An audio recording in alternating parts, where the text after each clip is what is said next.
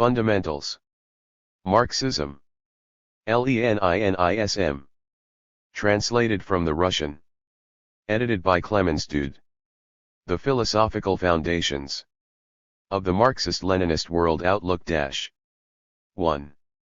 The development of progressive materialist science in struggle against reaction and its nuances. 2. Saeey2 Viaterialism and Aldeliknian M equals SRECIE Tre when a contra EU Spontaneous Materialism. 25. Materialism, a progressive philosophy. 27. Dialectical and historical materialism, the highest stage in the development of philosophical thought. 29. 3. The philosophical concept of matter. 4. Universal forms of the existence of the material world. Eternal motion in nature. 35. Forms of motion of matter. 35. Space and time. 37. Attempts to deny the objective existence of space and time. 38. 5. Consciousness, a property of matter organized in a special way. Yes. Thinking, a result of the evolution of living matter. 40. The role of labor and speech in the development of human thought. 42. Consciousness is a property of the brain. 44. 6. Opponents of philosophical materialism. Objective idealism. 46. Subjective idealism. 47. The attempt to lay down a third line in philosophy. 48. Roots of idealism. 51. 7. Contemporary bourgeois philosophy. Philosophy against reason. 54. Pseudo-philosophy of science. 57. Revival of medieval scholasticism. 61. 1. The universal connection of phenomena. The connection of cause and effect. 72. Against the idealist conception of causality. 73. Interaction. 75. Necessity and law. 77. Necessity and accident. 78. Determinism and modern science. 80. 2. Quantitative and qualitative change in nature and society. Qualitative and quantitative definiteness of things. 83. Quantitative changes turn into qualitative ones. 86. What is a leap? 88. Against the metaphysical notion of development. 89. 3. Division into opposites is the chief source of development. Reference to the history of dialectics. 91. Dialectical contradiction and its universal character. 93. Development as the struggle of opposites. 94. Contradiction is always concrete. 96. Antagonistic and non-antagonistic contradictions. 97. Bourgeois ideologists distort dialectics. 99. 4. Dialectical development from the lower to the higher.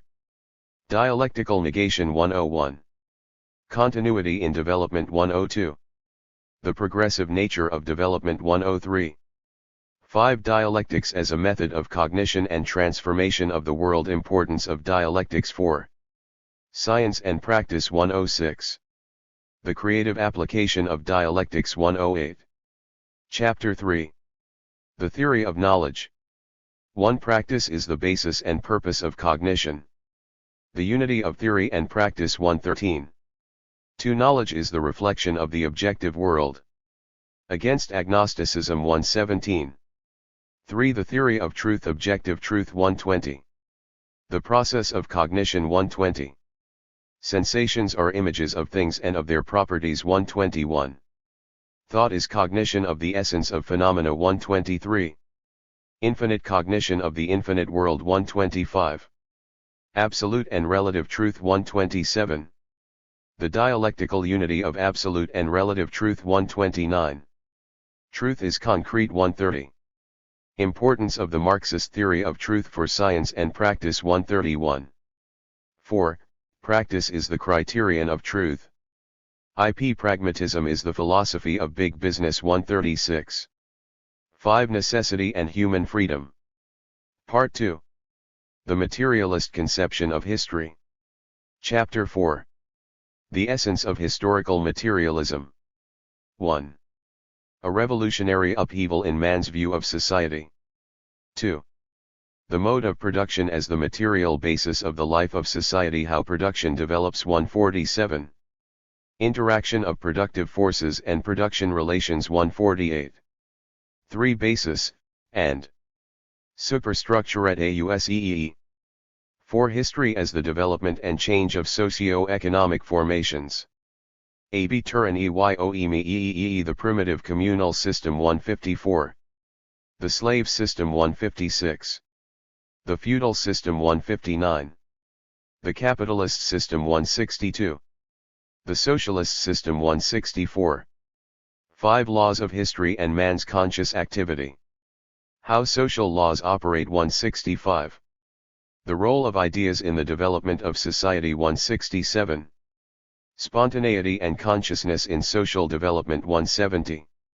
Mastery of the laws of social development 172. 6 Bankruptcy of bourgeois sociology. Ershiri, Fa Fear of the laws of history 173. The psychological theory of society 174. Description instead of explanation 176. Distortion of historical laws by social Darwinism 177. 7 The significance of the materialist conception of history for other social sciences and for social practice. Historical materialism and the social sciences 178. Scientific prevision 180. Historical materialism and the practical activity of the working class movement 181. Chapter 5. Classes, Class Struggle, and the State. 1. The essence of class distinctions and of the relations between classes, class and nation 185. Division of society into classes is a historically transient phenomenon 187. Class structure of society 188. Classes of bourgeois society 189. 2. The state as an instrument of class domination. Origin and essence of the state I-92. Types and forms of state 193. The bourgeois state 195. 3. The class struggle as the driving force of the development of an exploiting society. The law of class struggle 197. Social revolution 198. The character and driving forces of social revolutions 199. Creative role of the social revolution 200. 4. The basic forms of the class struggle of the proletariat. Economic struggle 202. Ideological struggle 203. Political struggle 207. Proletarian revolution 209. Chapter 6. The role of the masses and the individual in history 1. The masses are the makers of history. The production activity of the masses is the decisive factor in the life and development of society 216. The masses and politics 217. Role of the masses in the development of culture 219. Significance of the Marxist thesis of the decisive role of the masses in history 221. 2. The role of the individual in history. Individual leadership is an essential element of the historical process 222. What is the source of the strength of outstanding historical figures, 224. Social need and great men 225. The cult of the individual contradicts Marxism-Leninism 226. 3. The role of the masses in socio-political life at the present time. Growth of the role of the masses in politics 231. The masses are the decisive political force of modern times 233. Chapter 7. Social progress 1. The progressive character of social development. Criteria of progress 238. The ideologists of the imperialist bourgeoisie are enemies of progress 241. 2. Social progress in an exploiting society and under socialism. Contradictions of progress under capitalism 246. Progress under socialism 248. 3. Marxism-Leninism and the ideals of social progress. Part 3. Political economy of capitalism. Introduction. Chapter 8. Bremalapali. Capitalist 1. The rise of capitalist relations. 2. Commodity production. Commodities. Law of value and money. Commodity 262. Labor embodied in commodities 263. Money 264. Law of value 266. 3. The theory of surplus value is the cornerstone of Marx's economic doctrine. CETEEME production of surplus-value 269. Capitalist exploitation 271. Capital 271. AL Wasmerton CCA equals E Gilad I Inap EYFO EEUCTKCS.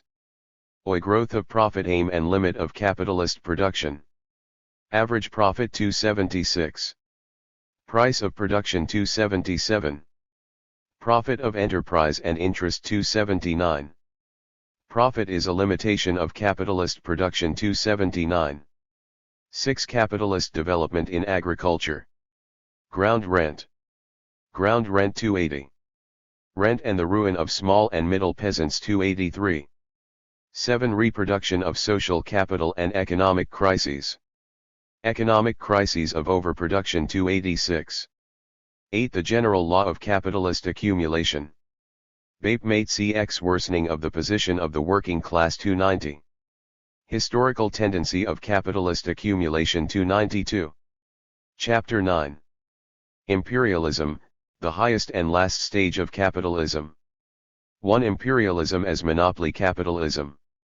Concentration of production and monopolies 294.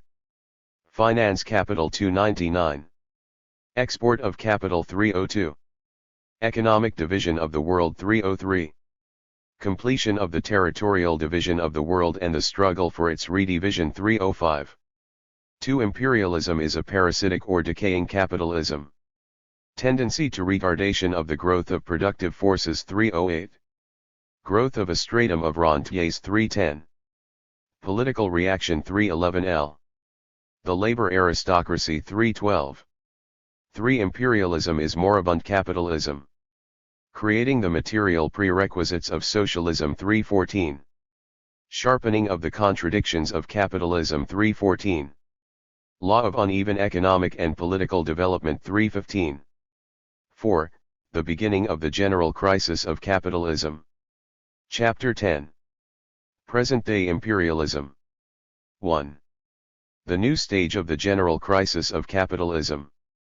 Zaovitvyanopolyi kapitalizato a non-a transformation of monopoly capitalism into state monopoly capitalism 324. Mechanism of modern state monopoly capitalism 327. Militarization of the economy 330. Capitalist nationalization and state capitalism 335. Myths of revisionists and reformists about present-day capitalism 338. 3. Is capitalism getting rid of economic crises? Anti-crisis measures are merely a palliative against capitalism x incurable illness 342. Bankruptcy of the theory of crisis-free development of capitalism 346. 4. Aggravation and extension of class antagonisms. Working class and capital 348. Other classes of present-day bourgeois society 352. 5. The final rung in the historical ladder of capitalism. Theory and tactics of the international communist movement Chapter 11. The historic mission of the working class. 1. The working class is the liberator of the working people. 2. Growth of the importance of the pie class and of its social and political role. Increase in the numbers of the working Sina 367. Most ageist and politically conscious class of toilers 368. 3. Community of interests of the PROE class and all Evans people seps the working class is the leading force in phi psi thesis of TNE Pional for liberation from capitalist oppression 372. 4. Internationalism is a source of the SE of the working class movement. Its international nature of the working class movement equals 273. International solidarity of the working people 375. 5. Obstacles and difficulties hindering the derailments of the working class movement. The split in the working class movement 379. 6. A class of fighters, a class of builders. The struggle of the working class for its immediate economic interests 381. Leading force in all democratic movements 384. The working class is the hope of progressive humanity 385. Chapter 12. The Great October Socialist Revolution, a point in the history of mankind. 1. The vanguard role of the Russian working class. 2. The world's first socialist revolution. 4. 92.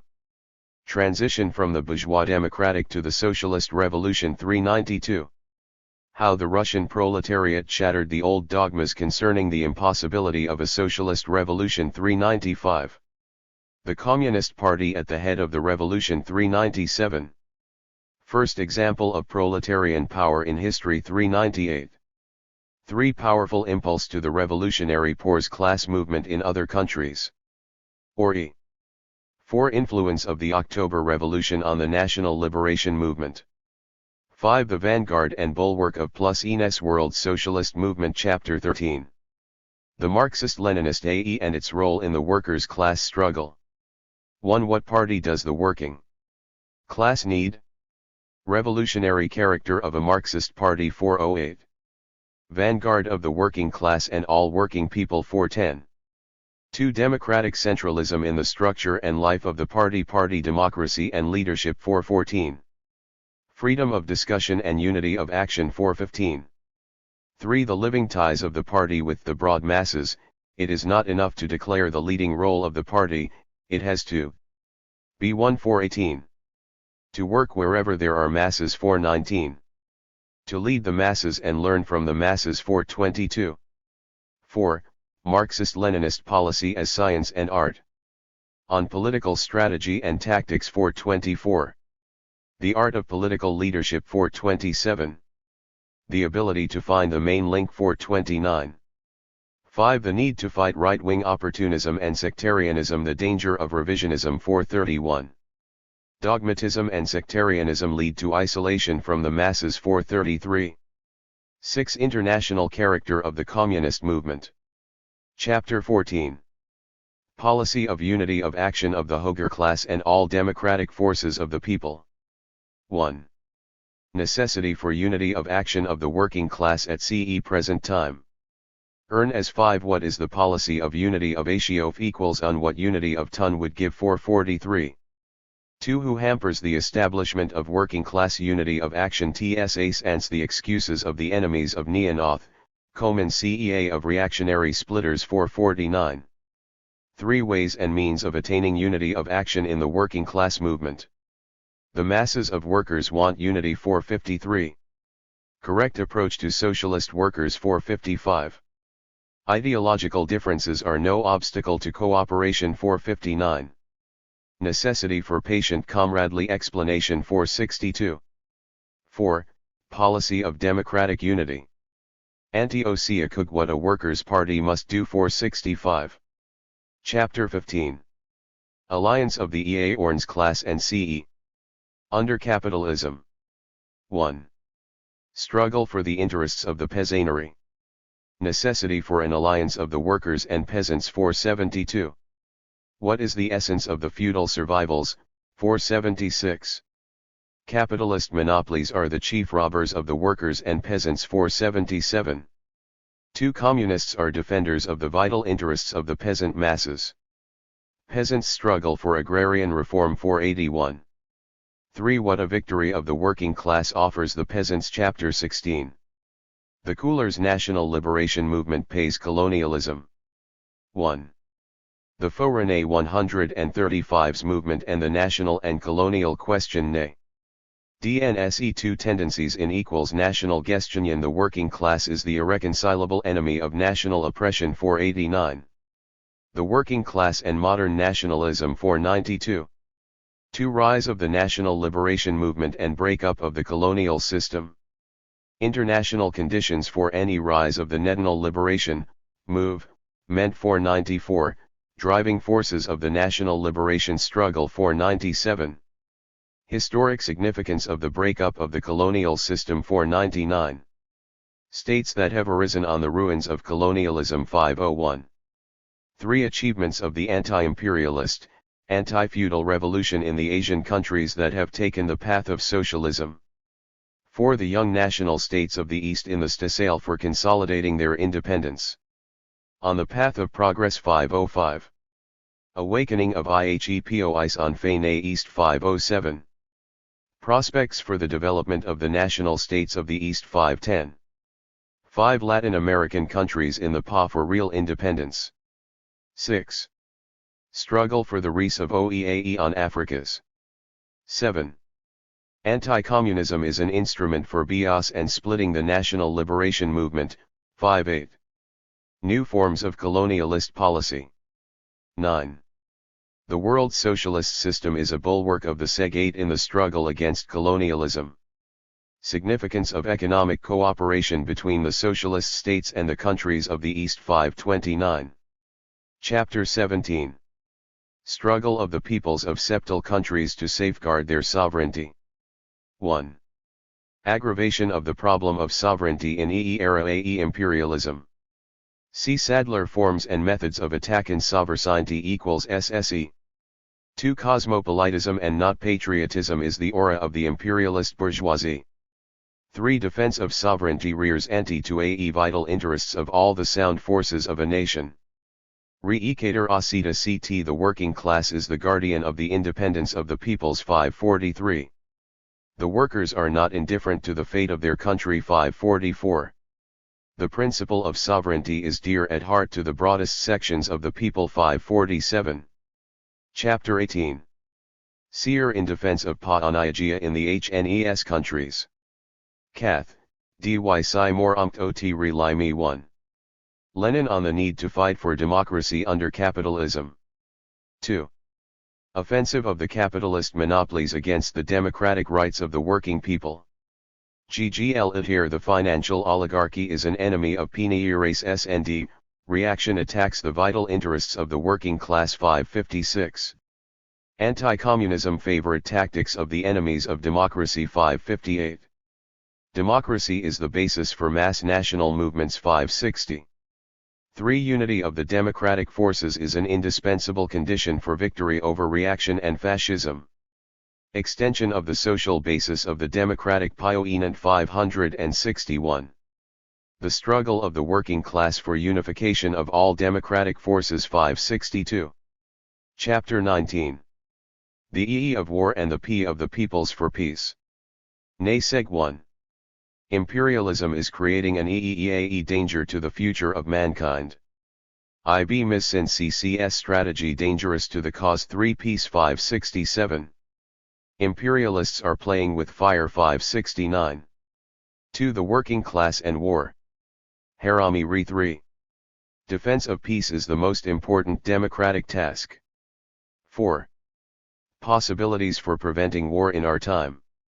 The peace-loving policy of the socialist countries is the bulwark of world peace 579. The peace-loving forces are capable of bridling aggression 582. Chapter 20. On various forms of transition to a socialist revolution Ye. 2. The EENS 80SYKEENEEE1. The development of class SIE Sarah makes a proletarian revolution inevitable. See Sokok on Brea ways of approach to the socialist Rovolnik 2. Democratic movements of our time and the socialist Revo-Tut-Ioni, some specific features of Motors Pemo-Arati movements equals 550 on the development of democratic revolutions into socialist revolutions 594. Other forms of transition of the masses from the struggle for democratic demands to the socialist revolution 601. 3. Ripening of the conditions for the proletarian revolution. Revolution is the breaking of a weak link in the system of imperialism 604. Is revolution necessarily connected with war? 605. What a revolutionary situation is 607. 4. The transfer of power to the working class.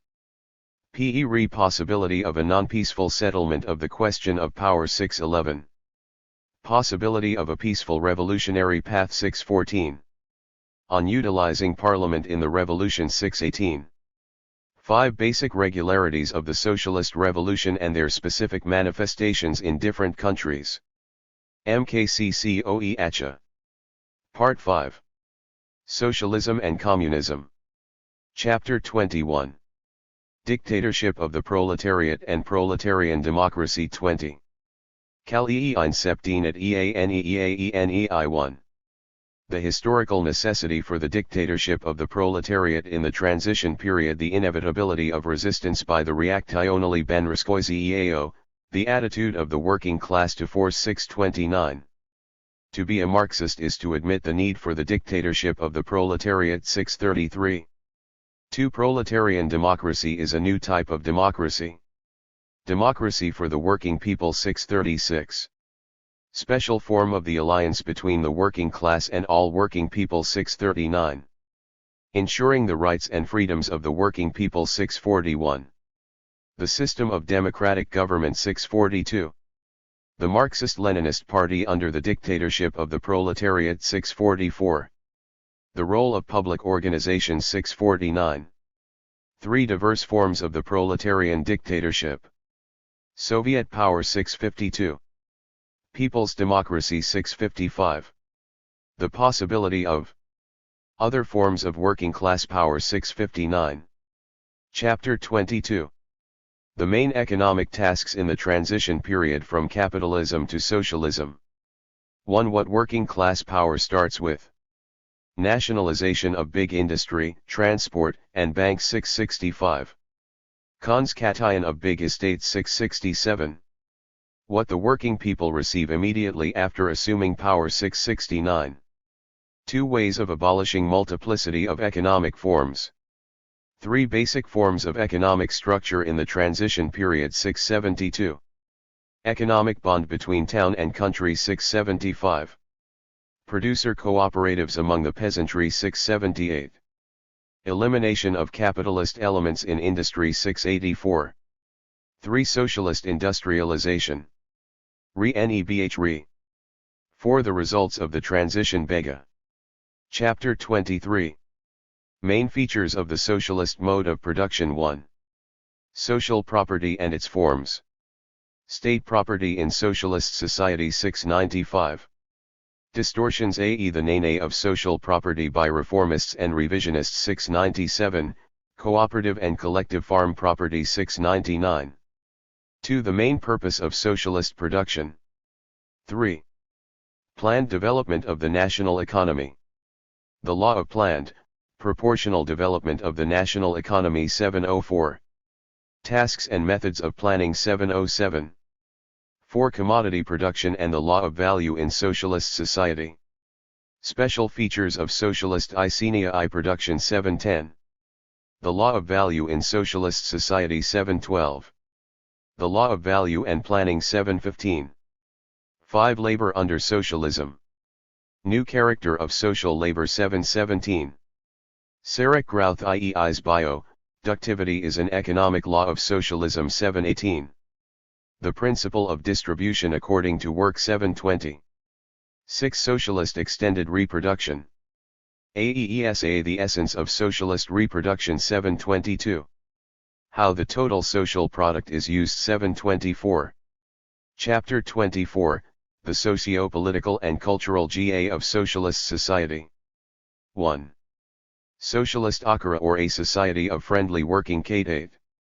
V. Cheney in the Onctone of the State 734. Extension of the political and social rights of the working people 737. 2. Friendship of the peoples of socialist society. 3. Culture of socialist society. Cultural revolution a major component part of socialist reconscience 748. Culture for the people 752. 4. Socialism and the individual. Emancipation of the individual through the emancipation in work.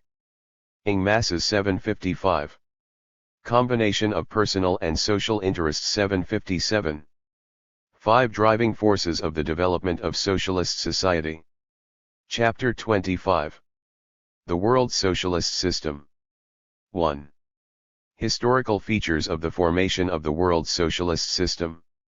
Ways and methods of chromiation of the dossier team 765.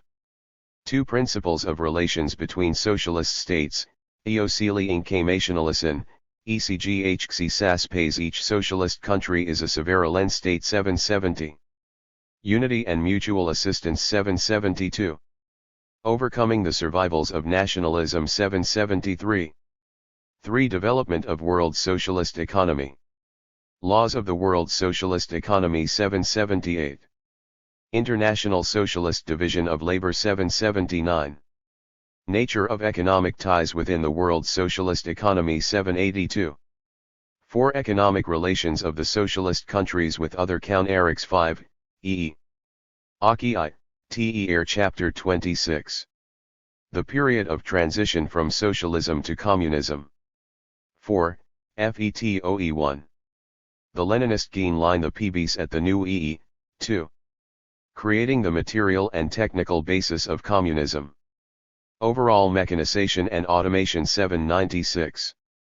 New branches of production 798. Power development 799. Technical revolution in agriculture 801. Growing role of science 802. Improvement of the organization of production 805. Change in the nature of labor 807. 3. Gradual obliteration of class and other social distinctions the way to one social property 809. Eliminating the distinction between town and country 813.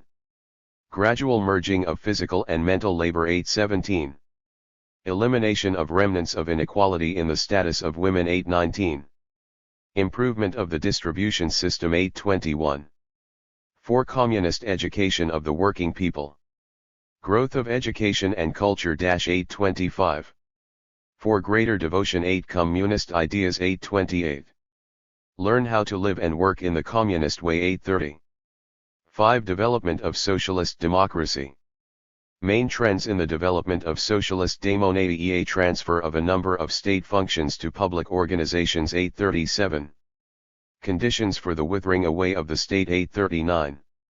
The Marxist-Leninist Party in the period of transition to communism 842.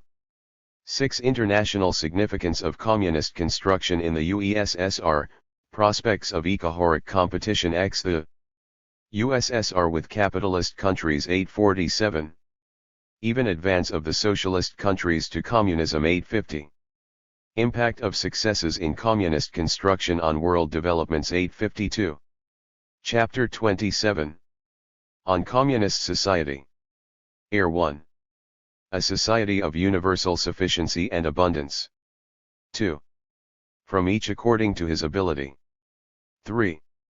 To each according to his needs. 4. The free man in the free society. Equality and freedom 866. All-round development of the BO 868. An organized community of people of versatile development 869. 5. Peace and FREE cooperation and SE of the peoples. Raid. Route 6. Future prospects of communism. List Naj quoted WH Iteracharan Saran AE. Author's note. The purpose of this book is to present in popular form the fundamentals of Marxism-Leninism as a single and integral science.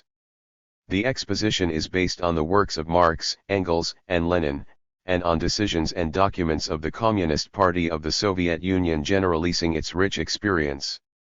The experience of the fraternal Communist and Workers' parties has also been drawn upon in dealing with many of the problems. The authors have not aspired to produce an academic study. They have concentrated chiefly on the propositions of Marxism-Leninism that are especially topical in present-day conditions. This is reflected both in the composition of the manual and in the method of presentation.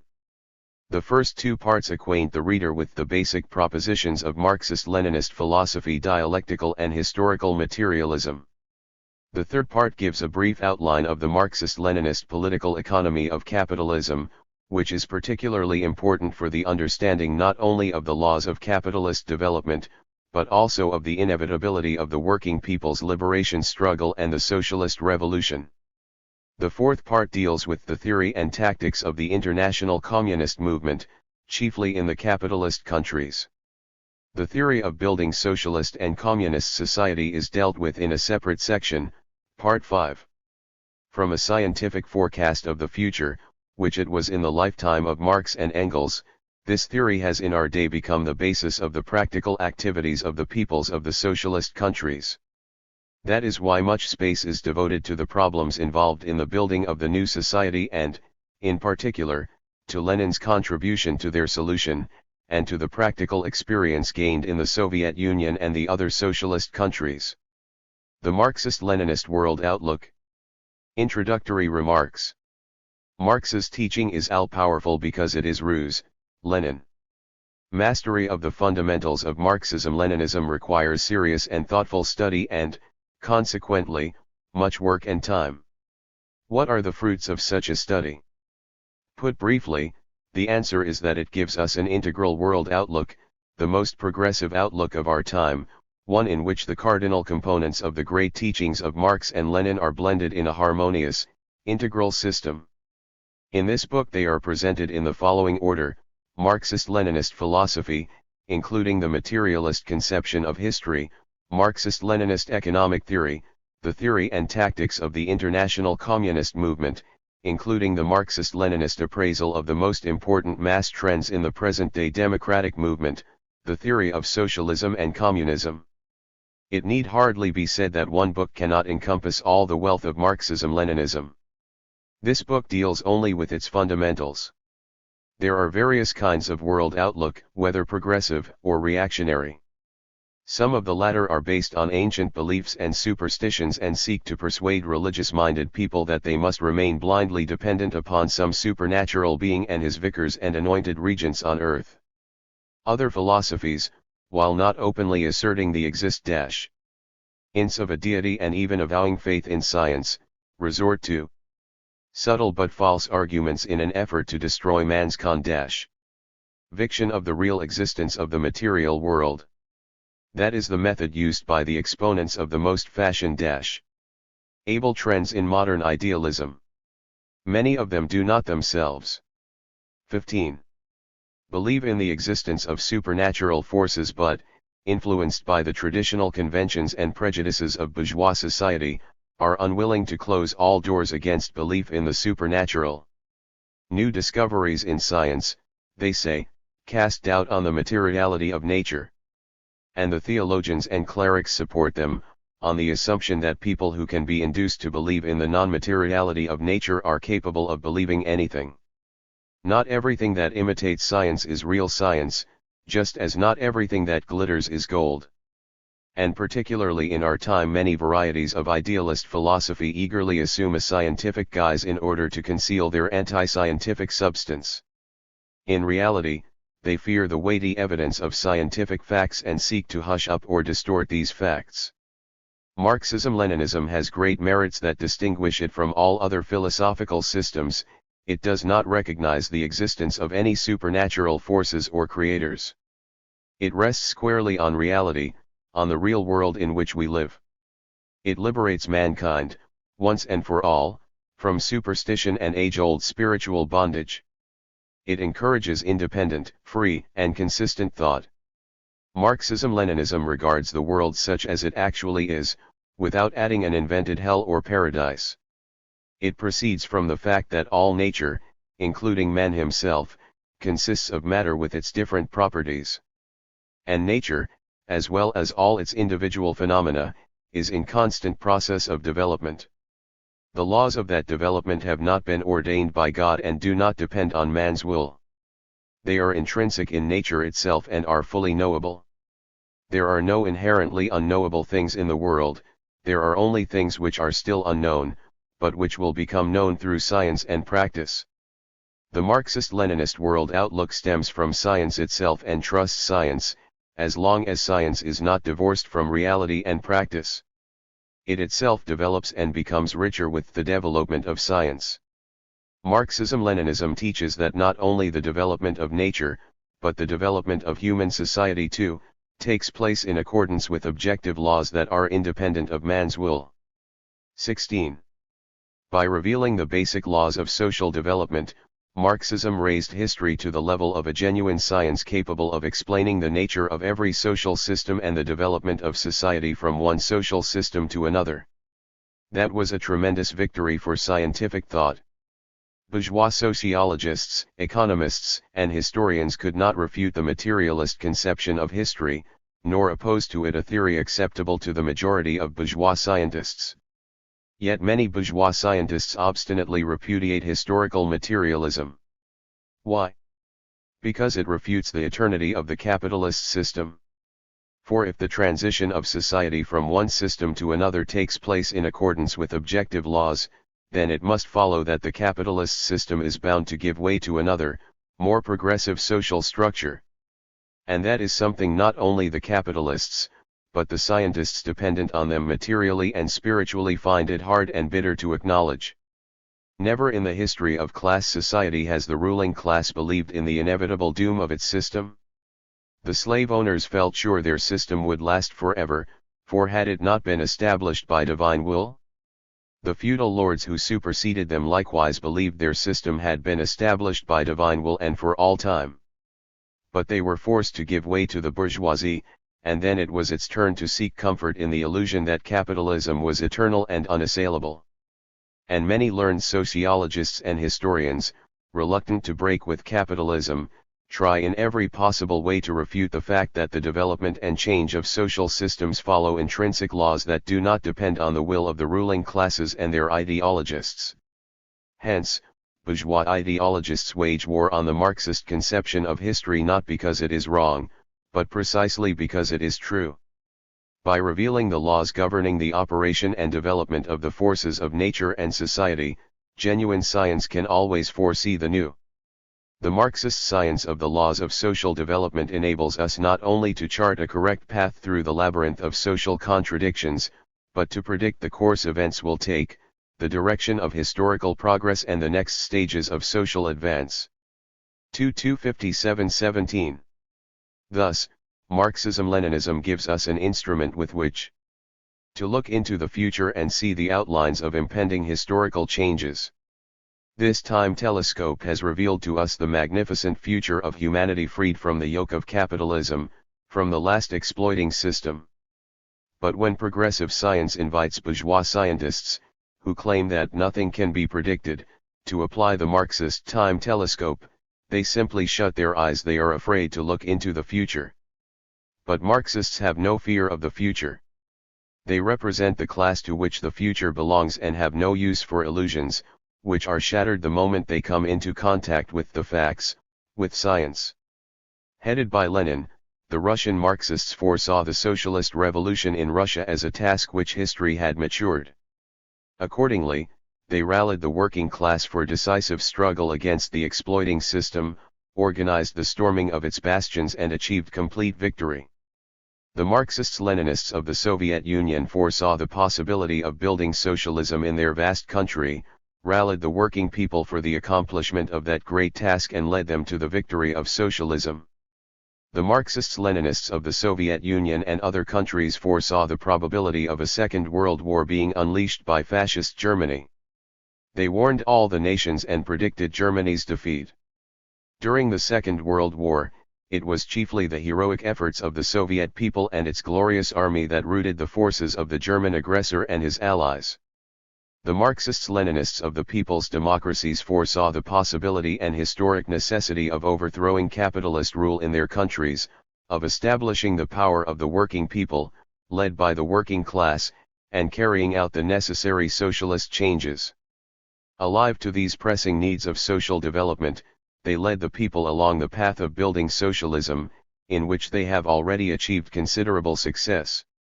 The Marxists-Leninists of China foresaw the historically mature possibility and need for liberating the great Chinese people from domination by foreign colonialists and their Chinese accomplices and establishing genuine popular rule.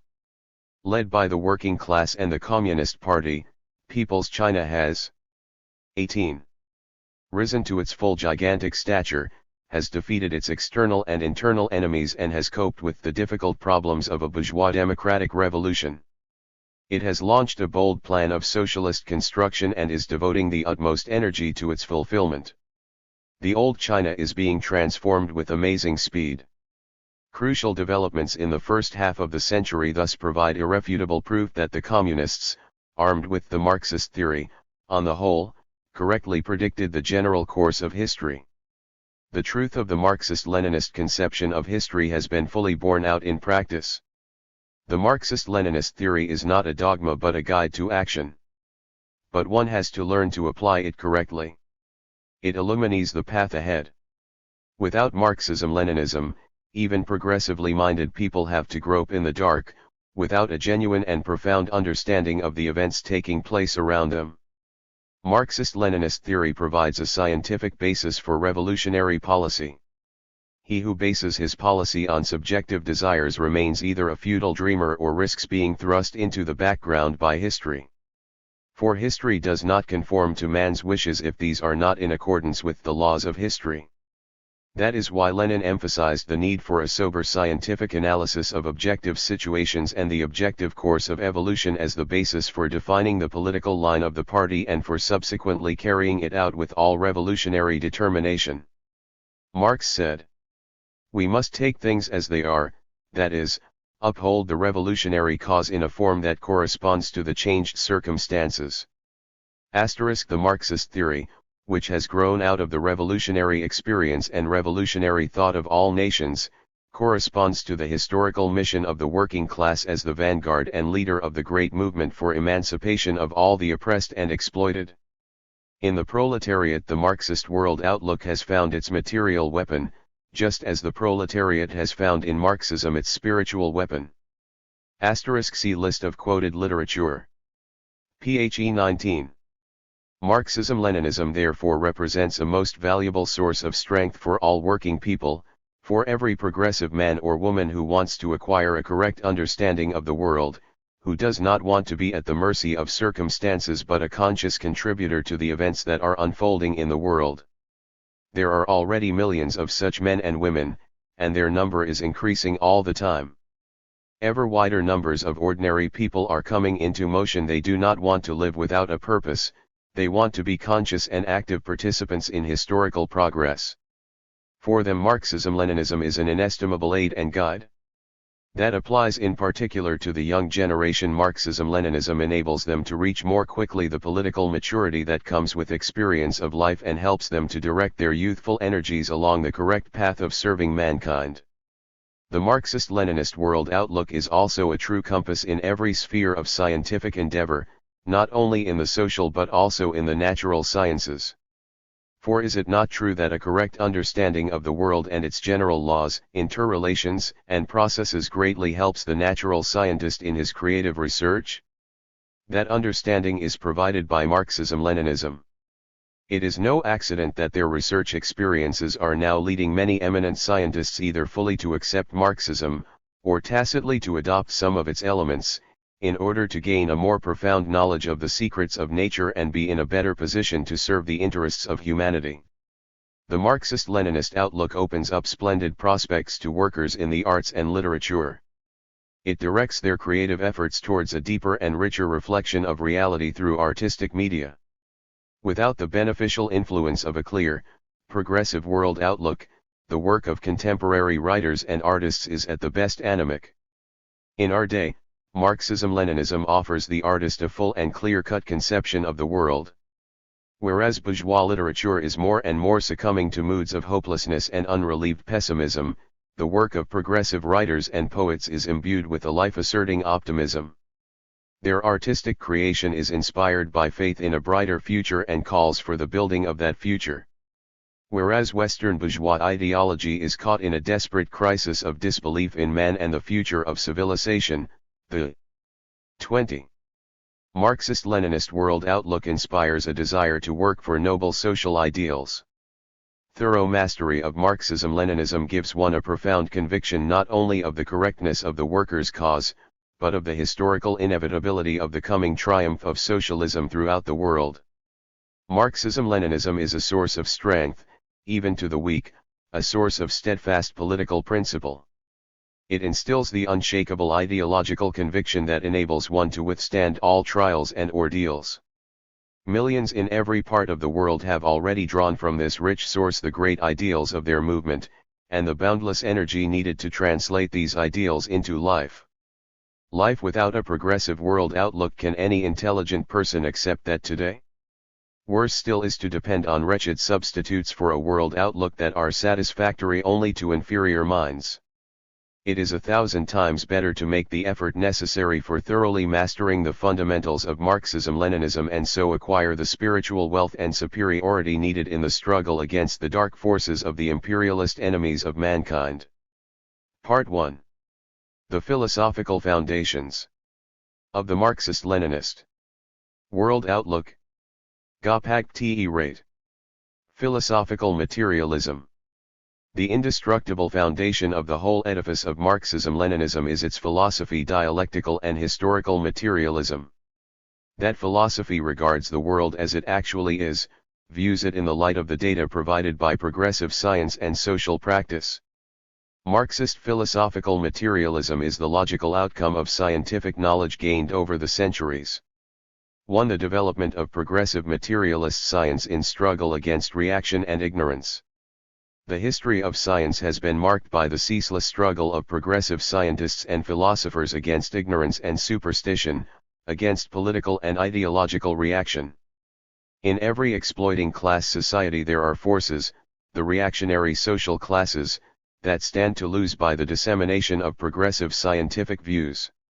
In the past they either directly opposed science and persecuted progressive scientists and philosophers, even burning them at the stake or imprisoning them, or sought to distort scientific discoveries so as to deprive them of their progressive, materialistic implications. In ancient Greece, the reactionary aristocrats destroyed the works of the materialist philosopher Democritus, the founder of the atomic theory of matter, who rejected divine intervention in nature and human affairs. Another materialist philosopher, Anaxagoras, was banished from Athens as an atheist. 22. The ancient Greek materialist philosopher Epicurus, a disciple of Democritus, revered by the ancients for having liberated man from fear of God and for asserting the validity of science, was for 2,000 years anathematized by the leaders of the Church, who falsely depicted him as an enemy of morality and disseminator of vice.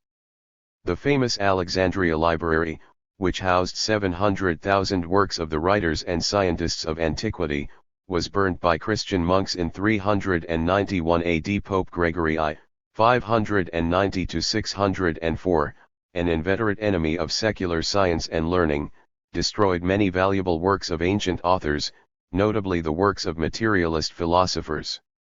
The Inquisition, the papal invention for suppressing all opposition to the Catholic Church, savagely persecuted all progressive thinkers.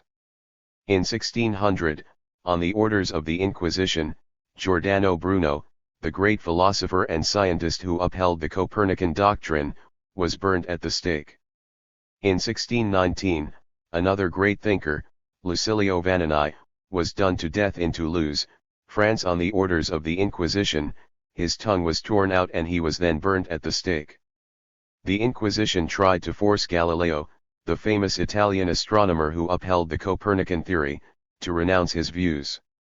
Voltaire, the great French philosopher of the Enlightenment, was imprisoned in the Bastille, and another 18th-century French materialist philosopher, Diderot, was also sent to prison.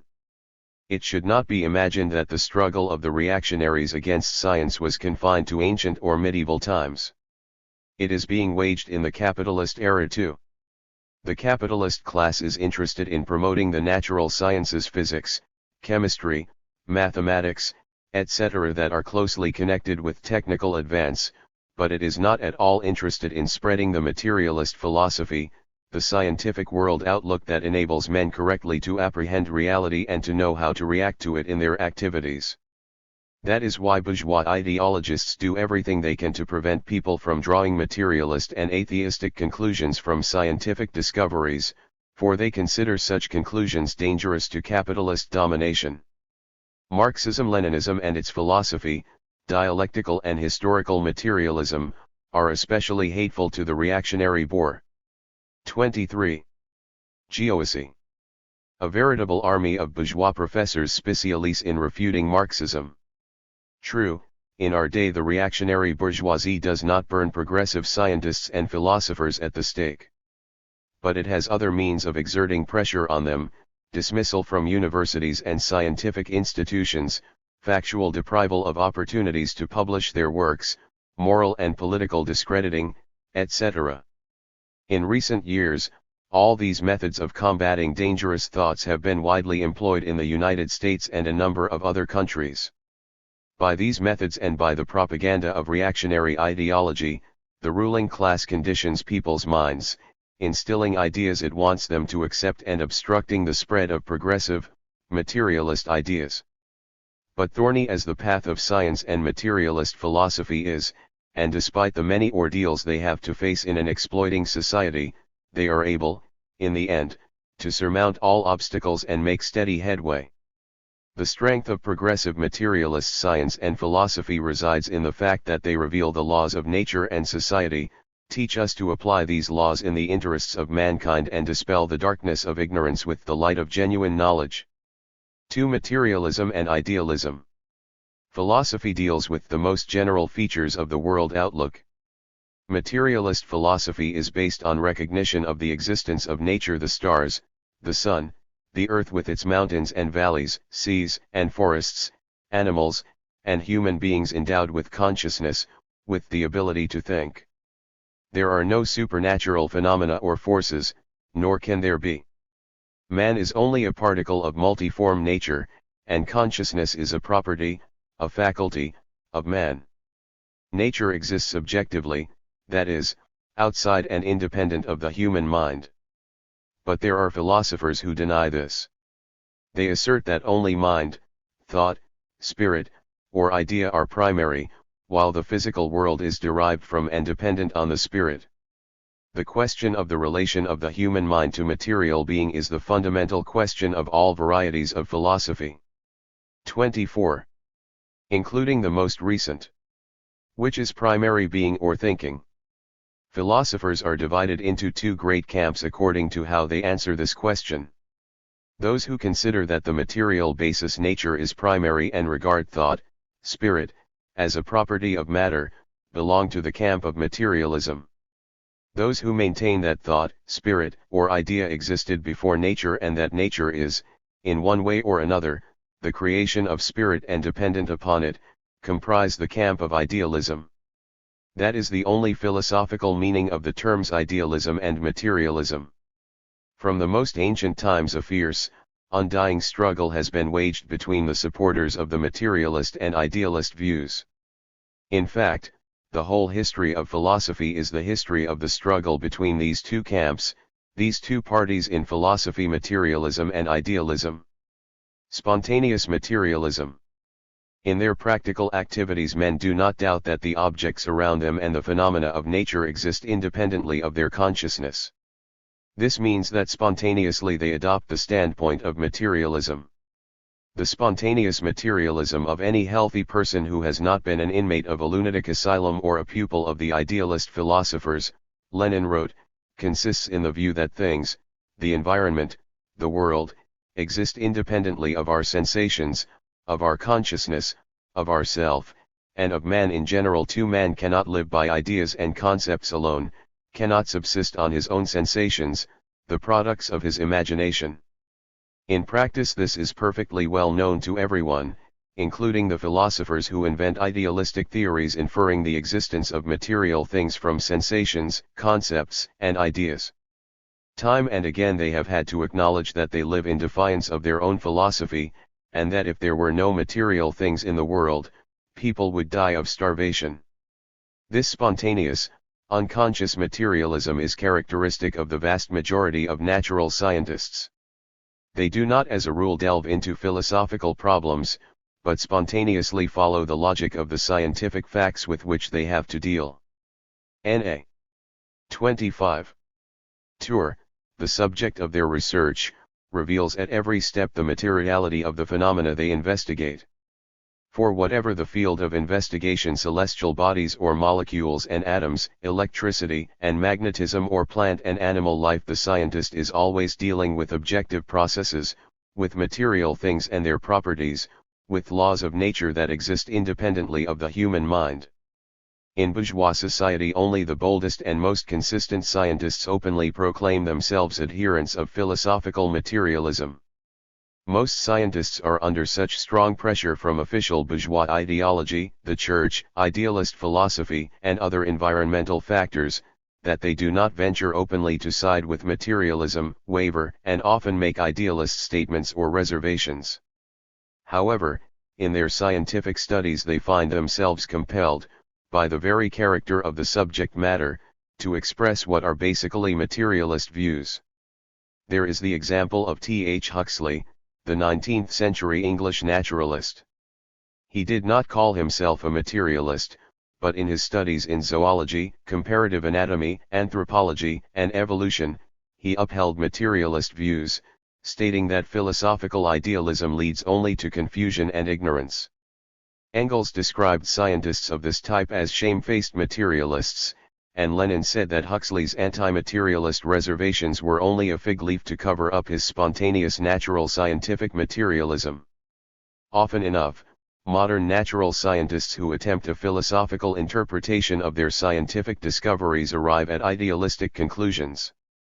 But as long as they keep to the scientific field, to practical work in the laboratory, factory, or experimental farm, as long as they do not indulge in philosophical theorizing, but concern themselves with the natural phenomena they are investigating, they behave like spontaneous materialists. One of the greatest physicists of our time, the late Albert Einstein, was influenced by idealism in some of his philosophical conceptions, but in the realm of science he is known for his theory of relativity, the real content of which is materialistic.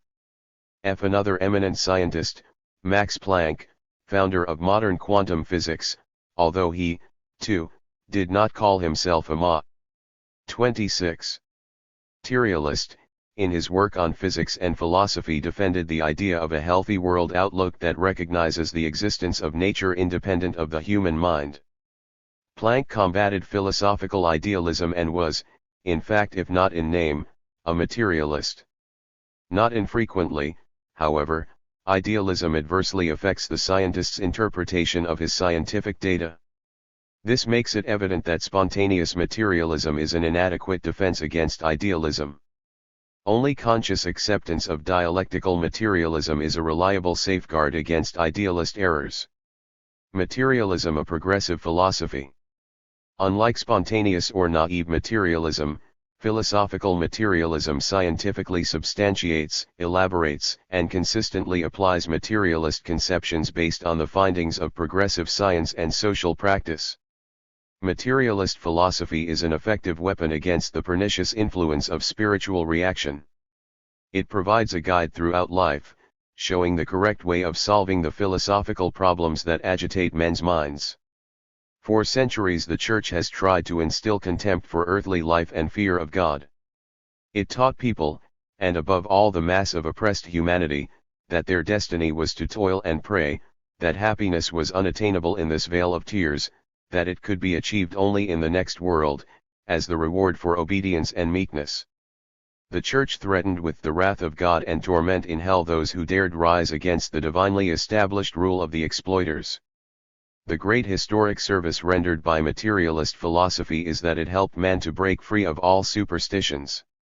Ever since ancient times it has taught him not to fear death, not to fear gods and other supernatural forces. It teaches us not to hope for happiness beyond the grave, but to prize life on earth and strive to improve it. For the first time materialism gave man the realization of his dignity and intellect, proclaiming that man was not a worm condemned to crawl in the dust, but nature's supreme creation and capable of mastering the forces of nature and making them serve him. 27. Materialism is imbued with the utmost faith in the human intellect, in the power of knowledge, in man's ability to fathom all the secrets of the world around him, and to create a social system based on reason and justice.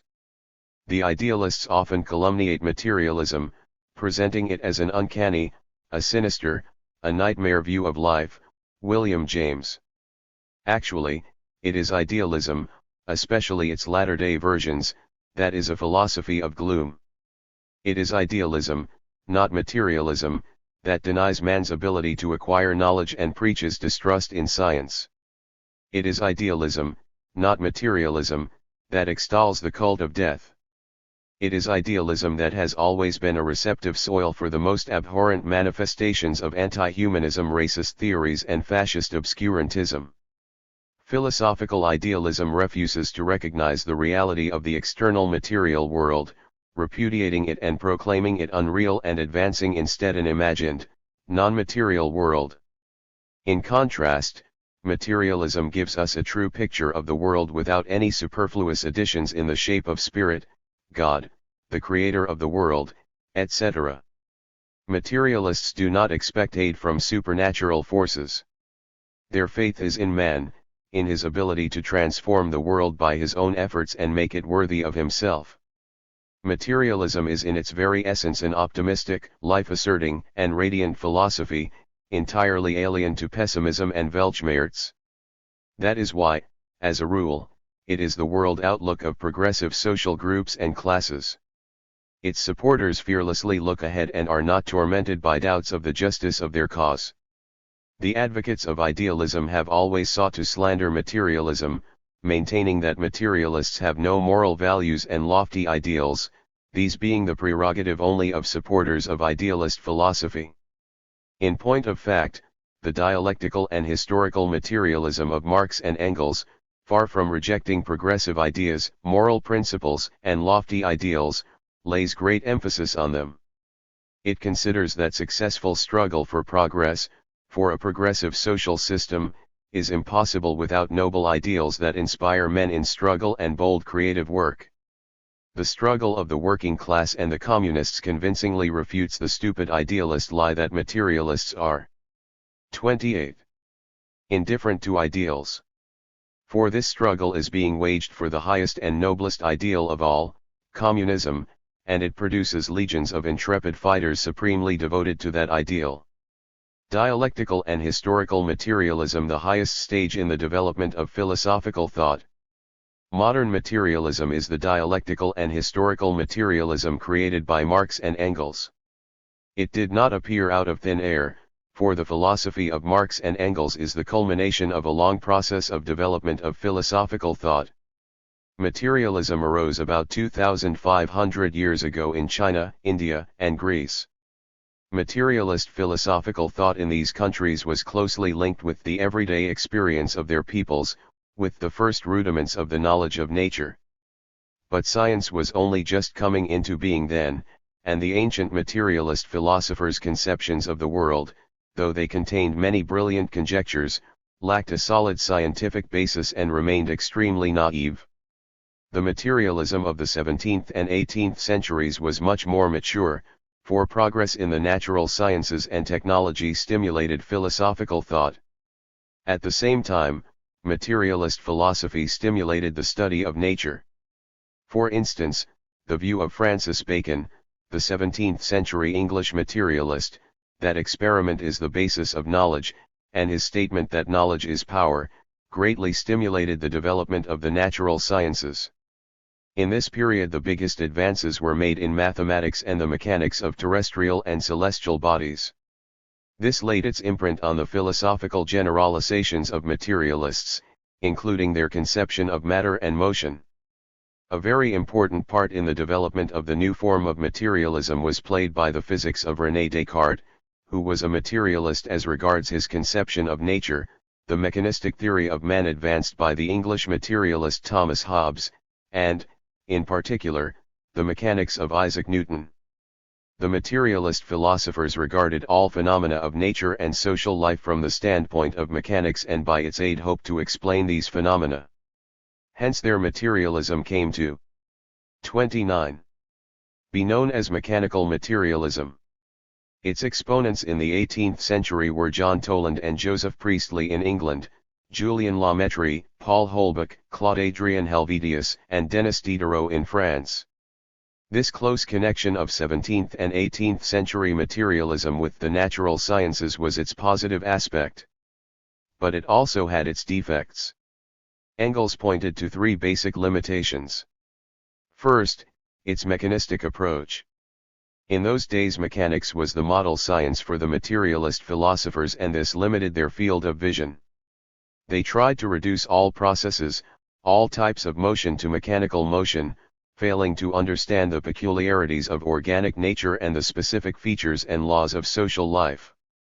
Their second limitation was an inability to understand and explain development in nature, even when the facts of such development were noticed by them. Their vision of nature as a whole was of something immutable and unchangeable, eternally repeating the same cycle.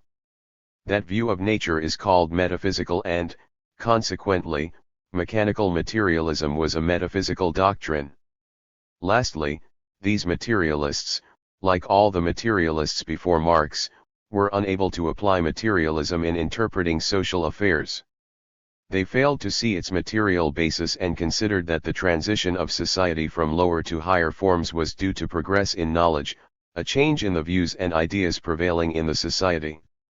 Such an explanation, however, is an idealist one. Moreover, the pre-Marxian materialists did not understand the part played by the practical critical, revolutionary activity of classes, of the masses, in changing reality, in refashioning social life. True, they insisted on the need for replacing the feudal system by the bourgeois system, but at the same time they rejected the struggle of the masses for a new social order. Their fear of mass struggle was indicative of their bourgeois class limitation. A step forward was made by the early 19th century German philosopher Ludwig Feuerbach and, more especially, by the Russian revolutionary Democrats Alexander Herzen, Vissarion Belinsky, Nikolai Chernyshevsky and Nikolai Dobroliu. 30. Bov. Feuerbach was able, to a certain extent, to overcome the mechanistic limitations of his 18th century predecessors, but shared their other defects. Furthermore, his philosophy was divorced from practical social and political activity. The Russian materialists, on the other hand, endeavored to combine their materialist understanding of nature with dialectics. That was their outstanding achievement. More, as ideologists of the revolutionary Russian peasantry, they saw in philosophical theory not only an explanation of what exists, but a method of reforming, refashioning the existing for the benefit of the people.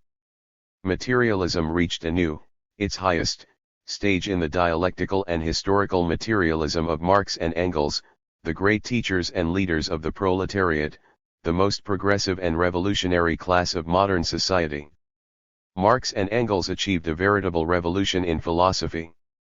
Conversant with the highest achievements of contemporary social and natural science, and having mastered and creatively interpreted everything of value in the preceding development of philosophical thought, Marx and Engels created dialectical and historical materialism, a new form of materialism free of the shortcomings of its forerunners. In Marxist philosophy, materialism is combined with dialectics to form an organic unity. Furthermore, it is based on a higher level of science, on new discoveries in the natural sciences, of special importance among which were the law of conservation and transformation of energy, the discovery of the cell, and Darwin's theory of the origin of species. The achievements of natural science provided a strictly scientific foundation for the theory of development, and of the unity and universal interconnection of natural phenomena. Instead of the one-sided mechanistic view of nature and man, Marx and Engels presented their theory of development, which embraces all spheres of reality and, at the same time, takes into account the specific character of each, inorganic nature, the organic world, social life, and human consciousness. Marx and Engels were the first to extend materialism to the understanding of social life. They discovered the material motive forces and laws of social development, thus converting the history of society into a science. 31. Lastly, they converted materialist philosophy from an abstract theory into an effective means for the transformation of society, into an ideological weapon of the working class in its struggle for socialism and communism. The philosophical doctrine of Marx and Engels has won wide recognition among the working people in all countries. It is a genuine philosophy of the masses. 3. The philosophical concept of matter. In Marxist philosophical materialism, the concept matter is used in its broadest sense to denote everything that exists objectively, that is, independent of our mind and reflected in our sensations. Matter, Lenin wrote, is the objective reality given to us in sensation. It is very important to understand this broad meaning of the concept matter. Most of the old, Pre-Marxian materialists regarded as matter only the tiny particles, the atoms and corpuscles, of which physical bodies are composed. Democritus and Epicurus, for instance, believed that the world consisted of atoms moving about in empty space, the void. Things were merely combinations of atoms. Subsequently, physics confirmed this brilliant conjecture of the atomic structure of matter. The concept of matter as confined only to atoms, however, was an oversimplification that led to an inadequate understanding of the material world. Yet it persisted up to the close of the 19th century.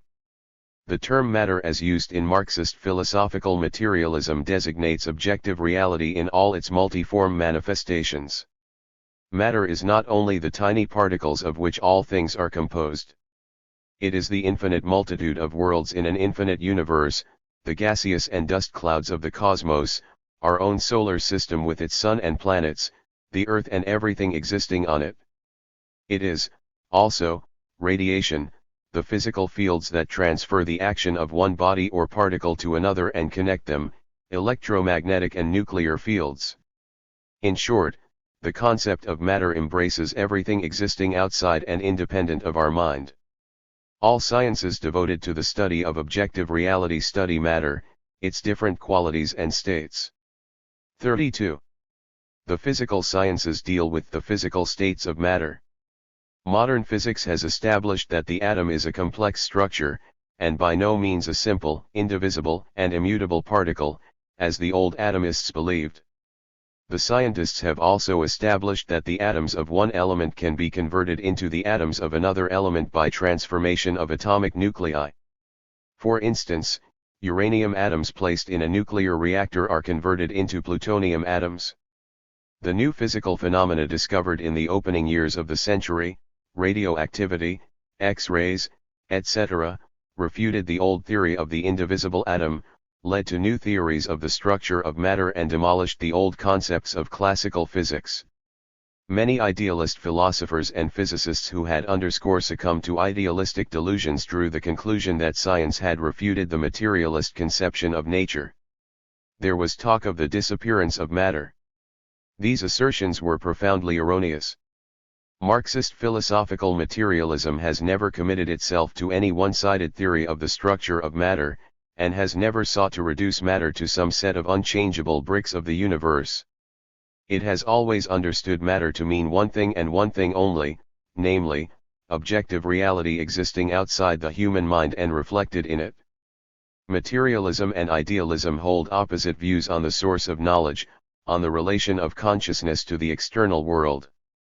Materialism teaches that the world exists objectively, and that consciousness is a reflection of the world. Matter, therefore, is a philosophical concept to designate the subjective world. As for the physical structure of the world and its physical properties, these are studied by physics, and as science develops our views on the physical structure of matter change.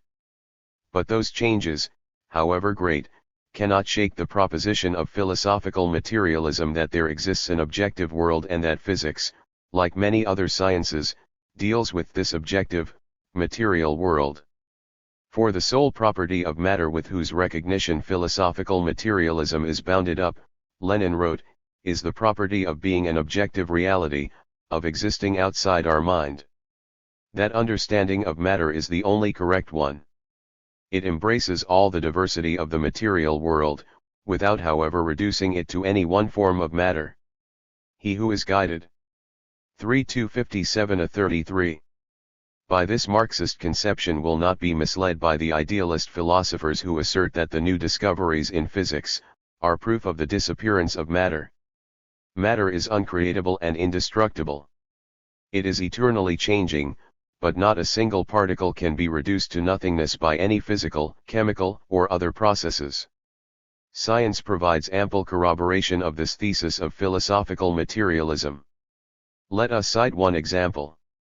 Modern physics has established that, under definite conditions, such material particles as the positron and electron disappear to produce quanta, portions, of light, photons. Some physicists call this phenomenon the annihilation of matter, from the Latin nihil, which literally means complete destruction, Transformation into nothingness. Idealist philosophers point to this phenomenon as a fresh proof of the disappearance of matter. Actually, there is no disappearance. Conversion of positrons and electrons into photons is the transition of matter from one state to another, from a solid body to light. Nature knows also the reverse process, conversion of photons into positrons and electrons, that is, the conversion of light into solid matter. All these transformations conform to the law of conservation of mass and energy. The world presents a picture of great diversity: inorganic nature, organic nature, physical phenomena, chemical processes, plant and animal life, social life. Science and materialist philosophy reveal the unity within this diversity. This unity consists in the fact that all these infinitely diverse processes and phenomena are different states of matter, its different properties and manifestations. Engels said, "The real unity of the world consists in its materiality, for it consists also in the fact that consciousness belongs to the same material world in which we live, and not to some other world of the hereafter, that consciousness is a special property of matter." The conviction of the unity of the material world was formed and strengthened in battle against the religious doctrine that divides the world into earth and heaven, in battle against dualism, which regards spirit and body, mind and matter, as separate and unconnected entities, in battle against philosophical idealism, which sees the unity of the world in its being a product of mind, of spirit. 4. Universal forms of the existence of the material world. Eternal motion in nature. Nature and society do not know absolute rest, immobility, immutability. The world presents a picture of constant motion and change. Motion, change, development is an eternal and inalienable property of matter. Motion is the mode of existence of matter, Engels said. Never anywhere has there been matter without motion, nor can there be. 5. Every material body, every material particle, the molecule, atom, or its components are by their very nature in a constant state of motion and change. The philosophical understanding of motion implies more than the movement of a body in space. As a mode of existence of matter, motion embraces all the processes and changes taking place in the universe. Among these changes, a specially important part is played by the processes of development of matter, the passage of matter from one state to another, higher state, marked by new features and properties. There are no permanently fixed, ossified things in the world, only things undergoing change, processes. This means that nowhere is there absolute rest, a state that would preclude motion. There is only relative rest. A body may be in a state of rest only in relation to a definite point on the Earth's surface. But that body moves with the movement of the Earth, with the movement of the entire solar system. Besides, its component parts, molecules, and atoms, are in motion too, and complex processes are at work within these components. In short, the state of rest is only relative. Only motion is absolute, without exceptions. Forms of motion of matter. Corresponding to the diversity of matter is the diversity of its forms of motion.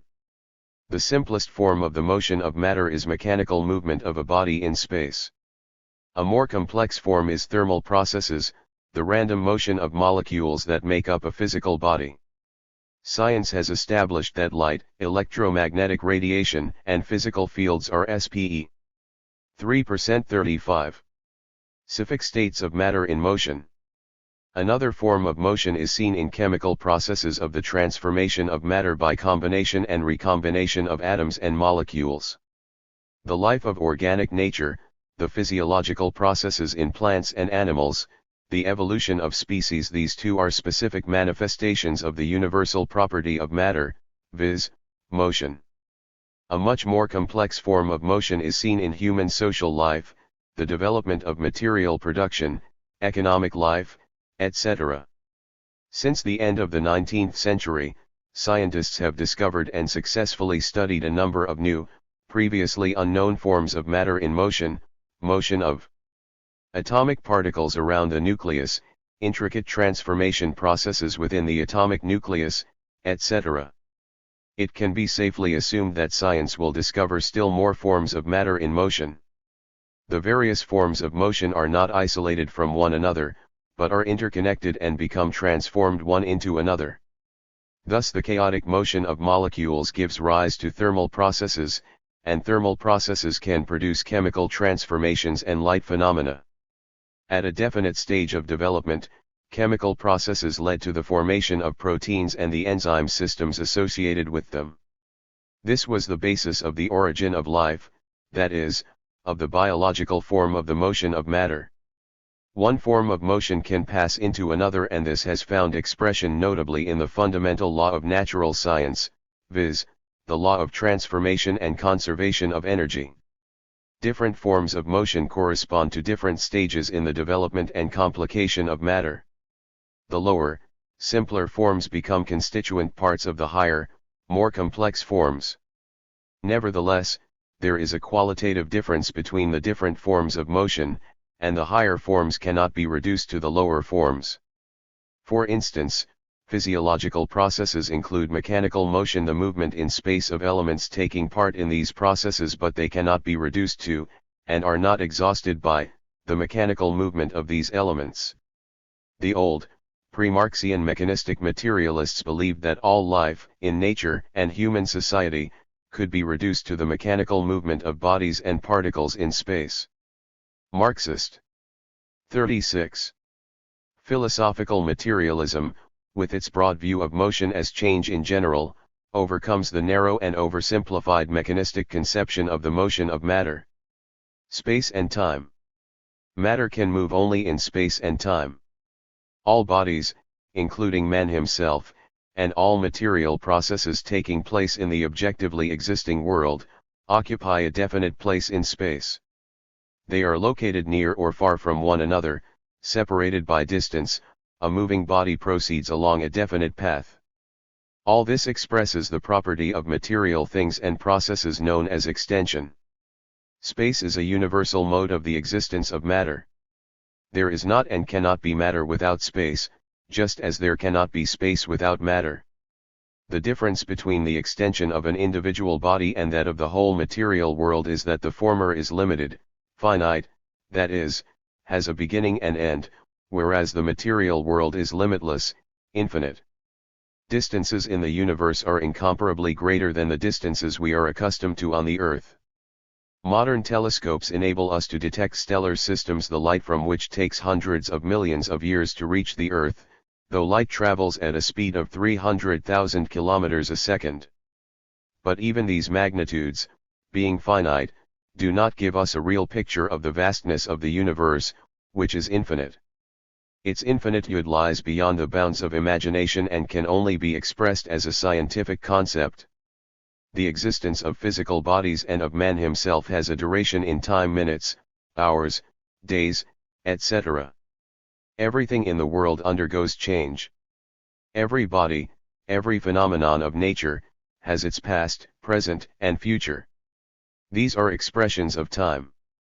Time, like space, is a universal mode of the existence of matter.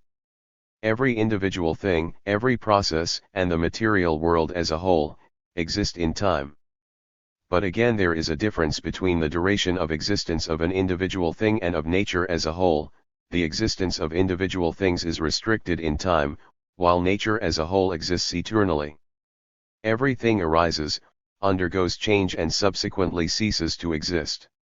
Nature, on the other 37. Hand, has no beginning and no end. Individual things are transient, but the connected finite things constitute an eternal nature that knows neither beginning nor end. The figures relating to the age of the Earth and the development of life on Earth strike the imagination. Man, as we know him today, appeared about 50,000 or 70,000 years ago. The transition forms from ape to man arose about 1,000,000 years ago. The first primitive forms of plant and animal life appeared more than 1,000 million years ago, and the Earth itself several thousand million years ago. Such is the time scale of the Earth's history. But neither these figures, nor even bigger magnitudes, can give us a real conception of the eternity of nature, for that eternity implies its infinite existence in time, it implies that nature has always existed and always will exist. Space and time are interconnected as modes of the existence of the objective world and are inseparable from matter in motion. That was convincingly demonstrated by one of the greatest scientific theories of our time, Einstein's theory of relativity. It refuted the view previously prevailing in physics that space is independent of matter, an unchanging void into which material bodies had been inserted by some external force, and that time flows at a uniform rate and does not depend on the motion of matter. Space and time, being universal modes of the existence of matter, are absolute, nothing can exist outside of time and space. But their properties are changeable, space and time relations depend on the speed of motion of matter, the properties of space and time change in various parts of the universe in accordance with the distribution and motion of material masses. In that sense, space and time are relative. Attempts to deny the objective existence of space and time. Man's day-to-day experience over the centuries and scientific data prove that space and time exist objectively, though this is denied by many idealist philosophers. The German idealist philosopher, Immanuel Kant, claimed there was no such thing as objective space and time existing. 38. Independent of our consciousness. In his view, space and time are merely modes of apprehending phenomena, for it is in the nature of human cognition to perceive all phenomena located in space and taking place in time. If there were no human consciousness, there would be no space or time. The view of space and time as subjective methods of perceiving phenomena is current also in modern idealist philosophy, though it is contradictory to, and refuted by, science, experience and practice. Let us take this example. If you have to travel from Paris to Moscow, you know beforehand that the distance is 2,500 kilometers, a real, not imaginary distance. To traverse it you will need time, and the length of time will depend not on your imagination, but on the objectively existing distance between these two cities, and also on the means of transport. By rail, the journey will take not less than 2 days, by jet plane it can be covered in a matter of 3 or 4 hours. Science tells us that the world existed prior to man and his consciousness. But if that is so, we must conclude that space and time are independent of human consciousness, because the material world cannot exist otherwise than in space and time.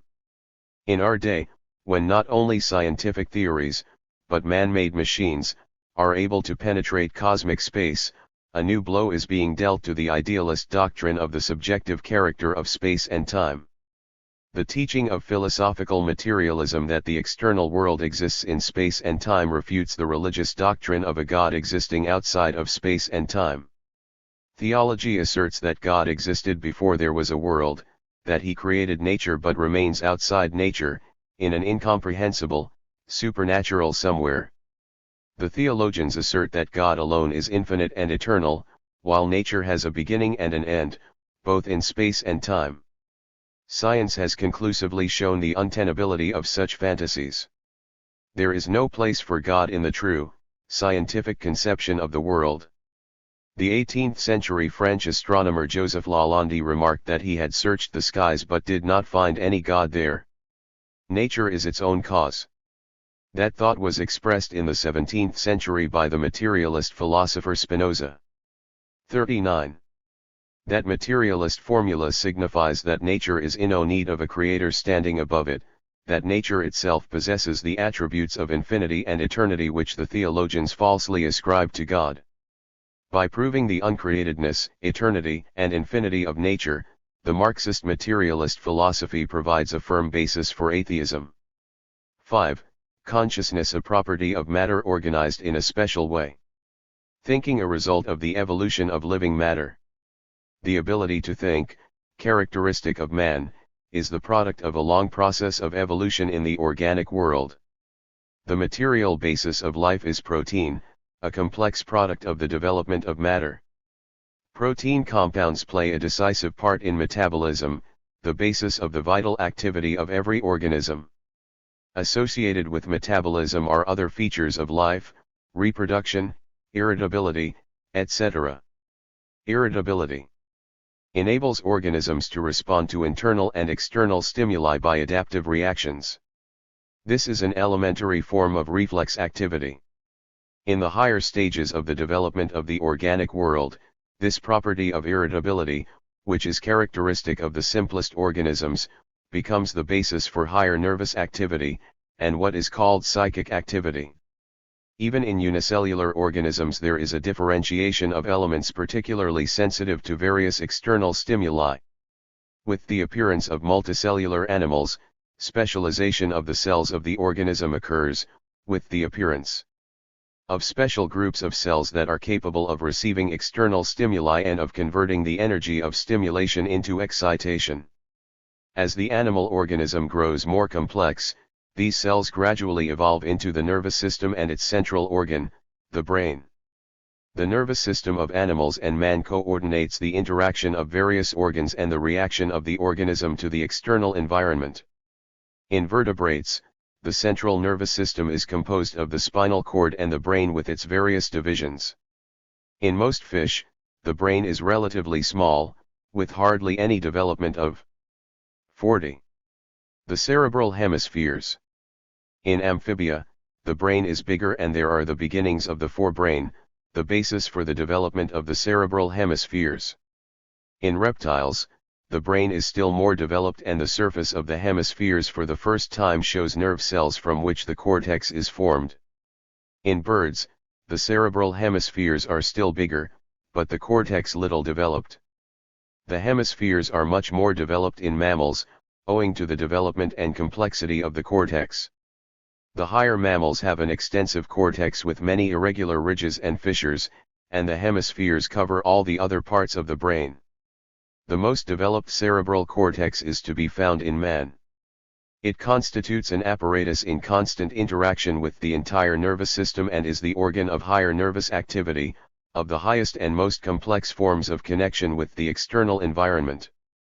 Ivan Pavlov, the great Russian physiologist, described the cortex as the supervisor and distributor of all activities of the organism, the supreme organ that directs all the phenomena taking place in the organism. The cerebral cortex is the organ of human thought. The excitation of the sensory nerve endings resulting from external and internal stimuli is transmitted through the centripetal nerves to the appropriate parts of the brain. From there impulses are carried by the centrifugal nerves to various organs of the body, stimulating their activity. What we have is a reflex action of the given organ, and the whole organism, to one or another stimulus. For example, when you draw your hand away from something hot, that is a reflex action.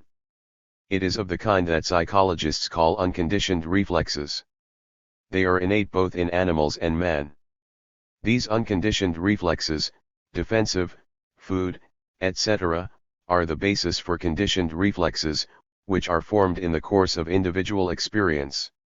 For instance, a dog secretes saliva when it grabs a piece of meat, that is an unconditioned reflex. But salivation can be caused by the sight or smell of meat, or even by the sight of a person who usually feeds the animal. Analysis of this and similar phenomena enabled Pavlov to prove that if feeding is accompanied by a flash of light or the sound of a bell, a new type of reflex response can be developed. The 4. Dog will secrete saliva on seeing the light or hearing the bell. Pavlov called these conditioned reflexes, because they are produced by combining some conditional stimulus, light, sound, etc., with an unconditioned stimulus that evokes a reflex action.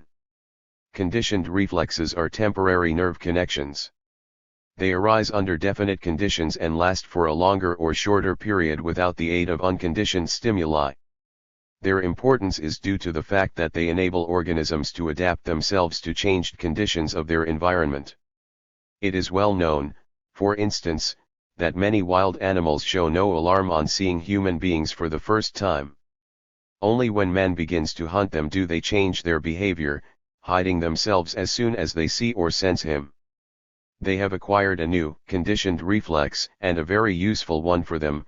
The sight of a man immediately evokes an unconditioned defensive reflex, the signal for purposive adaptive reaction. It has been found that any object or natural phenomenon, if combined with unconditioned reflexes, can serve as a signal for conditioned reflex activity. This system of signals, common to both animals and man, Pavlov called the first signaling system. At the same time, Pavlov emphasized the specific character of the higher nervous activity of man as compared with animals. He showed that speech is a new system of signals characteristic only of man, and one that becomes a source of conditioned reflex activity. This system, peculiar to man, Pavlov called the second signaling system. Pavlov discovered the physiological laws of higher nervous activity in animals and man, and he showed the features common to both and the fundamental difference between them. His work has laid a sound scientific basis for an understanding of human mental activity. The role of labor and speech in the development of human thought. Mental activity in man has its precursor in the rudimentary forms of this activity in animals. But the qualitative differences between them must also be seen. The human mind, human. 42. Thought, is the highest stage in the development of the mental activity. The labor activity of man as a social being has determined the extremely high level of his mental life, his thinking. The great English scientist, Charles Darwin, proved that man and the anthropoid apes have common ancestors. In the distant past, man's animal ancestors were marked by the high development of their forelimbs. They learned to walk erect and began to use natural objects as tools to procure food and to defend themselves. Subsequently, they proceeded to fascio tools, and this marked the gradual transformation of the animal to the human being. The use of tools enabled man to master such a natural force as fire and made it possible for him to improve and vary his food, which in turn helped to develop his brain. The use of tools changed man's relation to nature. The animal passively adapts itself to nature, making use of what nature itself provides. In contrast, man adapts himself to nature actively. He purposively changes nature, creating for himself conditions of existence that he does not find ready-made. Labor has played a decisive part in the development and perfection of man's brain. In a certain sense, man and his brain have been created by labor. This more complex interaction of man and nature led to more complex relationships between men themselves. For collective labor, men had to associate with one another, and for this the limited stock of sounds that had sufficed for animals was no longer adequate. In the course of labor activities, the human throat gradually developed and changed. Man learned to pronounce articulate sounds, which gradually developed into words, language. Joint labor would have been impossible without the faculty of speech. Without words, concepts of things, and their relation to one another could not have arisen. Human thought would have been impossible. The emergence and development of speech, in its turn, influenced the development of the brain. Thus man's social labor, and later, in association with it, speech, were the decisive factors influencing the development of the brain, the development of the capacity to think. 45. Consciousness is a property of the brain. Consciousness is a product of the activity of the human brain, which is connected with the intricate complex of sensory organs. In essence, consciousness is a reflection of the material world. It is a manifold process that includes various types of mental activity, such as sensation, perception, conception, thought, feeling and will. Without the proper functioning of the brain there can be no normal mental activity. Derangement of this functioning by illness, say, or alcohol, impairs the capacity for sound mental activity. Sleep is a partial, temporary inhibition of the activity of the cerebral cortex. Thinking ceases and consciousness is obscured. But from these correct materialist views it does not follow that thought is a substance secreted by the brain. The 19th century German bourgeois materialist Karl Voigt defined thought as a special substance secreted by the brain, just as our salivary glands secrete saliva or the liver bile. That was a vulgar conception of the nature of thought. Mental activity, consciousness, thought, is a special property of matter, but not a special kind of matter. On the fundamental question of philosophy we counterpose consciousness and matter, spirit and nature. Matter is everything that exists independent and outside of our consciousness, and it is therefore a gross error to regard consciousness as part of matter. Lenin said, to say that thought is material is to make a false step, a step towards confusing materialism and idealism. And indeed, if thought is the same thing as matter, that removes all difference between matter and thinking, it makes them identical. The idealist opponents of Marxism persist in ascribing to it the view that consciousness is of a material nature. They do so in order to make it easier to refute Marxist philosophical materialism. It is a time-honored device first to ascribe some absurdity to your opponent and then to subject it to annihilating criticism. Actually, this identification of consciousness and matter belongs not to dialectical, but to the vulgar materialism. Marxist materialist philosophy has always combated this view, always drawing a distinction between consciousness, the reflection of the material world, and matter itself. 44. But this difference should not be exaggerated, not made into an absolute break. Such a break between consciousness and matter is characteristic of psychophysical parallelism, which maintains that thought, consciousness, are processes taking place parallel to, but independent of, material processes occurring in the brain. Science rejects that standpoint. It proves that human mental activity is only a special aspect of the vital activity of the organism, a special function of the brain. Dialectical materialism rejects any break between consciousness and matter. For such a break would, in essence, signify a return to the primitive, ignorant views of early human history, when all the phenomena of life were explained as due to a soul that was supposed to enter the body and control it.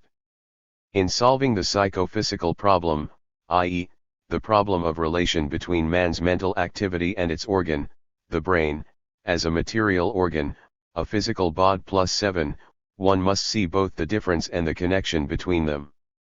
It is important to bear the difference in mind, because identifying consciousness with matter leads to a sheer absurdity. But neither should consciousness be separated from the brain, for consciousness is a function of the brain, i.e., of matter organized in a special way. 6. Opponents of philosophical materialism.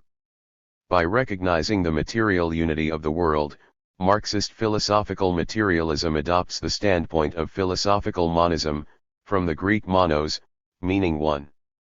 Marxist philosophical materialism is a consistent and harmonious doctrine because its explanation of all phenomena proceeds from a single material basis.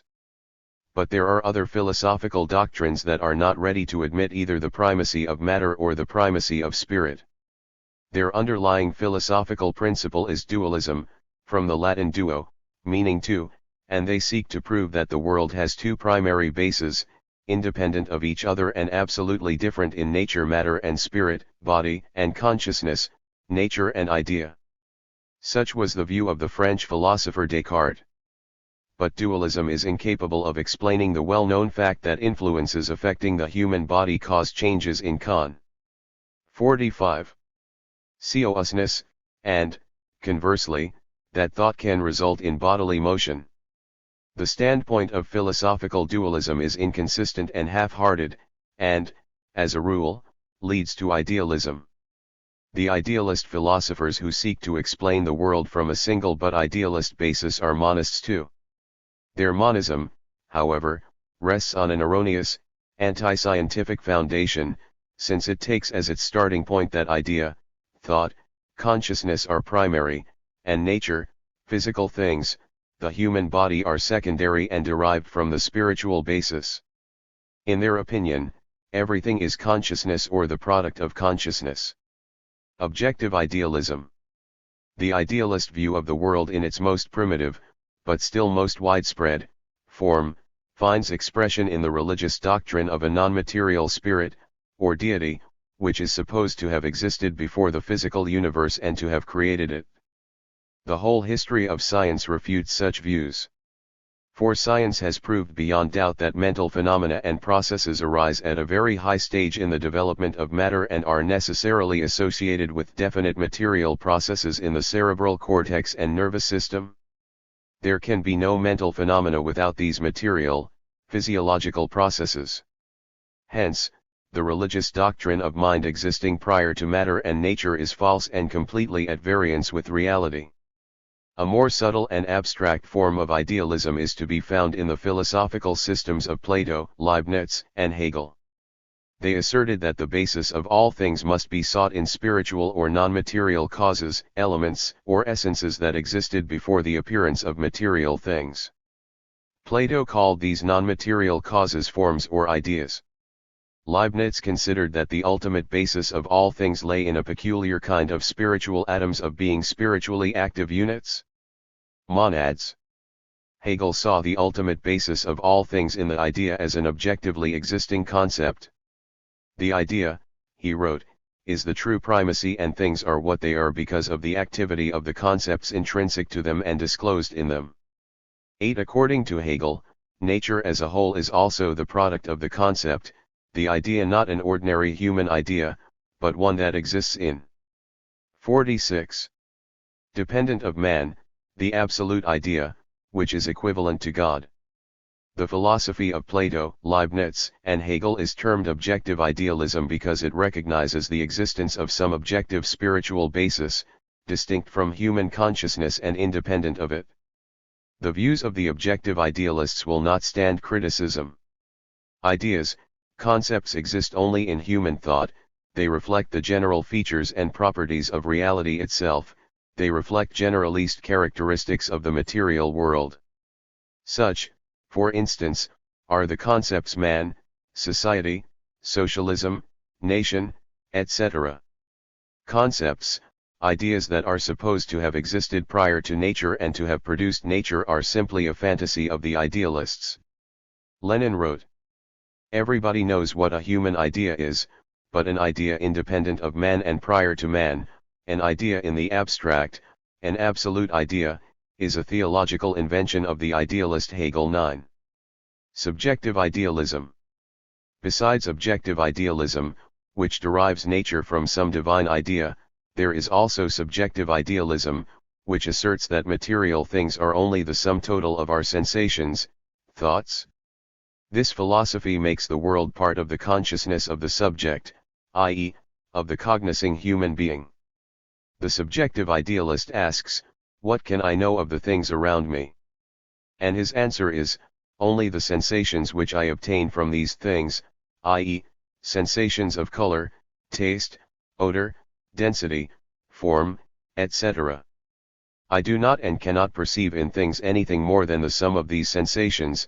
Is it not, then, reasonable to suppose that things are only the sum total of my sensations, and that no things exist outside or independent of sensations?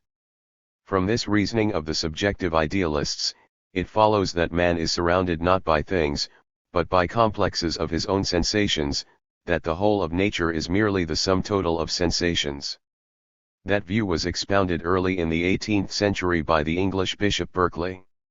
He frankly stated that the sole ob. 47. Object of his idealist philosophy was to refute materialism and atheism and substantiate the existence of God. Subjective idealism is a crude distortion of the actual relation between our perceptions and things. It identifies human perception with the things perceived. The logical conclusion to be drawn from the basic tenet of subjective idealism is this: things and the perception of them are one and the same. But in that case we must conclude that the whole world is created by myself, by my consciousness, and that all other individuals, including my parents, are only perceptions of my mind and do not exist objectively. Hence, subjective idealism inevitably leads to solipsism, from the Latin word solus meaning alone and ipsi meaning self, an absurd philosophy which asserts that only I myself exist, and that the whole world, including all other people, are merely figments of my imagination. Lenin remarked that such a philosophy is worthy of the inmates of a lunatic asylum. Every form of subjective idealism is bound to lead to solipsistic conclusions, and this is convincing proof of its falseness. The attempt to lay down a third line in philosophy. Besides idealist doctrines that frankly make consciousness the basis of the world, there are doctrines that seek to conceal their idealism and create the impression that they stand above both materialism and idealism and represent a third line in philosophy. One such trend is positivism. Positivism arose in the first half of the last century. It has now become one of the most influential philosophical trends in the bourgeois world and has gained currency among natural scientists. The positivists denounce all preceding philosophy as metaphysics, understanding the term to mean futile, scholastic discussion of problems that are beyond the scope of experience and incapable of scientific solution. This, they say, applies above all to the fundamental question of philosophy, which is primary, nature or consciousness. Science, the positivists tell us, must confine itself to such facts as lend themselves to observation and not seek for an underlying basis of them, whether material or spiritual. Any philosophy that seeks for such a basis 48 is useless. Science can get along very well without philosophy. Science is its own philosophy. The positivists claim they are neither materialists nor idealists, but investigators of empirical facts, men of science. Behind that facade, however, there lurks in fact the philosophy of idealism. For by refusing to answer the fundamental question of philosophy and affirming that it cannot be answered by science, the positivists seal themselves off from the material world, isolate themselves within the framework of their own consciousness and thus slide into the position of subjective idealism. That is apparent also because by facts, a word much bandied about by them, they understand our perceptions. The positivists maintain that only our sensations and perceptions are immediately given to us, and we should limit ourselves to the study of them. The bourgeois positivist philosophers insist that they stand above materialism and idealism.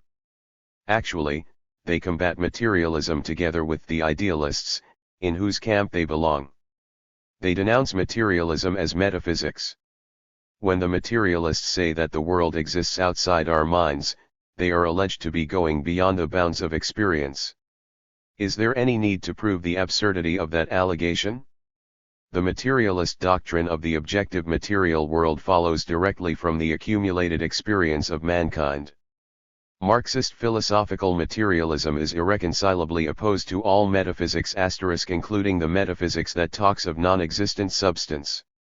It rejects both the metaphysics of idealism with its invented ideal basis of the world, and the metaphysics of religion with its preaching of a divine being and immortal soul.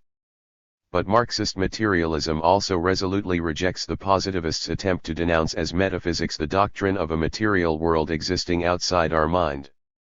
Positivism ascribes its own sins to others. Under cover of its verbal attacks against an imaginary materialist metaphysics, it, in effect, propagates the metaphysics of subjective idealism. The whole history of philosophy demonstrates that there is not and cannot be any third line in philosophy besides materialism and idealism. The sooner that is realized by the adherents of positivism among Western scientists and technologists, the sooner will they be free from positivist confusion and base themselves on the firm, scientific ground of materialist philosophy. At the turn of the century, positivism manifested itself as Machism after Ernst Mach, the Austrian physicist and philosopher, otherwise known as empirio-criticism, the criticism of experience.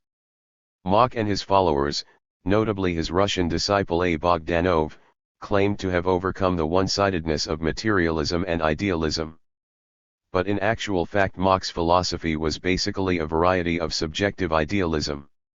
Mach affirmed that the primary elements of the universe were sense impressions. Everything is a complex of elements, or sense impressions, and the whole of nature, the sum total of sequences of elements which are arranged by man in thinking about the world. Everything that surrounds us can be reduced to our sense impressions, such is the essence of the Machian understanding of the world. However, the Machians were careful to conceal the subjective idealist essence of their views by claiming that these elements, sense impressions, were neutral, neither materialist nor idealist, and were neither of a physical nor of a mental character.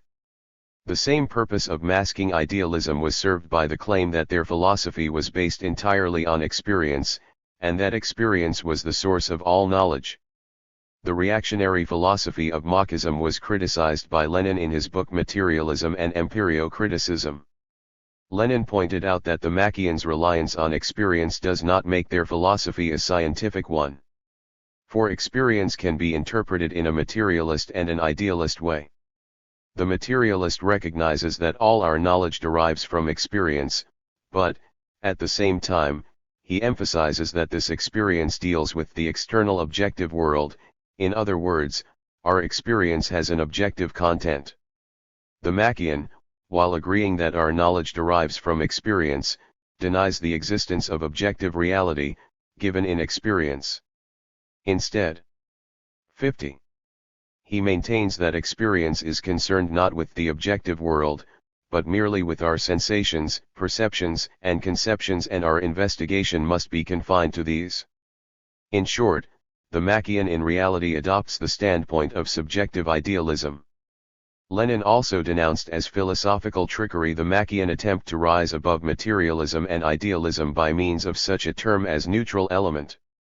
He wrote, "Everybody knows what human sensation is, but sensation independent of man, sensation prior to man, is nonsense, a lifeless abstraction, an idealist artifice." Lenin showed that these neutral elements were in reality sensations, and that a doctrine which sought to make them the basis of the world was subjective idealism. Did nature exist prior to man? Lenin asked the Machians. If nature is the creation of the human mind, if it can be reduced to sensation, then, consequently, man made nature, and not the other way round. Yet we know from the natural sciences that nature existed long before man. Does man think with the aid of the brain? Lenin asked the Machians. From their doctrine it follows that the human brain is itself a complex of elements, of sensations, that is, a product of man's mental activity.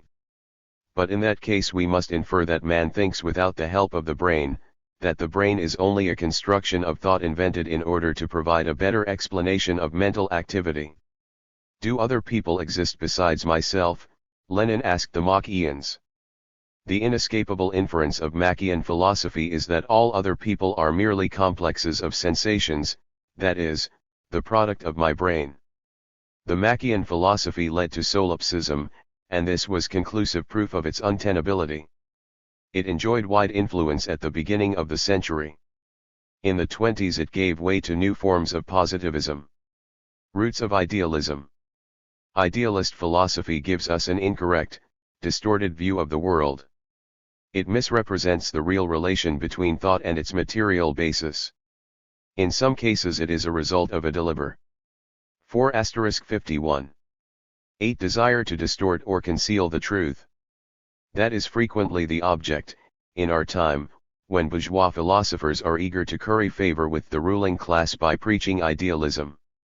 But the history of philosophy knows many instances of idealist doctrines resulting from the honest error of philosophers who were sincerely seeking the truth. The process of cognition, as the reader will learn from Chapter 3, is very complex and has many aspects.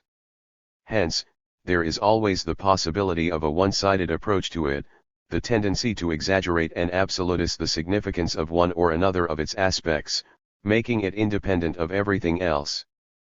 That is the procedure of the idealist philosophers. The Machians and other subjective idealists, for instance, absolutize the fact that all our knowledge of the surrounding world is derived from sensations, which they divorce from the material things that give rise to the sensations, and then draw the idealist conclusion that the world consists of nothing but sensations. Lenin pointed out that cognition always contains the possibility of deviation from reality into fantasy, of the substitution of imaginary interconnections for real ones. Narrowness and one-sidedness, subjectivism and subjective blindness, such are the epistemological roots of idealism, that is, its roots in the very process of cognition. But for these roots to produce a plant, for the errors of cognition to be embodied in an idealist philosophical system opposed to materialism and materialist natural science, requires definite social conditions and, moreover, that these erroneous views should be to the advantage of definite social forces and enjoy their support. A one-sided and subjectivist approach to cognition of the world leads to the swamp of idealism where, Lenin wrote, it is consolidated by the class interests of the ruling classes, slave owners, feudals or bourgeoisie. In this lie the class roots of idealism. The reactionary nature of philosophical idealism is clearly apparent from its ties with theology, religion. Lenin pointed out that every variety of philosophical idealism is, in the final analysis, subtle defense of theology, of clericalism. Even when it does not openly announce its leaning towards religion, philosophical idealism, in actual fact, has the same basis as religion. 52. That is why the Church has always zealously supported it and has been hostile to philosophical materialism, persecuting its exponents whenever possible. 7. Contemporary bourgeois philosophy. Recent philosophy, Lenin pointed out, is as partisan as philosophy was 2,000 years ago. In other words, today as in the past, the philosophers are divided into two mutually opposed camps, materialism and idealism. In the final analysis, the struggle between them is an expression of the tendencies and ideologies of hostile social classes and groups. The philosophy of dialectical materialism is the ideology of the working class, of the progressive social forces of our time. On the other hand, the different trends in idealist philosophy express the world outlook of the reactionary forces, the imperialist bourgeoisie. Present-day bourgeois philosophy is marked by its effort to refute the teachings of Marx, Engels, and Lenin, to maintain the position of bourgeois philosophy in the struggle against these teachings, and to defend the capitalist order of things. Modern bourgeois philosophy is split into a multitude of trends and schools, but basically they are merely different variants of open or camouflaged idealism, that is, variants of a false and illusory world outlook. In our day, philosophical idealism has become even more reactionary and decadent than at the close of the last century. Irrationalism has become a fashionable trend. It holds that the universe and life have no rational meaning, and that the human mind is incapable of apprehending reality. Also widespread are diverse doctrines that exploit scientific discoveries for the perversion of science. Lastly, there is the growing influence of outspoken theological doctrines. Intellectual life in the capitalist countries is characterized by this paradox: science is irresistibly advancing, deepening our knowledge of the material world, and, in cooperation with technology, indefinitely increasing man's mastery over nature. A genuinely scientific explanation of phenomena in nature and society is offered by dialectical and historical materialism, the progressive materialist philosophy that has been developing for more than a century. But many philosophers and some 53 times even scientists continue to insist that the external world has no objective existence, that science cannot reveal objective truth, that man cannot know the real nature of things, so that the wisest course is to place one's trust in the supernatural and accept the teachings of the Church. Why is this? How can intelligent men, including honest-minded scientists, hold idealist views that run counter to science and social practice? The decisive obstacle to acceptance of materialism is the class interest of the bourgeoisie and the anti-communist prejudices of bourgeois intellectuals. If consistently applied, modern scientific materialism, i.e., dialectical and historical materialism, logically leads one to the position of the working class and acceptance of scientific socialism. That is one of the reasons why those who are reluctant to break with the bourgeoisie, and they include scientists, are afraid to adopt materialism. The outspoken, active defenders and ideologists of capitalism see in dialectical materialism their relentless theoretical opponent and have made it their aim to refute it by any means. They employ all the media of ideological and moral pressure for this purpose: the press, radio, television, the classroom and pulpit, learned treatises and journalism. This propaganda is kept up day after day, year after year, and is naturally bound to have its effect. An examination of the basic trends in modern bourgeois philosophy will reveal some of the other reasons why idealism has proved so tenacious. Philosophy against reason. The pessimism, irrationalism, and hostility to a scientific world outlook characteristic of the ideology of the present-day bourgeoisie are very clearly seen in one of its most fashionable philosophical doctrines, viz., existentialism. Its founder, the German idealist philosopher Martin Heidegger, borrowed much from the doctrine of Søren Aaby Kierkegaard, the early 19th century Danish mystic. Other prominent existentialists are Karl Jaspers, Jean-Paul Sartre, G. Marcel and Albert Camus. The most general problem raised by the existentialists is 54. That of the meaning of life, of man's place in the universe, and the path he chooses in life. It is an old problem, but at the present time it has acquired special importance for the many people who feel they must determine their place in the complex and contradictory conditions of bourgeois society and express their attitude to the worldwide struggle between progressive and reactionary forces. Existentialism, therefore, touches on one of the burning questions of the time, but the solution it offers is based on a decadent, idealist world outlook. Its starting point is the consciousness of the individual isolated from and standing opposed to society and living by his own thoughts and feelings. That wrong starting point predetermines the fallacy of the whole doctrine. The adherents of existentialism claim that it is a doctrine of being in general. Actually, it deals exclusively with the existence of the individual. Disregarding the arguments of some existentialists about the hereafter, the sole reality they recognize is the consciousness that I exist. The external world is depicted as a mystery inaccessible to reason and logical thought. Being, Sartre wrote, is devoid of reason, causality, necessity. Like all subjective idealists, the existentialists deny the objective reality of nature, space, and time. According to Heidegger, the world exists only inasmuch as man exists. If there is no existence, neither can the universe exist. By contending that the most important thing for man is the fact of his existence, the existentialists indulge in fine-spun reasoning about human existence having an end and man's whole life being lived in fear of death. The function of philosophy, in their view, is to awaken and keep alive this fear. To philosophize, says Jaspers, is to learn to die. The existentialists realize, of course, that the easiest way to indoctrinate this feeling of fear is to sever the individual from society, make him feel isolated and helpless. Accordingly, they seek to instill the idea that the individual is alone in an alien and hostile world, that in relation to other men his is an unreal existence, that society robs him of his individuality. The existentialists adroitly exploit the indubitable fact, tragically felt by many people, that capitalist society does oppress the individual, that it does suppress his personality. They play 55. On the feeling of protest against the oppressive capitalist system arising among a section of the intellectuals, and they direct it along the false path of protest against society as such. For, in the existentialist view, although the individual cannot exist without intercourse with other individuals, he nevertheless remains in complete solitude, and only by withdrawing into himself can he acquire freedom. The existentialists do not recognize obligations imposed on the individual by the community or generally accepted ethical standards.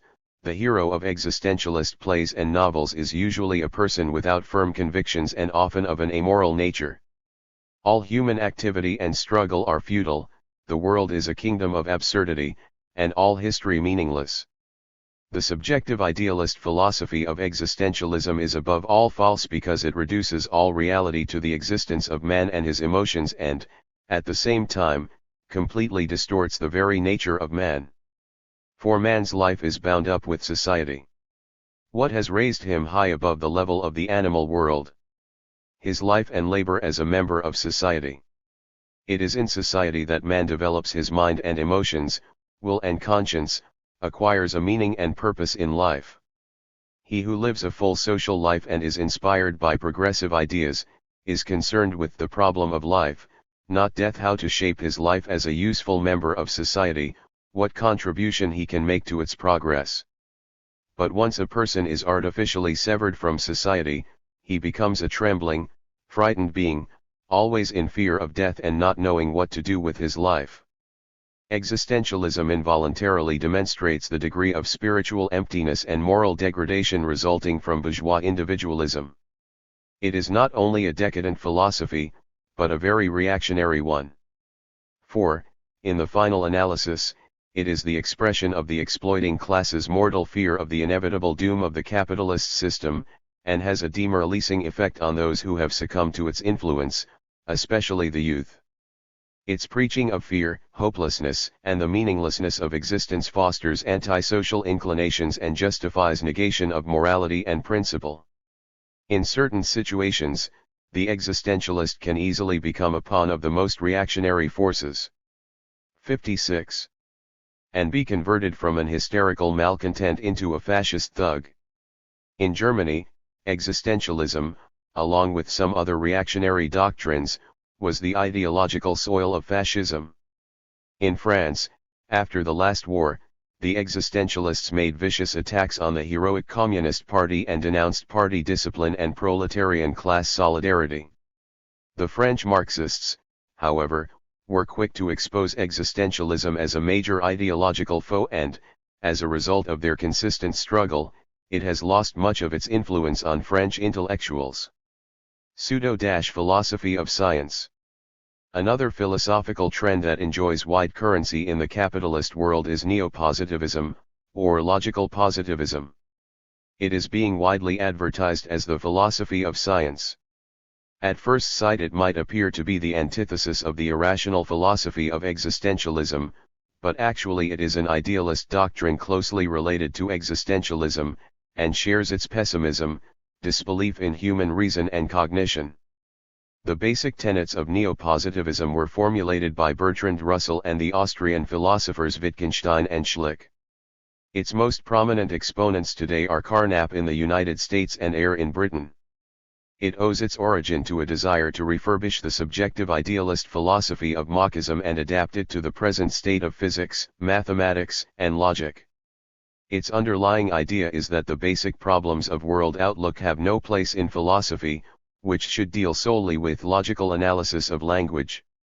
These problems, and above all the fundamental problem of philosophy, we are told, are only pseudo-problems from the scientific point of view.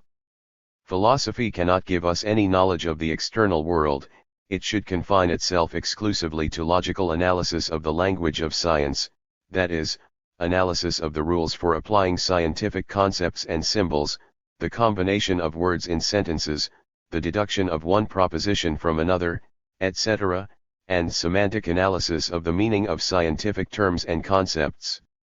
But though logical analysis of the language of science may be important, reducing all philosophy to such analysis is tantamount to abolishing it altogether. 57. The neopositivists are right when they argue that science must be based on the data of experience, on facts. But like the Machians, they refuse to admit the validity of the facts of experience. In their judgment, for instance, the question whether a rose exists objectively is absurd. All that can be said is that I see the red color of the rose and smell its perfume. Only that fact, they allege, is scientifically valid. In other words, they interpret facts to mean not objective things, events, or phenomena in the objective world, but sensations, impressions, perceptions and other phenomena of our consciousness. In spite of their own assertion that inquiry into the essence of reality is meaningless, they in fact deny only the material character of the world, thereby, in effect, ascribing to it a spiritual character. What, then, is the function of science? Its primary function, they assert, is only to describe facts, i.e., human sensations, for science cannot know the objective world, and knowledge based on experience can have no objective authenticity. This description of facts, arbitrarily selected, furnishes the material for scientific theories constructed with the aid of logic and mathematics. The neopositivists assert that in contrast to the empirical sciences, which are based on the data of experience, logic and mathematics rely on a system of axioms and arbitrarily selected rules that are just as conventional as the rules of chess or a game of cards. The conceptual elements of a theory must not contradict these conventional rules, and that is all that is required for the theory to be accepted as true. In applying this to concrete problems, the neopositivists arrive, for instance, at the anti-scientific conclusion that to take the Sun, and not the Earth, as the center of the solar system is purely conventional. Needless to say, such an interpretation of scientific theory deprives science of all value as a method of objective cognition and turns it into a sort of parlor game. Paradoxical though it may seem, these absurd views, which to all intents and purposes negate science, are held by eminent scientists who have made significant contributions to modern learning. The intricate methods employed in modern science, the complexity of the phenomena it studies, and the difficulties that arise in explaining some of these phenomena, create the 55. Possibility of idealist waverings among scientists, and bourgeois environment helps to turn this possibility into reality. Thus, the discovery of non-Euclidean geometry, by Lobachevsky, Riemann, and others, reflecting the objective laws of space in conditions different from those we are accustomed to, led some scientists to conclude that no geometry is a true reflection of reality and that its basic principles are merely conventional. The abstract mathematical nature of physical theory, the impossibility of constructing graphic models of microparticles, or of directly observing them, are chiefly responsible for idealistic interpretations of physical phenomena. For the physicist cannot observe the microparticles, electrons, protons, mesons, etc., he studies even with the most powerful optical instruments, nor reproduce them in a model. All the experimental physicist can see is the recordings of his instruments, flashes on the screen, etc. His conclusions about the existence of microparticles and their properties are founded on complex theoretical arguments and mathematical calculations. When the physicist experiments, he acts as a spontaneous materialist. But his reflections on the general problems of science, in the absence of clear-cut philosophical views, might well lead him to the distorted opinion that the microparticles, with all their properties, do not exist in reality, but are merely a theoretical concept, a logical or semantic construction, or symbol, created for the express purpose of coordinating and predicting the recordings of his instruments. One of the greatest physicists of our day, Werner Heisenberg, has expressed the opinion that the elementary particle is not a material particle in space and time but, in a way, only a symbol on whose introduction the laws of nature assume an especially simple form. As for the theoretical physicist, who is concerned with mathematical treatment of the results of observation obtained by other investigators, the very nature of his work, and the constant replacement of one scientific theory by another, might lead him, if he does not understand dialectics, to the erroneous conclusion that his hypotheses and theories are arbitrary and their underlying principles purely subjective. James Jeans, the distinguished astronomer, held the idealist view that the ob. 59. Objective and material universe is proved to consist of little more than constructs of our own minds. However, though we cannot build models of microparticles, or observe them directly, this in no way refutes their materiality, which consists in the fact of their existence outside and independent of human consciousness. That has been proved by the progress of science and by the technical application of data obtained from the study of microparticles. Today, as 50 years ago when Lenin wrote his Materialism and Empirio-criticism, the idealist philosophers play on these difficulties encountered by science, on the vacillation of scientists, on their hesitation to uphold and apply the materialist standpoint. That is why the battle against idealism requires knowledge of modern science and ability to solve its problems in the light of dialectical materialism. Latter-day positivism has found its way also into the social sciences. Its adherents claim that social reality depends on what people say about it, and that social evils arrive from wrong conceptions and wrong usage of words. Hence, to change social life one has only to change language, the significance attributed to words. Stuart Chase, an American positivist, even suggests that words like capital and unemployment, etc., are meaningless, and that if there were no such evil word in our vocabulary as exploitation, there would be no exploitation. The neo-positivists reject as unscientific not only metaphysical judgments, but also ethical and moral valuations and judgments. Any ethical judgment, they say, is necessarily subjective, that is, expresses only a personal view. From that standpoint, the judgment that aggressive wars are unjust would have to be regarded merely as a subjective opinion, and no more valid than the opposite opinion that aggressive wars are just. Thus, neo-positivism, which is seemingly far removed from politics, proves to be a very suitable instrument for justifying reactionary policies. At the same time, it invites people who are unwilling to abandon ethical principles having objective validity to seek such permanent standards outside the realm of science, primarily in religion.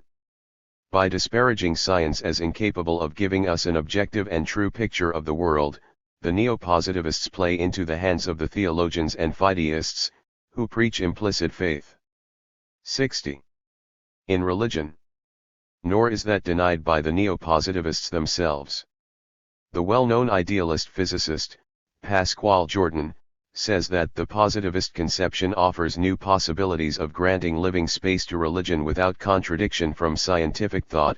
3. Lenin wrote, "The objective, class role of empirio-criticism consists entirely in rendering faithful service to the fideists in their struggle against materialism." 14. These errors fully apply to the neo-positivists. Revival of medieval scholasticism. Fideism is being widely and vigorously disseminated in contemporary bourgeois society. The church and its diverse organizations have also become more active.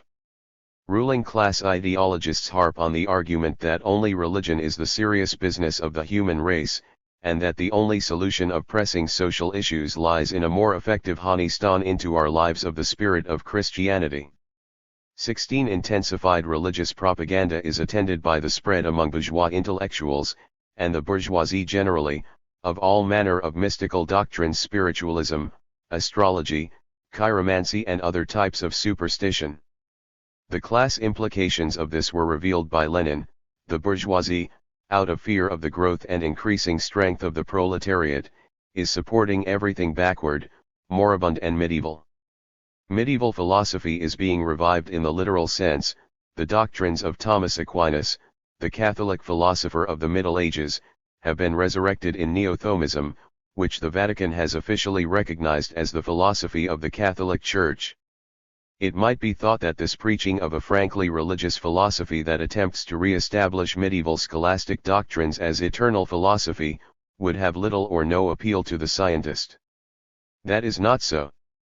Neo-Thomism is a subtle and crafty doctrine and, in the capitalist world, often misleads not only ordinary people, but men of science. The fundamental basis of Neo-Thomist doctrine is recognition of God as the creator and omnipotent ruler of the world. 61. Nature is the realization of divine ideas, and history the realization of a divine plan.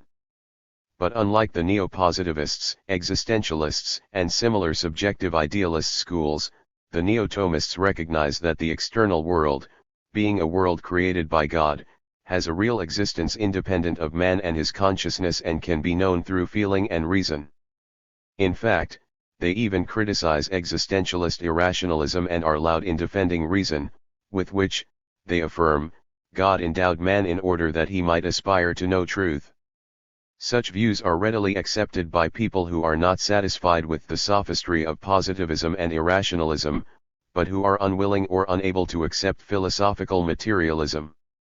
They consider that Neo-Thomism successfully blends a correct, healthy attitude to scientific cognition with a faith in God that satisfies the religious needs of the individual. That, however, is entirely erroneous. For Neo-Thomism cannot be reconciled with reason and science. Its fundamental idea is that science is subordinate to religion, and knowledge to faith.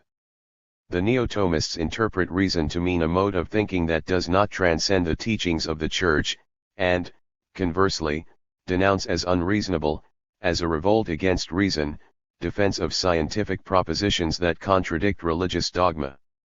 They indicate three paths to truth: science, philosophy, and religion. The lowest of them is science, and the knowledge it provides, we are told, is untrustworthy and restricted to the corporal shell that conceals the genuine spiritual truth of the world, the latter being inaccessible to science though it is partially accessible to philosophy, or metaphysics. In contrast to science, philosophy deals with the primary cause of the world, and reaches the conclusion that this first cause is a supreme spiritual principle or divine creator. But the path to supreme truth lies only through revelation, religious faith, with which the general conclusions of science and philosophy have to accord. The ultimate object of theoretical science, according to the Neo-Thomists, is to furnish evidence of the existence of God, evidence that Catholicism and science were made for each other. All the difficulties confronting science, all its unsolved 62 problems, are exploited for the benefit of the dogmas of the Church. One of the favorite proofs of the divine creation of the world that Catholic philosophers put forward is the theory of the expanding universe. It is based on the discovery in 1919 of the displacement of the lines towards the red end of the underscore spectrum in the case of radiation reaching us from the very distant galaxies. Science has not yet fully established the cause of this, but the most probable explanation, the rapid recession of the galaxies from our solar system, was immediately seized on by idealist philosophers as proof that the universe began from a God-created primordial atom in which at one time all matter and energy were concentrated. There is absolutely no scientific justification for that conclusion, if only because we are not justified in extending conclusions based on facts observed now, and confined to a limited portion of the universe, to the whole infinite universe and to a time separated from us by thousands of millions of years. Nonetheless, this and similar theories were used by Pope Pius XII in his address of November 22, 1951, proofs of the existence of God in the light of modern science for the statement. Thus, creation in time, and hence a creator, and, consequently, God. That is the admission we demand of science, the admission our generation expects from it. 8. That example is typical of how the idealist philosophers and theologians utilize incompletely explained scientific data for idealist and fideist conclusions. Only by firmly adhering to philosophical materialism and consistently applying the dialectical method can the scientist avoid vacillation and steer clear of the traps the idealists set at each difficult point in the advance of science. The Neo-Thomists often claim that unlike the subjective idealists, they lay great stress on moral questions. But the morality they preach is one of meek submission, the doctrine that man should be concerned not so much with life on this earth and his sinful body as with his immortal soul, eternal life, and God. It is a morality of passive acceptance and, consequently, justification of the existing social evils, exploitation and inequality, a morality that substitutes prayer and appeal to God. 63. In place of protest and struggle against social injustice, hence a morality of advantage only to the ruling exploiter class. As regards their social and political doctrine, the Neo-Thomists combine attacks on socialism with criticism of some of the defects of capitalism. The existing evils of society, the Catholic philosophers argue, are due to the fact that many people, among them capitalists, have forgotten their religious beliefs and ceased to be good Christians. That type of criticism shows that the Neo-Thomists have no intention of combating capitalism and are, in effect, its defenders.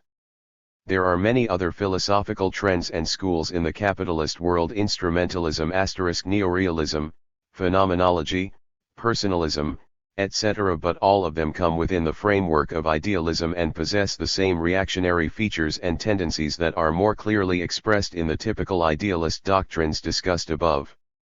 Idealist philosophy cannot give us a correct answer to scientific and social problems.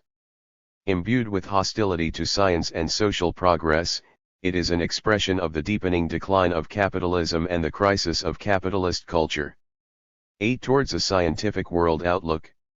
The fact that modern idealist philosophy runs counter to both the development of science and progressive social movements is a sign of its bankruptcy and untenability. It arouses the protest of conscientious, honest-minded scientists, as indeed of all those who put the interests of the people and a radiant future for mankind above capitalist profit.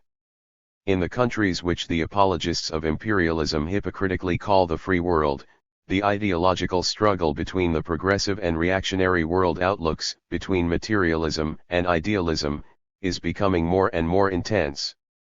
The Marxists organized in the communist parties are in the vanguard of this struggle. Even many bourgeois intellectuals realize the reactionary role of philosophical idealism and have come out in opposition to it. One example is the progressive American philosopher Bar. Instrumentalism, or pragmatism, is discussed in Chapter 3. 64.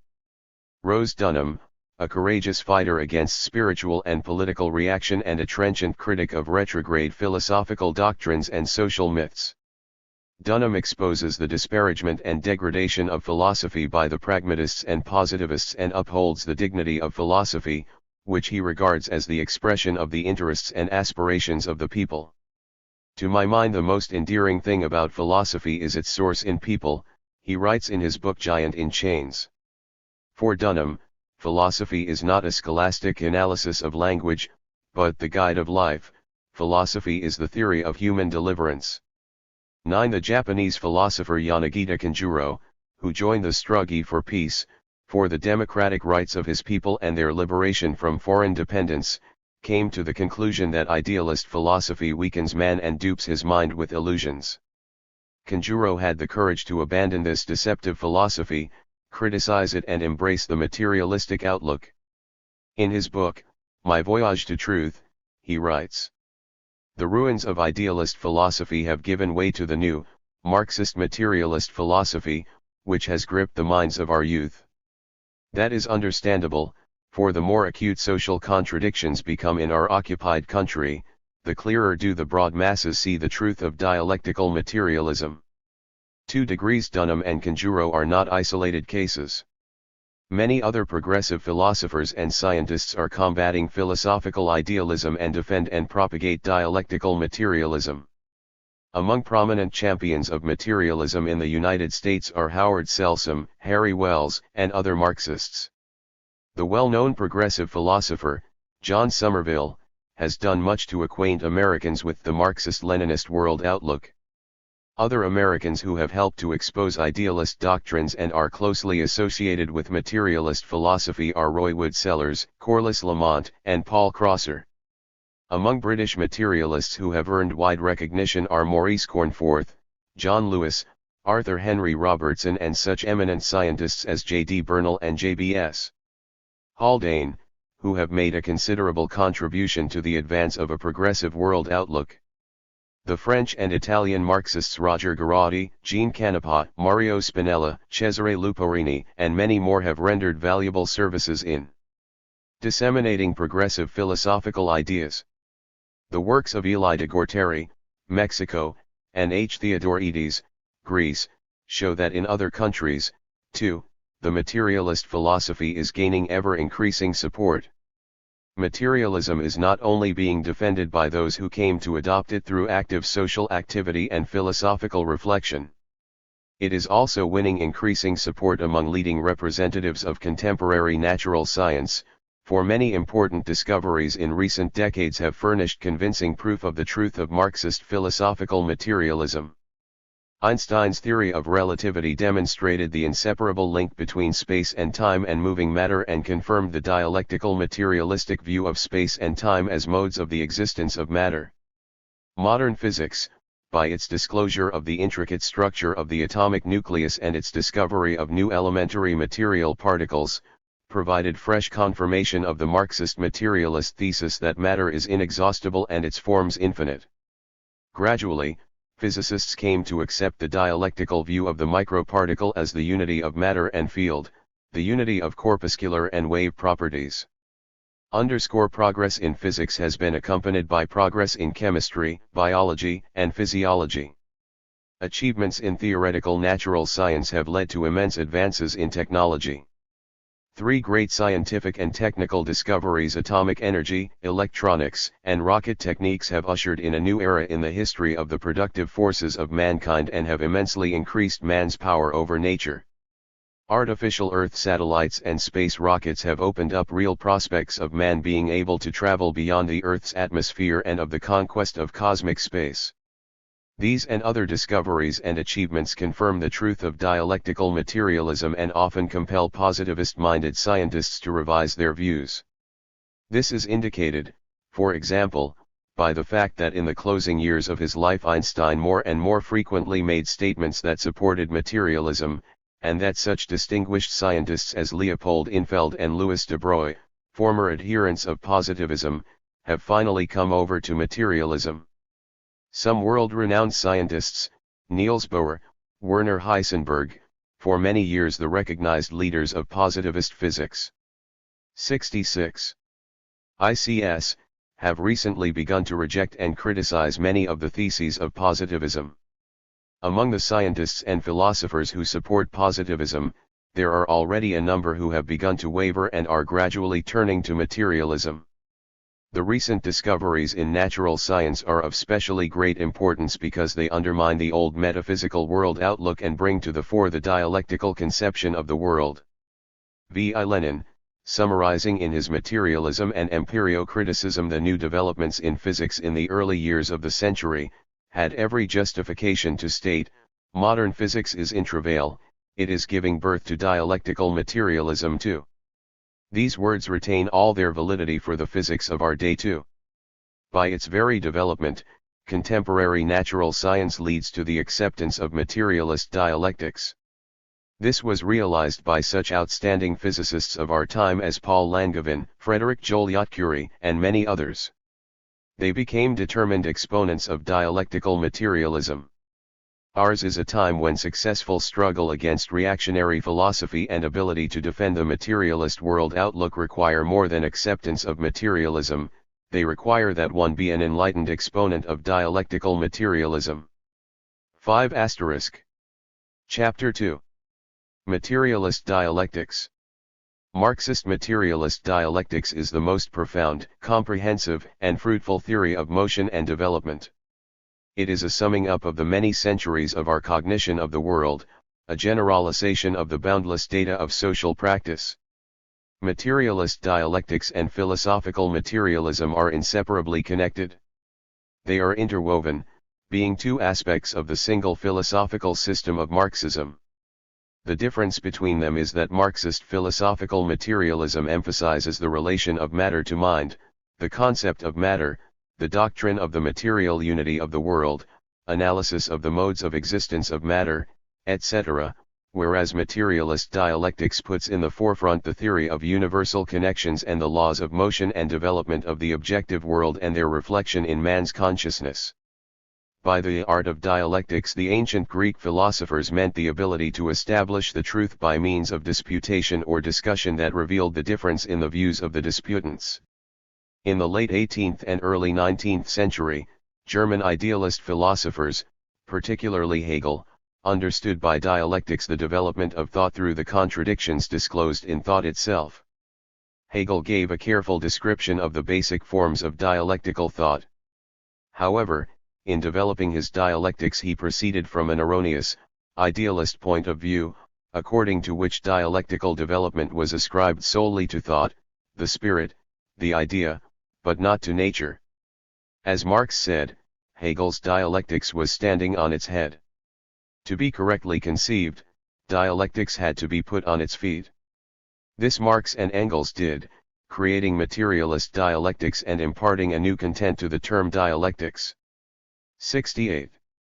The founders of Marxism, proceeding from the principle of the material unity of the world, began to denote by dialectics the theory of universal connections, of the most general laws of development of all reality.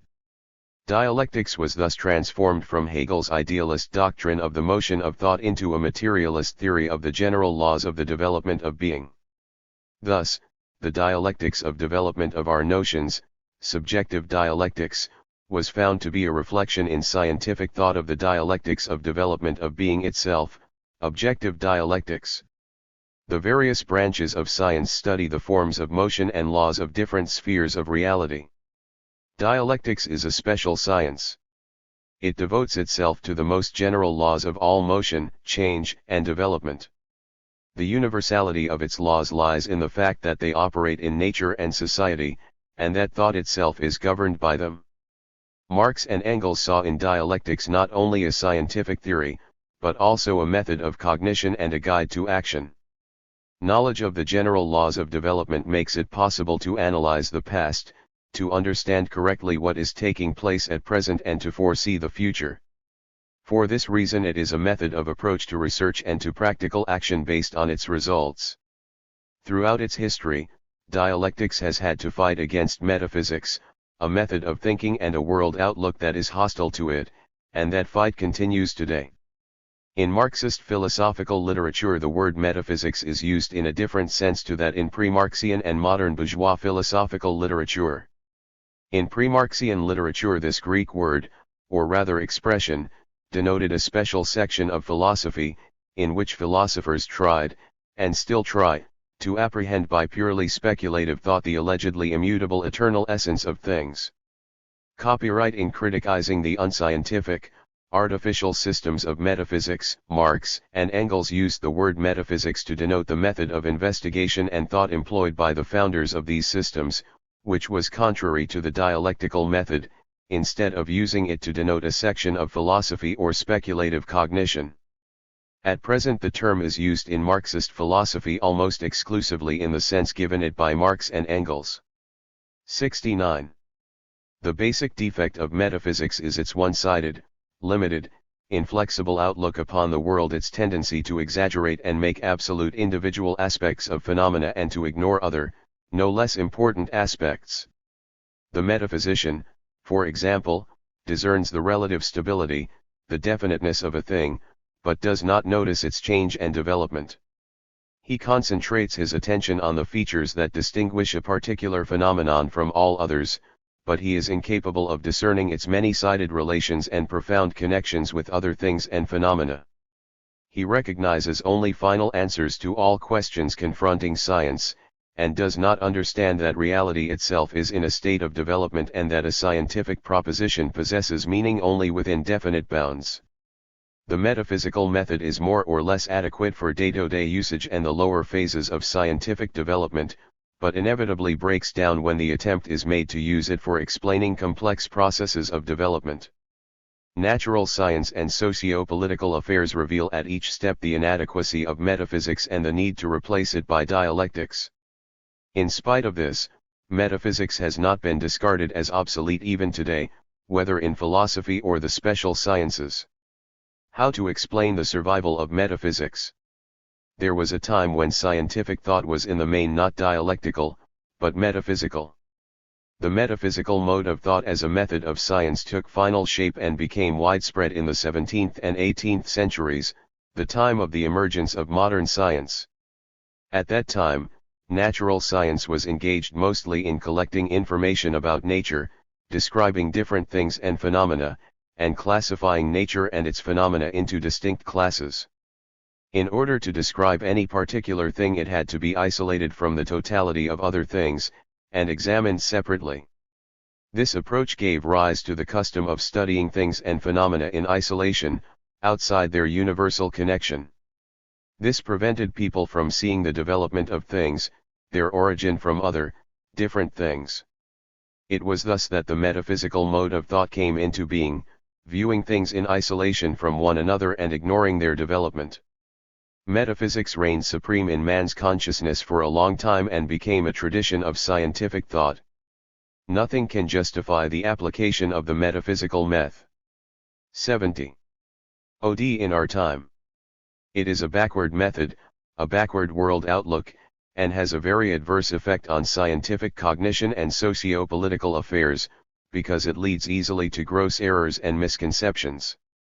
A second reason why metaphysics has survived is the hostile attitude which the ideologists of the bourgeoisie have long displayed towards materialist dialectics.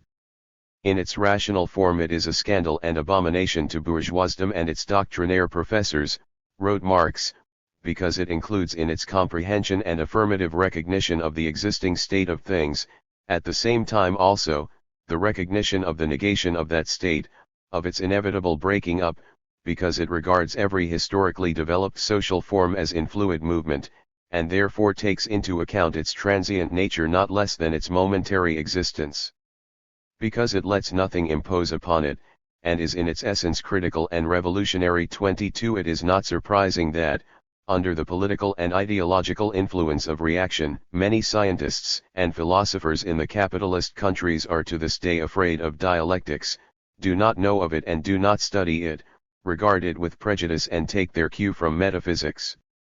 Marxist materialist dialectics provides a reliable weapon against metaphysics, for a scientific examination of all the phenomena of developing reality. 1. The universal connection of phenomena. The world that surrounds man is the scene of a prodigious diversity of phenomena. The simplest observations show that between these phenomena there are definite and more or less stable connections. A definite permanence, a regularity, is found in the world. Day follows night, and winter is followed by spring.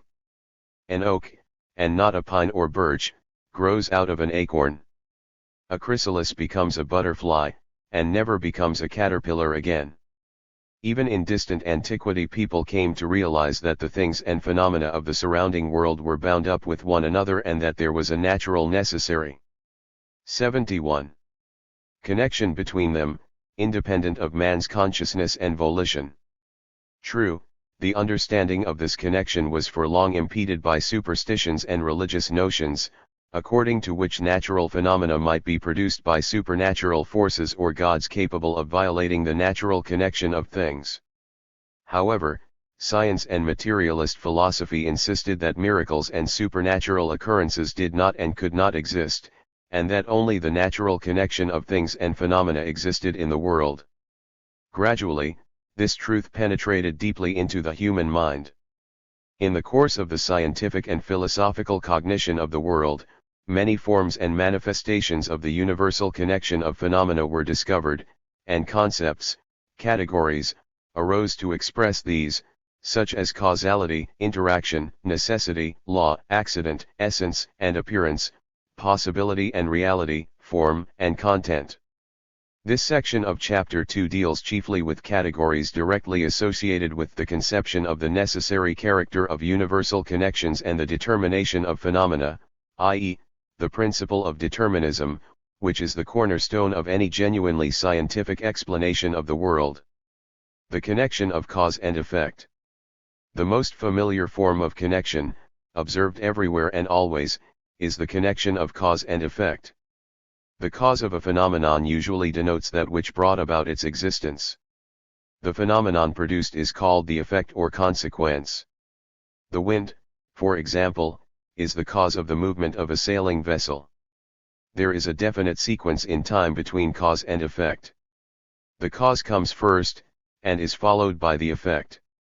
But subsequent by no means necessarily means consequent. For example, day always follows night, and night follows day, but day is not the cause of night and night is not the cause of day. It is well known that the cause of the alternation of day and night is the rotation of the earth about its axis, resulting in the illumination first of one side and then of the other. Effect is necessarily connected with cause. If a cause exists. 72. The effect will inevitably follow, provided nothing interferes with it. If you press the trigger of a loaded rifle, a discharge is bound to occur. But we know that sometimes no discharge occurs. Does this mean that the causal connection has lost its necessary character? No, it only means that some other cause has prevented the discharge.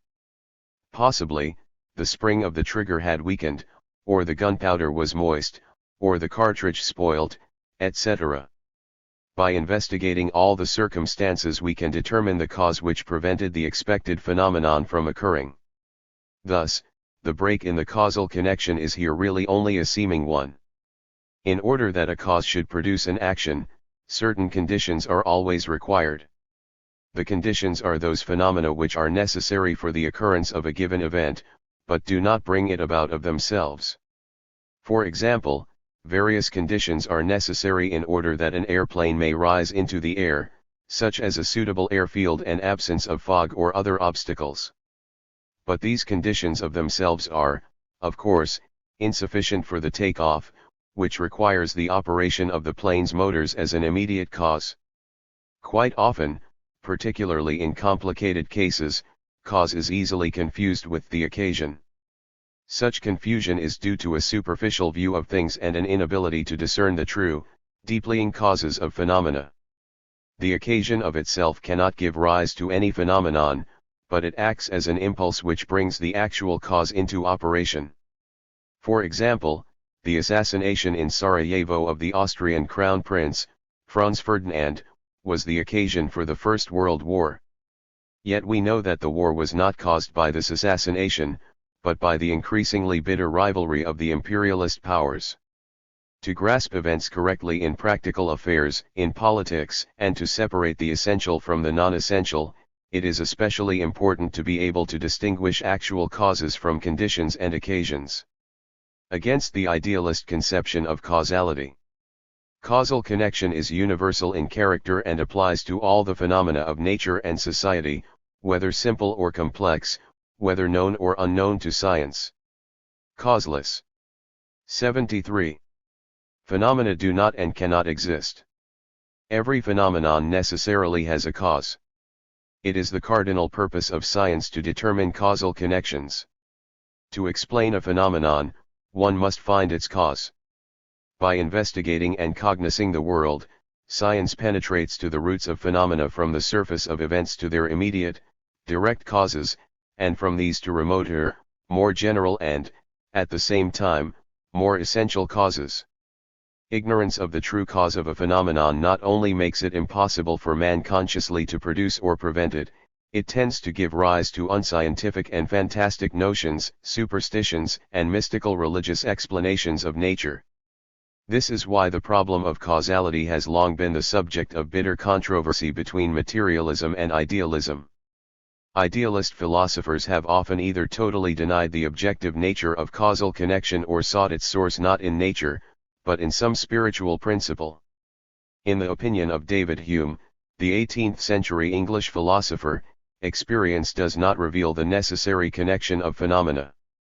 That is why, he claimed, we can only say that one phenomenon follows another, but are not justified in saying that one phenomenon produces another. Immanuel Kant understood that there could be no science, unless the obligatory nature of causal connection was recognized. But, like Hume, he assumed that there was no such connection in observable phenomena. Kant sought the source of causality and necessity in the human mind, whose peculiar design allegedly imparts a causal connection to the phenomena we perceive. Many modern idealists aver that there is neither cause nor effect in nature and that, as L. Wittgenstein put it, the belief in the causal nexus is superstition. These idealist views are conclusively refuted by the whole history of science. The raison d'être of natural and social sciences is concerned principally with discovering and studying the causes of phenomena. But the most convincing proof of the objective character of causal connection is provided by man's practical productive activities. By discovering causal dependencies in nature and then making practical use of this knowledge, people produce the effects they require and arrive at desired. 74. Results. In this way, by the activity of human beings, Engels wrote, the idea of causality becomes established, the idea that one motion is the cause of another. 24. Idealism and religion oppose the materialist causal theory with the doctrine of ends, or so-called teleology, derived from the Greek telos purpose. To the causal explanation which replies to the question why a natural phenomenon has occurred, teleology counterposes the conjecture for what ends it has occurred. According to the teleological viewpoint, the existence, design, and development of a thing are determined by the purpose, or final cause, for which it is meant. Teleology is an extremely convenient doctrine for religion and idealist philosophy, because it leads inevitably to the conclusion that a supreme reason, God, exists and achieves its ends in nature.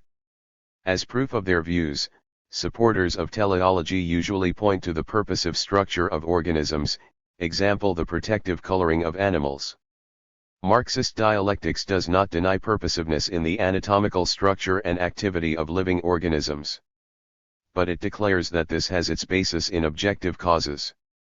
The mechanism by which these causes operate was revealed by Darwin's theory.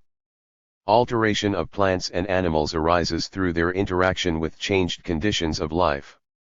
If these alterations prove beneficial to the organism, i.e., if they help it to adapt itself to the environment and to survive, they are preserved through natural selection, become hereditary, pass from one generation to another, producing that purposive structure of the organism, that adaptation to the environment, which so often strikes the imagination. Interaction. The theoretical and practical significance of the causal connection of phenomena is tremendous. But it does not exhaust the multiformity of relations in the objective world. Lenin wrote that causality is but a small particle of the universal connection 25, and that the human conception of cause and effect always somewhat simplifies the objective connection of the phenomena of nature, reflecting it only approximately, artificially isolating one or another aspect of a single world process. 26. 75. This means that the interconnection of phenomena in nature and society is more extensive and complex than the connection expressed by the relation of cause to effect. In particular, cause and effect are subordinate to the broader relation of interaction. Nature constitutes a single whole, all parts of which are connected in one way or another. In this universal interconnection, any phenomenon, itself the effect of some cause, also acts as a cause in some other connection, giving rise to new effects.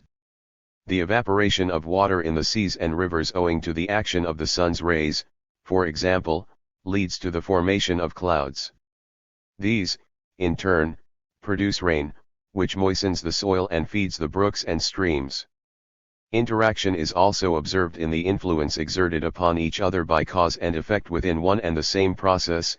In this sense, the two change places, the cause becoming the effect, and vice versa.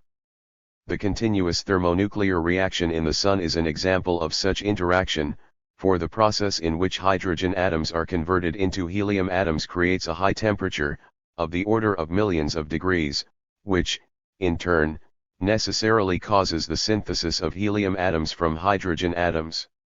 We often observe interaction also when studying social affairs.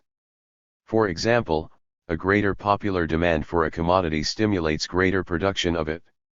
In turn, the growth of production produces increased demand. Cause and effect change places. Demand affects production, and production affects demand. Hence, cause and effect should not be viewed metaphysically as ossified, unconnected, absolute opposites. They should be viewed dialectically as interconnected, interconvertible, fluid conceptions. However, it is not enough to demonstrate the interaction of different factors or different phenomena. We still have to find out which side is the determining one in this interaction. It is only when we have discovered this that we can understand correctly the sources of the process, appraise the forces involved in it, and see the main line, the direction of development. And to give a proper idea of the interaction between growth. 76. Of demand and growth of production in the example cited above, it should be stressed that growth of production is the determining factor in this interaction. Necessity and law. By recognizing that all phenomena are necessarily subject to causality, we recognize that the world is ruled by necessity. The inception and development of phenomena that follow from the most essential relations lying at the root of a process are called necessary. Necessary development is the development that cannot fail to take place under the given conditions. For example, in the history of the organic world, less adapted organisms are necessarily replaced by those more adapted. Necessity in nature and society is most completely revealed in laws. Recognizing necessity in the origin and development of phenomena involves recognizing that they are subject to certain regularities that exist independently of man's will or desire. Each law is a manifestation of the necessity that governs phenomena. For example, a body raised above the surface of the earth will necessarily fall back to earth, provided it is not held up by some force acting in the opposite direction. This example illustrates the law of gravitation. What is a law? A law is a profound, essential, stable, and repeated connection or dependence of phenomena or of different sides of one and the same phenomenon. The law of Archimedes, for example, establishes a stable connection between the weight of a fluid or gas displaced by a body immersed in it and the magnitude of the upward thrust exerted upon the body by the fluid or gas. Laws may be less general, operating in a limited field, example Ohm's law, or more general, applying to a very wide field, example the law of conservation of energy. Some laws establish the precise quantitative dependence of phenomena and may be expressed mathematically, example the laws of mechanics. Other laws do not lend themselves to precise mathematical formulation, example the law of natural selection. But all laws express the objective, necessary connection of phenomena. Knowledge of the laws of objective reality helps to understand the causes of events and therefore constitutes a reliable basis for man's purposeful activities. 77. However, no law can embrace all aspects of a phenomenon. It expresses only the latter's most essential features. To discover the law governing any particular set of phenomena, it is necessary to leave out of account all subsidiary circumstances and to isolate in its pure form the essential, decisive connection between the phenomena. Science does this both by specially contrived experiments and by logical isolation, or abstraction, of the essential aspects of the phenomena. The law of freely falling bodies, the law of Galileo, for example, does not take the resistance of the air into account and establishes that all bodies fall with the same acceleration. But in the Earth's atmosphere a body may fall swiftly, like a stone, or descend slowly, like a dry leaf, or may even rise for a time, like the seeds of the dandelion or other plants. Galileo's law holds good in all these cases. But this law alone is insufficient to explain the falling of a body in specific conditions. Such an explanation requires knowledge not only of the law, but of the circumstances in which it operates. Necessity and accident. Among the diverse phenomena of nature and society are some that do not necessarily follow from the law-governed development of a given thing or a given series of events and which may or may not occur, may happen in one way, or in another way. These are accidental phenomena. If the farmer's crop is damaged by hail, for example, this is accidental in relation to his labor and the laws governing the growth of plants. The problem of accident has been the subject of much dispute in science. The perfectly correct principle that causality holds good for all phenomena in nature and human society has led many scientists and philosophers to draw the incorrect conclusion that only necessity exists in the world, and that no phenomena are accidental. Accident, from their point of view, is a subjective concept which we use to denote effects whose cause we do not know. This viewpoint is entirely wrong, because it makes the two different conceptions necessity and causality identical. It is true that there are no causeless phenomena in the world, and 78. That accidental phenomena are causally determined. But this does not make accidental phenomena necessary. Take the following example. A train jumps the rails and is wrecked. We may find that the cause of the wreck was, for example, loosened rails which the linesman had overlooked. Yet the disaster was an accident, not a necessity. Why? Because it was brought about by a circumstance not necessarily connected with the laws of motion of railway traffic, since it is technically quite possible to provide conditions in which such disasters will not occur. The denial of objective accidentality leads to conclusions that are harmful from the scientific and practical points of view. One who regards everything as necessary will be incapable of discriminating between the essential and the non-essential, between the necessary and the accidental. As Engels put it, necessity itself would then be reduced to the level of accident. A correct understanding of the concepts of necessity and accident involves seeing not only the difference between them, but also their connection. Metaphysics totally fails to understand this connection, for it regards necessity and accident as opposites that have nothing in common.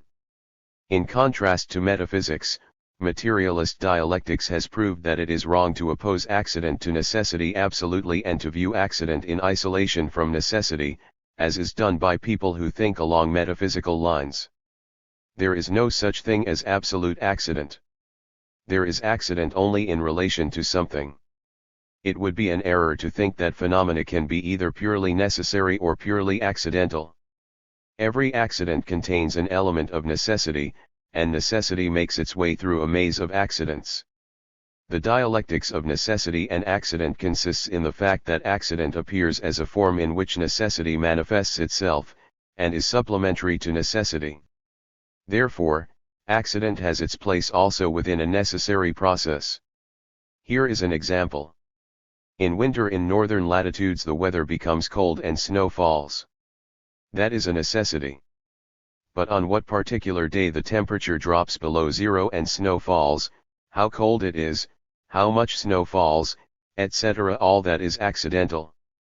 Yet there is necessity in these accidents, because both cold and snow are necessary signs of winter in that region. 79. In the earlier example of the derailed train the disaster was an accident.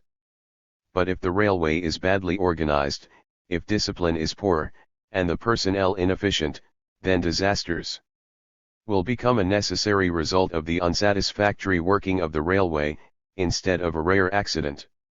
Of course, in that case too, the specific circumstances of a disaster, and its time and place, will still be more or less accidental. Further, accidents may influence the development of a necessary process, accelerating or retarding it. Frequently, accidents enter so considerably into the development of a necessary process that they become necessity. Thus, according to Darwin's theory, minute accidental changes in an organism which are beneficial to it become established through heredity and strengthened in the process of evolution, resulting in a change in the species. Accidental differences thus become necessary characteristics of a new species. The above is evidence that necessity and accident are not absolutely separate from each other. They interact and pass into one another in the process of development. It follows from this connection of accident and necessity that accidental phenomena are also governed by certain laws, which may be studied and become known. For example, it has been statistically established that in the United States the average expectation of life is higher among whites than among Negroes. This regularity does not mean, however, that every white man lives longer than every Negro. Some whites die young, while some Negroes live to a ripe old age. But the above regularity holds good on the average, as a whole, and reflects the adverse situation of the Negroes in the USA, racial discrimination, inferior living conditions, lower wages, etc. The regularities governing accidental phenomena have been generalized in a number of scientific theories, and particularly in the mathematical theory of probability. Determinism and modern science. The principle of determinism, always upheld by the materialists, consists in the recognition of the objective character of universal connection, the causative determination of phenomena, the rule of necessity and regularity in nature and society. 80. Determinism is the basic principle of all genuinely scientific thinking, since it is only by knowing the causes of phenomena that their origin can be scientifically explained, and only by knowing the law governing phenomena that their further development can be predicted. However, the conception of determinism underwent a change in the course of the development of science. Natural science in the 18th and 19th centuries, which confined itself to studying the macrocosm, i.e., the world of relatively large bodies and their parts, and based itself chiefly on Newton's mechanics, was dominated by mechanical determinism. Its distinguishing feature, which was also its defect, was that it made every cause a mechanical one. The motion of a billiard ball when struck by a cue is an example of causal mechanical connection. The momentum acquired by the ball is equal to that imparted to it by the cue. The notion that there can be nothing in the effect beyond what there is in the cause is typical of mechanical determinism. It follows that if we know the state of a body or a system of bodies at any time, we can, by means of the laws of classical mechanics, i.e., Newton's mechanics, forecast the state of that system at any other time. This viewpoint was justified and confirmed by practice in the study of the motion and mechanical interaction of celestial bodies and also of macroscopic terrestrial bodies and parts of bodies. It was by the method of mechanical determinism that scientists could predict the visible positions of the sun and planets and could calculate how to construct machines and engineering works. However, all attempts to apply the principle of mechanical determinism in studying more complex phenomena proved a failure. Biological phenomena, physiological and mental processes, and the social activities of people, could not be explained merely by mechanical determinism. In these fields, science was confronted with complex development instead of simple mechanical motion. Instead of cause and effect being equal, there was a new element in the effect which was absent in the cause. It had to be recognized, therefore, that there are other types of causal relations besides the mechanical type of causality. The second extremely important defect of mechanical determinism was that it did not recognize the objectivity of axi. 6 2571-81. Dental phenomena. Its adherents rejected accident as being identical with causelessness. The inadequacy of mechanical determinism became particularly evident when the progress of science and technology led to cognition of the microcosm and the properties of so-called elementary particles, i.e., the minutest and simplest particles known to modern science, electrons, positrons, mesons, etc. In the macrocosm, the state of a moving body is characterized by its position in space, coordinates, and its velocity at a given moment. These magnitudes can be determined quite precisely, and once we know them we can without any ambiguity predict their value at any future time on the basis of the laws of classical mechanics. Owing to the special character of the phenomena in the microcosm, the motion of its particles is far more complex. This is seen especially in the fact that one can at any given moment determine with any desired degree of precision either the position or the velocity of a microparticle. But the laws of classical mechanics are insufficient when applied to the microcosm, for we cannot calculate in advance both the exact position and the velocity of the microparticle. However, by knowing the laws of quantum mechanics, i.e., the mechanics devoted to motion in the microcosm, one can predict their probable value at any particular future time. Accident plays an extremely important part in the microcosm, and for processes occurring in it quantum mechanics has to take into account both necessity and accident. Discoveries in regard to the microcosm and the development of quantum mechanics were in themselves a formidable achievement of science and involved a dialectical conception of the world. It was shown that the properties and relations of material bodies, and of their particles, were not as homogeneous and uniform as the old physics had assumed, and that matter was inexhaustible in its diversity. However, physical discoveries also served for drawing idealistic conclusions, which have been upheld not only by idealist philosophers, but also by some prominent scientists in the capitalist countries who have been influenced by religion and idealism. 82. The school of indeterminism made its appearance in modern physics and the philosophy of natural science. Its representatives reject the very principle of objectively necessary connection. They proceed from the erroneous assumption that determinism is only possible in its old mechanical form, which disregards accident, and on the basis of the scientifically proved inadequacy of this mechanical determinism they conclude that any form of determinism is untenable. Thus, voluntarily or involuntarily, they allow superstition and belief in miracles to have a place in science. Some of them go so far as to attribute free will to the electron. From their point of view, the progress of science itself has made it possible to reconcile and combine science with idealism and religion. In reality, however, modern physics has not refuted determinism, but has revealed that in the microcosm it operates in a special way. The impossibility of simultaneously determining the exact position and velocity of a microparticle does not prove the free will of the electron, but shows the extraordinary complexity and special character of phenomena obtaining in the microcosm. Study of the laws governing these phenomena is the main subject of quantum mechanics, which is being successfully applied in the calculations of scientists and engineers. And this is testimony that in this field, too, we are dealing with the objectively necessary connection and determination inherent in all the phenomena of reality. 2. Quantitative and qualitative change in nature and society. The first thing to do in investigating the various phenomena of reality is to distinguish the particular phenomenon under study from all others. Qualitative and quantitative definiteness of things. The totality of the essential features that make a particular thing or phenomenon what it is and distinguish it from others, is called its quality. The philosophical concept of quality differs from the notion of it in everyday life, where it is associated with value. In that sense, people speak of the good or bad quality of, for instance, food, manufactured articles or artistic. 683. Productions. The philosophical concept of quality does not contain any element of value. It is only a concept that denotes the inseparable distinguishing features, the inner structure, constituting the definiteness of a phenomenon and without which it ceases to be what it is. A forest, for example, presupposes the presence of a dense growth of trees.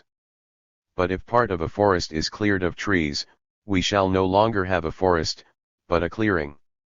Upon losing its quality, a thing changes, becomes another thing possessing a different qualitative definiteness. It is often of great practical importance to determine the qualitative difference between things, because this enables us to use them to the best advantage.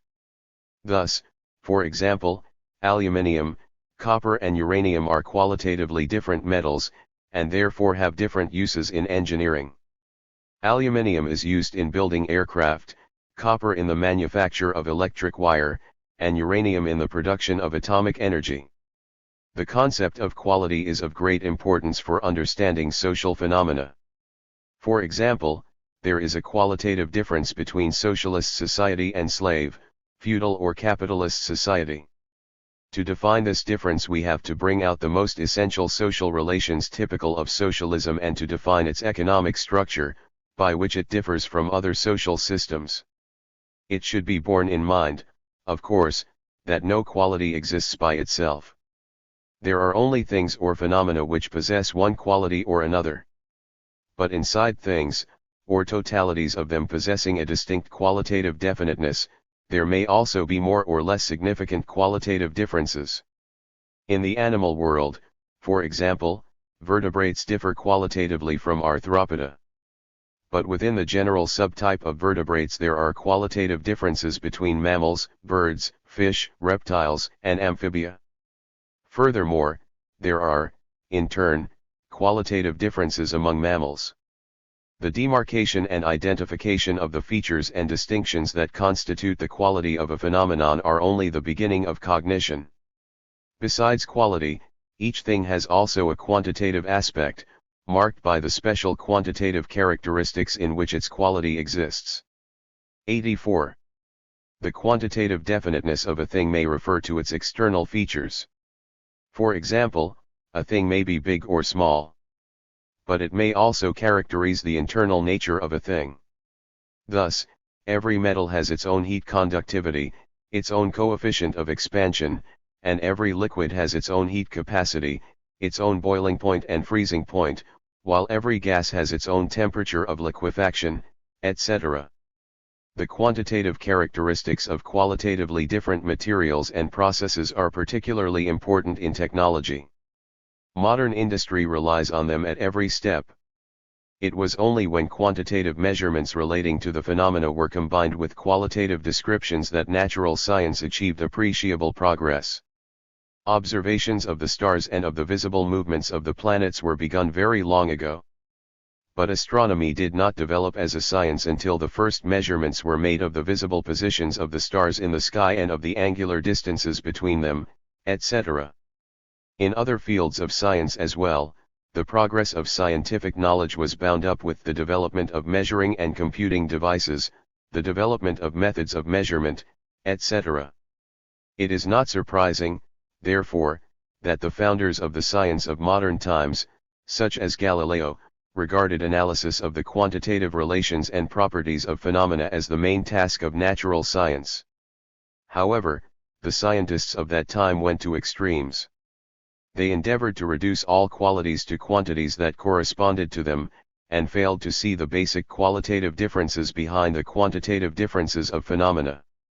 The purely quantitative approach to natural phenomena led to the mechanism typical of 17th and 18th century science, i.e., to the conviction that mathematics and mechanics provided an adequate basis for cognition of the whole world, and that any phenomenon could be understood if explained by the laws of mechanics. According to René Descartes, the French 17th-century philosopher, for example, animals were simply complex machines whose activities were wholly explicable by means of mechanical causes. And La Mettrie, the French 18th-century materialist, went so far as to argue in his 85 essay, Man-Machine, that not only animals, but men as well, were nothing more than machines. The mechanistic view of nature was progressive for its time, because it required a strictly scientific approach to all natural phenomena and rejected all idealist and theological explanations. But it was soon discovered that the quantitative approach alone was insufficient and that cognition of objects and phenomena required the discovery of their peculiarities, their specific distinguishing features. The external world is full of diverse qualities and can only be understood and explained if the qualitative as well as the quantitative aspects of all phenomena and processes are taken into account. The problem, therefore, is not one of simply reducing the quality of a phenomenon to its quantity, but of understanding what relation there is between the quantitative definiteness of a phenomenon and its qualitative definiteness. The development of science demonstrated that there are quantitative relations common to many qualitatively different objects and processes. For example, the mathematical formulae of the wave theory are applicable to phenomena of various physical types: mechanical vibration, electromagnetic oscillation, thermal fluctuation, and others. This is possible because all these phenomena objectively possess certain common features, common regularities, which may be quantitatively expressed. At the contemporary stage of the development of science, mathematics, which deals with quantitative relations, is being increasingly applied to scientific investigation in a number of qualitatively different fields of reality and in technology. This is unquestionably a sign of progress. However, the very possibility of applying a particular quantitative relation to qualitatively different processes presupposes a concrete study of all the qualitative peculiarities of each of them. Quantitative changes turn into qualitative ones. One-sided emphasis of either the quantitative or the qualitative aspect indicates a metaphysical approach.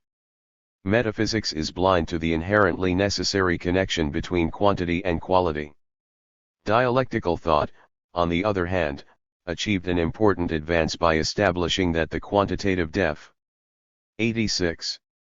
Inniteness and the qualitative definiteness of things are not entirely external and indifferent opposites, but that there is a profound dialectical connection between them. In its most general form, this connection consists in quantitative changes of a thing inevitably bringing about a change in its quality. We are surrounded on all sides by examples of such conversions of quantitative changes into qualitative ones.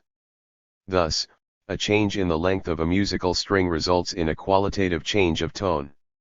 A change in the length of electromagnetic waves is attended by the marked qualitative differences shown by radio waves, infrared radiation, the spectrum of visible radiation, ultraviolet waves, X-rays and, last but not least, so-called gamma rays.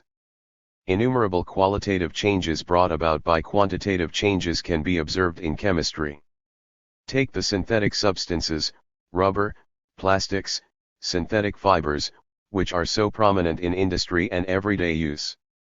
Their molecules, marked by their great size, are formed by the combination of many small molecules each of identical composition. This combination of small molecules, monomers, into large ones, polymers, results in qualitative changes, for polymers have many remarkable properties that monomers lack. Quantitative modifications proceed more or less gradually and are often scarcely noticeable. In the beginning they do not modify the qualitative definiteness of a thing to any substantial extent. Subsequently, however, they accumulate and finally lead to a radical qualitative modification. Quantity, it is said, passes into quality.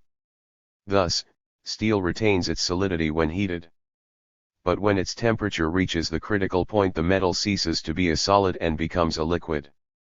The dialectical transition of quantity into quality is of particularly great importance for understanding the process of development, because it explains the emergence of new quality, without which there is no development.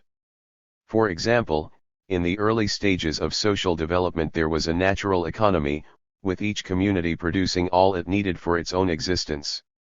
Subsequently, as production increased, exchange of commodities began.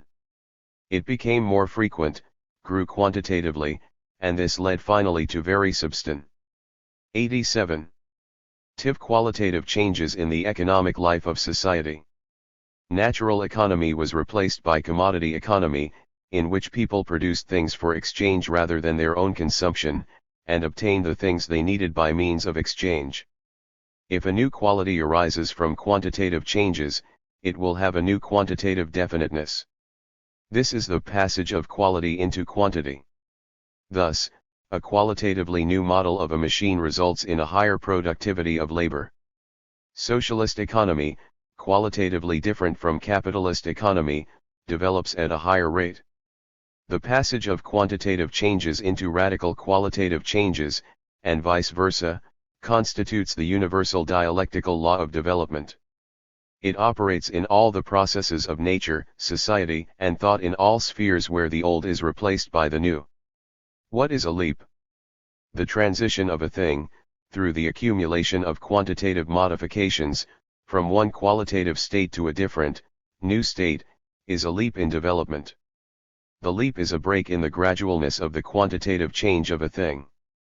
It is the transition to a new quality, and synalesis a sharp turn, a radical change in development. For example, the emergence of man was a leap, a radical turning point in the development of the organic world. Leaps, transitions from one quality to another, are relatively rapid.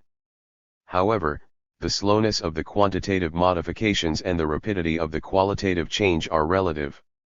The leaps are rapid in comparison with the preceding periods of gradual accumulation of quantitative modifications. This rapidity varies, depending upon the nature of the object and the conditions in which the leap occurs. Some substances pass at once from the solid to the liquid state on reaching a certain critical temperature. Iron melts at a temperature of 1539 degrees Celsius, copper at 1083 degrees Celsius, and lead at 327.4 degrees Celsius. Other substances, plastics, resins, glass, do not have an exact melting point. On heating, they first soften and then pass into the liquid state. We might say that in their case the qualitative change, i.e., the leap, occurs gradually. But it is still relatively rapid. The gradual, slow quantitative changes that 88. Prepare a qualitative change must be distinguished from a gradual qualitative change in the course of which the structure of the object is radically altered, and which is a leap all the same. Both quantitative and leap-like qualitative changes occur also in social development. The term evolution is used to denote quantitative changes both in nature and in society. Sometimes it is used not only to denote gradual quantitative changes, but, in a broader sense, to denote development in general, which embraces both quantitative and qualitative changes. We often describe modern Darwinism as a theory of the evolution of the organic world, implying that this evolution covers both qualitative and quantitative changes. Leap-like qualitative changes in social life are designated by the concept of revolution. By a revolution in the development of society is meant above all qualitative changes in the social system. But revolutions also occur in other fields of social life, in technology, production, science, and culture. There is an internal necessary connection between evolution and revolution. The evolutionary development of society is inevitably consummated by leap-like qualitative transformations, by revolutions. Revolutionary changes of quality are the starting point of a new period of evolutionary changes. The doctrine of materialist dialectics on the passage of quantitative into qualitative changes is an important weapon in the struggle against right-wing and left-wing enemies of Marxism. It is directed against reformism, which denies the necessity of socialist revolution and asserts that the transition to socialism can be effected through reforms, the gradual growing of capitalism into socialism. On the other hand, dialectics demonstrates the complete theoretical untenability of all ultra-leftist trends, which ignore the natural development of events and underestimate the importance of everyday work among the masses, of preparing them for revolution, of building up the revolutionary forces. Against the metaphysical notion of development, Marx and Engels created materialist dialectics in the course of combating the metaphysical view of nature, which denied development. Since then the situation has changed. In the SEC. 89. On half of the 19th century the idea of development spread far and wide, mainly owing to Darwin's theory. However, the metaphysical point of view did not disappear. It took the shape of a distorted, one-sided conception of development itself. At present, the struggle of dialectics against metaphysics centers chiefly round the question of how to understand development, and not of whether there is development. One of the varieties of the metaphysical conception of development consists in the contention that nature develops exclusively by small, gradual, continuous quantitative changes, by way of evolution, and that it does not admit of leaps, of sharp qualitative changes. Nature does not make leaps, say the adherents of that view. Since they see nothing in development besides evolution, they are called trite evolutionists. It was Herbert Spencer, the late 19th century English philosopher and sociologist, who founded the school of trite evolutionism. According to Spencer, development takes place smoothly, without the slightest interruption of its gradualness, solely through the quantitative addition of elements, the stages of the evolutionary process not differing qualitatively, but only quantitatively.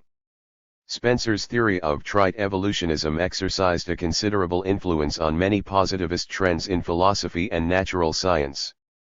It was adopted by many bourgeois and revisionist theorists and used in the struggle against Marxist materialist dialectics, against the teaching of Marx and Engels on proletarian revolution. The obvious fallacy of trite evolutionism and its variance with the facts led to the emergence of another notion of development, which was externally its very opposite, but was just as one-sided and metaphysical. This is the so-called theory of creative evolution, which became fashionable in the 20th century. The adherents of trite evolutionism saw in development only quantitative changes, while the adherents of creative evolution saw in it nothing but qualitative changes.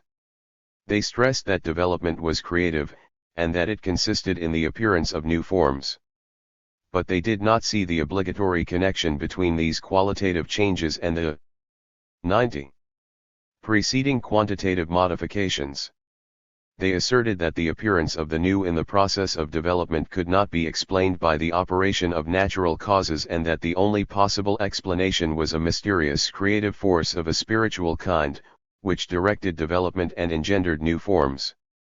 Thus this new theory of creative evolution leads to the old idea of God, which clearly exposes its anti-scientific character. The metaphysical conception of development is opposed by the genuinely scientific dialectical conception which recognizes both gradual quantitative changes and leap-like qualitative ones. 3. Division into opposites is the chief source of development. We saw that the process of development is the passage of an old quality into a new quality at a definite stage of quantitative modification. But what is the motive force, the source, of all development? A most important task of materialist dialectics is to answer that question. The starting point for its answer is the contradictory nature of all reality. Reference to the history of dialectics. Even in ancient times people noticed that opposed properties, forces, and tendencies were clearly evident and played a very important part in the infinite diversity of the external world. They noticed, furthermore, that opposites not only coexisted side by side, but that they were interconnected and that they arose in one and the same object or phenomenon, that they constituted different sides of a single thing or process. Many philosophers of ancient China, India, Greece, and other countries held that the origin and existence of things could only be explained on understanding what opposites went to form them. In those times, hot and cold, dry and moist, empty and full, being and non-being, etc., were thought to be such opposites. The notion that the collision of opposites was the motive force in change was expressed already in antiquity. Thus, the Ancient Greek philosopher, Heraclitus, taught that everything happens through struggle, that struggle is the source, the father of all things.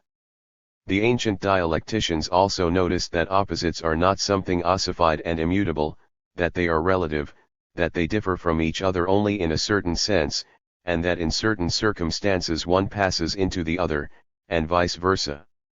These were essentially brilliant conjectures, although often expressed in a naive form. In feudal society, where the church persecuted all independent study of nature, the idea of the unity and struggle of opposites faded into oblivion. At the time of the emergence of capitalist society, the question of opposites again attracted attention. Such outstanding thinkers as N. Kosinski, 15th century, and Giordano Bruno, 16th century, taught that where the ordinary mind sees only irreconcilable opposites, the infinite and the finite, the crooked and the straight, etc., a more profound mind detects the unity or the coincidence of opposites. Mechanistic natural science, which prevailed in the 17th and 18th centuries, did not favor the development of dialectics and, in particular, the doctrine of opposites. However, even at that time, penetrating thinkers who observed the events and relations of the pre-revolutionary epoch, which was full of acute conflicts and collisions, voiced far-reaching thoughts about the significance of opposites in social life and history. See, for example, Diderot's Rameau's nephew or Rousseau's The Origin and the Reasons of Inequality. The significance of opposites attracted the attention of a number of German philosophers at the end of the 18th and beginning of the 19th century, while with Hegel it became one of the basic principles of his philosophy. Hegel conceived the process of development as movement from a unity through the disclosure of opposites to a new unity, as the passing of a thing or phenomenon into its opposite. He called the combination of opposite aspects in a phenomenon its contradiction. But being an idealist, he regarded the contradictions of reality as contradictions in the logical development of the absolute idea. The founders of Marxism, who remodeled Hegel's dialectics materialistically, preserved the term contradiction, but gave it a different, materialist meaning. 92. Dialectical contradiction and its universal character. By a dialectical contradiction, Marxism understands the presence in a phenomenon or process of opposite, mutually exclusive aspects which, at the same time, presuppose each other and within the framework of the given phenomenon exist only in mutual connection. For the ancient dialecticians, the doctrine of opposites and their coincidence was no more than a conjecture made on the basis of the immediate perception of reality, and thinking about it. For Marxist dialectics, it is a conclusion from the facts accumulated by science as the result of investigating all fields of reality. Indeed, the study of the phenomena of nature, social relations, or man's mental activity reveals contradictions, i.e., conflicts of opposed aspects or tendencies. It stands to reason that so long as we examine a thing at rest, in a static state, we see in it merely different properties and features, and may overlook the struggle of opposites and, consequently, fail to see any contradictions. But as soon as we try to follow the movement, the modification, the development of a thing, we instantly discover the existence in it of opposed aspects and processes. For example, when examining a prepared slide of a plant or animal cell under the microscope, we see no more than its structure, i.e., the cell wall, the nucleus, the protoplasm, etc. But if we observe a living cell, we shall see taking place in it the opposed processes of assimilation and dissimilation, the growth and dying away of its component parts. Opposites and contradictions are encountered in all fields of science. Mathematics deals with the opposed operations of addition and subtraction, differentiation and integration, mechanics with action and reaction, attraction and repulsion, physics with positive and negative electric charges, chemistry with the combination and dissociation of atoms, the physiology of the nervous system with excitation and inhibition in the cerebral cortex, and social science with the class struggle and many other opposites and, consequently, contradictions. Human thought and cognition are also governed by the Prin. 98. Simple of dialectical contradiction. In the process of cognition, for example, we observe continuous conflicts of opposite views, contradictions between old theories and new facts, etc. Development as the struggle of opposites. The concept of contradiction is of crucial importance in analyzing the process of development. In nature, social life, and human thought, development proceeds in such a way that opposite, mutually exclusive sides or tendencies reveal themselves in an object, they enter into a struggle, which culminates in the destruction of the old forms and the emergence of new ones. Such is the law of development. Development is the struggle of opposites, 27 wrote Lenin. It stands to reason that this proposition must not be understood too simply. The struggle of opposites in the direct, literal sense of the word occurs chiefly in human society.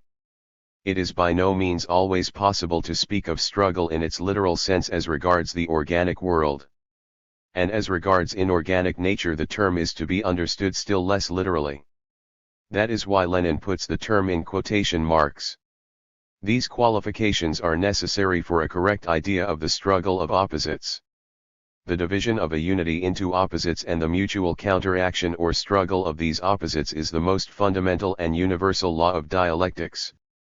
As Lenin emphasizes, the division of unity and the cognition of its contradictory parts is one of the most fundamental features of dialectics.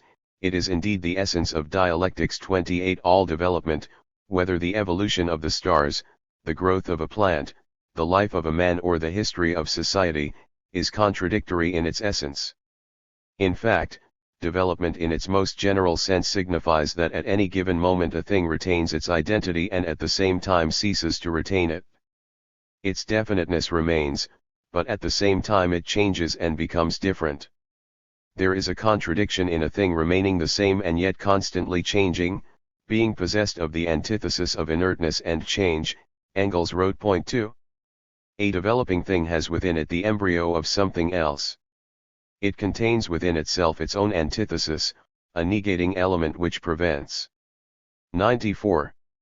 It from remaining inert and immutable. It contains an objective contradiction, opposite tendencies operate within it and a mutual counteraction or struggle of opposite forces or sides takes place, leading eventually to the resolution of the contradiction, to a radical, qualitative change of the thing. For many thousands of years the organic species which existed in, say, the so-called tertiary period of the Earth's geological history remained unchanged and their forms were constant. But this constancy was relative. Changes accumulated in the organisms in the course of interaction with the changing environment. These changes were transmitted hereditarily and led ultimately to the origin of entirely new species of plants and animals. The constant interaction, or struggle, within each species between the antithetical tendencies of heredity and variability forms the inner basis of the evolution of the organic world. It follows that the stability of a thing, which presupposes a certain balance or equilibrium of opposites, can only be temporary and relative. Only the motion of matter, which continuously rejects old forms and gives rise to new ones, is eternal and absolute. In formulating this crucial proposition of dialectics, Lenin wrote, "The unity of opposites is conditional, temporary, transitory, relative. The struggle of mutually exclusive opposites is absolute, just as development and motion are absolute zero. The dialectical conception of development as the unity and struggle of opposites is opposed to the metaphysical conception. As Lenin stressed, one of the principal defects of the metaphysical conception of development was that it overlooked the internal motive force of the development of matter, that it ignored self-movement and considered the source of development to be external. In the final analysis, God was this external source which imparted motion to matter, but was underscore itself outside matter. The metaphysical conception not only advanced a one-sided, and therefore distorted, notion of development, but led to fideistic conclusions, i.e., the recognition of a divine principle, and, therefore, to the betrayal of science. The dialectical conception of development is profound and full of meaning. It alone furnishes the key to the leaps, to the break in continuity, to the transformation into the opposite. 95. To the destruction of the old and the emergence of the new. According to this conception, Lenin wrote, it is to knowledge of the source of self movement that attention is chiefly directed. 31 Since it sees in the internal contradictoriness of all things and phenomena the key to the comprehension of self-movement and development, the dialectical conception of development does not require any supernatural source of motion. It rejects the intervention of transcendental forces in the life of nature, and therefore remains loyal to science. Contradiction is always concrete. The above description of development as a struggle of opposites is, of course, very general. It is applicable to every process of development and is therefore in itself inadequate for explaining any particular one, because there are no such things as opposites in general. Opposites are always concrete and definite. Each thing or phenomenon contains innumerable interacting aspects. Moreover, each phenomenon is connected with the things and processes that surround it. This is why diverse external and internal contradictions can be found in all phenomena. In order to understand the development of a phenomenon, one must find out which is the principle, determining contradiction in the given process, what concrete opposites interact within it, what form their struggle assumes, and what role in that struggle is played by one aspect or another of the contradiction. The contradictions inherent in a phenomenon are not immutable and eternal. Like everything else in the world, they arise, develop and are finally resolved, causing a transition from the old qualitative state to a new one. In all cases, when studying the process of development, it is essential to make a concrete analysis of the forms assumed by the struggling opposites and of the stages passed through by the developing contradiction. The higher the stage reached by matter in its development from inorganic nature through the organic world to human society, the more complex and ramified the process of development becomes. In this process the struggle of such opposites. 96. As new and old becomes more and more important, and the differentiation and antithesis of the revolutionary and conservative aspects in the developing phenomenon become progressively sharper. Here too, of course, contradictions are not confined to the struggle of new and old, but in the final count it is the struggle in the course of which the new overcomes the resistance of the old and asserts itself in life, while the old, which has outlived its time, perishes, that determines the character of development. The dialectical teaching of development focuses the investigator's attention on a concrete analysis of the opposing tendencies disclosed in each phenomenon and demands active support for what is new, growing and progressive. Antagonistic and non-antagonistic contradictions. In relation to social life, it is important to distinguish between antagonistic and non-antagonistic contradictions. Contradictions between social groups or classes whose basic interests are irreconcilable are called antagonistic. Such are the contradictions between oppressors and oppressed, exploiters and exploited. In our time this applies above all to the contradictions between the working class and the capitalists. These will not disappear until after the capitalist class has been abolished as a class by either peaceful or non-peaceful means, i.e., until it has been deprived of political power and of the means of production, and thereby of the very possibility of exploiting working people. This can only take place through a socialist revolution. In politics, in practical activities, it is very important to bear in mind the antagonistic nature of class contradictions in an exploiting society. To deny it leads inevitably to reformist mistakes. Opportunists and revisionists, for example, do not recognize the antagonistic character of the contradictions between the bourgeoisie and the working class, and because of this advocate the reconciliation of classes. But such a policy is mistaken and harmful. It weakens the position of the working class and undermines the struggle of the working people for emancipation. Antagonistic contradictions are a historical phenomenon. They are engendered by an exploiting society and exist as long as the society exists. When the exploitation of man by man comes to an end, antagonistic contradictions disappear as well. But this does not mean that no contradictions of any kind remain under socialism. Antagonism and contradiction are by no means the same thing, Lenin wrote. Under socialism the first will disappear and the second will remain. Two non-antagonistic contradictions, which exist in socialist society, are the contradictions of a society in which the basic interests of classes and social groups coincide. That is why they are not resolved through class struggle but through the joint efforts of friendly classes, of all social strata, under the leadership of the Marxist-Leninist Party. Non-antagonistic contradictions will remain after the survivals of class distinctions are removed. For contradictions arise in society not only between classes, but also between different aspects of social life, for instance between production and consumption, between different sectors of the economy, between the requirements for development of the productive forces and the existing forms of economic management, etc. That is why there is nothing abnormal about the dialectical contradictions that arise in life. True, contradictions often involve anxieties and difficulties in life, work, and struggle. Much energy has to be devoted to surmounting them. But there is no advance without contradictions, without the struggle to resolve them. The principal place among social contradictions is held by the contradictions between the forces that fight for the new and those that defend the old. It is evident that there can be no development without the birth of the new and without its assertion in life, without struggle for the new. The coming into being of some phenomena and the obsolescence of others, contradictions and conflicts between them, and the triumph of the new over the old, are objective, regular features of social development. In the struggle to resolve contradictions, people tear down outmoded institutions and relations, overcome inertia and routine and rise to face new, more complex problems and attain more perfect forms of social life. 98. What are the concrete contradictions occurring under socialism? They are, in the main, N.S. Khrushchev points out, contradictions and difficulties connected with the rapid progress of socialist economy, with the growth of the material and cultural requirements of the people, contradictions between the old and the new, between the advanced and the backward.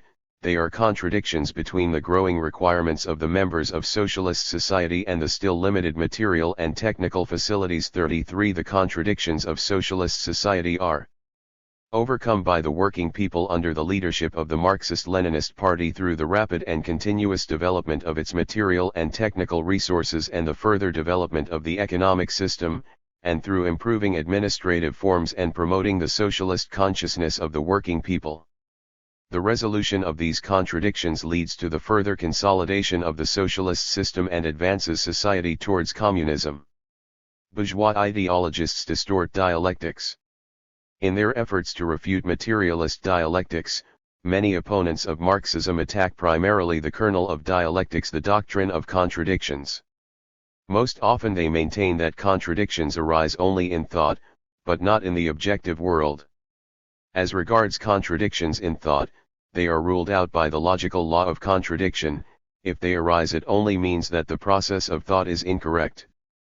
Hence the conclusion is drawn that contradictions are wholly inadmissible and should not exist anywhere.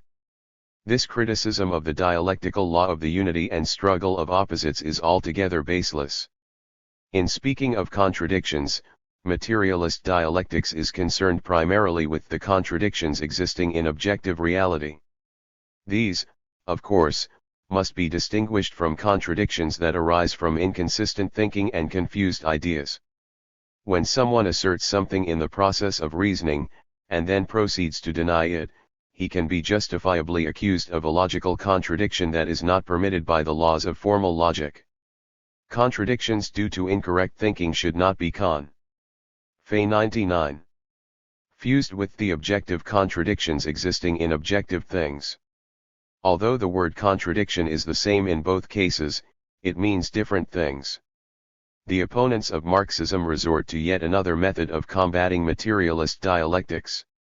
One of the most reactionary trends of idealist philosophy, neo-Hegelianism, became widespread in a number of capitalist countries after the First World War and has not lost influence to this day. Its followers distorted Hegel's idealist dialectics, threw aside everything that was really valuable in it and tried to use it in combating Marxist philosophy for a sophistical justification of anti-scientific and politically reactionary ideas. In particular, some neo-Hegelians began to assert that the nature of life is such that it is inevitably marked by antagonisms, acute conflicts, and tragic clashes, and that owing to the tragic dialectics of human life people will never be able to surmount the eternal contradictions that afflict society, that they will never be able to build their life on a rational and just foundation. These philosophers declare that the effort of the workers to replace the capitalist system with its contradictions by a socialist system is a utopian finalism, an attempt to put an end to the dialectical development of society. By interpreting contradictions in this way, these bourgeois philosophers seek to perpetuate capitalism and at the same time to discredit the working class struggle for communism. Every concrete form of contradictions, including social contradictions, is indeed resolved in the long run. The triumph of socialism in the USSR and other countries proves conclusively that the contradictions inherent in capitalism are not eternal, just as capitalism itself is not eternal, and that these contradictions can be overcome. 4. Dialectical development from the lower to the higher. The material world exists eternally. But this eternal life of matter is made up of a constant change of its various forms.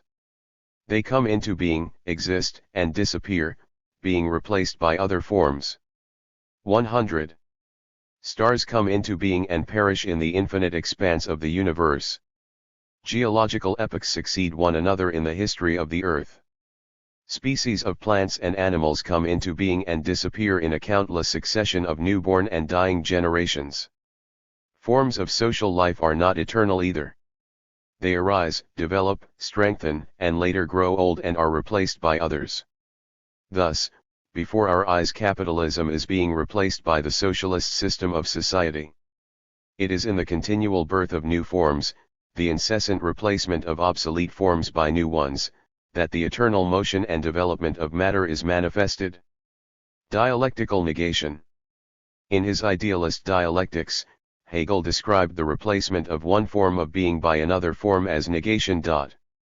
He used this term because he regarded being as thought, the idea, in the development of which the untruth of each individual category became apparent and was negated by another, opposite category. Marx and Engels, who rejected Hegel's theory about the logical nature of development, kept the term negation, but gave it a materialist meaning. By negation, Marxist dialectics understands the law-governed replacement in the process of development of an old quality by a new one, which comes into being within the old. Often this replacement of an old quality by a new one in the process of development occurs as the transformation of a thing into its opposite. Marx wrote that no development that does not negate its previous forms of existence can occur in any sphere. For the negation of an old quality by a new one in the process of development is the natural result of the operation of the law of the unity and struggle of opposites. For a struggle of mutually exclusive aspects and tendencies occurs in each object, phenomenon, or process, and this struggle leads ultimately to the negation of the old and the appearance of the new. But development does not cease when one phenomenon is negated by another that comes to replace it.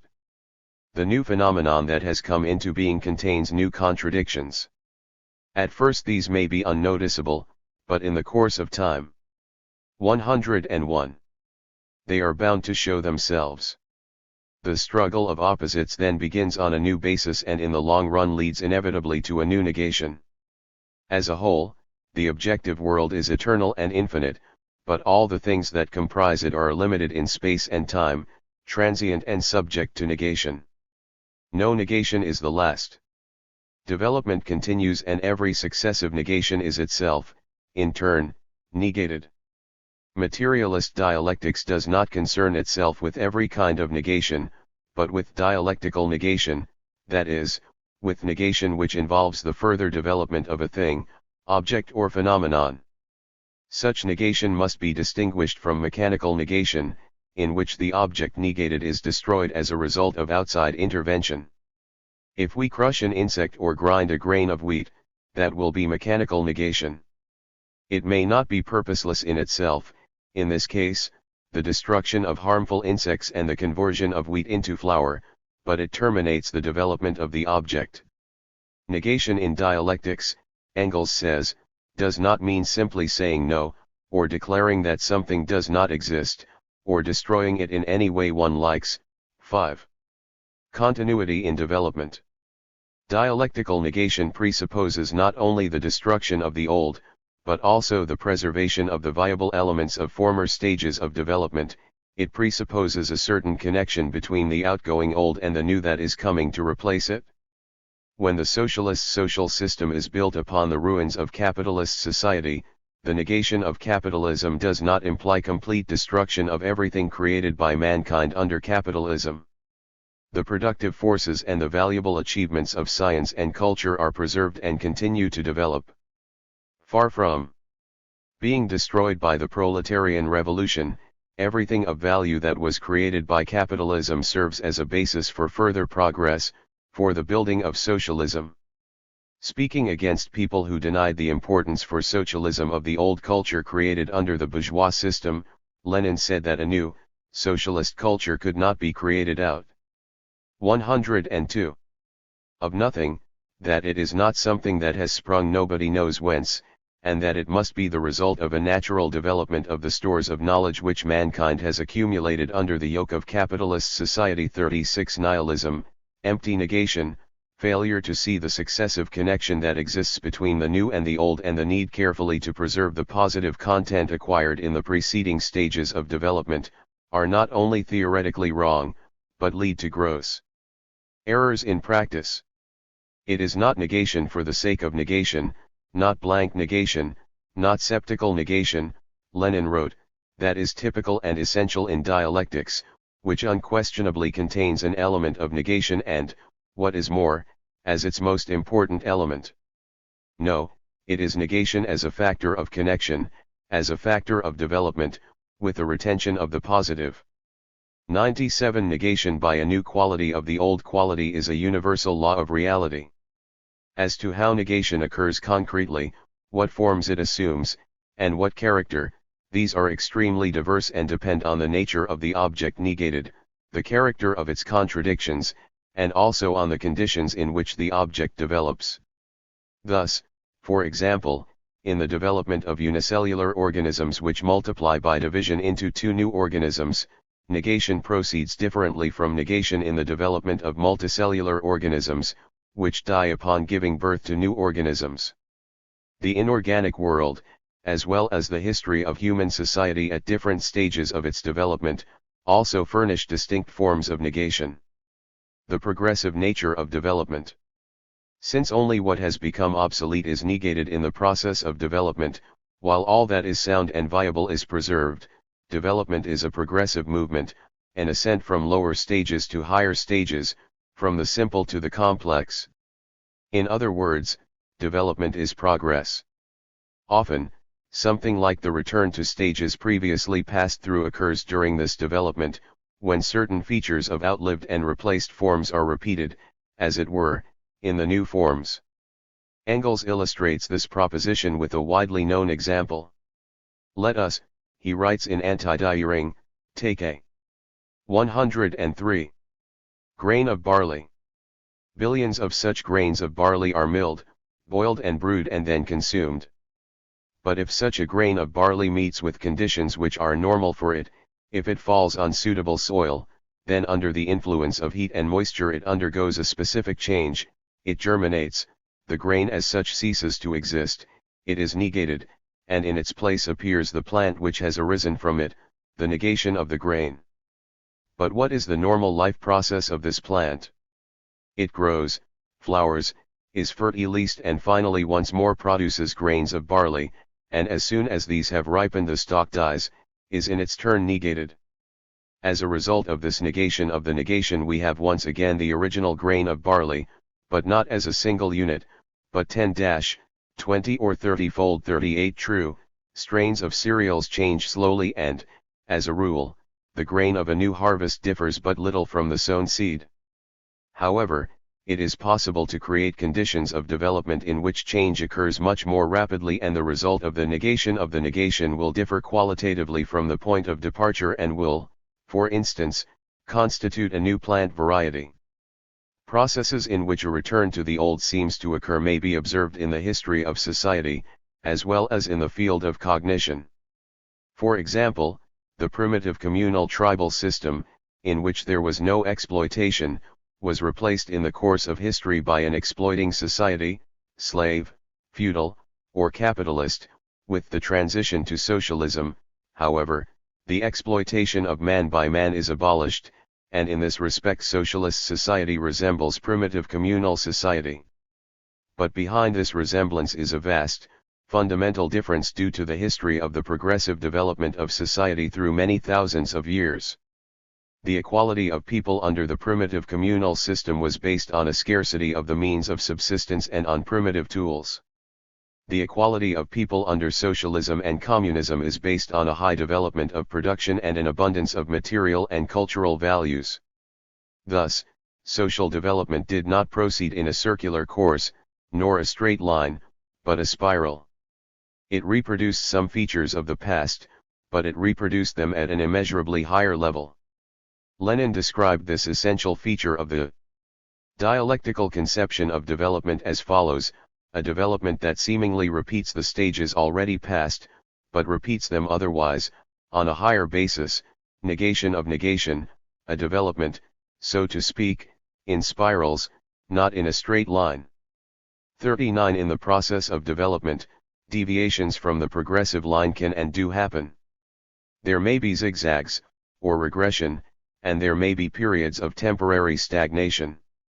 Yet history demonstrates that in the long run progressive movement overcomes all these temporary deviations and obstacles, and makes headway. Any natural or social form now in existence has a long history that recedes far into the past and represents the result of a long process of development, of progressive movement from the simple to the complex, of ascent from the lower to the higher. The solar system materialized out of cosmic dust. Modern plants and animal organisms developed out of initially extremely simple organisms. Society has traveled a long way from the primitive tribe to the contemporary forms of social life. Technology has unceasingly progressed from the original primitive tools to the most complex mechanisms of our time. From the conjectures of the ancient philosophers, which were blended with fantasy, human knowledge has arrived at the present complex and ramified system of the sciences embracing all spheres of reality. By tracing this progressive development of nature, society, and human thought, materialist dialectics gives people a scientifically based historical optimism, helping them in their struggle for new, higher forms of life and social organization. 5. Dialectics as a method of cognition and transformation of the world. By revealing the most general laws of development of nature, society, and human thought, materialist dialectics provides us with a scientific method of cognition and of practical transformation of the real world on the basis of this cognition. 105. Importance of dialectics for science and practice. Owing to their universal character, the laws of dialectics are of methodological importance and serve as pointers for research, a guide along the road of cognition. Indeed, if everything in the world takes place according to the laws of dialectics, every phenomenon must be approached from the dialectical standpoint to be understood. Knowing how development occurs enables us to know how developing reality should be studied and what to do to change it. Herein lies the tremendous importance of dialectics for science and the practical remodeling of the world. Materialist dialectics cannot, of course, take the place of the separate sciences and solve their specific questions and tasks. But every scientific theory is a reflection of the objective world, an elucidation and generalization of the facts of experience, and presupposes use of general concepts, the art of using which is taught by dialectics. True, even a scientist who knows nothing of dialectics may, by following the logic of the factual material which he studies, arrive at valid conclusions. However, a conscious application of the dialectical method is of invaluable assistance to the scientist and facilitates his task. The propositions and laws of materialist dialectics are not derived from the data of any single science, but are a generalization of the entire history of cognition of the world. Knowledge of dialectics enables the scientist, when dealing with problems of his own science, to stand at the highest level of scientific methodology and the scientific world outlook, and to conduct his concrete research with the aid of the generalist experience of all the sciences, all social practice. Dialectics sharpens our vision when focused on the study of facts and the laws of reality. It equips the mind of the scientist, politician, technician, educationalist, and artist with insight, and gives them the flexibility and receptiveness in relation to new phenomena that are as necessary to them as the air they breathe. It purges the mind of dogma, prejudice, preconceived notions, and false eternal truths, which entrammel thought and retard scientific development. It teaches us to keep in touch with life and not to be bogged down in the past. It teaches to perceive the new and always to go forward. 106. Dialectics expresses the very spirit of scientific research, constant dissatisfaction with the knowledge achieved, and continuous concern and an undying urge for truth, for an increasingly profound cognition of reality. Dialectics excludes all subjectivism, narrowness, and one-sidedness. It develops a broad view of the world and encourages an all-embracing approach to phenomena under study.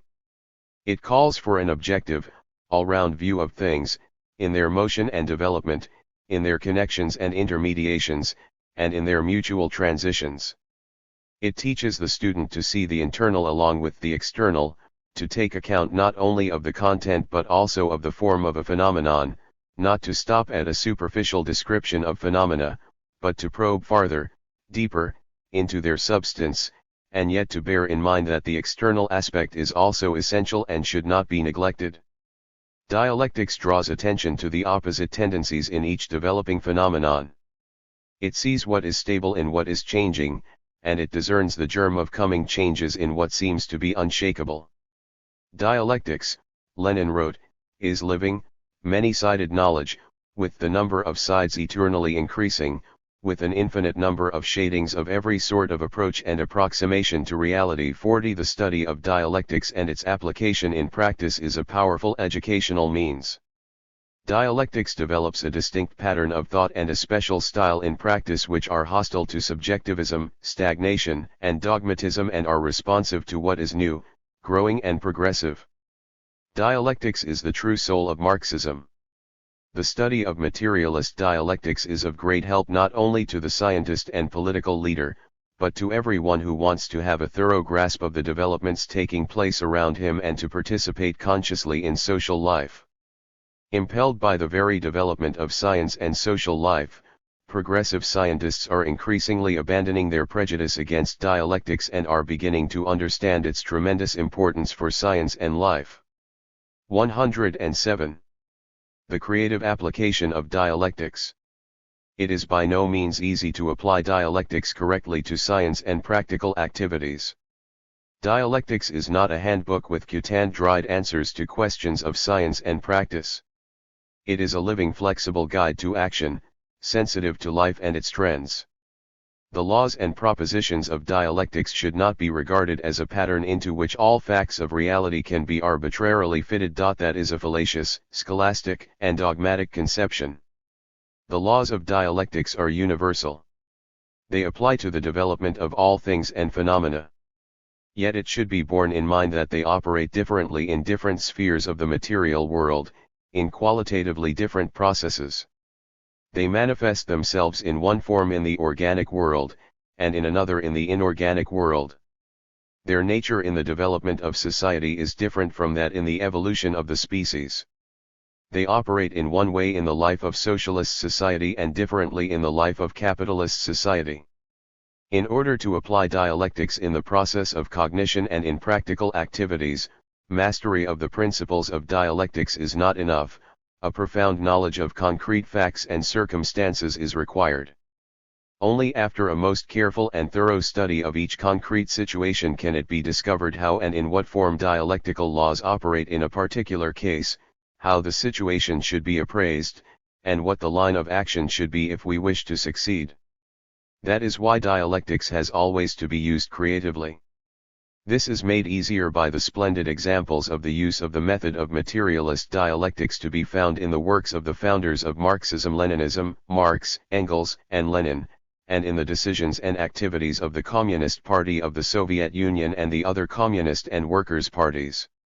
One of the important reasons for the great victories won by the Communist Party of the Soviet Union and other Marxist parties lies in the fact that in their policy, In all their activities, Marxist parties are guided by the method of materialist dialectics and develop that method creatively.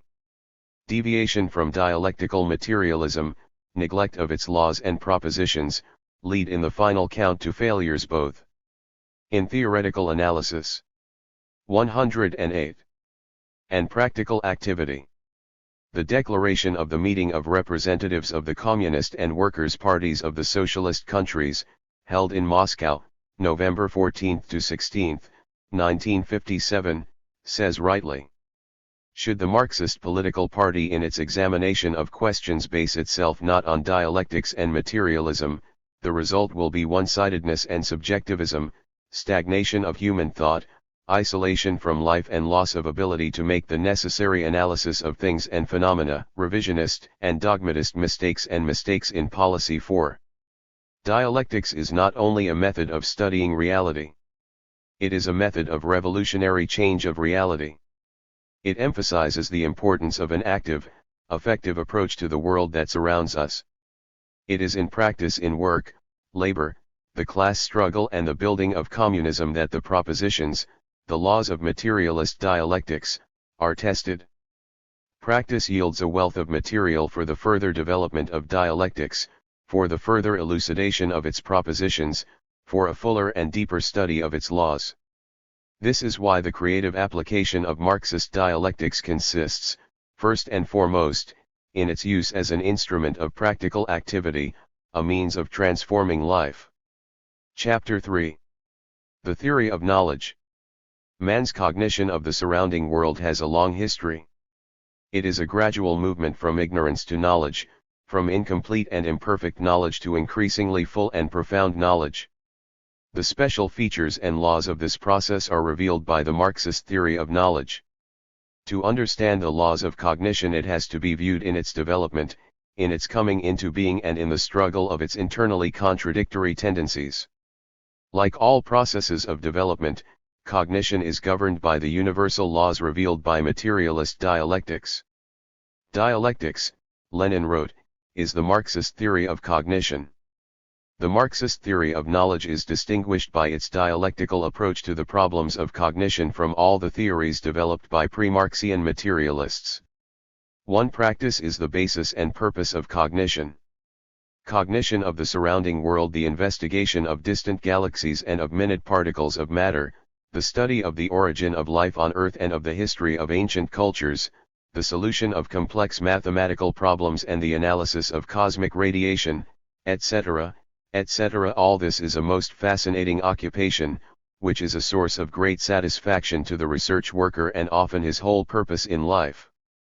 But people do not engage in science simply for pleasure. Knowledge furnishes man with tremendous power in his daily labor and struggle with nature, and also in his social activities, i.e., in all the practical affairs on which the existence of each individual and of society as a whole depends. 110. Idealist philosophers often tried to counterpose cognition to practical activity, to separate it from practice. They proceeded either from the view that cognition was the fruit of the human spirit's eternal urge for truth and did not depend upon practice, or that practical action was not connected with cognition of the world, that man's intellect was designed only to master things and to act successfully, while genuine cognition of the world was either totally impossible, Friedrich Nietzsche and others, or possible only through mystical intuition, Henry Bergson. Both these views distort the true relation of cognition and action, theory and practice. The history of the rise and development of the sciences demonstrates convincingly that science and cognition arise in general from the requirements of practice, and that practice is a necessary condition and basis for cognition. In his practical activities, man enters into immediate intercourse with the surrounding world. By being acted on and changed, things and objects reveal to man their previously unknown properties. To use a thing is at the same time to cognize it. The possibilities of cognition become much broader when practice is richer and more varied. All sciences, including the most abstract, came into being in response to the requirements of man's practical life. Geometry, as the name itself suggests, was originally connected with the measurement of land, astronomy with navigation, the calculation of agricultural cycles and the compilation of calendars, and mechanics with the art of building and fortification, etc.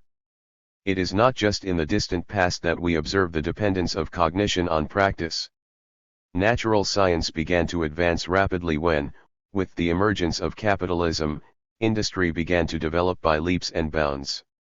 At the present time, too, science is inseparably connected with practical life. This connection has become more complex and indirect as far as its abstract theoretical branches are concerned, but practice remains, as it always has been, the fundamental basis of cognition, its principal stimulus and motive force. One of the most serious defects of pre-Marxian materialism was precisely the inability to grasp the connection between 111.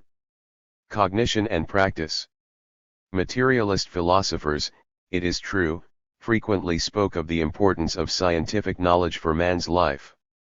In the 17th century, for example, the materialist progenitor of modern philosophy, Francis Bacon, declared that mastery over nature for the improvement of man's life was the most important purpose of science. But although the older materialists guessed the importance of knowledge for practice, they did not understand the importance of practice for cognition. The old, pre-Marxian materialism was contemplative. It viewed cognition as the purely theoretical activity of the scientist, who observed nature and reflected upon it.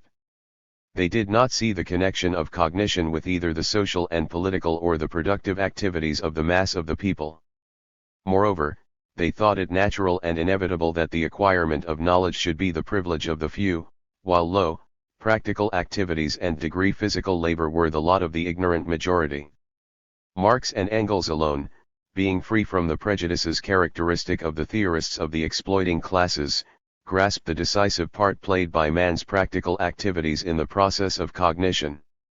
They drew the conclusion that man's daily practical activities in production, which created the material basis of social existence, were also of great theoretical significance for cognition. They established, as Lenin pointed out, that the standpoint of life, of practice, should be first and fundamental in the theory of knowledge too. In contrast to pre-Marxian materialism, Marxism includes practice in the theory of knowledge, viewing practice as the basis and purpose of the cognitive process and as the criterion of the trustworthiness of knowledge.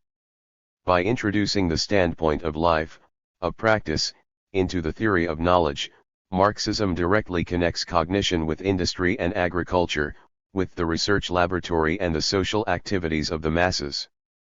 Marxism regards theory as the elucidation and generalization of man's practical experience, and not as something differing in principle from practice. Practice and theory are opposites, just as man's material and mental activities are opposites. But these opposites penetrate each other and form a unity of two inseparably connected and interacting aspects of social life. 112. The unity of theory and practice.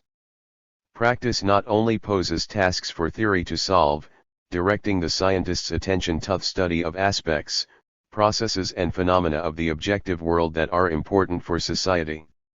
It also creates the material means for their cognition. Practice, in this case primarily industry, furnishes science with instruments and apparatus, and enables the scientist to make experiments involving very complex equipment. Material production enables man to amplify his sense organs, to multiply their cognitive possibilities to a tremendous degree. The microscope magnifies the image of objects 100 and 1,000-fold, and the electron microscope even 100,000-fold, enabling scientists to see and photograph minute particles of matter invisible to the naked eye. By means of the telescope man is able to perceive the light of stars hundreds of millions of light-years distant from the Earth, and modern radio devices enable him to receive signals and scientific information from Sputniks and space rockets hundreds of thousands of kilometers away. Is modern science conceivable without the proton synchrotron, which generates billions of electron volts in microparticles, or without atomic reactors, powerful telescopes, and electronic computers capable of tens of thousands of calculations per second? Of course not. But science, too, engendered as it is by practical requirements, exerts a most powerful and ever-increasing reciprocal influence on practice. The tremendous technical successes achieved in the great development of the productive forces in the 20th century were possible solely through the broad and all-embracing application of scientific discoveries in industry, agriculture, transport, and communications, and through the embodiment of laws and formulas in machines and devices, and in technological processes. With knowledge of the laws of nature, the human mind directs man's material productive activities and is becoming a force capable of reshaping his environment. Lenin said in this connection that man's consciousness does not only reflect the objective world, but also creates it. 48 Thus, the connection and interaction of theory and practice. 825-71-113. Of science and production, with the accent on practice, is a necessary condition for society's material and technical progress. Social and political life is also the scene of the constant interaction of theory and practice. Here, too, theory arises in response to the requirements of social life, and of the class struggle, and, in its turn, influences the social process. True, a genuine social science was first developed by Marx. But even pre-Marxian progressive social theories, containing at least some elements of scientific knowledge, played a most progressive part, helped the progressive forces of society to apprehend their immediate practical aims and problems, and supported and inspired these forces in their struggle against reaction and outdated institutions. The importance of theory for social life and the relations between people grew immeasurably after Marx and Engels had developed the scientific materialist conception of society.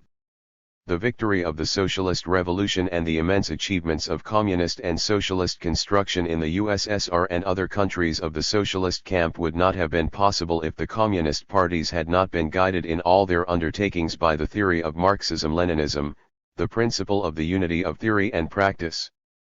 Theory serves the practice of the working class struggle, and practice takes its bearings from theory. Otherwise, theory and practice both suffer. Divorced from practice, theory is barren. Unguided by theory, practice is doomed to grope in the dark.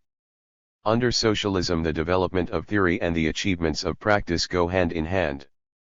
The practice of socialist and communist construction in the countries of the socialist camp is guided by the Marxist-Leninist theory, while theory is enriched by the practice of the mass of the people who are building a new society.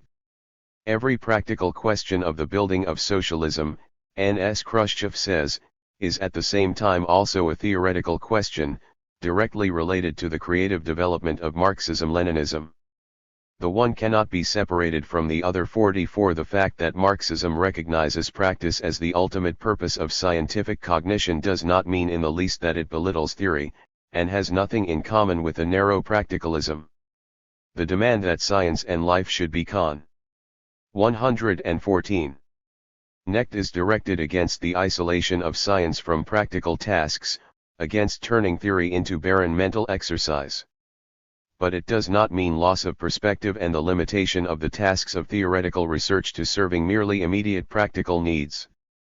Far-reaching perspective theoretical research, which discovers new connections and laws of reality and creates theoretical reserves for subsequent scientific and technical progress, is indispensable for the continuous growth of science and technology. Marxism does not tolerate any attempts to distort scientific truth to suit the requirements of the moment. The Marxist demand for partisanship is directed against violations of objectivity in research, against distortion of facts, whatever they might be. Both in the period of its struggle for emancipation from capitalist exploitation and during socialist and communist construction, the working class is vitally interested in genuine knowledge, including knowledge of the laws of social development, because they are the laws of its inevitable final victory. The bourgeoisie has long since lost interest in impartial scientific research, particularly in the sphere of social science. Its principal concern in that sphere is to refute Marxism and find arguments in favor of the capitalist system. Even in the natural sciences, the bourgeoisie is not so much interested in genuine knowledge as in the immediate benefits to be derived from it. Its approach to science is purely utilitarian. This, of course, refers to the bourgeoisie as a class, and not to honest, incorruptible scientists in the capitalist countries. In socialist society, scientific research knows no impediments. The understanding that cognition of the world is not the private affair of individual scientists, but a matter of the utmost social significance, inspires all honest men of science to serve truth with loyalty and self-devotion. To knowledge is the reflection of the objective world. The Marxist theory of knowledge is a theory of reflection. This means that it regards cognition as the reflection of objective reality in the human mind. Opponents of dialectical materialism usually object to this conception of knowledge. They 8*115 assert, for example, that it is meaningless to speak of reflection of the laws of nature, which are invisible, and that there is no reality of which mathematical formulas and logical categories, example essence and ethical concepts, example justice, nobility, could be the reflection. However, these and similar objections are based on a very primitive and crude conception of reflection. By defining knowledge as reflection, dialectical materialism implies that knowledge, being the reproduction of reality in man's consciousness, can be nothing but a reflection of the objective world. It is not the things themselves, or their properties and relations, that exist in man's consciousness, but mental images or reflections of them, which convey more or less accurately the characteristics of the objects cognized and are, in this sense, similar to them. The materialist theory of reflection makes a distinction between consciousness and matter, between cognition and its object. Yet it does not counterpose consciousness to matter in an absolute sense, since it is objective reality that is reflected in man's consciousness, and since consciousness itself is a property of matter. Recognition that mind is a property of highly organized matter, the brain, involves the conclusion that there is not, and cannot be, any fundamental, impassable borderline between thought and the material world. Spiritual, mental phenomena can, of course, be the object of cognition, as well as material things. However, this does not by any means alter the nature of cognition, since such phenomena are in themselves a reflection of the objective reality outside man's consciousness. Furthermore, man's cognitive faculties are not a mysterious gift divinely bestowed, but the result of a prolonged development that took place in the process of cognition, or reflection of the material world, on the basis of practical activity. In the course of this process the sense organs developed and thinking improved. Such are the basic principles of Marxist philosophy in the problem of knowledge. Its starting point is man's ability to cognize and reflect the world around him, and it opens boundless horizons for the progress of human knowledge. 116. Against agnosticism. Many philosophers of the idealist camp, and even some scientists under their influence, oppose the materialist teaching that the world is cognizable. They uphold the standpoint of agnosticism. A is the Greek for no, and gnosis is knowledge. An agnostic does not always say that we cannot know anything. Often he merely suggests that there are problems insoluble in principle, that there are spheres of reality which will remain out of the reach of cognition in principle, no matter how much science and technology may progress and the human intellect may improve. The Scottish 18th century agnostic, David Hume, for example, claimed that only sense perceptions were within our reach and that the purpose of science was merely to arrange and systematize them. In his opinion, we can know nothing of what is behind our sense perceptions and of what causes them. He declared therefore that the fundamental question of philosophy is insoluble. He said that we could not tell what the world was based on, whether matter or spirit, consciousness. We do not know, and shall never know, because we are unable to go beyond the circle of our sense perceptions. Immanuel Kant, his German contemporary, did not deny that our sense perceptions were caused by things existing independently of man and his cognition. He claimed, however, that these things, he called them things in themselves, were in principle inaccessible to cognition. Agnosticism is very closely related to the religious doctrine that the ways of God are unfathomable, that human reason is fallible and that man requires a different, non-scientific path to truth. Kant himself confessed that he had had to give up knowledge, in order to make room for faith. Agnostic philosophers are always allies of the Church, even in those cases when they themselves do not believe in God. The reason is that agnosticism, which puts forward the false notion that the world is unknowable, undermines science and reinforces theology, and inclines man to blind faith, inducing him to trust religious doctrines. Agnosticism in all its forms is refuted by the facts of life. The history of science shows how man advanced, slowly at 117. First and then more and more rapidly, from ignorance to knowledge, and how nature gradually revealed to him its seemingly incomprehensible secrets. 500 years ago people still thought that the earth was the center of the finite world and that the stars were attached to a celestial firmament resembling a spherical glass vault.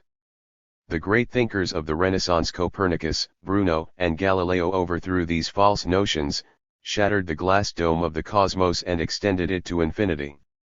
But even 100 years ago the composition and structure of celestial bodies appeared to some people bound to remain forever an insoluble riddle. The positivist, Auguste Comte, asserted categorically that mankind would never learn what the stars consisted of. But only 2 years after his death, in 1859, the method of spectral analysis laid the basis for investigations of the chemical composition of celestial bodies. At the beginning of the 20th century, astronomy was still incapable of going beyond the limits of our galaxy, the Milky Way, whereas modern means of research have now revealed millions of other stellar systems and have given man an idea of the structure of the universe over distances that defy the imagination. Man penetrates not only into the boundless expanses of outer space. He penetrates deep into the microcosm, getting closer and closer to solving the riddle of the origin of life. Everywhere, in all spheres of science, we find evidence of the boundless power of scientific cognition. But the most convincing denial of agnosticism is practice, human activity, production. Engels says that as soon as we can cause or produce some phenomenon in accordance with our notion of it, making it, moreover, serve our purpose, we can be sure that within certain limits our notion of the phenomenon constitutes real and trustworthy knowledge. Beginning with laboratory experiments and theoretical calculations, physicists learned not only to produce a chain reaction of disintegration in uranium atoms, but also to control this reaction in atomic piles. Production of atomic energy in industrial reactors proved the correctness of the propositions of theoretical physics that were the starting point of the scientists. 118. Work, and demonstrated that we have a true knowledge of some of the laws of intranuclear processes. Tsiolkovsky's hypothesis made on theoretical grounds of the possibility of using jet engines and rockets for space travel has, before our very eyes, given a start to space navigation. The development of jet aviation, artificial Earth satellites and space rockets has shown that the views of Tsiolkovsky and his successors were correct and their calculations well-founded. Modern technology and industry offer an endless number of proofs of the power of knowledge. 3. The theory of truth. The problem of truth is the central problem of the theory of knowledge and the most important question of every science. If a scientific theory does not furnish true knowledge, it is not worth a brass farthing. The question of truth arises whenever we are concerned with the relation of our knowledge to objective reality. Since the objective world exists independently of consciousness, it is clear that in the process of cognition our notions, ideas, and theories should correspond to reality. Facts cannot be adjusted to suit our notions about them. On the contrary, our notions must be made to agree with the objective facts. Those who act differently are bound to succumb to empty subjectivism, to lose their sense of reality, to make the wish father to the thought, and ultimately fail in their practical activities. If our sensations, perceptions, notions, concepts, and theories correspond to objective reality, if they reflect it faithfully, we say that they are true, while true statements, judgments, or theories are called the truth. It is often said that the aim of cognition is to find the truth, to discover the truth, etc. It stands to reason that this must not be taken to mean that truth exists of itself and that man stumbles upon it, or finds it. It only means that cognition aims at attaining true knowledge. This should be borne in mind, because some idealist philosophers claim that truths as such have an independent existence and that, under certain conditions, man can contemplate and describe them. In reality, the notion of truth applies solely to human knowledge, ideas, theories. 119. Concepts, etc. What exists in the objective world is not truths, but the things, phenomena, relations, processes, etc., that are reflected in man's true notions and ideas. Objective truth. Although truth arises in the process of human cognition, the properties and relations of things reflected in it do not depend upon man. This is why we say that truth is objective. Consequently, by objective truth we mean human knowledge that correctly reflects the objective world, its laws and properties. In this sense, it does not depend on a subject, does not depend either on a human being, or on humanity. 46 Man has no power over truth. He can change the world around him. He can change the conditions of his life. But he cannot change the truth as he thinks fit, because it reflects that which exists objectively. Every truth is objective truth. It must be distinguished from subjective opinion which does not correspond to reality, from an invention, or an illusion. Not all the things which people considered, or consider, true are really true. For example, it was thought for a long time that the sun revolved round the earth. But this was an erroneous view. On the other hand, the teaching of modern astronomy that the sun is the center of our system around which the planets, including the earth, revolve within their orbits, is an objectively true teaching. Why? Because it reflects reality correctly. Because it reflects the actual character of the solar system, which is independent of man. The process of cognition. Reflection of the objective world in man's consciousness should not be understood metaphysically as a single act. Cognition is a process with many aspects and comprises distinct, though interconnected stages. Describing it, Lenin wrote, "From live contemplation to abstract thinking and from that to practice, such is the dialectical process of cognizing the truth, of cognizing objective reality." 47 As we have already said, knowledge is acquired by man not so much through a passive perception of his environment. 120. As in the process of active practical relations to things. It is practice, which connects man directly with the outer world, that gives rise to various sensations, constituting the point of departure in the cognitive activity of the individual and in the history of human cognition generally. To sum up, the first stage of cognition consists of sensations. Sensations are images of things and of their properties. Since, in the final analysis, all knowledge proceeds from sensations, the question of its truth depends primarily on whether or not our sensations are truthful and whether they can faithfully reflect material things and their properties. The Marxist theory of knowledge, based as it is upon the fundamental principles of dialectical materialism, answers that question in the affirmative. There is an objectively true content in every act of human cognition, beginning with sensation. Man's sensations, like his perceptions and notions, are reflections or images of things and their properties. There are, however, philosophers and natural scientists who deny this. In the middle of the 19th century, the well-known German physiologist, Johann Müller, while investigating the mechanism of our sense organs, showed that, for example, the sensation of light could be caused not only by the light rays, but also by excitation of the visual nerve by an electric current, mechanical irritants, etc. On this basis, Müller drew the mistaken conclusion that our sensations conveyed no more than the state of the corresponding sense organs and told us nothing about things and their properties outside us. Müller's doctrine became known as physiological idealism.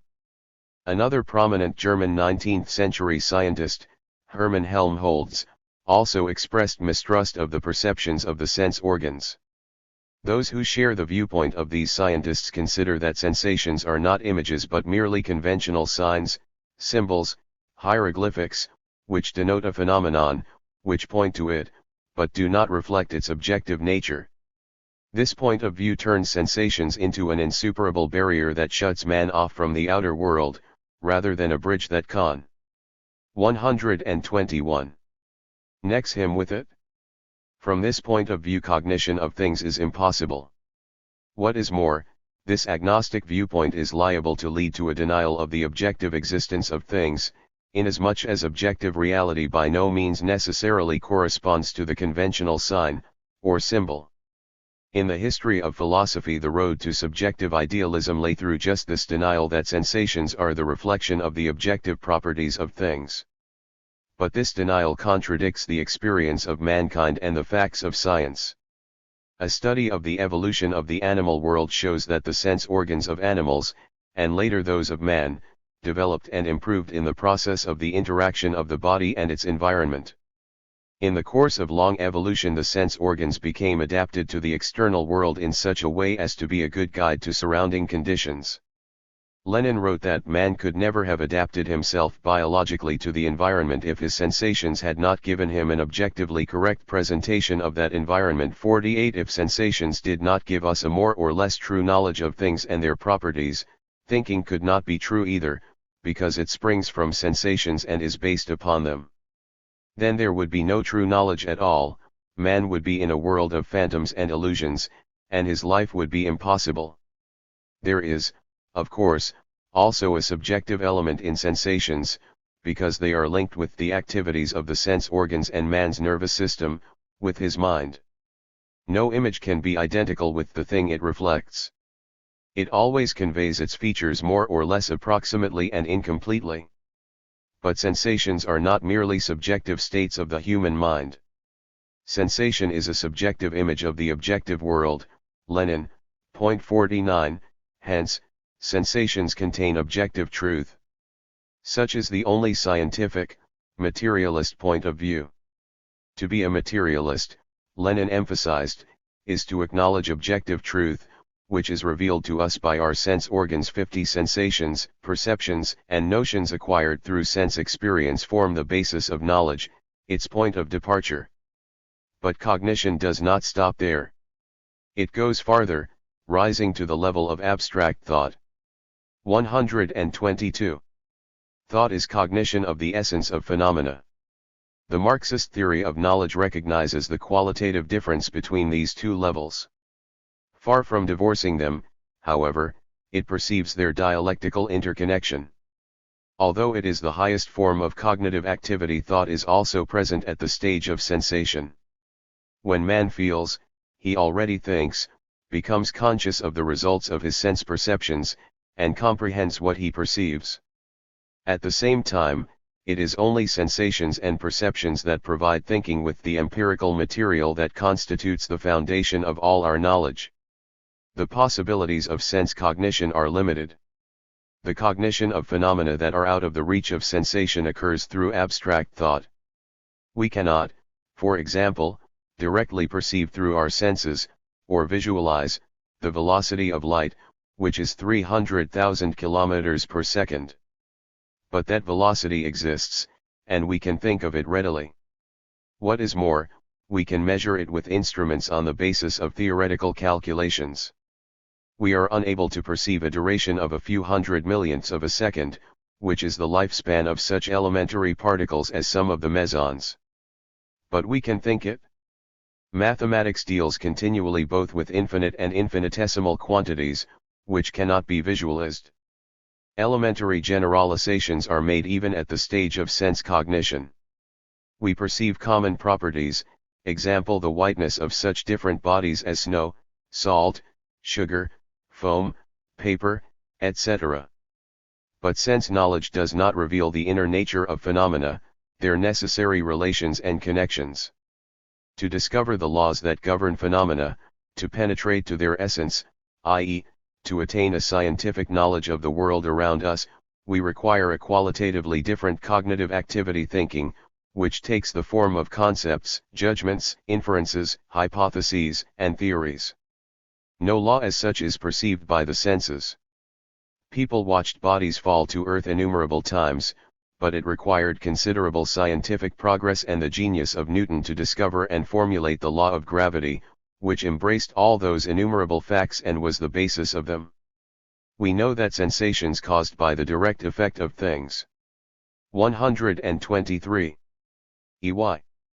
On our sense organs are subjective images of the objective world and, therefore, contain objective truth.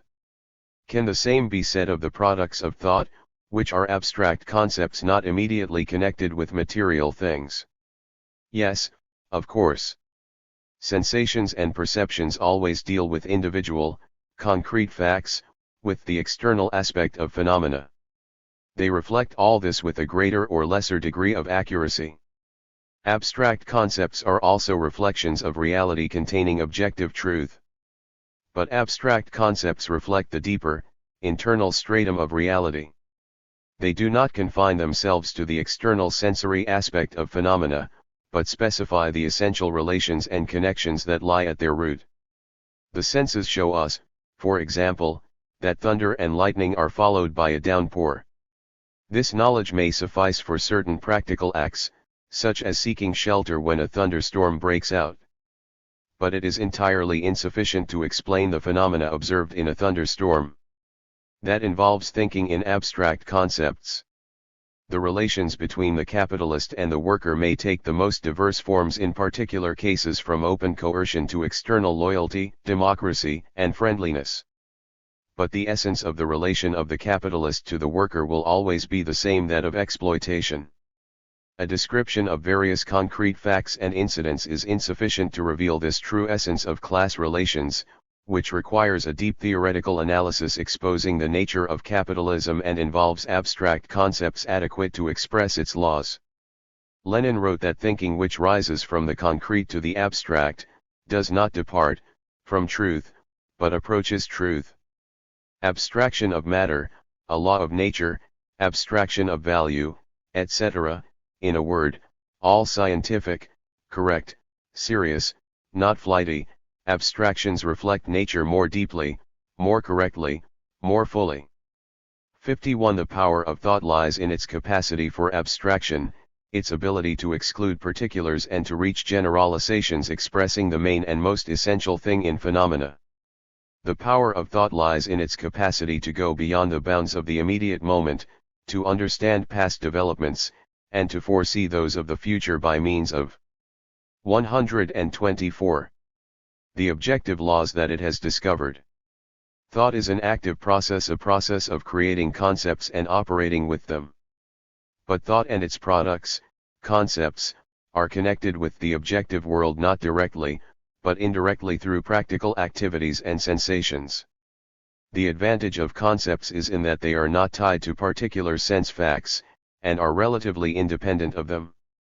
Owing to this, thought is capable of a comprehensive study and analysis of phenomena, of an infinite approximation to concrete reality, of a more and more precise reflection of the world. But in so doing there is always the danger of thought ignoring reality, of groundless fantasy, and of the process of thought being converted into something self-contained, into an end in itself. That is the path to idealism. The only antidote to this is the link with practice, with life, with production, with the experience of the people. Genuine science advances because it always returns to sense experience, to practice, however high the theoretical thinking of the scientist may soar. The continuous interaction of practice, experiment, and theoretical thought is the guarantee of the successful advance of science. It is through the joint work of his hands and brain that man was able to discover numerous laws of nature, to understand them thoroughly, and to become the master of nature and its powerful forces. Infinite cognition of the infinite world. Human cognition as a whole is a developing, endlessly continuing process. The objective world which surrounds man is infinite. It changes ceaselessly and develops, it gives rise endlessly to a multitude of new forms. However deeply cognition may penetrate into the expanse of the universe, it will always have an inexhaustible field for new research and generalization, for discovering new laws and investigating still more essential, profound, and universal connections. Not one of the sciences at man's disposal has yet fully elucidated all the phenomena and all the regularities in its field, and will never be able to do so owing to the infinite character of 125. Nature. To cognize the world completely would, as Engels said, be the miracle of counting infinity. It is just as impossible to exhaust all nature through cognition as it is to count an infinity of numbers. Cognition is infinite not only because the object of cognition, nature and society, is infinitely diverse, but also because cognition itself has no limits. The progressive development of production and social relations confronts science continuously with new technical and theoretical problems, and creates new requirements. Man's urge for knowledge knows no bounds. Each newly discovered truth opens new horizons to man and raises new questions, prompting further penetration into the object of cognition and the improvement of earlier knowledge.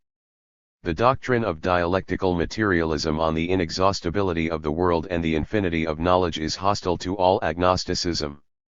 Dialectical materialism recognizes the historical limitations of knowledge in each epoch, but it firmly rejects the false notion of the existence of an absolute boundary that science cannot cross. Where man's cognition is all-powerful, it has no bounds, no limits. But this all-powerful cognition is acquired by individuals, whose potentialities are limited by their abilities, by the level of knowledge achieved, the existing technical facilities, etc. This contradiction between the limited cognitive possibilities of the individual and the essentially infinite nature of knowledge is overcome in the course of the succession of generations and by the collective labor of mankind at each moment of its existence. Human thought exists only as the individual thought of many milliards of past, present and future men. 52 said Engels. Scientific truths do not arise at once in a finished form, but take shape gradually as a result of the long process of scientific development and the accumulation of knowledge by many generations of people. Cognition is the eternal, endless approach of thought to the object. The reflection of nature in man's thought should not be conceived as being dead, as being abstract, without movement, without contradictions, but as in an eternal process of movement, the inception of contradictions and their solution. 53. 126. Absolute and relative truth. At each given historical moment the knowledge achieved by science is somewhat incomplete, unaccomplished.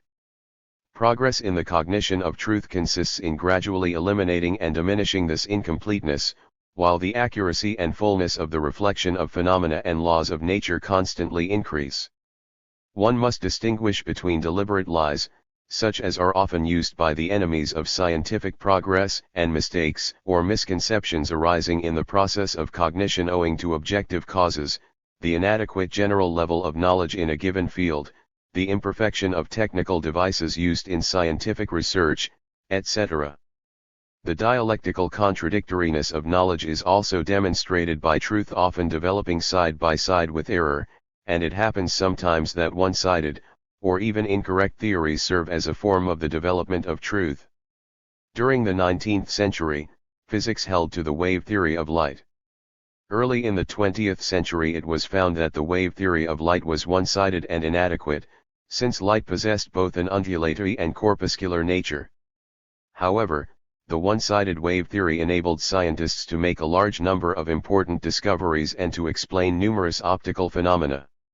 Hegel's development of the dialectical method on a false, idealistic foundation may serve as an example of truth developing in the form of a mistaken theory. The incompleteness and imperfection of human knowledge and of the truths accumulated by man is usually described as the relativity of knowledge. Relative truth is imperfect, incomplete truth. But if we were to stop at this point, with the affirmation of the relativity of human knowledge, and did not go on to the question of absolute truth, we should be making the mistake often committed by many contemporary physicists, which is adroitly used by idealist philosophers for their own ends. They see in human knowledge only relativity, weakness, and imperfection, and thus arrive at the denial of objective truth, at relativism and agnosticism. Any sophistry or false conception can be. 127. justified from the point of view of such one-sided relativism, because it regards everything as relative and nothing as absolute. Lenin said that materialist dialectics recognizes the relativity of all our knowledge. However, it does not do so in the sense of denying objective truth, but in the sense that the limits of approximation of our knowledge to this truth are historically conditional, for in our always relative knowledge there is an objectively true content which is retained in the process of cognition and serves as a basis for the further development of knowledge. This intransient content in the relative truths of human knowledge is termed its absolutely true content, or, simply, absolute truth. The recognition of absolute truth proceeds from the recognition of objective truth. Indeed, if our knowledge reflects objective reality, then, in spite of inevitable inaccuracies and miscalculations, it must contain something that has an unqualified, absolute meaning.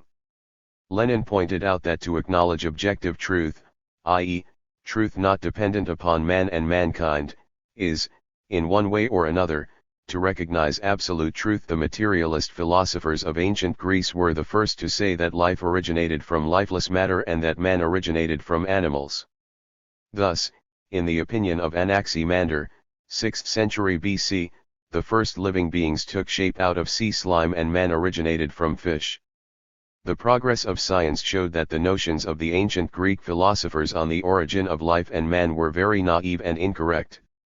Yet, in spite of this, there was an element of absolute truth in their hypotheses, viz., the idea of the natural origin of life and man, which science has retained and confirmed.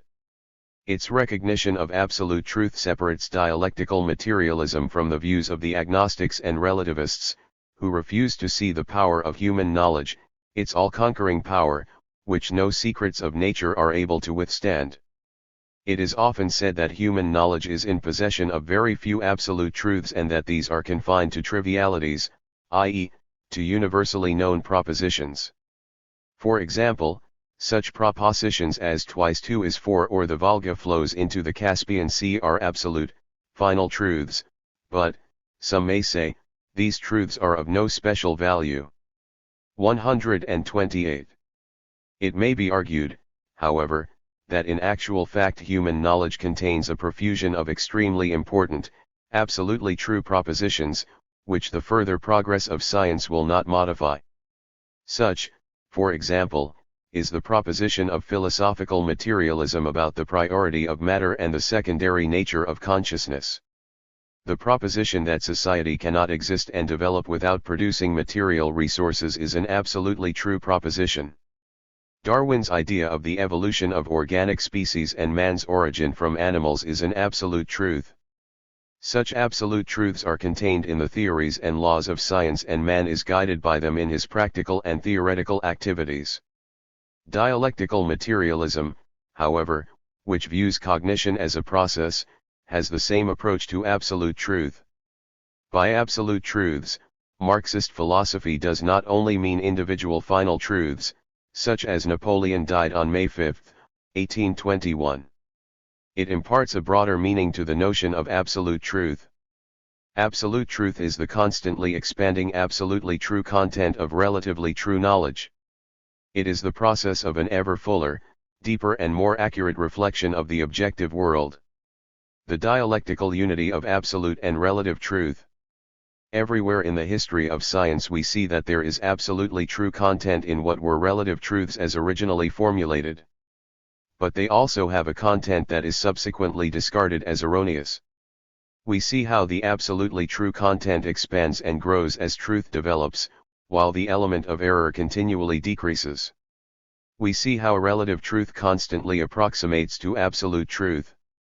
We see how absolute human knowledge develops out of the sum of relative truths. Human thought by its nature, Lenin says, is capable of giving, and does give, absolute truth, which is compounded of a sum total of relative truths. Each step in the development of science adds new grains to the sum of absolute truth, but the limits of the truth of each scientific proposition are relative, now expanding, now shrinking with the growth of knowledge. Degree 6. This dialectical conception of absolute truth is highly important in combating metaphysics and dogmatism in science. Very many philosophers and scientists were inclined to declare that 925-71-129. The knowledge they had obtained was eternal, consummate, absolute truth that needed neither further development nor further verification. Hegel, for example, declared the entire content of his idealist philosophical system to be absolute and eternal truth, thus contradicting his own dialectical method. In relation to knowledge, metaphysics consists in the failure to understand that absolute truth also develops and is a process. Marx and Engels developed dialectical materialism, a new form of materialism that was free from the defects of the previous metaphysical materialism. But this did not mean that Marx and Engels had consummated the development of philosophy and exhausted all philosophical truths. Lenin said, "We do not regard Marxist theory as something completed and inviolable, on the contrary, we are convinced that it has only laid the cornerstone of the science which socialists must further advance in all directions if they wish to keep pace with life." 57. Does this also apply to the laws and principles of Marxist dialectics? Yes, of course. Dialectics is a science, and as such it is bound to develop. The comprehension of the general laws of dialectics, like that of the laws of other sciences, is bound to deepen with the modifications of practice and the development of science. It is bound to be enriched by new experience, new knowledge. The general laws of dialectics operate differently in different historical conditions. For this reason the knowledge of the laws of dialectics is enriched by the investigation of these new conditions. Yet the development of dialectics as a science cannot lead to nullifying the basic propositions that were developed in the course of the long and arduous history of human thought, it means only a progressively deeper and thorough comprehension of them. Truth is concrete. The truths acquired by human cognition should not be viewed abstractly, or in isolation from life, but in their connection with concrete conditions. That is the meaning of a very important thesis of materialist dialectics, viz., that there is no abstract truth, truth is concrete. Is the Euclidean geometry, which we learn in school, true? It is unquestionably true, but only in relation to the dimensions 130 that we usually deal with. It becomes inadequate in relation to both the microcosm and intergalactic space, where we have to apply non-Euclidean geometries, such as Lobachevsky's geometry, for example. Speaking of bourgeois democracy, Lenin noted that it was an immense advance compared with the feudal system. A democratic republic and universal suffrage under the conditions of capitalist society gave the proletariat an opportunity of establishing its own economic and political organizations, through which it waged a methodical struggle against capitalism.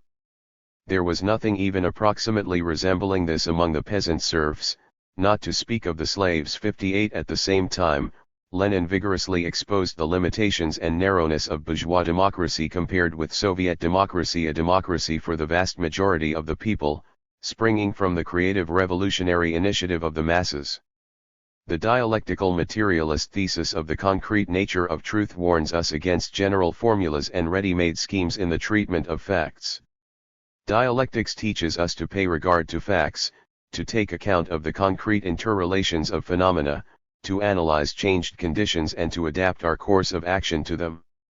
Dialectics requires that general principles and laws should be applied in conformity with the concrete situation.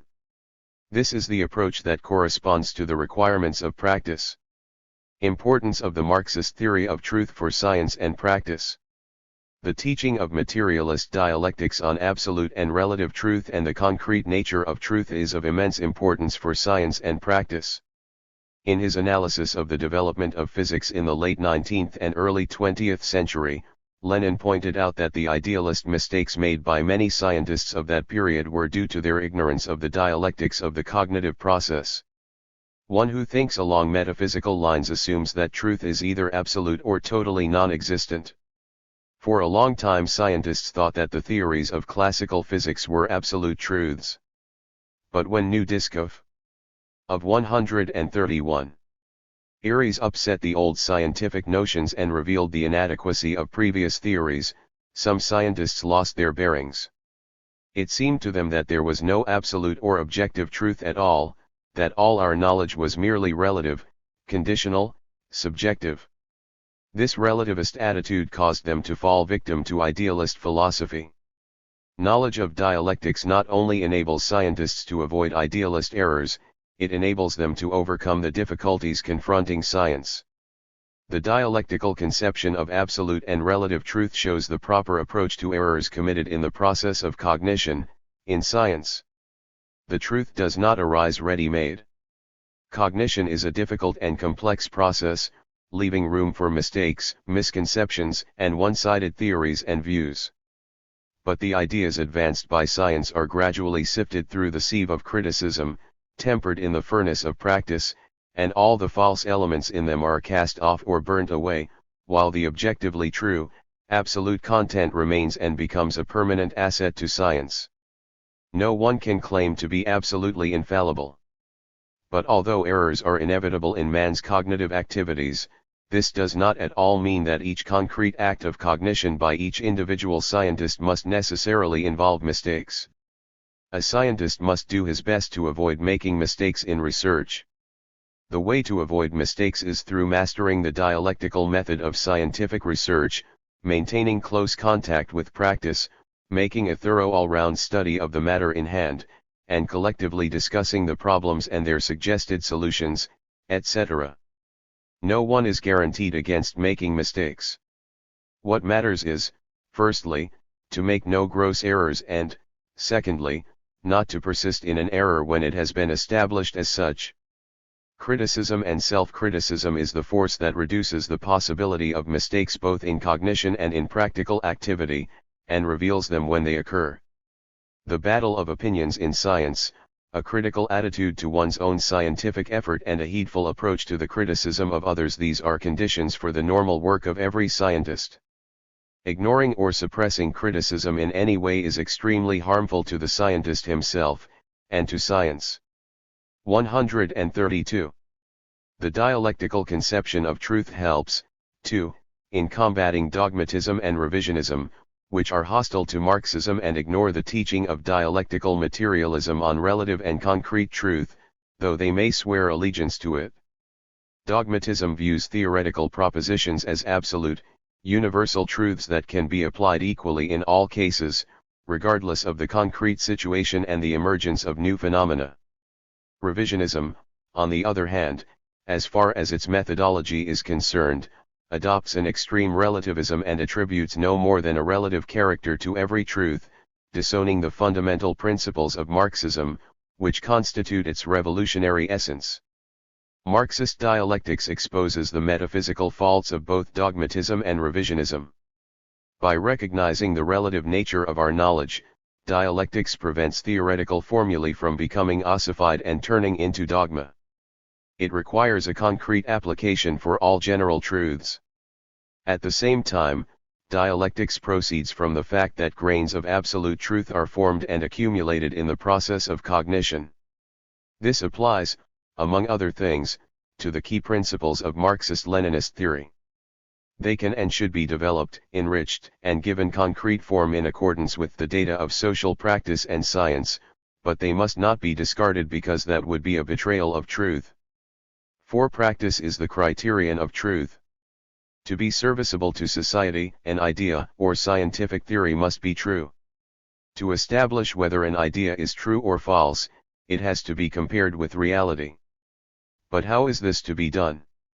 This problem was rightly considered a very difficult one, and for a long time philosophers could not find the correct approach to it. Marx alone succeeded in solving it.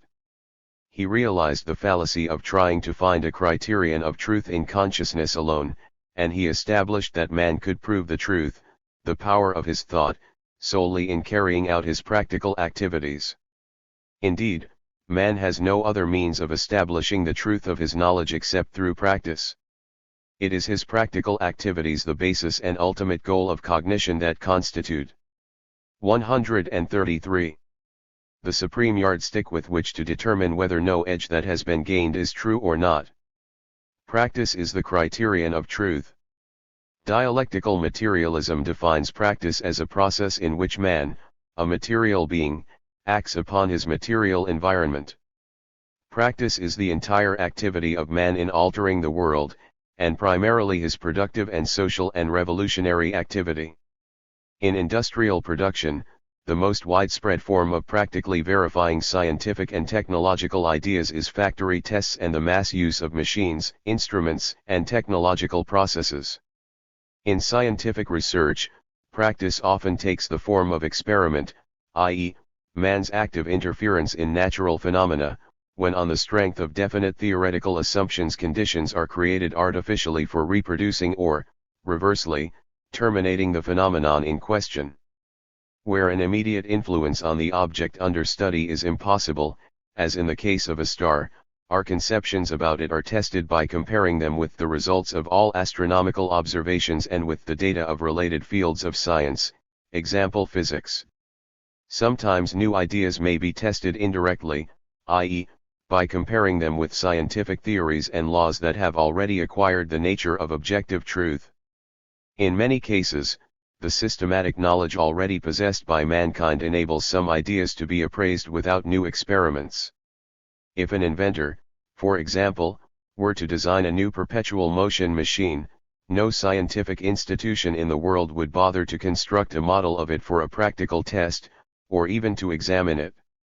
The idea of a perpetual motion machine is contrary to the fundamental laws of nature, its falsehood is obvious and needs no new test.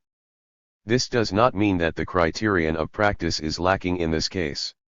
No, it is there, but applied indirectly rather than directly, through already tested and confirmed truths, through the experience of past generations of scientists. Practice is also the criterion of truth in the social sciences. Practice here does not mean the actions of individuals but the activities of large social groups, classes, or parties. Personal. 134. Practical experience, which is inevitably narrow and limited, must not be counterposed to the collective experience of a class or party. The criterion of the truth of social theories can only be the productive and practical revolutionary activities of the masses. The Great October Socialist Revolution was a brilliant confirmation of Marx's analysis of the capitalist mode of production and of his conclusion that capitalism would inevitably perish and be replaced by the socialist mode of production. In making practice the criterion of truth, dialectical materialism does not at all ignore the significance of thought. Marx wrote that all the secrets of theory find their rational solution in human practice, and in the comprehension of this practice 59 thought plays a most important part in establishing the truth of ideas and theories. Practice as the criterion of truth is not an instrument whose indicator automatically points to true or false. In his practice, man achieves a certain result, the significance of which has still to be comprehended and elucidated. For example, it is not always possible to conclude that the design of some new model or invention is worthless because the first test was a failure.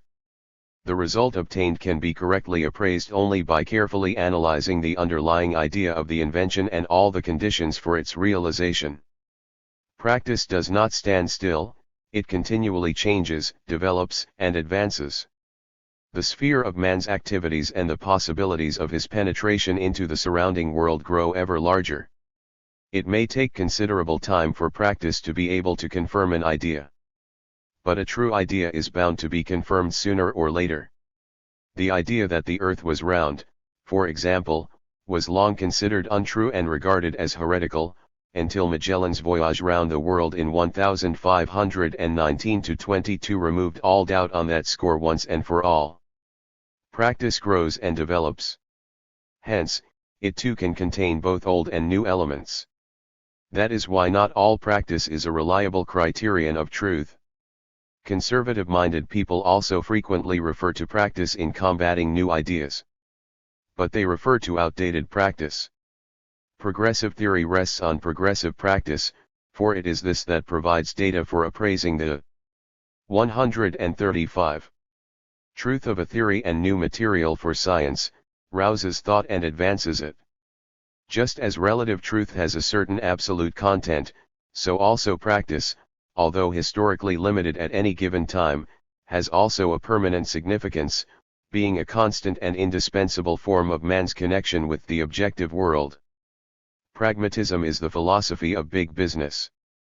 A philosophical trend known as pragmatism, from the Greek pragma business, a thing done, is widespread in the capitalist countries, particularly the USA. Some bourgeois philosophers try to liken it to Marxism on the ground that pragmatism continuously harps on action and relies on the practical test of ideas and theories. The revisionists, too, join bourgeois propaganda in slandering Marxists and accusing them of pragmatism. In reality, Marxism is irreconcilably hostile to pragmatism, which is a false idealist doctrine that expresses the ideology of the imperialist bourgeoisie. While speaking of practice and pretending to be a philosophy of action, pragmatism advances a bourgeois individualistic, subjective conception of practice based on the unscientific notion that the world is irrational and unknowable. The leitmotif of pragmatic philosophy is the idea that man has to act in a world about which he can have no trustworthy knowledge. From the viewpoint of pragmatism, the accessible world is a chaos of sensations and emotions devoid of inner unity and beyond rational cognition. We may be in the universe, William James, one of the founders of pragmatism, expounded, as dogs and cats are in our libraries, seeing the books and hearing the conversation, but having no inkling of the meaning of it all. 60 But where is man to take guidance if he is deprived of knowledge? James suggests instinctive, irrational belief above all religious faith, which rules out logical thought. Other pragmatists, headed by John Dewey, recommend instrumental or experimental logic, which amounts essentially to searching by the method of trial and error for the type of behavior most advantageous in a given situation. From the 136. Pragmatic point of view, thought does not supply knowledge, but merely the ability to find a way out of a difficulty and to achieve success. Accordingly, the pragmatists assert that scientific concepts, laws, and theories are not reflections or replicas of objective reality, but merely guides to action, tools or instruments for the realization of ends. If an idea or theory works and promotes success, it is good, i.e., true; if not, it is bad, i.e., false. Pragmatism does not allow of any other significance of the concepts true and false. The pragmatists consider religious dogma highly useful, and hence true. They apply the utilitarian principle not only to knowledge, but also to all forms of intellectual and practical activity. The old Jesuitical motto that the end justifies the means expresses, indeed, the essence of their approach to life. The pragmatists deny the objective reality of the surrounding world and regard it as the raw and indefinite material of experience that may adopt any form to suit man's purpose.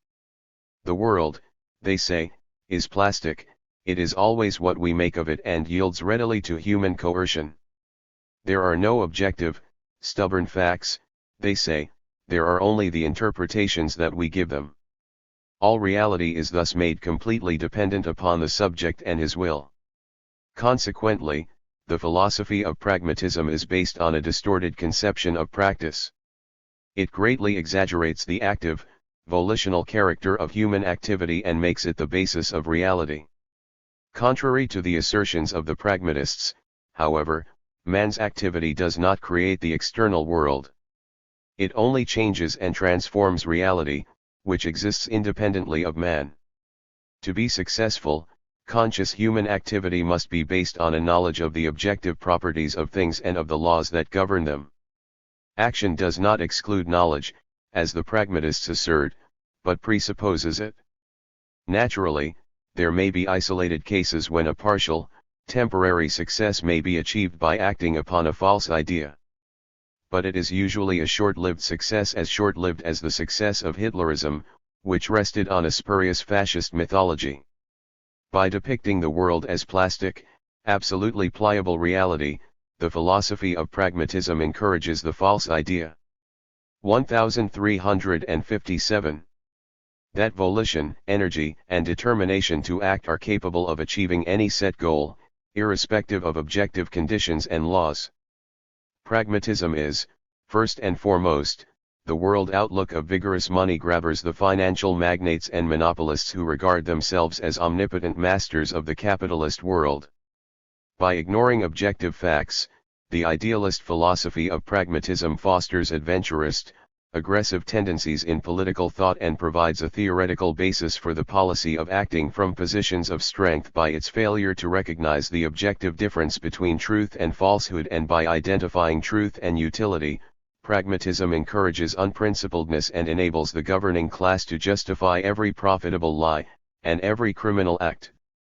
The justification of aggression, violence, and fraud that follows from the very essence of the pragmatic philosophy suits the interests of the most reactionary imperialist groups. No wonder Mussolini admitted that he had learned much from James and thought pragmatism the cornerstone of fascism. At the same time, by subordinating all practical and theoretical activities to considerations of immediate advantage, pragmatism furthers the development of a subjective, narrowly utilitarian, opportunist approach to life. Applied to the working class movement, it means advocating the policy of petty affairs and the fight for a farthing. It means loss of perspective and betrayal of the class interests of the proletariat. Pragmatism is bitterly hostile to the scientific progressive world outlook. 5. Necessity and human freedom.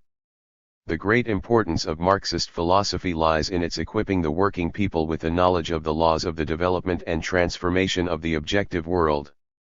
It is a powerful weapon in the struggle for the liberation of the working people from all forms of oppression, for the building of a new, free life.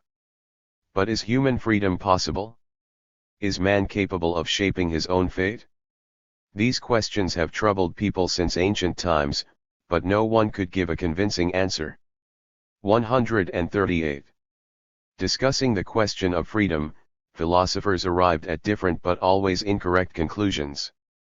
Some of them adopted the fatalist viewpoint, which denied freedom. Fatalism expounds the eternal predestination of all man's actions. Religious fatalism, the Muslim faith and Calvinism, declares that man's will is predetermined by God. The old metaphysical materialists, such as Holbach, spoke of the necessity of nature, which, they alleged, bound man hand and foot and left him no freedom of action. Many idealist trends, on the other hand, deny natural necessity, inasmuch as they derive the entire world from consciousness, from man's will.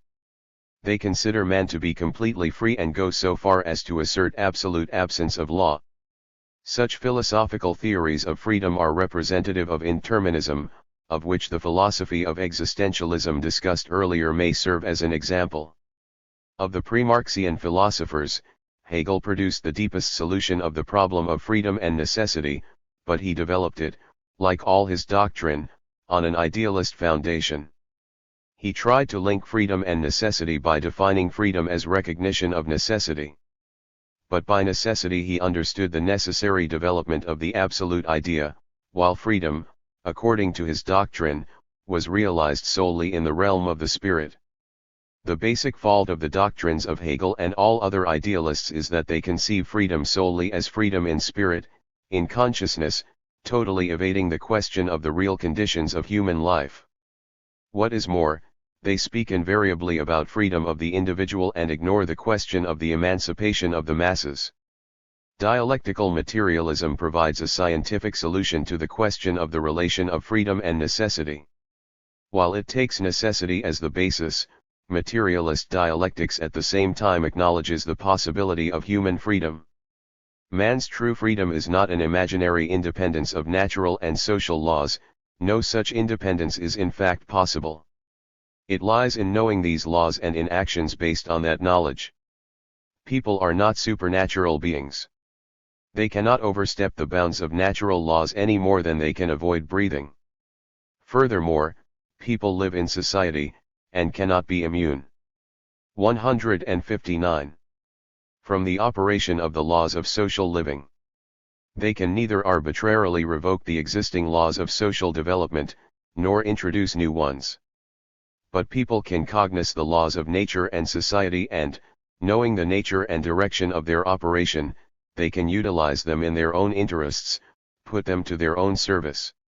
All modern technology which, far from ignoring the laws of nature, is based on the purposeful use of these laws, is proof that they can be used in the service of man.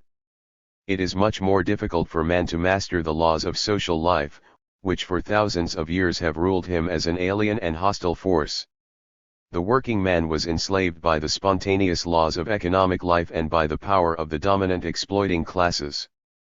Man's liberation from social, class enslavement, his achievement of freedom, is a long and arduous historical process. It is only in our epoch that it gained momentum and embraced many millions of people roused by the teaching of Marxism-Leninism to the struggle for communism. The building of a communist society will mean a leap for mankind from the realm of necessity to the realm of freedom. In the course of the centuries of human social development, while submitting to objective necessity that lies outside his own will, man has increasingly mastered the elemental forces of nature and created the premises for his own social emancipation. This historical process is governed by its own special social laws, distinct from the laws of nature. The study of these laws, which govern the development of human society, forms a special part of Marxist-Leninist philosophy, viz., historical materialism, which we shall now deal with. Bar TW. The Materialist Conception of History. Chapter 4. The Essence of Historical Materialism. 1. A revolutionary upheaval in man's view of society. The problem of what decides the nature of a social system, of how human society develops, has fascinated men's minds for centuries. Not only because people want to understand the society in which they live, but also because these things have a direct bearing on the most vital problems of their lives and affect their basic interests in many different ways.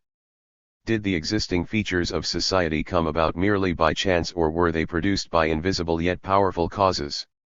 Can these features be altered, or is man doomed to abide by them forever? What forces can improve the lot of millions of people who for thousands of years have been oppressed, enslaved, and humiliated by a handful of privileged persons? Can well-being and freedom be achieved for all and not only for the minority? If so, how? And who will lead humanity to the achievement of these much-desired aims? And finally, which way is humanity going, towards a golden age of progress or towards stagnation and decline? Thinkers of all times and all nations have tried to answer these questions. But for many centuries their theories and conceptions were invariably overthrown, not only by the criticism of other scholars, but also by the criticism of time, by the whole further development of history. In the field of social studies the path to knowledge has proved particularly long and arduous. The point is that the life of society is a great deal more complex than the development of nature. Within the limits of our 14. Direct observation, the phenomena of nature recur comparatively uniformly, regularly, and this makes it easier to understand their essence. But to trace a similar regularity, a similar recurrence in the life of society is far more difficult. This naturally makes it harder to understand and hinders us in detecting any definite law in its development. There is another distinction of no less importance. In nature, we have to deal with the operation of impersonal, elemental forces. In the history of society, we are dealing with the actions of people, who are endowed with consciousness and willpower and are always pursuing some kind of aim. At first glance it would appear that in this field the main task is to elucidate the motives that make POP act, to find out what aims a certain person has set himself, and this will tell us why he acted in one way and not another. This kind of psychological explanation of the life of society, which was predominant in pre-Marxist sociology and prevails to this day in bourgeois theories of society, is superficial and insufficient. Of course, everyone is guided in his actions by certain motives and pursues certain aims. But first, the question arises why a particular man should have those particular motives and aims, and not others. And secondly, even a superficial acquaintance with history shows that the aims and interests of different people, and, consequently, their actions, have always come into conflict, and that the ultimate result of this conflict, a historical event, is often very different from what any of its individual participants intended. Thus, many of those who took part in the French Revolution of 1789–94 thought that they were establishing the reign of reason and eternal justice, creating a society based on natural equality and the inalienable rights of man. Very soon, however, it transpired that they were in practice merely clearing the way for the class domination of the bourgeoisie. In place of the old inequality between feudals and serfs, there came a new inequality between the bourgeoisie and the workers. In seeking to satisfy their immediate interests, people, as a rule, have been unable to foresee the social consequences of their own actions, and this makes the history of society just as much a spontaneous process as the history of nature. This contradiction between the conscious activity of each separate in 142 individual, on the one hand, and the spontaneity of social development as a whole, on the other, was detected long before Marx. But the philosophers were unable to give a correct explanation of it. In their examination of the actual course of history, they got no further than conjectures about the aims and motives of certain historical figures, and thus turned the historical process into a mass of chance occurrences. Those of them who attempted to regard history as a process governed by necessity very soon lapsed into fatalism and began to regard it as a result of the action of some external force, God, the absolute idea, the universal mind, and so forth, that was supposed to determine men's actions. The idealist view of history, fostered by the very complexity of social development, has been vigorously encouraged by the exploiting classes, who have an interest in concealing the true causes of economic and social inequality, the causes responsible for the wealth and power of some and the poverty and lack of rights of others. Thanks to the efforts of these classes, idealist views of society influence people to this day and are widespread in the capitalist countries. A fundamental revolutionary upheaval in the very approach to the study of social problems was needed in order to explain what it is that conditions people's ideas, opinions, and conscious motives. This upheaval became possible only after the establishment of capitalism had laid bare the material economic roots of the class struggle, after the working class had stepped into the historical arena as the first class in history which, as will be shown later, not only does not fear a consistently scientific explanation of society, but has a direct interest in such an explanation. Only in these historical circumstances did the way lie open for the scientific achievement of Marx and Engels, who extended dialectical materialism to the study of society and its history and evolved a scientific theory of the general laws of social development. This theory is historical materialism, the materialist conception of history. The revolution wrought by Marx and Engels in social science lies primarily in the fact that they proved that there are no mysterious supernatural forces at work in society, and showed that men are themselves the makers of their history. 143. This struck a fatal blow at all mystical views of society and paved the way for understanding history as a natural process not requiring any interference from without. On the other hand, Marxism proved that people make their history not arbitrarily but on the basis of the objective material conditions they have inherited from past centuries. This struck a mortal blow at voluntarism and subjectivism and paved the way for understanding history as a process governed by natural laws. Marx formulated the initial proposition of historical materialism as follows: it is not men's consciousness that determines their being, but, on the contrary, their social being that determines their consciousness. In other words, in society, as in nature, being, material life, is primary, is the determining factor in relation to spiritual life, to consciousness. It stands to reason that here is meant the being and consciousness not of separate individuals but of large groups, classes, social strata, indeed the whole of society, i.e., not individual but social being and social consciousness. According to Marxism, social consciousness is the sum total of the political and legal theories, the religious, philosophical and moral views of a given society. In addition, social consciousness includes the social sciences, art, and social psychology, social feelings, moods, customs, and so on. Social being, on the other hand, is the material life of society in all its complexity and with all its contradictions. What exactly is meant by the material life of society, which, as historical materialism has established, determines the whole face of society, its structure, its views, and its institutions? 2. The mode of production as the material basis of the life of society. The primary component of the material life of society is the labor activity which people devote to the production of the necessities and comforts of their life: food, clothes, housing, etc. This activity is an eternal natural necessity, an essential condition on which the very existence of society depends. As Engels says, mankind must first of all eat, drink, have shelter. 144. And clothing, before it can pursue politics, science, art, religion, etc. 6.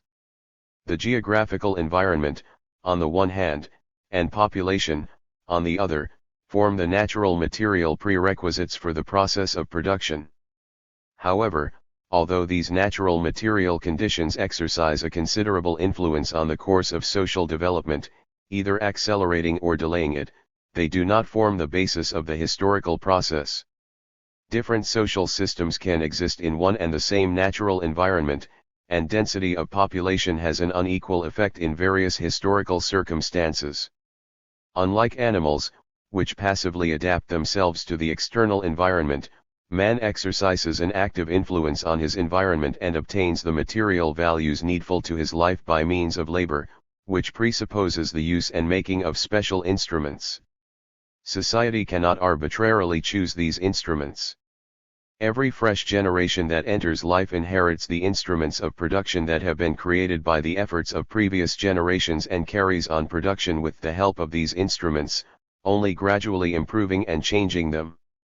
Society cannot reject these instruments and go back to the instruments of labor of past epochs, from the tractor to the wooden plow, from the engineering industry to the primitive workshop of the medieval craftsman, because this would mean the destruction of the majority, if not all, of society through lack of the material values essential to the life of an increased population. Moreover, the development of these instruments follows a definite sequence. Humanity could not, for example, pass straight from the stone axe to the atomic electric power station. Each new improvement and invention can be made only on the basis of those that have preceded it, and must rest upon gradually accumulated production experience, the labor skills and knowledge of the people of the given country, or of another, more advanced country. But the instruments of production do not function of themselves. The principal part in the process of production is played by human beings, the working people, who are able to create and use these instruments because they possess definite skills and working experience. 1025-71 145. The instruments of production, the means of labor by which material values are created, and the people carrying out the process of production on the basis of a certain degree of production experience, constitute the productive forces of society. The material life of society is not, however, confined to its productive forces. Production is carried on not by an isolated individual like Robinson Crusoe on his uninhabited island. It always has a social character. In the process of producing material wealth, people, whether they like it or not, find themselves in some way or other linked with one another, and the labor of each producer becomes a part of the social labor. Even in the early stages of history, people had to unite in order to survive, and with the help of the most primitive instruments to obtain the means of subsistence in combat with wild beasts, the elements, and so on. With the development of the social division of labor, this dependence of some people on others increased. Thus, with the appearance of craftsmanship, the peasants began to depend on the craftsmen, while the craftsmen depended on each other and on the peasants, and so on. The producers thus find themselves linked together in manifold relationships. These relationships are not confined to the ties between producers engaged in various branches of production. At a certain stage of development of the productive forces, as we shall see later, the ownership of all, or, at any rate, the basic means of production is separated from the direct producers and becomes concentrated in the hands of a few members of society. From then on, the producers and the instruments of labor cannot unite, and the process of production cannot begin unless the owners of the means of production and the producers enter into certain relations. The relations that are established between people in the course of production become the relationships between classes, large groups of people, some of whom own the means of production and appropriate for themselves the results of the labor of others who are deprived of the means of production either completely or partially and are compelled to work for the former. In capitalist society, for example, the capitalist class does not work, but by owning factories, mills, and railways, it can appropriate the fruits of the 146 workers' labor. And the workers, whether they like it or not, can earn a living only by selling their labor power to the capitalist, since they are deprived of the means of production. The relationships that people enter into in the course of producing material values were called by Marx and Engels production relations. They are also called economic or property relationships, because their character depends on whose property the means of production are. The production relations of people exist independently of human consciousness, and in this sense have a material character. The character of production relations is determined by the level of development and the character of the productive forces. The economic relations peculiar to, let us say, slave owning would be impossible in primitive society. In the first place, the instruments of labor were then so simple to produce, the club, the stone axe, that almost anyone could make them, so that exclusive, private ownership of these instruments was impossible. And secondly, men could not exploit each other because at the level of productivity which then existed they produced only just enough to live on, and it was physically impossible to support parasitic classes. From this example alone it is evident that the relations which people enter into in the process of production, and also the productive forces, exist not isolated from one another but in a definite unity. This unity of the productive forces and production relations is expressed by historical materialism in the concept of the mode of production. How production develops. Since the mode of production constitutes the material basis of the life of society, the history of society is primarily the history of the development of production, the history of the various modes of production that succeed one another with the growth of the productive forces. How does this development take place? What moves it forward? The facts show that the sources of the development of production are to be sought not outside but within that development itself.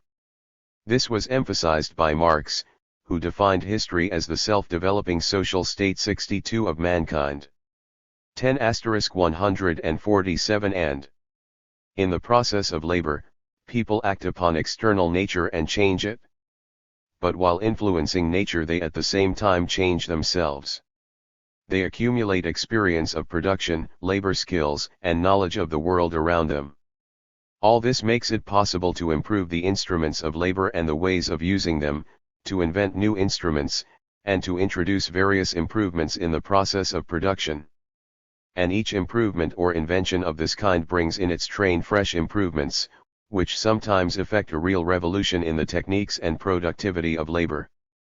As has been shown already, however, production inevitably presupposes certain relations not only between man and nature, but also between the people who take part in production. These relations in their turn exert an influence on the development of the productive forces. They determine the stimuli of the activity of those who are directly engaged in production and of the classes that have command of the instruments of labor. On the production relations depend the economic laws of every mode of production, the living and working conditions of the workers, and other factors influencing the development of the productive forces. Interaction of productive forces and production relations. The unity of the productive forces and production relations that is expressed in the mode of production in no way excludes the possibility of contradictions between them. The causes that bring about these contradictions lie in the fact that the two elements of the mode of production relations and productive forces develop in different ways. Generally speaking, the techniques, production skills and working experience that people possess, whether it is a matter of history as a whole or of one mode of production taken separately, advance more or less constantly. They are the most revolutionary, the most active element of production. As for the production relations, although during the existence of a given mode of production they undergo certain changes, these changes do not affect their essential nature. Thus, for example, the state monopoly capitalism of the present day, as we shall see later, is distinctly different from the 148. Taylism of the 19th century. However, the basis of capitalist production relations, private ownership of the instruments and means of production, remains the same and, consequently, the basic laws of capitalism still hold good. Radical changes of property relationships are bound to have the character of a leap, a break in gradualness, which entails the liquidation of the old production relations and their replacement by new ones, i.e., the appearance of a new mode of production. Hence it is clear why any harmony between property relations and the character of the productive forces in the history of each mode of production can be only transient, temporary, until the socialist epoch is reached. Usually such harmony exists only in the initial stage of development of a mode of production, the stage that is marked by the establishment of new production relations corresponding to the given level of development of the productive forces. After this, however, the development of technology and the accumulation of labor skills, experience, and knowledge do not come to a stop, but are as a rule accelerated, thus graphically demonstrating the positive effect of production relations on the development of the productive forces. When property relations correspond to these forces, their development proceeds comparatively smoothly and without hindrance. But the development of property relations themselves cannot follow constantly that of the productive forces. In class society, these relations, having once arisen, become consolidated legally and politically in forms of ownership, in laws, in class politics, in the state and other institutions. With the growth of the productive forces, the discrepancy that inevitably arises between them and the production relations eventually develops into a conflict, since the obsolete production relations hinder the further development of the productive forces. Thus, the property relations of feudal society based on the feudal lord's ownership of land with peasants attached to it did at one time correspond to the productive forces which society had at its disposal, and therefore aided their development. But in the age when industry, manufacture, followed later by machine industry, began to forge ahead at enormous speed, the situation changed. Serfdom became a brake on the growth of 149. Industry, which needed workmen who would, on the one hand, be personally free and, on the other, not possess any means of production, and whom hunger would drive to the mills and factories to work under the yoke of the capitalist. Contemporary capitalism also provides a striking example of the discrepancy between production relations and productive forces. This discrepancy finds expression in destructive crises, wars, the slowing up of economic development, and so on. The conflict between production relations and productive forces leads to a sharpening of the contradictions in various spheres of the life of society, and above all between classes, some of which are interested in the old property relations, while others are interested in the new property relations that are maturing. Society cannot return to productive forces that would correspond to the obsolete production relations, even if the classes holding the reins of power were to comprehend that this was their only chance of salvation. Sooner or later the conflict is resolved in another way, the only possible way, by the revolutionary abolition of the old production relations and their replacement by new ones corresponding to the character of the productive forces that have grown up, and to the requirements of their further development. A new mode of production arises. This begins a new cycle of development, which passes through the same stages and, in the case of societies composed of antagonistic classes, again culminates in the destruction of the old and the birth of a new mode of production. 3. Basis and superstructure. The state of the productive forces determines, as we have seen, the character of men's production relations, i.e., the economic structure of society. This economic structure in its turn constitutes the basis, the foundation, on which there arise many kinds of social relations, ideas, and institutions. The ideas of society, political, legal, philosophical, religious, etc., the institutions and organizations, state, church, political parties, etc., which arise on a given basis, constitute the superstructure of society. The theory of basis and superstructure explains how in the final analysis the mode of production determines all as 150.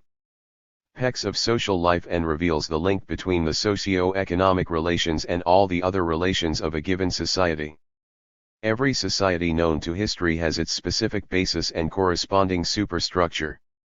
The social division of society, its class composition, depends on the dominant form of ownership, and this class composition in its turn determines the character of the society's political institutions and legal standards.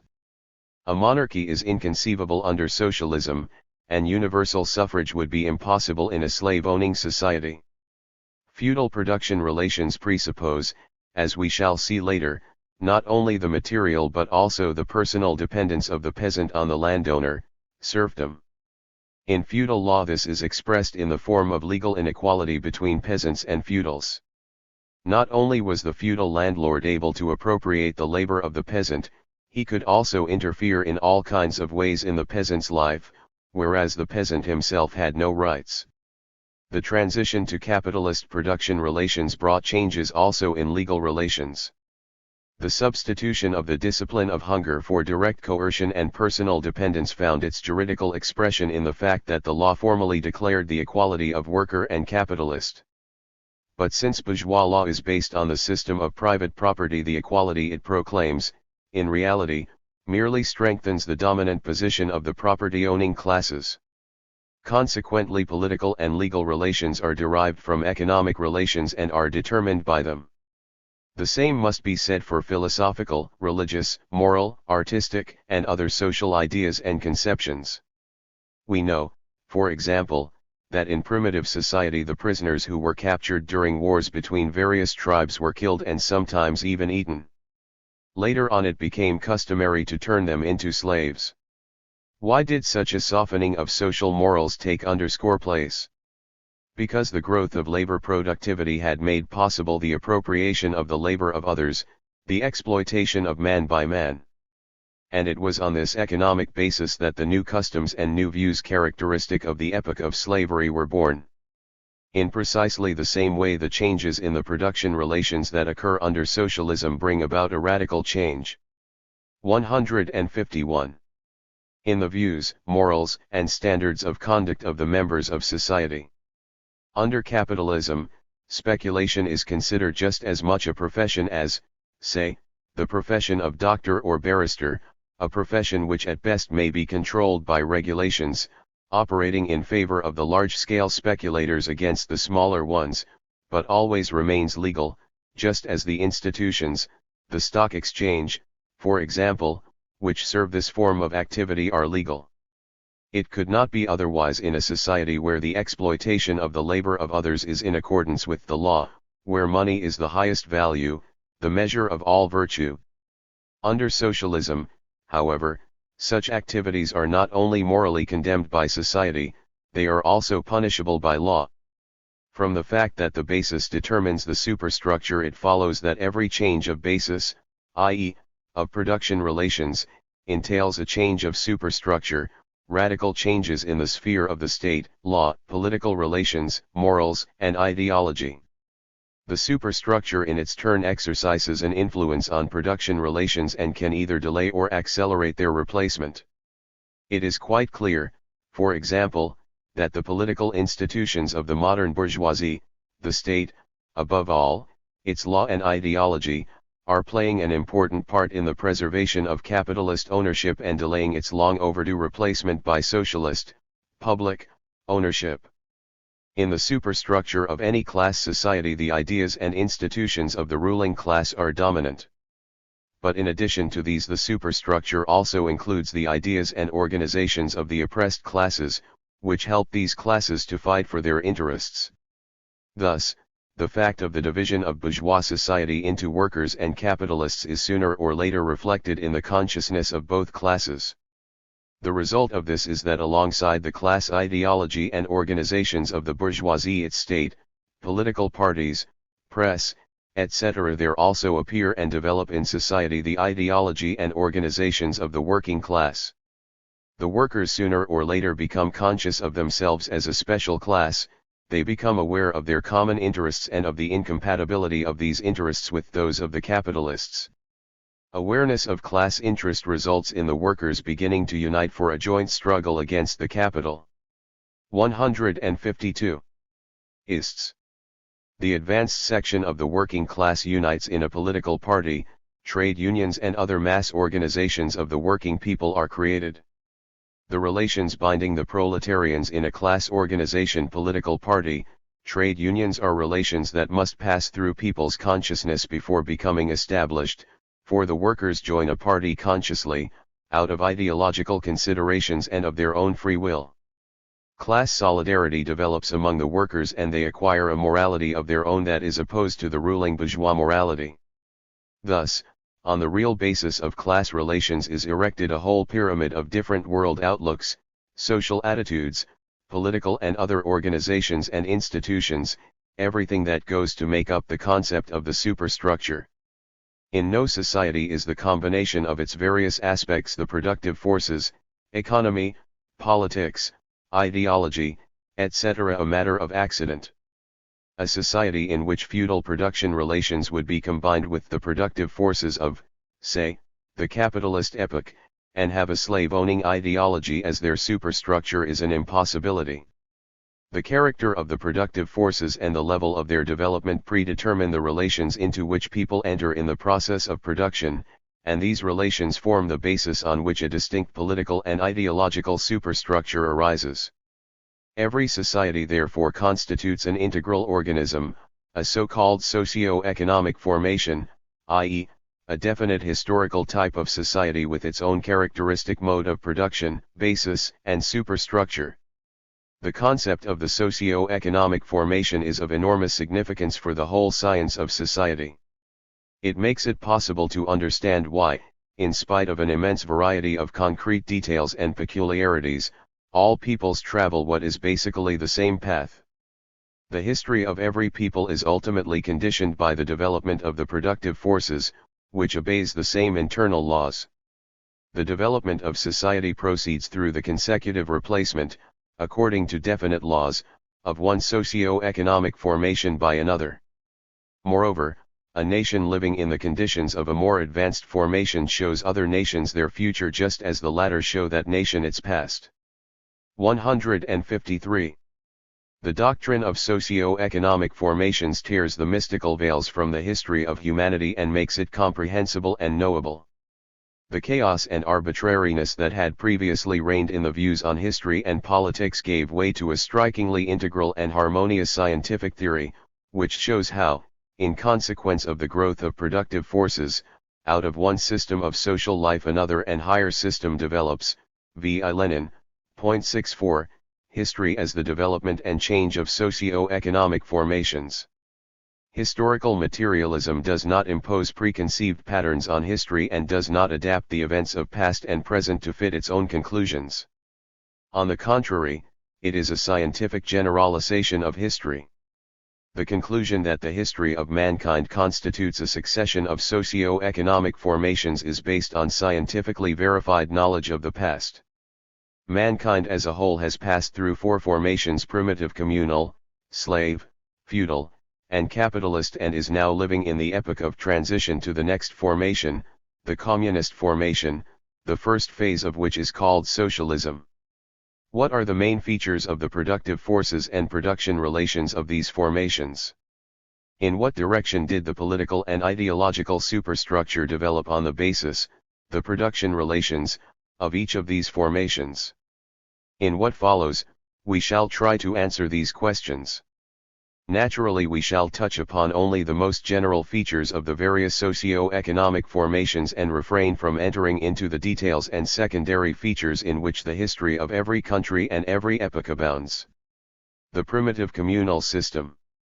The primitive communal system was historically the first form of society that arose after man emerged from the animal world, having acquired through a long process of labor the qualities which distinguish him from all other living creatures. The instruments of labor that mankind possessed in the early stages of the primitive communal system were of the 154 most primitive kind: the club, the stone axe, the flint knife, the stone-tipped spear, followed later by the bow and arrow. The only motive force employed in that epoch was man's muscular strength. Production relations between people were in accordance with the level of development of the productive forces. With the instruments of labor then available, it was impossible by acting in isolation to fight the forces of nature and to secure the means of subsistence. Only labor performed in common hunting, fishing, and so on, by all the members of the primitive commune, their unity and mutual assistance enabled them to acquire the necessary means of subsistence. Common labor entailed common ownership of the means of production, which constituted the basis of the production relations in that epoch. All members of the commune shared the same relationship to the means of production. No one could deprive other members of the commune of the means of production and turn them into their own private property. Since there was no private property, there could be no exploitation of man by man. The primitive instruments of labor, even when employed in common, provided such a meager subsistence that there was scarcely enough to feed each member of the commune. There was simply no surplus that could be taken away from a producer and kept for other members of society. But since there was no exploitation of the labor of others, there was also no need for a special apparatus of coercion. The simple functions of arranging the common affairs were either performed collectively or else entrusted to the most respected and experienced members of the commune. The special features of this formation are thus determined by the low level of production and the helplessness of man in the face of his formidable natural surroundings. The consciousness of the people of this epoch was ruled by childishly naive religious ideas, and they lived in blind submission to tradition and custom. Their world was restricted to the framework of the tribe, and everything outside it was outlawed. Between the tribes bloody wars broke out. The primitive communist system, though free of the deformities and repulsive features later inflicted upon society and people by the domination of the system of exploitation, was by no means a golden age for man. 155. In the course of time, the primitive communal system reached a state of decline. The ultimate causes of the destruction of primitive society lay in the development of the productive forces. Men gradually mastered the secret of smelting metals. Stone and wooden implements were replaced by those of metal. The plough with a metal coulter, metal axes, bronze and iron tips for spears, arrows, etc., became widespread. The development of the productive forces, instruments of labor and production skills, and the experience of the workmen led to radical social changes. Social division of labor arose. Agriculture and animal husbandry and then handicrafts emerged as special kinds of labor activity. Exchange of the products of labor began to develop, first between tribes, then within the commune itself. Gradually the need for common labor practiced by the whole commune disappeared. The tribe and the clan broke up into families, each of which became an independent economic unit. Labor became split up, private property appeared, and with it the possibility of exploitation, for production had now developed to such an extent that human labor power had begun to produce more than was required for the bare subsistence of the workman. People were prompted to improve their instruments of labor and develop their skills by necessity, and by the desire to make their work easier and build up stocks against natural disasters. But by changing their instruments of labor they, unwittingly, unconsciously, not even suspecting what social consequences this would have, were paving the way for a profound social revolution, the replacement of the primitive communal formation by the slave formation. The expanded productive forces of society required new production relations among people. The slave system. The foundation of the production relations of this system was private property, not only of the means of production, but also of the workmen themselves, of slaves. The slave owner's property right over the slaves and over all they produced was determined by the level of development of the productive forces of that epoch. This level was sufficiently high to give rise to the possibility of exploitation of the working people. But at the 156. Same time it was still so low that exploitation of the workmen and appropriation of a part of what they produced could be accomplished only by reducing their consumption to the minimum and leaving them just enough to prevent them from dying of hunger. This could be done only by depriving the exploited of all rights, by reducing them to the position of speaking tools and using the cruelest methods of compulsion. The change of production relations gave rise to a revolution in other spheres of social life, too. The relations of cooperation and solidarity that had been characteristic of the primitive commune were superseded by a relationship involving the domination of one section of society over the other, by relations of exploitation, oppression and implacable enmity. Society was divided into antagonistic classes: the class of slave owners and the class of slaves. The epoch of slavery placed terrible burdens and hardships on the working people. The lowest interests: base greed, brutal sensuality, sordid avarice, selfish plunder of common possessions usher in the new, civilized society, class society. The most outrageous means: theft, rape, deceit, and treachery undermine and topple the old, classless, Gentile society. 64 Thus Engels describes the period of transition from the primitive communal system to that of slavery. The brutal exploitation of the slaves evoked bitter opposition on their part. In order to crush this opposition, a special apparatus of coercion, the state, had to be created in place of the former clan and tribal institutions of administration. It was the function of the state to protect the property of the slave owners and to ensure a constant supply of slaves from prisoners of war and also from bankrupt debtors, who were turned into slaves. The birth of the state gave rise to the birth of law, a system of juridical standards and prescriptions expressing the will of the ruling class and protected by the coercive power of the state. New customs and the specific ideology of slave society appeared. Scorn and contempt for physical labor, which now came to be considered an occupation unworthy of a free man, gradually spread among the oppressors. The idea of the inequality of men took firm root. Nevertheless, the slave system was an important step forward in human progress. It brought a further development of the 157 social division of labor between agriculture and town crafts, and also between the various branches of handicrafts. In its turn, the division of labor entailed specialization, improvement of tools, and an increase in skills. New branches of agriculture, cultivation of vegetables, fruit, etc., came into being along with the production of grain crops. Instruments of labor such as the wheeled plow, the harrow, and the scythe were invented. In addition to his own muscular power, man began to make extensive use of the strength of animals. The application of the labor of masses of slaves made possible the construction of dams and irrigation systems, roads and seagoing ships, water mains and large city buildings. And the liberation, thanks to the exploitation of the slaves, of a section of the members of society from direct participation in production, created conditions for the development of science and art. But the time came when the possibilities of progress inherent in the slave mode of production were exhausted, when its production relations turned more and more into fetters hampering the development of the productive forces. Having in their possession cheap slave labor, the slave owners made no effort to improve the instruments of production. What was more, the slave, who was not interested in the results of his labor, could not be entrusted with complex and costly tools. More and more insistently, the needs of the development of the productive forces demanded the abolition of the old production relations. This could only be accomplished by a social revolution. The classes and groups that suffered most from the slave system and therefore had most to gain from its abolition formed the driving force behind that revolution. For the most part, they were slaves and the poorest section of the freemen. As the contradictions in the old mode of production came to a head, the class conflict grew more and more acute.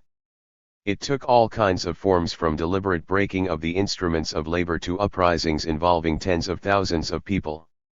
In the end, under the combined blows of the uprisings of the working classes and the attacks of neighboring barbarian tribes, which the slave-owning state, weakened by internal contradictions and conflicts, could no longer resist, the slave system crumbled.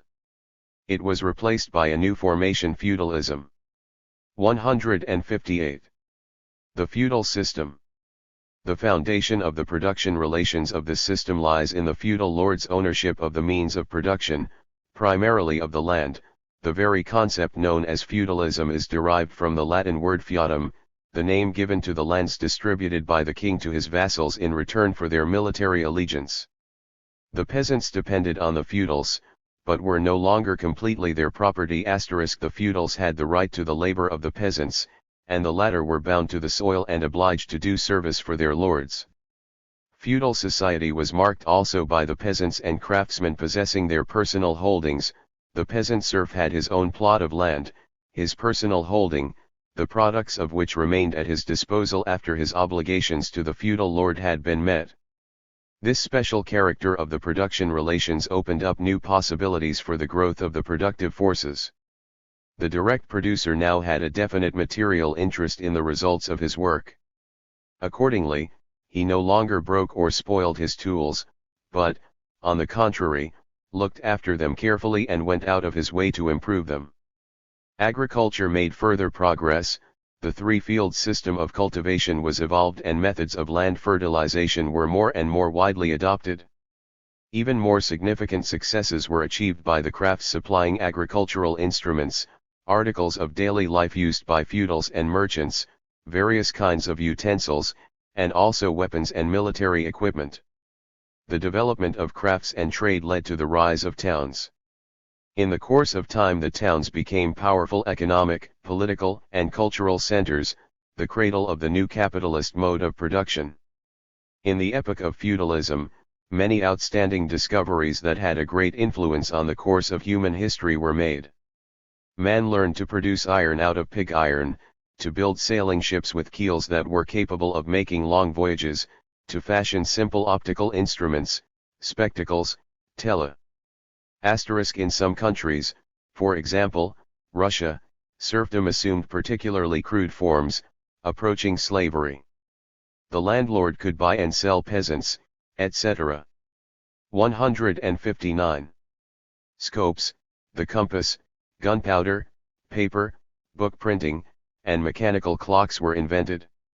The muscular power of men and animals was supplemented on an ever wider scale by the force of the wind, windmills and sailing ships, and of falling water. The watermill and waterwheel were the simple and widespread engines of the Middle Ages. The replacement of slave production relations by feudal ones brought about changes in the whole life of society. The principal change was in class structure. The feudals, the owners of the land, became the ruling class. The other basic class of feudal society was the serfs. The relations between these two classes were antagonistic in character and based on an irreconcilable opposition of class interests. The forms of exploitation, although slightly milder than those of slavery, were of a very cruel kind. The exploitation of the peasants was still based on non-economic coercion. The serf experienced the economic stimulus of material incentive only when working on his own personal holding. The greater part of his time was devoted to working for the feudal lord, for which labor he received no reward whatsoever. Here the main incentive to work was fear of punishment, of physical violence, and also of the danger of losing his personal property, which could be confiscated by the landlord. Compared with that of slave society, the class struggle in feudal society rises to a higher level. Peasant uprisings sometimes embrace large territories. The strength of the peasants' resistance to the feudals is shown by the peasant wars which shook one country after another. Wat Tyler's rebellion in England, 14th century, the Jacquerie in France, 14th to 15th centuries, the Peasant War in Germany, 16th century, the Taiping Rebellion in China, 19th century, the Sikh uprisings in India, I-17th-18th centuries, the uprisings of Bolotnikov and Razin, 17th century, and of Pugachev, 18th century, in Russia, etc. The political and ideological superstructure of feudal society reflects the forms of exploitation and class struggle peculiar to it. To exploit and hold down the serfs, the feudal state had constantly to resort to armed force, which was at the disposal not only of the central authority but also of each feudal lord, who was the absolute master within his own domains and could condemn and punish at will. 160. The social and economic inequality of feudal society is embodied in legislation. Classes and their various internal strata constitute estates, feudal society being divided into such estates as the nobility, the clergy, the merchants, and the peasantry. The relations between the estates. And within each of them are based on a system of strict subordination and personal dependence. The rigidity of social barriers impedes movement from one step of the feudal hierarchy to another. The spiritual life of feudal society is ruled by the church and religion. In the course of time, the development of the productive forces comes into contradiction with the production relations prevailing in feudal society and the political and ideological superstructure determined by them. Large manufacturing establishments based on craft techniques but making extensive use of the division of labor and employing the labor of workmen free of the dependence of serfdom spring up alongside the small artisan workshops. In creating these manufactories, the young bourgeoisie of Europe did not know, of course, and did not pause to consider the social consequences this would have. Its only aim was the pursuit of immediate profit. As Stalin rightly pointed out, the bourgeoisie that had come into being did not realize or understand that this small innovation would lead to a regrouping of social forces which was to end in a revolution both against the power of kings, whose favors it so highly valued, and against the nobility, to whose ranks its foremost representatives not infrequently aspired. So, too, the enterprising merchants who developed trade and with the help of the king's forces seized new markets in overseas countries paid no heed to the social consequences of their actions. The growth of exchange led in its turn to the rapid development of production, which was also facilitated by the scientific and technical discoveries of the 16th and 17th centuries. In the bowels of the feudal system a new, capitalist mode of production is gradually formed. Its development demands the abolition of the feudal order. The bourgeoisie, the class that now appears as the sponsor of the new mode of production, needs a free labor market, i.e., workers who are free both of serf dependence and of property, and whom hunger will drive to the factories. It needs a national market, the removal. 1125-71-161. Of tariff and all other barriers created by the feudals. It achieves the abolition of the taxes that pay for the upkeep of the court and the numerous retinue of the nobility, and the destruction of the privileges of the estates. Its aim is to be able to control affairs in all spheres of the life of society. The bourgeoisie rallies round it all the classes and groups that are dissatisfied with the feudal order, from the peasant serfs and lower strata of the towns, who live in conditions of poverty, humiliation, and oppression, to the advanced scientists and writers, who, regardless of their origin, are stifled by the spiritual tyranny of feudalism and the church. Thus begins the epoch of bourgeois revolutions. The capitalist system. The production relations of capitalism are based on the private ownership by capitalists of the means of production. The capitalist class exploits the class of wage workers, who are free from personal dependence but are compelled to sell their labor power because they are deprived of the means of production. The production relations of capitalism opened up broad opportunities for the development of the productive forces. Large-scale machine production, based on the harnessing of powerful forces of nature such as steam, and later electricity, and on the wide application of science to the process of production, comes into being and develops at a rapid pace. Capitalism brings about the division of labor not only within separate countries but between countries themselves, thus creating a world market, and then a world economic system. And again the changes in the mode of production are followed by changes throughout the life of society.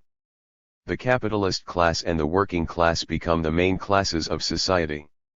As before, the relations between them remain antagonistic in character, since they are based on exploitation, on the oppression of the propertyless by the possessors of property.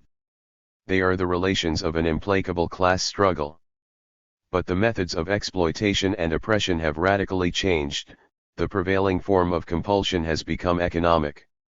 The capitalist, as a rule, does not require physical 162 force to make people work for him. Deprived of the means of production, the worker is compelled to do so voluntarily under threat of death by starvation. The relations of exploitation are veiled by the free hire of workers by the master, by the buying and selling of labor power. The changed methods of exploitation bring about a change in the methods of political rule. It becomes possible to switch from the undisguised despotism of previous epochs to a more refined despotism, a despotism clothed in the form of bourgeois democracy. The unlimited power of the hereditary monarch gives way to a parliamentary republic, suffrage is introduced, citizens are declared to have certain political freedoms and to be equal before the law. This kind of system is most in accord with the principles of free competition and the free play of economic forces on which capitalism for a long time was based. In the formation of the bourgeois democratic system, a large part was played by the struggle of the working people, primarily the working class, by the incessant pressure of the popular masses demanding more and more new democratic forms and the expansion of old ones. All the differences between the political and ideological superstructure of bourgeois society and that of feudalism do not, however, alter the basic fact that it is still a superstructure erected upon relations of private ownership and exploitation. The dominant part of the superstructure is composed of the institutions and ideas of the oppressor class, the bourgeoisie, whose task it is to preserve bourgeois class domination and to ensure the obedience of the exploited masses. As has been proved today not only in theory but in social practice, the capitalist formation is also temporary, transitory. Increasingly profound and irreconcilable antagonisms, above all the contradiction between the social character of production and the private form of appropriation, matured and deepened in the very heart of the system. The only way out of these contradictions is to effect the transition to social ownership of the means of production, i.e., to socialism. But, as in the past, the transition to a new mode of production. Parts 3 and 5 of this book are devoted to a special analysis of the capitalist and socialist modes of production. MS 163. Tion is only possible through a social revolution. The force destined to effect this revolution is generated by capitalism itself in the shape of the working class. Rallying to its side all the working people, the working class overthrows the power of capital and creates a new, socialist system free from the exploitation of man by man. The socialist system. The socialist mode of production is based on social ownership of the means of production. The production relations of socialist society are therefore relations of cooperation and mutual assistance among workers liberated from exploitation. They correspond to the character of the productive forces, the social character of production being based on social ownership of the means of production. Unlike the primitive communal system, the socialization of the means of production occurs now on the basis of tremendously developed productive forces, culture, and man's power over nature. The new system opens up for humanity unlimited opportunities of progress not only in the development of the productive forces but in all other spheres of the life of society. Such is a very general outline of the basic stages through which human society has passed. Our knowledge of the past provides us with striking confirmation of the scientific validity of the materialist conception of history, the essence of which Marx formulated as follows in the preface to his book A Contribution to the Critique of Political Economy. In the social production of their life, men enter into definite relations that are indispensable and independent of their will, relations of production which correspond to a definite stage of development of their material productive forces. The sum total of these relations of production constitutes the economic structure of society, the real foundation, on which rises a legal and political superstructure and to which correspond definite forms of social consciousness.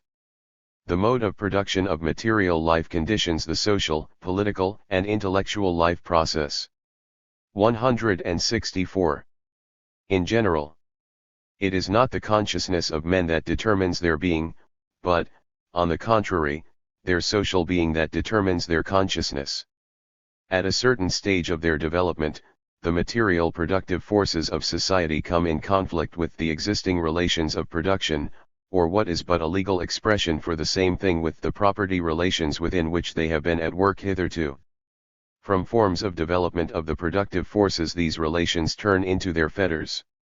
Then begins an epoch of social revolution. With the change of the economic foundation the entire immense superstructure is more or less rapidly transformed. 66. 5 Laws of History and Man's Conscious Activity.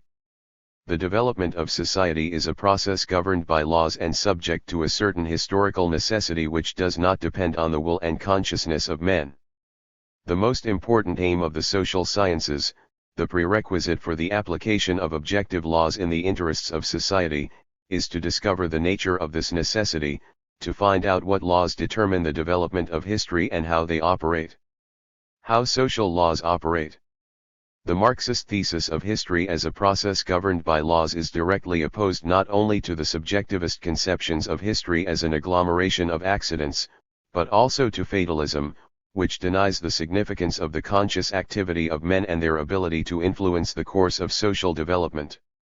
The fatalist point of view is organically alien to the materialist conception of history. The laws according to which society develops do not operate automatically, of their own accord. Formed as the result of men's activity, these laws determine in their turn the general direction of human activity. There can be no social laws without people, outside their activities.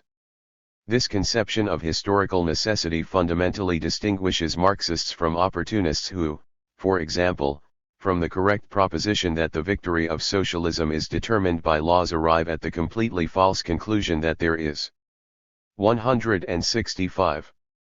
No need to fight against capitalism, that it is only necessary to wait for the time when the laws of history themselves bring about the replacement of capitalism by socialism. In fact, historical laws themselves, without people, do not make history. They determine the course of history only through the actions, the struggle, and the consciously directed efforts of millions of people.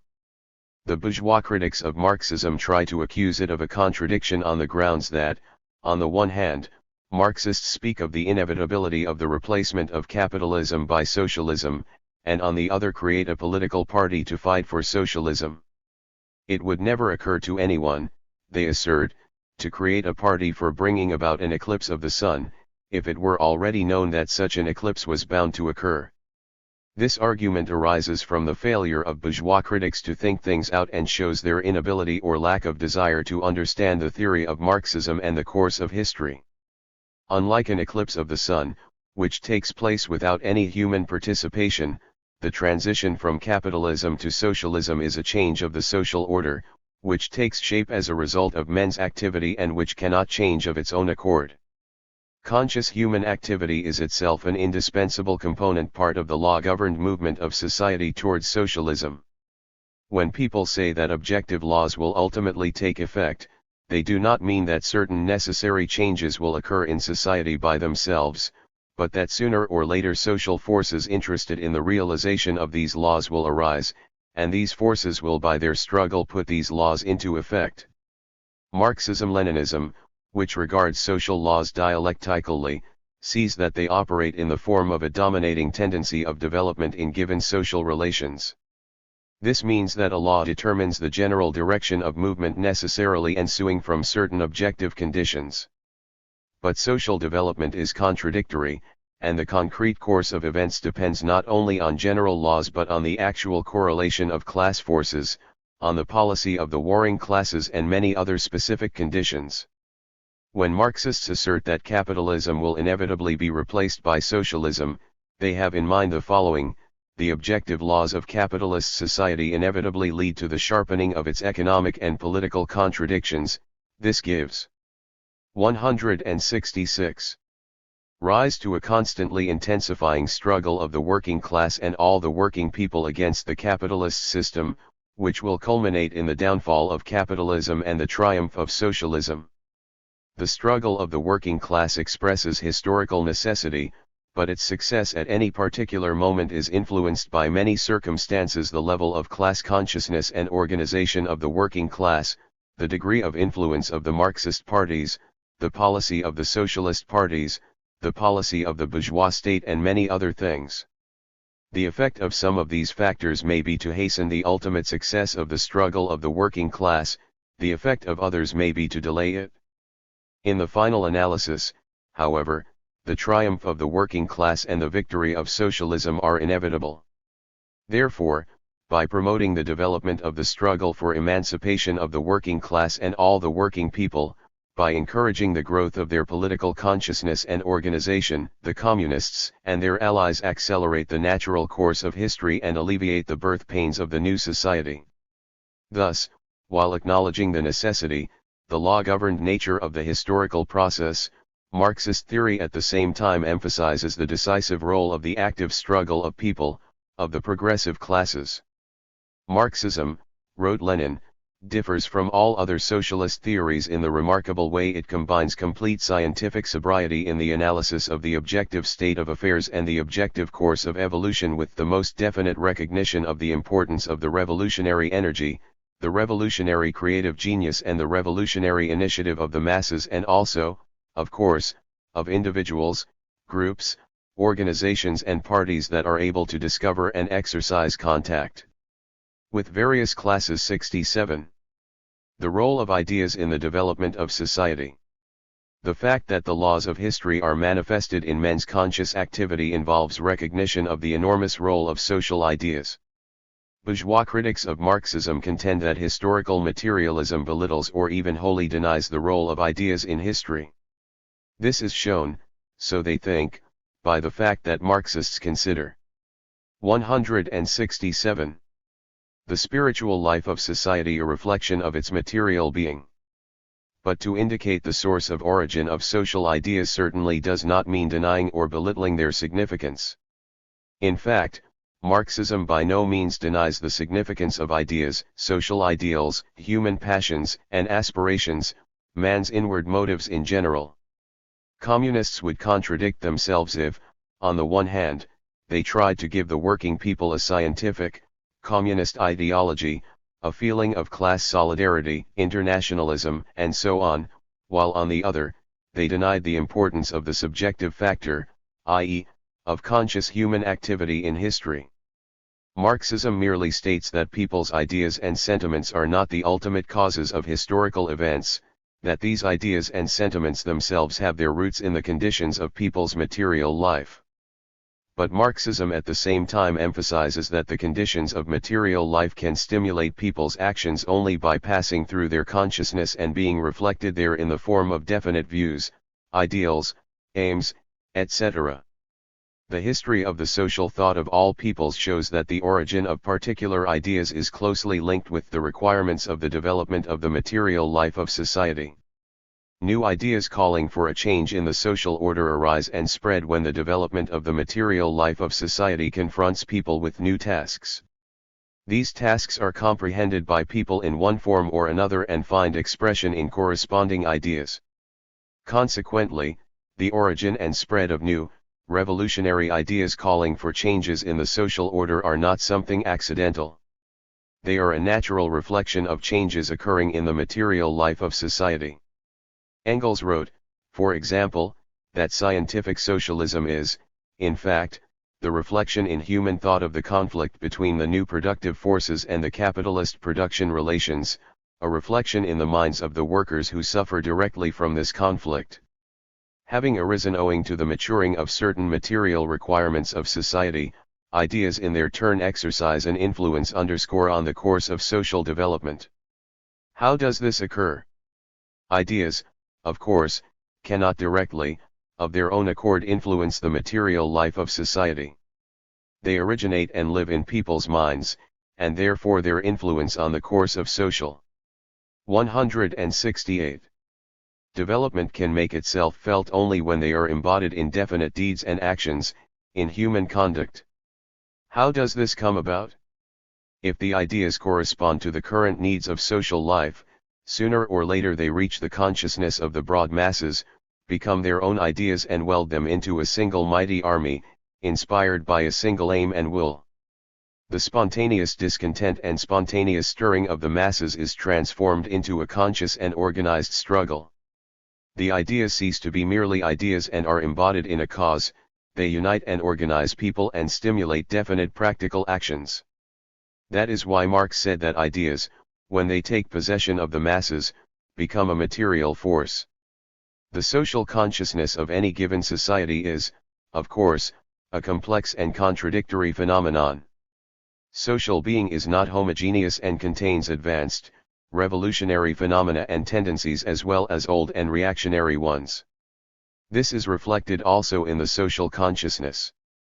On the one hand, it contains old, reactionary ideas expressing the interests of the decaying classes and reflecting social conditions that have already exhausted their possibilities. Such, for example, is the contemporary bourgeois ideology, which strives to perpetuate the decaying capitalist system. On the other hand, we have the rise and increasing influence of the ideology of the advanced, revolutionary classes reflecting the new requirements of social life and urging people forward along the path of progress. Even when the ruling class has become reactionary, its ideology remains dominant for a long time.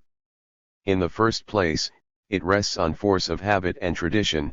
Secondly, it is actively imposed by the whole machinery of power, above all, the state, and by the numerous institutions of the ruling class, the church, press, and so on, and thus at the same time hinders the spread of new ideas.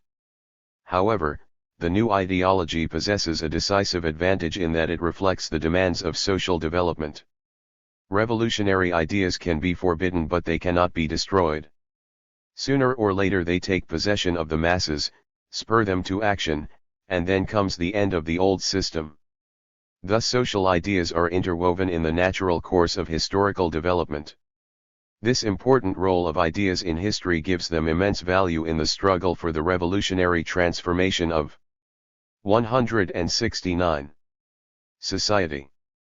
It was not for nothing that Lenin proposed to begin the creation of a Marxist party in Russia with the publication of the newspaper Iskra, i.e., with spreading the revolutionary ideas of Marxism among the workers, and then to reinforce ideological unity by a material organization, a political party.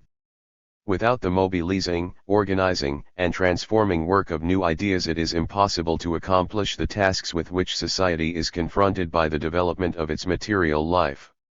The higher the level of revolutionary consciousness, the more widespread revolutionary ideas become among the masses, the sooner and easier the problems confronting society are solved. Spontaneity and consciousness in social development. The development of all the social formations preceding socialism took place in such a way that objective laws operated spontaneously, as a blind necessity which hewed a path for itself through the fortuitous, uncoordinated actions of individuals. These objective laws ruled over people and were felt by them to be an alien and incomprehensible force to which they were compelled to submit.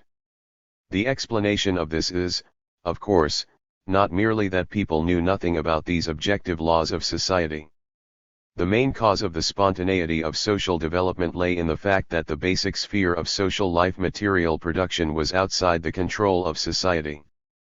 Private ownership of the instruments and means of production does not permit men to direct consciously the development of society as a whole. In conditions where private property is supreme, each man acts at his own risk in his own business, in his own workshop, on his own plot of land, while the development of society as a whole takes place spontaneously, outside the conscious control of men.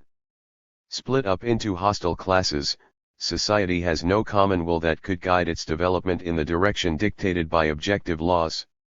The domination of blind social forces has made a deep impression on men's minds. It is enough to recall such mystical ideas as the belief that the life and death of men and nations is controlled by fate, by destiny, and also, of course, the whole idea of religion. 170. But even in an exploiting society, men's conscious activity begins to play a big part on some occasions. This occurs especially in periods of social revolutions, which presuppose that the revolutionary class, or, at least, its vanguard, has a conscious conception, even if only a very general one, of its main historical tasks. Although the ideologists of the revolutionary French bourgeoisie of the 18th century did not know the full meaning of the economic laws dictating the replacement of feudalism by capitalism, they more or less correctly formulated the practical demands ensuing from these laws: abolition of the personal dependence of peasants and guild restrictions, abolition of the privileges of the nobility, and so on, since the bourgeoisie was vitally interested in these measures. But even here correct slogans were mingled with illusions, and the French prophets of enlightenment would probably be both surprised and disillusioned to see, instead of the rule of reason for which they sincerely fought, the triumph of ruthless hard cash. The proletariat is the first class in history to be liberated of all illusions. It stands in no need of self-deception, for the objective course of history does not contradict, nor will it contradict, its interests and aims, but, on the contrary, will lead to their realization. Neither does it need to deceive others, for it does not seek to gain privileges at the cost of other working people. The working class cannot free itself without freeing all the rest of humanity, without destroying all exploitation of man by man. The conscious application of the laws of history by the working class begins already in the midst of capitalist society, when it acquires a scientific theory, creates a political party, rallies to its side all the working sections of the people and guides the struggle in the direction that is dictated by the objective laws of capitalism itself toward the transition to socialism. The social revolution of the proletariat is the first revolution in history in which the revolutionary vanguard of the working masses, the Marxist-Leninist Party, clearly realizes the objective significance of its historical actions and consciously guides the struggle of the masses to achieve a revolutionary change of the existing system. 171. Mastery of the laws of social development. In the epoch of socialism, thanks to social ownership of the means of production, people are able to bring under their control production on the scale of the whole society. They can establish scientifically balanced proportions between the various branches of the economy, between consumption and accumulation, between the production of consumer goods and the income of the population, and so on. Concentration of the basic means of production in the hands of socialist society allows it to conduct a planned economy, which ensures its rapid development. Man's conscious application of social laws does not abolish their objective character, but it does enable society to find its bearings easily in a given situation and, taking into account the objective conditions, to make planned progress towards a predetermined goal, which is elaborated on the basis of knowledge of these laws. In principle, the situation is the same here as in applying the laws of nature.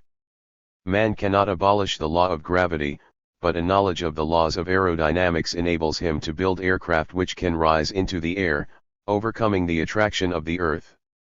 In exactly the same way, society cannot arbitrarily establish proportions for the development of the main branches of the national economy, but a knowledge of what these proportions should objectively be enables it consciously to plan its further development, taking into account its requirements and without fear of crises and disproportion. Thus the necessity that is characteristic of social phenomena becomes a known necessity. The social consequences of the conscious mastering of the laws of social development are of exceptional importance. In the first place, people cease to be slaves of these laws. With the knowledge of scientific theory they can foresee and prepare in advance for such and such an effect of the laws, and direct it into the channel they require, and so on. In short, people become masters of the relations between themselves and the laws that control these relations. As a result, the role of the social consciousness and the superstructure as a whole in the development of society increases. Under socialism, the mastery of these objective laws finds its 172. Concrete embodiment primarily in the activity of the Marxist Party and the socialist state in guiding economic life. The deeper their knowledge of the objective laws of socialist economy, the more confidently the party and state act in determining the path of the country's economic development, the more efficient the management of the national economy, the fewer disproportions and accidents occur in the course of social production, and the more effective the national economic plans become. Secondly, knowledge of these objective laws makes it possible to gain a clear perspective of the ultimate aim against the background of the whole course of social development. Understandably, if one knows what one's aim is, one can reach it more directly and save both energy and resources. It is not possible to jump over the various stages, but the time taken to pass through them can be reduced, avoiding unnecessary sacrifices and waste of effort and material values. Thirdly, the harmony between the objective line of development of society and the interests, strivings and desires of the majority of the members of society awakens their creative initiative and inspires them with exceptional energy and determination to reach the desired goal, which also hastens the development of society. 6. Bankruptcy of bourgeois sociology. Fear of the laws of history. While historical materialism reveals the objective laws of social development and points the way to their comprehension and application in the interests of society, bourgeois sociology tries in all kinds of ways either to prove that there are no historical laws, or to distort the nature of these laws. Bourgeois sociologists did not acquire this attitude by chance. At one time, when the bourgeoisie was a progressive class, its ideologists regarded society as a part of nature and tried to discover the natural laws of its development. And although these attempts never ultimately went beyond the limits of the idealist view of history, they had a progressive significance for the development of the social sciences. It is quite a different matter in modern times, when capitalism is nearing its end. 173. How is one to explain the highly important events that have made world history in modern times, such as the victory of the Great October Socialist Revolution, the formation of the world socialist system, the collapse of the colonial system of imperialism, and so on? To acknowledge them as historically necessary would be to acknowledge the inevitability of the downfall of capitalism and the triumph of socialism, i.e., to break away from bourgeois ideology. With a very few exceptions, bourgeois scholars are not prepared to do that. Denial of the part played by objective laws in contemporary events inevitably leads, however, to rejection of the idea of historical necessity in general, to abandonment of the scientific investigation of social relations. This is, in fact, a characteristic feature of modern bourgeois sociology. Fear of the laws of history, which spell the doom of capitalism, causes bourgeois sociologists to make violent attacks against Marxism-Leninism, and to distort the real situation. As Lenin pointed out, the expulsion of laws from science means, in practice, dragging in the laws of religion registered. It is no accident that many contemporary bourgeois sociologists preach blatant mysticism and speak of the divine predestination of the historical process, and of the mysterious power of providence, which is supposed to control the course of history. In combating the materialist conception of history and the scientific approach to social phenomena, bourgeois sociologists resort to all kinds of devices, of which the most important are the psychological explanation of social development, the denial of objective historical law on the pretext that every historical phenomenon is unique, and finally, the substitution of the laws of biology or other natural sciences for historical laws. The psychological theory of society. The psychological explanation of social development, which, as we have seen, has always been characteristic of bourgeois sociology, springs from the idea that human consciousness, the human mind, is the creator of social life. Moreover, modern bourgeois sociology interprets human psychology itself in the spirit of irrationalism and presents man not as a conscious being, but as a creature who acts mainly under the influence of uncon. 174. Scious impulses and biological instincts. For example, from the point of view of the Austrian psychiatrist and sociologist, Sigmund Freud, who had a powerful influence on bourgeois sociology, all human behavior depends on animal instincts, above all the sexual instinct, and the human consciousness forms merely a superstructure on unconscious instincts and impulses. Hence bourgeois sociologists conclude that it is impossible to exert a conscious influence on social relations, to prevent wars, and so on. Revolutionary movements are declared to be manifestations of mass hysteria, and workers who are dissatisfied with the capitalist system are advised to see a psychiatrist, who will help them to adjust themselves to existing conditions. Bourgeois sociology not only slanders the masses who are consciously waging a struggle for democracy and socialism, it also seeks to discredit the aim of that struggle by arguments designed to prove the immutability of man's bestial nature. We have already seen, however, that individual psychology does not determine human social relations, but itself depends on historical conditions. The savage instincts, such as greed and the property instinct, of which bourgeois sociologists write, are, in fact, determined by social environment. The transformation of human consciousness in the course of the socialist revolution in the USSR and the people's democracies, the appearance of new spiritual traits, collectivism, for example, as opposed to bourgeois individualism, convincingly refute the bourgeois sociologists' assertion that human nature cannot be changed. No better is the position of those bourgeois writers who claim that the prime mover of society is not the individual but the collective, group, or social consciousness. We have seen that social consciousness, or the sum total of social ideas, does indeed play an important part in the life of society. But it is enough to ask the question, why at a given period are certain ideas predominant, and at another period other ideas, or why do the outlooks of different classes differ, and it at once becomes clear that the spiritual life of society as a whole, or of a particular class, is derived from its material life and is a reflection of that life. Denial of this fact means the complete rejection of social science and abandonment of the quest for its 175 inner laws, which is, in fact, the attitude of the most reactionary sociologists, the irrationalists who argue that history cannot be a science, that it is based not on objective knowledge but on intuition and the act of faith. Description instead of explanation. What is known as empirical sociology, which is closely connected with the philosophy of neopositivism, employs much more subtle methods in opposing scientific determinism. The sociologists of this trend pay lip service to the scientific, objective investigation of social relations. The term scientific, as they employ it, however, means nothing more than a mere description of isolated facts that does not attempt any sort of broad generalizations. This is frequently justified by means of highly plausible references to the complexity of social life, the danger of schematism, and so on.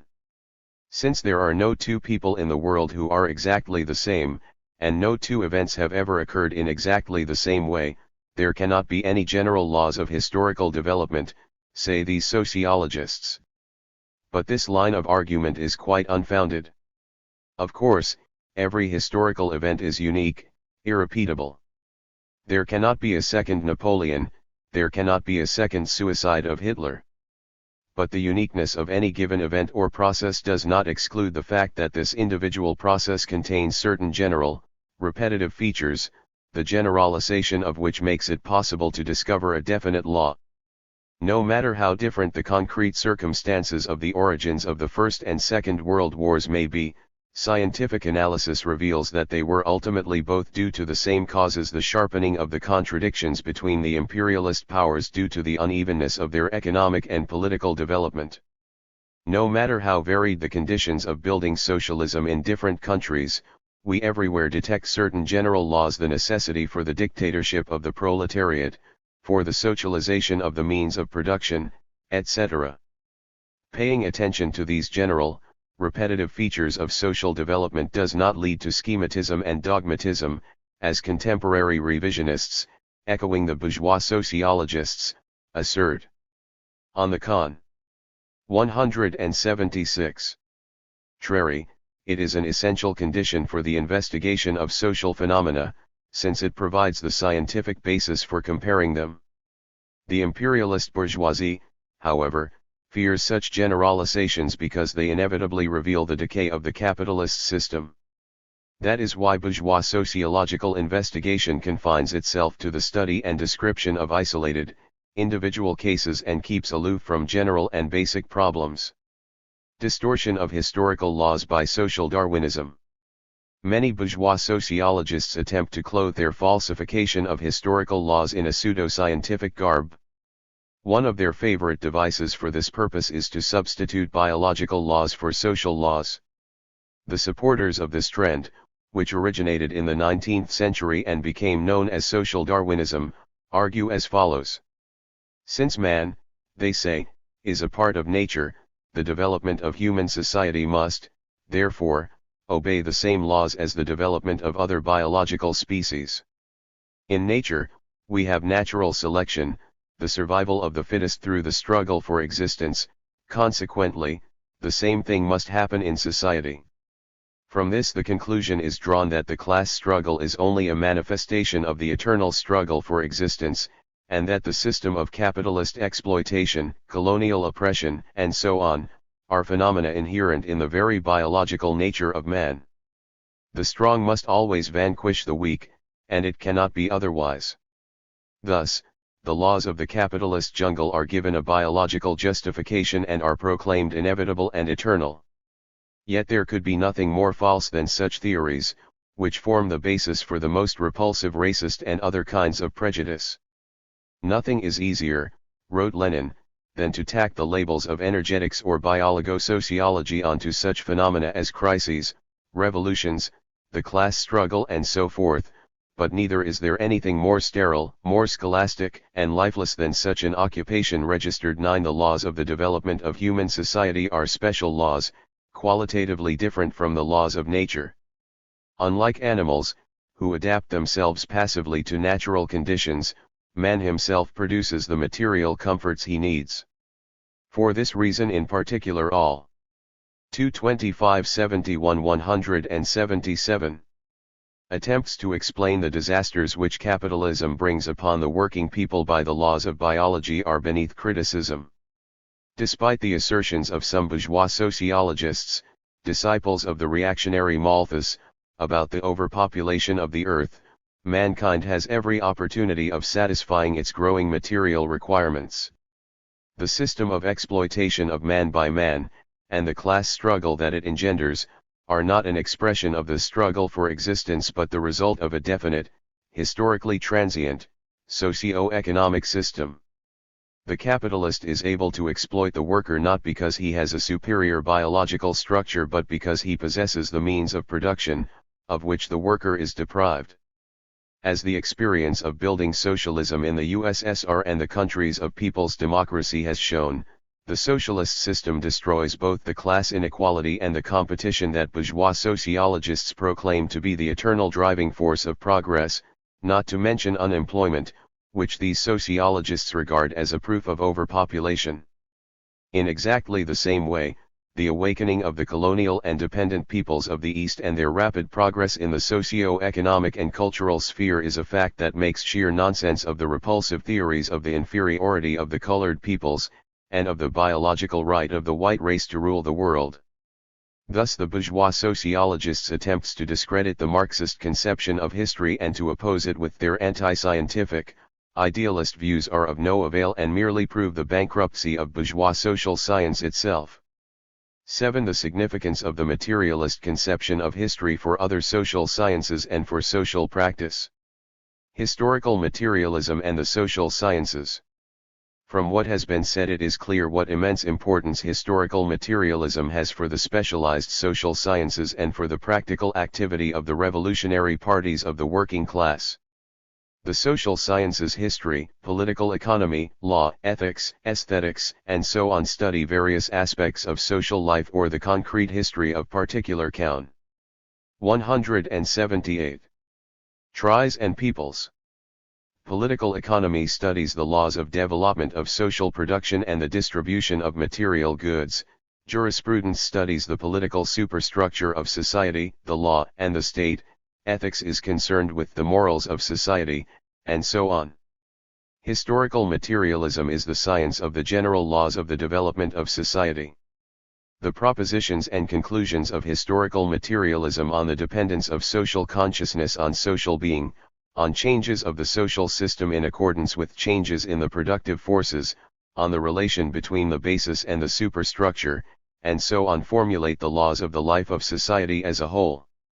None of the specialized social sciences is concerned with such broad generalizations as historical materialism. Therefore it is the basis of all the social sciences. Historical materialism does not claim to take the place of the other social sciences, it serves them as a method of cognition and in its turn draws on them in arriving at its generalizations. Knowledge of the general laws revealed by historical materialism makes it possible to understand the development of various aspects of social life, the concrete history of a particular country. None of the social sciences can correctly comprehend its particular field of social life without elucidating that field's connection with other aspects of the life of society, without discovering its place among all the phenomena of social development. At the same time, the materialist conception of history is not a universal key which has only to be applied to any historical situation or phenomenon and its explanation will at once be forthcoming.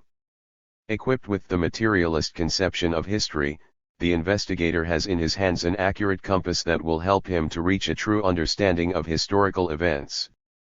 But the events themselves and the conditions that gave rise to them must still be studied in the light of concrete facts.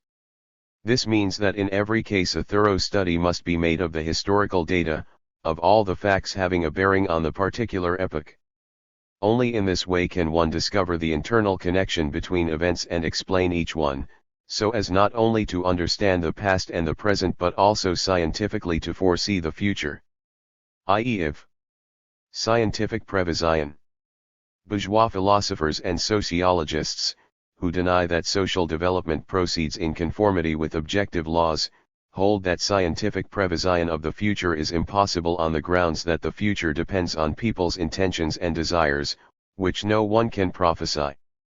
But, as we have seen, the plans and aspirations of the mass of the people are determined by the objective conditions of their life. Therefore, knowledge of the tendencies resulting from the laws of development of contemporary society enables us to foresee the future course of events. After all, the future does not arise out of nothing but merely realizes the possibilities inherent in the present. Of course, knowledge of the laws of development of society makes it possible to foresee only the general direction of historical development but not its details, not its concrete forms. The concrete form and duration of many social processes are shaped under the influence of a multitude of fortuitous circumstances that cannot be foreseen by even the most brilliant mind. But foreseeing the general line of development has immense practical significance. Marx and Engels over 100 years ago, in the period when capitalism was still in the ascendant, foretold its inevitable decline and downfall as the result of its own internal contradictions. That prophecy is steadily coming true in our time. Long before the First World War, Engels predicted the possibility of its occurrence and its consequences. He wrote that as a result of the coming World War many monarchies would topple and crowns would be lying about in dozens, that the mechanism of trade and industry would be thrown into complete confusion, and so on. One result, he wrote, is absolutely certain: universal exhaustion and the creation of conditions for the final victory of the working class. 70 And indeed, as a result of the First World War the chain of imperialism was snapped at its weakest link in Russia, where the working class came to power. More than half a century ago, Lenin foresaw that in connection with the transference of the center of the world revolutionary movement to the east the Russian proletariat would become 180. The vanguard of the socialist revolution. In the period of the First World War he foresaw the possibility of the victory of socialism at first in one or several countries. History has provided brilliant confirmation of both these predictions. Marxists have on a number of occasions predicted events many years in advance of their occurrence, such as the victory of national liberation movements in the colonies and the dependent countries, the victory of revolution in China, the destruction of the fascist regime in Germany, the victory of the democratic countries headed by the USSR in the Second World War, and many others. All these predictions have proved true because they were founded on objective, strictly scientific analysis of reality in the light of its chief law-governed tendencies. On the other hand, the countless prophecies of bourgeois politicians and sociologists about the inevitable collapse of socialism, a great revival of capitalism, and so on, have proved a disgraceful fiasco because they ignored the real laws of history and were the products of wishful thinking. Such will be the fate, too, of the many hysterical babblers of the present day who shout about the crisis of communism and foretell the destruction of human culture. Historical materialism and the practical activity of the working class movement underscore, as the science of the general laws of development of society and as a method of understanding social phenomena, the materialist conception of history constitutes the theoretical basis of all scientific communism, and of the strategy and tactics of the communist parties. By showing the inevitability, in accordance with natural law, of the replacement of the capitalist formation by a socialist formation, the teaching of Marx and Lenin inspires the hearts of the working people with certainty in the ultimate victory of their great cause. It accustoms those who participate in the working class movement to think broadly, to link up the current interests of the day with the ultimate aims of the working class, to examine the deeper interconnection of social events, and to see through individual happenings to the broad historical prospect beyond. The man who is armed with knowledge of the 18 laws of social development becomes a conscious participant in the historic struggle for communism. At the same time, the dialectical materialist method encourages people to make a concrete analysis of every given situation, of the special features existing in their country and the world at any given time. Every revolutionary party of the working class has to act in special circumstances, under specific national conditions. The success of its activities depends to a considerable extent on how accurately, how scientifically it is able to assess the objective conditions of its struggle, and to define its ends and means in accordance with the actual course of historical events. Mastering this method does not mean learning by heart the theses and formulae of historical materialism. It is not hard, for instance, to remember that the conflict between the productive forces and production relations constitutes the basis of the social revolution. But the working class party that confined itself to stating this one general truth and did not study in what concrete forms this conflict is expressed in its particular country, what the relation of the class forces is there, and so on, would be of little value. Mastering the materialist conception of history means assimilating the essence of the materialist and dialectical approach towards the analysis of social phenomena, learning to use it when studying concrete conditions of the struggle of the working class at any given moment, learning to generalize the rich practical experience of the revolutionary movement. That is why the materialist conception of history occupies such an important place in the world outlook of the revolutionary parties of the working class, in the world outlook of every conscious fighter for socialism, of every person who wants to understand the laws of social development and with a sound knowledge of the job in hand further the progress and well-being of toiling humanity. Copaf Pia 5. Classes, class struggle, and the state. The life of society is marked by great complexity and multiformity. During its history various, often diametrically opposite, strivings of many people have come into conflict, struggles have ensued between them, and the most diverse contradictions have arisen and been resolved. In addition to the struggle within society there have been conflicts and struggle between peoples and between societies. Periods of revolution and reaction, of rapid progress and stagnation, of peace and war, alternate constantly in history. It was Marxism that first provided the guiding thread which led to the discovery of a law in this seeming labyrinth and chaos, namely, the theory of the class struggle. Only on the basis of this theory is it possible to explain the hidden motivating springs of all the important events and changes which take place in a society based on exploitation. For the working class this theory provides the scientific basis of the tactics of its struggle for emancipation. 1. The essence of class distinctions and of the relations between classes. The contradictions and conflicts between people of different social status led advanced thinkers even before Marx to the idea of the existence of different social classes and of struggle between them. Their conceptions of what classes were, however, remained extremely vague and ill-defined. Out of the multitude of features that distinguish people belonging to different classes these thinkers were unable to select the main and deci. 183. Civ 1. Consequently, the principles of class division that they proposed did not contain the essence of the problem and were often accidental and arbitrary. This is an even more characteristic feature of modern bourgeois sociology. Bourgeois sociologists admit that society is not homogeneous, that it consists of a large number of different strata and social groups. But what lies at the basis of this stratification? Various answers are offered. Some sociologists give pride of place to the spiritual principle, a common psychology, common religious views, and so on. But we have already seen that people's social consciousness depends on their social being. Others consider that the basic principle of class division is material well-being, size of income, living conditions, etc. But size of income depends on what position a given class occupies in social production, whether it is the owner of the means of production or whether it is an oppressed, exploited class. On this depends its role in political life, its level of education and its everyday existence. Since the chief and decisive aspect of social life is material production, the basis of the division of society into classes must be sought in the place occupied by a particular group of people in the system of social production, in their relation to the means of production. The fullest definition of classes was given by Lenin in his work A Great Beginning.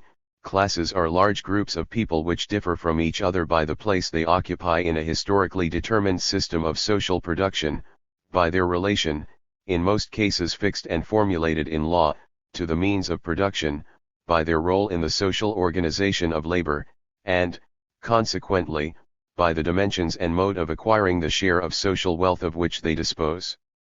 Classes are groups of people one of which can appropriate the labor of another owing to the different places they occupy in a definite system of social economy. 7. It is the existence of classes that lies at the root of the social injustice which is the characteristic feature of an exploiting society. It is not the will of God and not man's nature as an individual, as the ideologists of the exploiting classes have always tried to prove, but membership of a particular class which explains the dominating, privileged position. 184. Of some and the oppression, poverty, and lack of rights of others. This does not mean, of course, that all differences and relations in society apart from those of class are of no importance. In the course of man's historical development quite a number of stable forms of social community have been formed that do not coincide with the class division.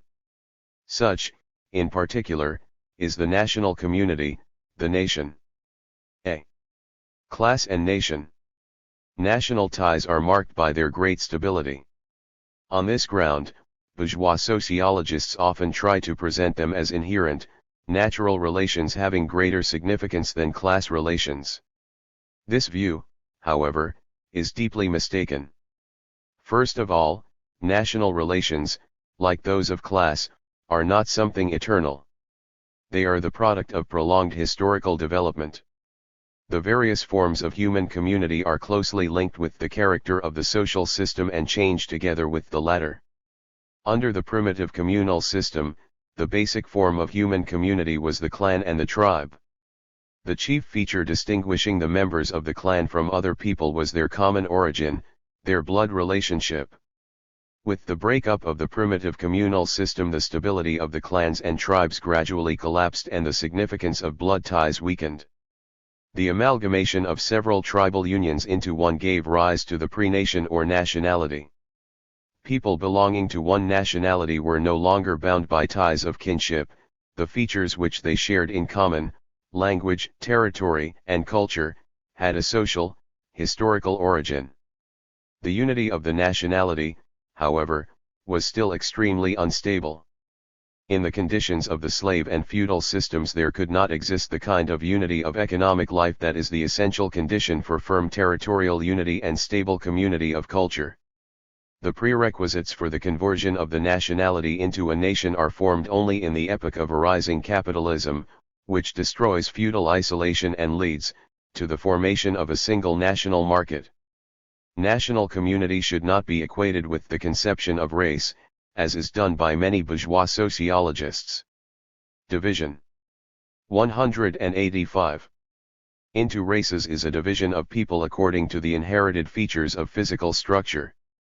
Depending on a number of features, color of skin, shape of skull, hair, and so forth, science distinguishes three basic races: the Caucasian, or white, the Negroid, or black, and the Mongolian, or yellow.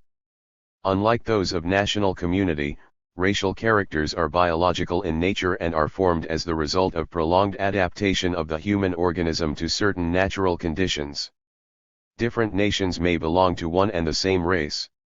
On the other hand, a given nation may be composed of people with different racial characters, Negroes, whites, and Indians, for example, in certain Latin American countries. There is also no internal connection between race and language. For example, the English language is the native language of both whites and Negroes in the United States.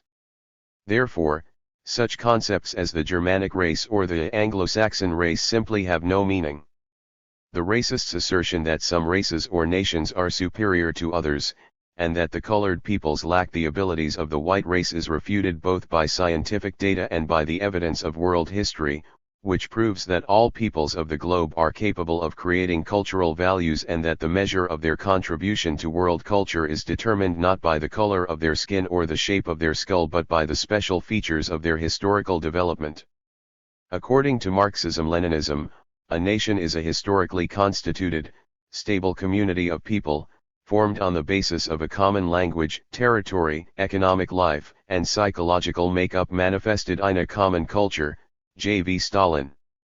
National community cannot abolish class differences within a nation. On the contrary, these differences permeate its whole life and divide it into warring camps.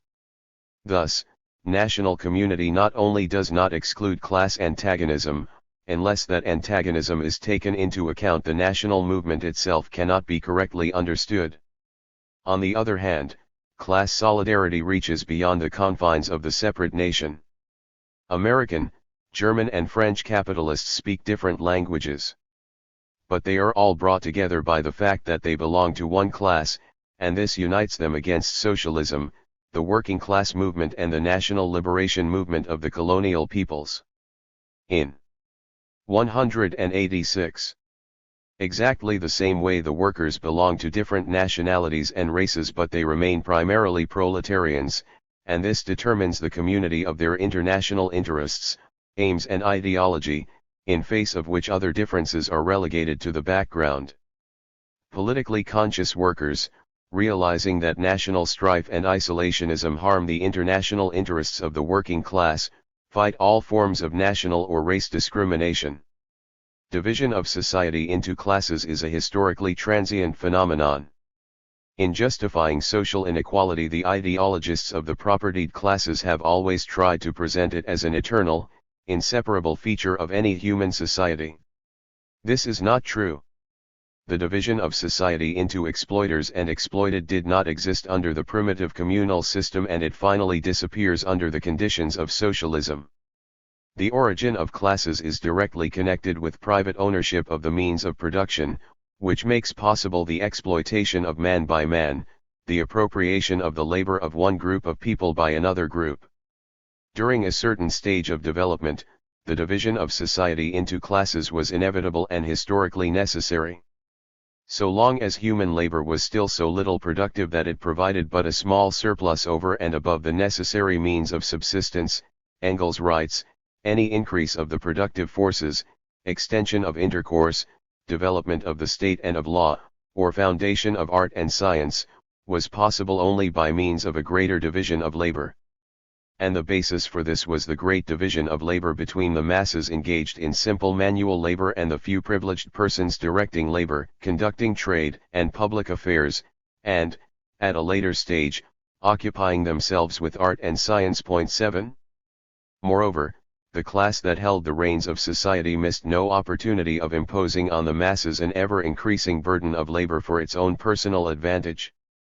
But after the development of the productive forces has placed on the agenda the replacement of private ownership by social ownership and the abolition of relations of exploitation, the 187 grounds for the existence of classes also disappear. Not only does the preservation of classes become superfluous, it becomes an obstacle in the path of the further development of society. In socialist society there are no longer any exploiting classes. The relations between the classes of the workers and the peasants acquire a fundamentally new character that excludes exploitation, the domination of one class over another. Then comes an epoch during which the remaining differences between the classes are erased. Finally, with the transition to communism, classes disappear altogether. Thus, the division of society into classes, and hostility between them, is an inseparable feature only of the age of private ownership. Class structure of society. Classes are divided into basic and non-basic classes according to the place they occupy in society. The classes described as basic are those without which the mode of production prevailing in society could not exist and which have been brought into being by this very mode of production. In slave society the basic classes are those of the slave owners and slaves, in feudal society those of the feudals and serfs, in bourgeois society those of the capitalists and workers. These then are classes, one of which is the owner of the basic means of production and exercises power, while the other constitutes the basic mass of the exploited. The relations between these classes always remain antagonistic, based on conflicting interests. The capitalist, for example, has an interest in compelling the worker to produce as much as possible while paying him as little as possible. The worker, naturally, is interested in exactly the opposite. The incompatibility of economic interests between antagonistic classes gives rise to an implacable struggle between them. Freeman and slave, patrician and plebeian, lord and serf, guildmaster and journeyman, in a word, oppressor and oppressed, stood in constant opposition to one another, carried on an uninterrupted, now hidden, now open fight, a fight that each time ended, either in a revolutionary reconstitution of society at large, or in the common ruin of the contending classes. But besides these basic classes there are other, non-basic classes in an exploiting society. For example, in slave society. 188. There existed free peasants and craftsmen. In capitalist society, apart from the bourgeoisie and the working class, there is still the peasantry and, in many countries, landlords, and so forth. The existence of these non-basic classes with their special interests, along with a number of social groups, the intelligentsia, for example, considerably complicates the pattern of class relationships. Classes of bourgeois society. The basic classes of bourgeois society are the capitalists, bourgeoisie, and the wage workers, proletariat. The bourgeoisie is the class of the owners of the basic means of production, which lives by exploiting the hired labor of the workers. It is the ruling class of capitalist society. The bourgeoisie at one time played a progressive part in the development of society by leading the struggle against the obsolete feudal system. In pursuit of profit and spurred on by competition, it brought into being powerful productive forces. But as the contradictions of capitalism developed, the bourgeoisie was transformed from a progressive class into a reactionary one, and its supremacy became the main brake on the development of society. The creator of the colossal wealth appropriated by the bourgeoisie is the working class, the chief productive force of capitalist society. At the same time it is a class deprived of ownership of the means of production and compelled to sell its labor power to the capitalist. As capitalism develops, the wealth of the biggest capitalists increases, but so does the oppression and indignation of the working class, which is disciplined, united, organized by the very mechanism of the process of capitalist production itself. Marx. Registered thus: as capitalism grows, so does its gravedigger, the working class, the vehicle of a new, higher, socialist mode of production. But there is no capitalist country in which the composition of society is confined to these two classes alone. There never has been capitalism in such pure form anywhere. Capital penetrates all branches of the national economy and transforms them, but nowhere does it completely destroy the old economic forms. 189. For this reason, large-scale ownership of land by landlords survives in many bourgeois countries. These landlords reorganize the economy of their estates on capitalist lines, acquire industrial enterprises if the opportunity arises, become shareholders in joint stock companies and turn into capitalists. Numerous representatives of the landlord class enter the state machine, and also the armed services as members of the officer corps.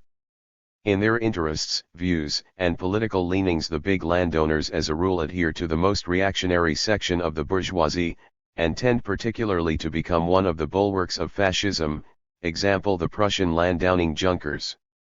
The peasantry also passes from feudal to capitalist society. With the exception of its richest stratum, the rural bourgeoisie, the kulaks, it is an exploited class. Exploitation of the peasants takes various forms, rent paid to the landowners, enslaving loans and advances received from capitalists, direct exploitation of the labor of the poor peasants, who are compelled to work on the fields of landlords and kulaks, and so forth. In addition, the mass of the peasants are obliged to pay tribute to powerful capitalists in the form of high prices for industrial goods bought from them.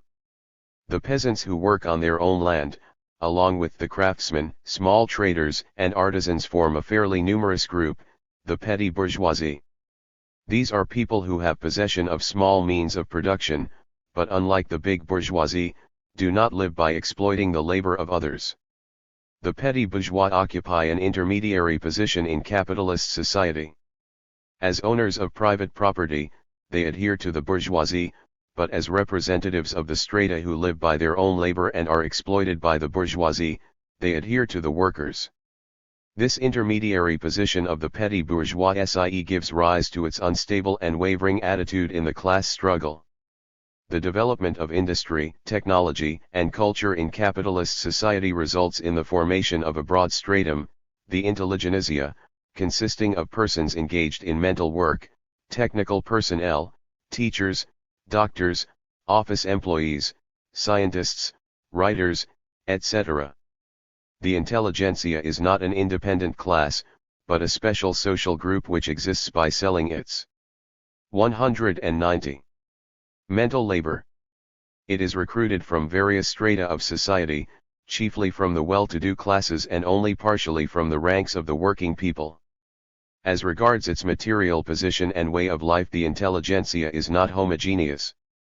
Its upper strata, the high officials, prominent lawyers, and others, are closer to the capitalists, while the lower strata are closer to the working masses.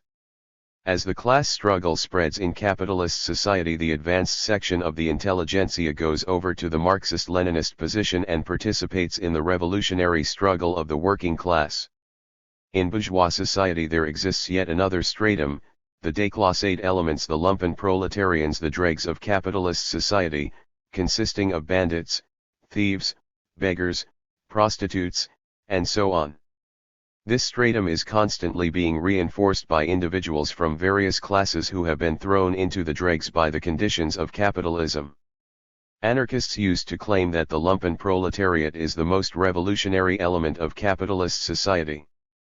But the history of the past century has proved the complete correctness of Marx and Engels, who characterized the lumpen proletariat as a stratum which, owing to its conditions of life, is ready to be the bribe tool of reactionary intrigue. 6. In Hitler Germany, large numbers of criminals joined fascist organizations such as the Stormtrooper and SS detachments. In the United States, gangster bands are widely used for beating up workers, Negroes, and progressives. When characterizing the classes and strata of capitalist society, one must also take into account the differences within them. Of particular importance are the differences between the monopolist and non-monopolist bourgeoisie, and in the colonies, between the national bourgeoisie and the strata that are in league with the colonialists. These differences, which have widened in our times, play, as we shall see, a large part in the political life of contemporary bourgeois society. Thus, bourgeois society presents an extremely complex and many-sided picture of class distinctions and relationships, a clear understanding of which is essential for the correct policy and tactics of the working class and its parties. But it is no less important to see behind all this diversity the chief class contradiction of bourgeois society, the antagonistic contradiction. Thursday. Between the working class and the bourgeoisie. All social phenomena must be approached from the point of view of this contradiction. No matter what changes capitalism may undergo, no matter how complicated its class structure and the relations between the classes may become, it remains a society based on exploitation. And in such a society the chief factor in the relations between classes remain the relations of irreconcilable struggle between the exploited and the exploiters. 2. The state as an instrument of class domination. The Marxist-Leninist theory of classes and the class struggle provides the key to understanding one of the most complicated phenomena in the life of human society, the state.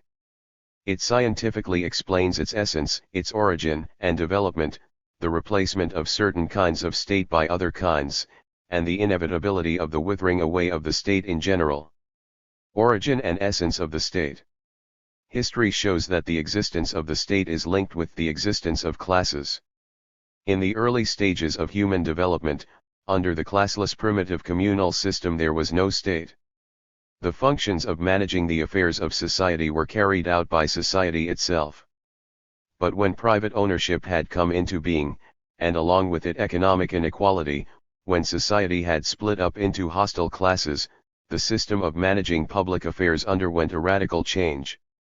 These affairs could no longer be settled on the basis of the agreed will of the whole or the majority of society. The dominating position was seized by the exploiting classes. Since they composed only an insignificant minority of society, these classes had to rely on direct coercion as well as on their economic power to maintain the system that suited them. For this a special apparatus was required: detachments of armed men, army and police, courts, prisons, etc. Control of this apparatus of coercion was placed in the hands of men devoted to the interests not of the whole of society but of the exploiting minority. In this way the state was built up as a 192 machine for maintaining the domination of one class over another. With the help of this machine the economically dominant class consolidates the social system that is to its advantage and forcibly keeps its class opponents within the framework of the given mode of production. For this reason, in an exploiting society the state, in essence, always represents the dictatorship of the class or classes of exploiters. In relation to society as a whole, the state acts as an instrument of direction and government on behalf of the ruling class. In relation to the opponents of this class, in an exploiting society this means the majority of the population, it acts as an instrument of suppression and coercion. Thus, the state is the result of the irreconcilability of class contradictions. It arises when, where, and to the extent that class antagonisms objectively cannot be reconciled. 7. The political power of the economically dominant class. Such is the essence of the state, the nature of its relations with society. But in addition to this, it has other characteristics. One can speak of the state as such only when the political power of this or that class extends over a certain territory and over the population living on that territory, its citizens or subjects. Size of territory, as well as the number and composition of the population may, of course, influence the power of the state and, in a number of cases, its structural form. But the essence of the state is not determined by these features but by its class character. Types and forms of state. States, past and present, form a motley picture. They include the ancient despotisms of Assyria, Babylon, and Egypt, the republics of ancient Greece, the Roman Empire, the principalities of Kiev Rus, the monarchies of the Middle Ages, the modern parliamentary republics, and finally the socialist republic. These are all different types and forms of state. The type to which a state belongs depends on which class it serves, that is to say, it depends in the final analysis on the economic basis of a given society. The type of state therefore corresponds to a socio-economic formation. History knows three basic types of exploiting state: the slave, the feudal, and 1325-71-193. The bourgeois. The characteristic feature common to them all is the domination of exploiters, i.e., a small section of society, over the exploited, who comprise its overwhelming majority. The socialist state, where the working class and all the working people comprising the majority or the whole of society are in power, is a new and quite different type of state.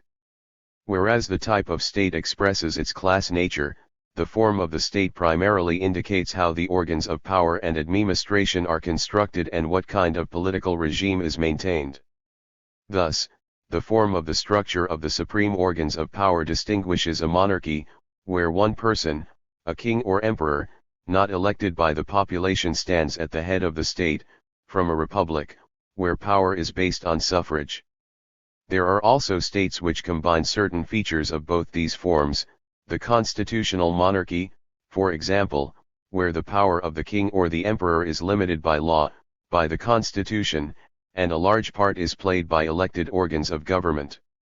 The form of the state is inseparable from the political system established by the ruling class. This system may vary even in states of the same type. Thus, the bourgeois state is to be found not only in the form of a democratic republic but also in the form of a terroristic fascist regime. The rise of various forms of state, their development and flowering, their decline and replacement by other forms is in no way a matter of chance. The variety of forms to be found in states of the same type depends mainly on changes in the economic structure, in the relation of class forces and the various groupings within the ruling classes. The decentralist state with its weak central government and great political independence of its individual feudal lords corresponded to the period of feudal disunity, when each estate was essentially a self-supporting economy and the economic ties between them were still very weak.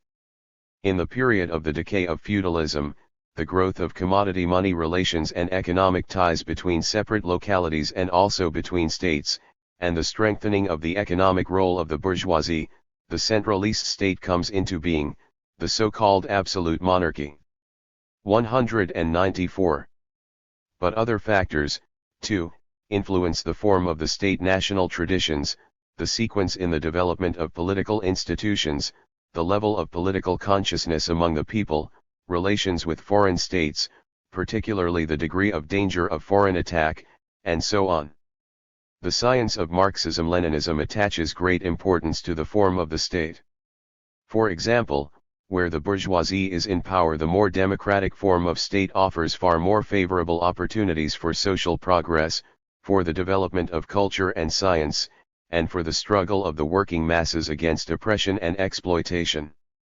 But no form, not even the most democratic, can change the essence of the exploiting state as an instrument for the domination of one class over others. In Egypt, the slave state took the form of an Eastern despotism with an unrestricted monarch, the pharaoh, at its head; in Athens, the form of a democracy; in Rome, the form of an aristocratic republic, and then an empire, and so on. In spite of the great variety of forms, the essence of all these states was the class domination of the slave owners over the slaves. The bourgeois state. The bourgeois state can also take various forms: a democratic republic, a constitutional monarchy, an open dictatorship of the fascist type. But in any form it remains an instrument in the hands of the bourgeoisie, and therefore primarily an instrument for the subjugation of the working masses. The bourgeois democratic state was a big step forward in comparison with its predecessors.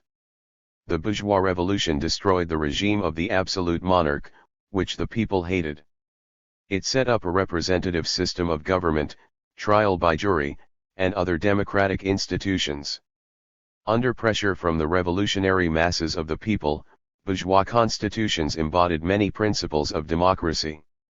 But just as the economic system of capitalism did not abolish the exploitation of the working masses but merely altered its form, so bourgeois democracy did not change the anti-popular nature of the political power of the exploiters. The democratic institutions introduced by the bourgeoisie are of a formal Na. 13*195 tour and do not really enable the working people to make use of the rights that are proclaimed. And it could not be otherwise, for the economic system of capitalism is incompatible with real equality and freedom. Even the most democratic bourgeois state safeguards and sanctifies the capitalist system and private ownership, and suppresses the working people who wage a struggle against it. This is particularly characteristic of the present epoch, when the imperialist bourgeoisie is throwing overboard the democratic institutions and forms that have been won by the people and attacking the rights and freedoms of the individual. The fascist state, the dictatorship of the most reactionary and aggressive section of the monopolist bourgeoisie, which existed in Italy, 1922–43, Germany, 1933–45, and which still exists in Spain, provides vivid confirmation of this fact. The bourgeoisie's desire to abandon democracy encounters opposition from the democratic and socialist forces led by the working class and its Marxist parties, and this opposition becomes increasingly more organized and powerful. Such are some of the basic propositions of historical materialism on the state. They do not, of course, cover the whole of the Marxist-Leninist teaching on the state. The experience of the present age, particularly the experience of the working people who have created a new type of state, the socialist state, contributes much that is new to this teaching. This will be dealt with in Part 5 of this book. 3. The class struggle as the driving force of the development of an exploiting society. Reactionary ideologists, frightened by the working people's resistance to exploitation, try to represent the class struggle as an obstacle to progress, a dangerous deviation from the normal course of social development. Nothing could be further from the truth. In reality, far from hindering progress, the class struggle is on the contrary the driving force of development of society. 196. The law of class struggle. The class struggle permeates the whole history of exploiting society. Its creative, progressive significance is felt even under conditions of the peaceful, evolutionary development of each formation. The bourgeoisie likes to take the credit for the immense technical progress achieved in the epoch of capitalism. But the capitalist is least of all interested in the development of technology as such. Were it not for the resistance of the workers, he would prefer to swell his profits by such simple and cheap methods as cutting wages and lengthening the working day.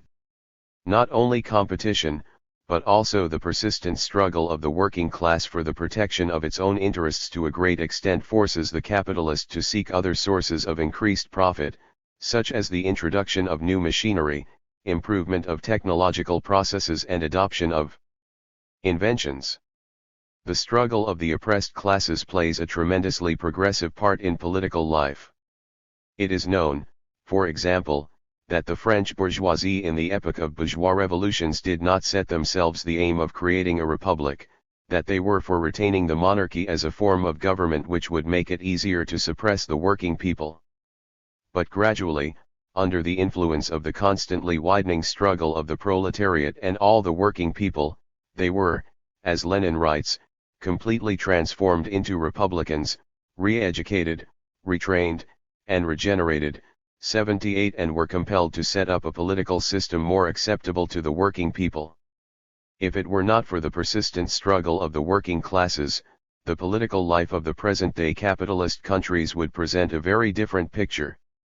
We know that in the epoch of imperialism the bourgeoisie does all it can to cut down and abolish democratic freedoms, to limit the power of representative bodies, of parliaments in particular, and to crush all that is democratic and progressive in the culture of the capitalist countries. Only the determined class struggle of the working masses, led by the proletariat, is able to check these anti-popular tendencies. In present-day circumstances such a struggle can bring excellent results in defending peace, democracy. 197. And national sovereignty, and barring the way to fascism, reaction and war. The more persistent the struggle of the oppressed classes against their exploiters, the more successful their resistance to their oppressors, the more rapid, as a rule, is the progress made in all spheres of the life of society. Social revolution. The part played by the class struggle as the driving force in the development of an exploiting society is particularly evident in a period when one socio-economic formation is being replaced by another, i.e., in a period of social revolutions. The conflict between the productive forces and production relations, which forms the economic basis of the social revolution, matures slowly and gradually, in the course of the evolution of the old mode of production. The solution of this conflict, however, requires a fundamental breakup of the prevailing production relations, and this can never be achieved by means of gradual changes.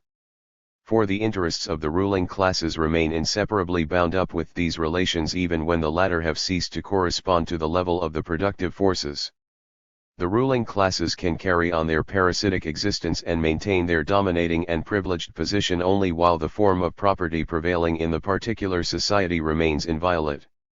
No exploiting class ever has given up, or ever will give up, voluntarily its property, the source of its privileged position.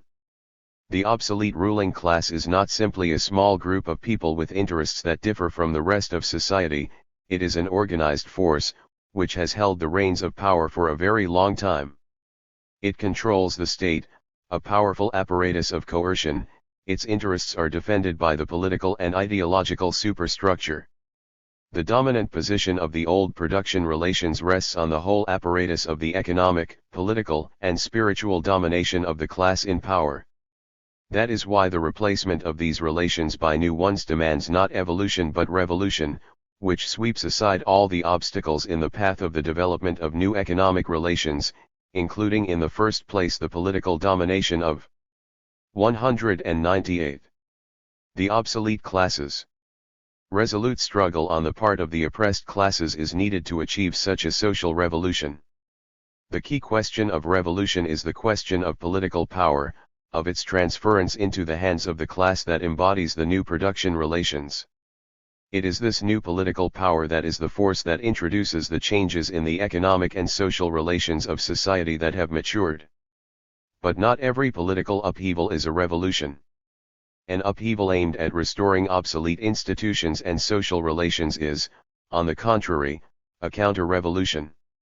It brings not progress but stagnation, social retrogression, and multiplies the sacrifices and sufferings of millions of people to no purpose.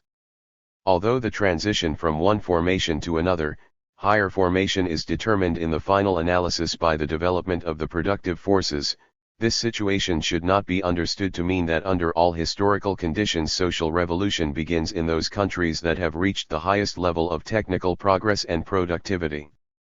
In the highest, imperialist stage of capitalism, when the capitalist system as a whole has grown ripe for the transition to socialism, the socialist revolution may occur first in the less developed countries, if the social and political contradictions there have become sufficiently acute.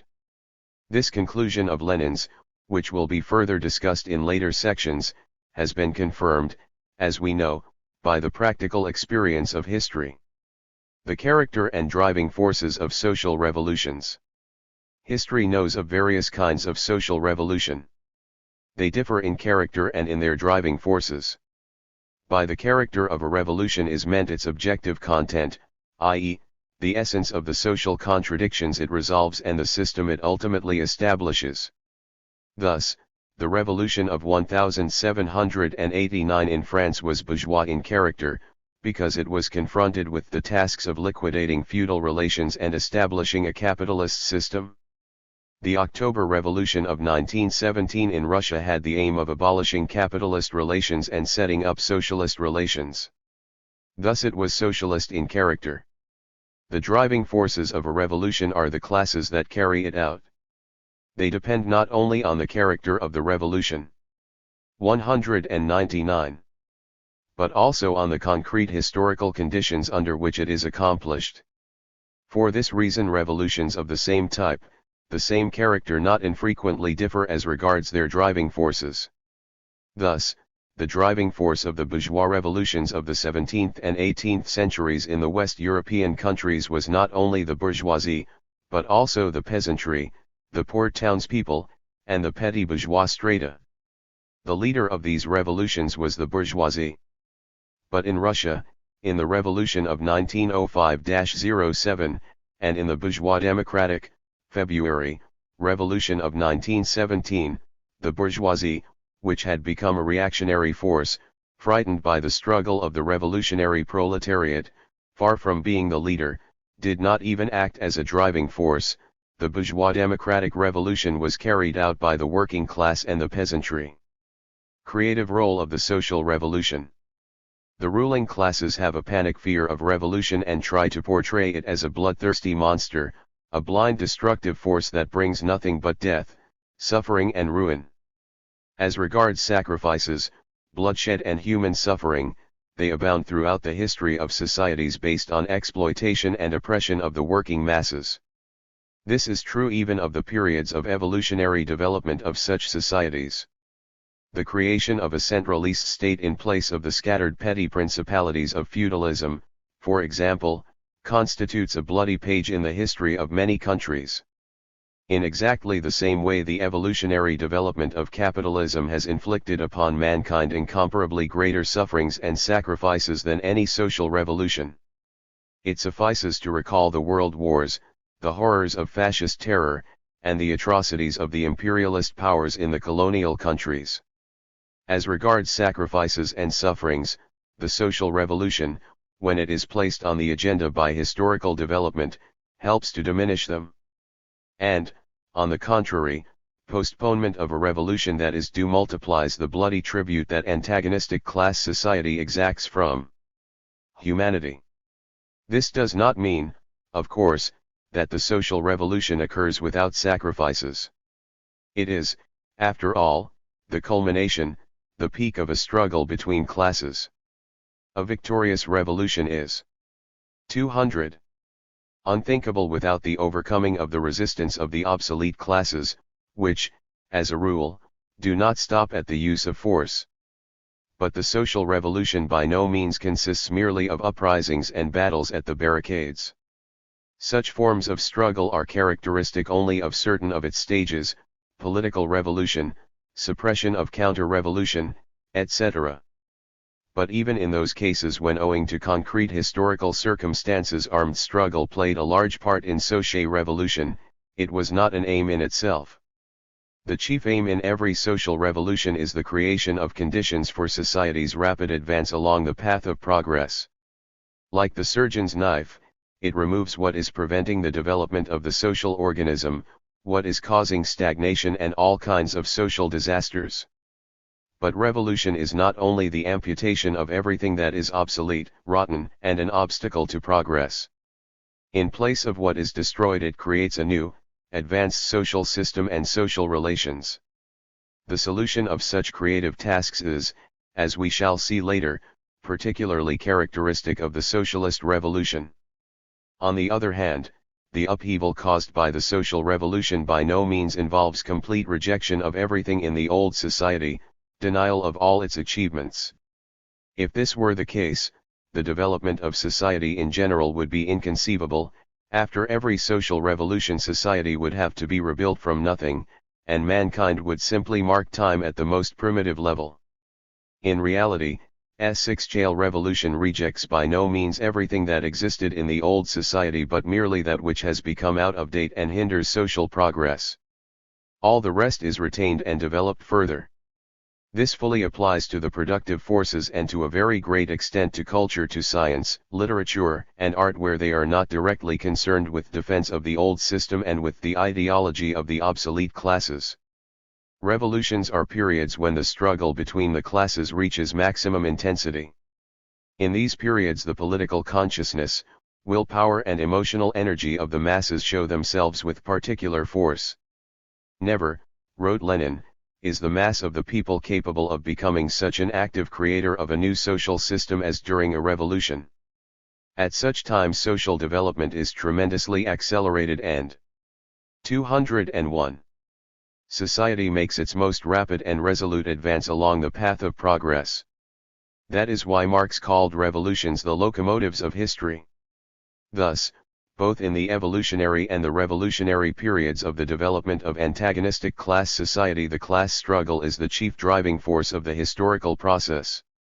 Hence it follows that those who gloss over class contradictions, who propose abandoning the struggle of the working classes, who try to blunt and weaken it, and preach peace between the classes are, no matter what fine words they use for concealment, enemies of progress, defenders of stagnation and reaction. Such a position is not acceptable to the workers, or to any progressive people, who regard it as their task to develop the struggle of the oppressed classes against the exploiters. From the point of view of both the immediate and the more remote tasks confronting society, the struggle is in the interests of the majority of mankind and furthers its progress. 4. The basic forms of the class struggle of the proletariat. The class struggle of the proletariat proceeds in various forms: economic, political, and ideological. Economic struggle. The economic struggle is that waged for improving the workers' conditions of life and labor, increased wages, a shorter working day, etc. The most widespread method of economic struggle is for the workers to state their demands and, if these demands are not satisfied, to carry out strikes. To defend its economic interests, the working class creates trade unions, mutual assistance funds and other organizations. Every worker, even the least politically developed, realizes the need to protect his immediate economic interests. It is therefore with economic struggle that the workers' movement begins. But this does not mean that economic struggle is a thing of the past in the class struggle of the proletariat. Defense of economic demands plays a large part also under present-day conditions, even in those countries where a powerful and well-organized working class movement exists. 202. In the first place, the economic struggle offers definite possibilities of improving the lot of the working class even under conditions of capitalism. This is shown by the experience of many countries, where the workers have wrung important concessions from the bourgeoisie. Communists, the most consistent fighters for the interests of the working class and all working people, therefore devote much attention to the organization of the proletariat's economic struggle. Secondly, the fight for economic demands, being the most accessible and comprehensible to the masses, draws the broadest sections of the workers into movement and serves them as a necessary school of anti-capitalist struggle, of education in class consciousness. Hence, to a large extent the success of the higher forms of the working class movement depends on this fight. Economic struggle, however, has definite limitations. Since it does not affect the foundations of the capitalist system, it cannot bring satisfaction of the workers' basic economic interest, it cannot free them of exploitation. What is more, the successes of economic struggle, if they are not reinforced by political gains, cannot be at all secure.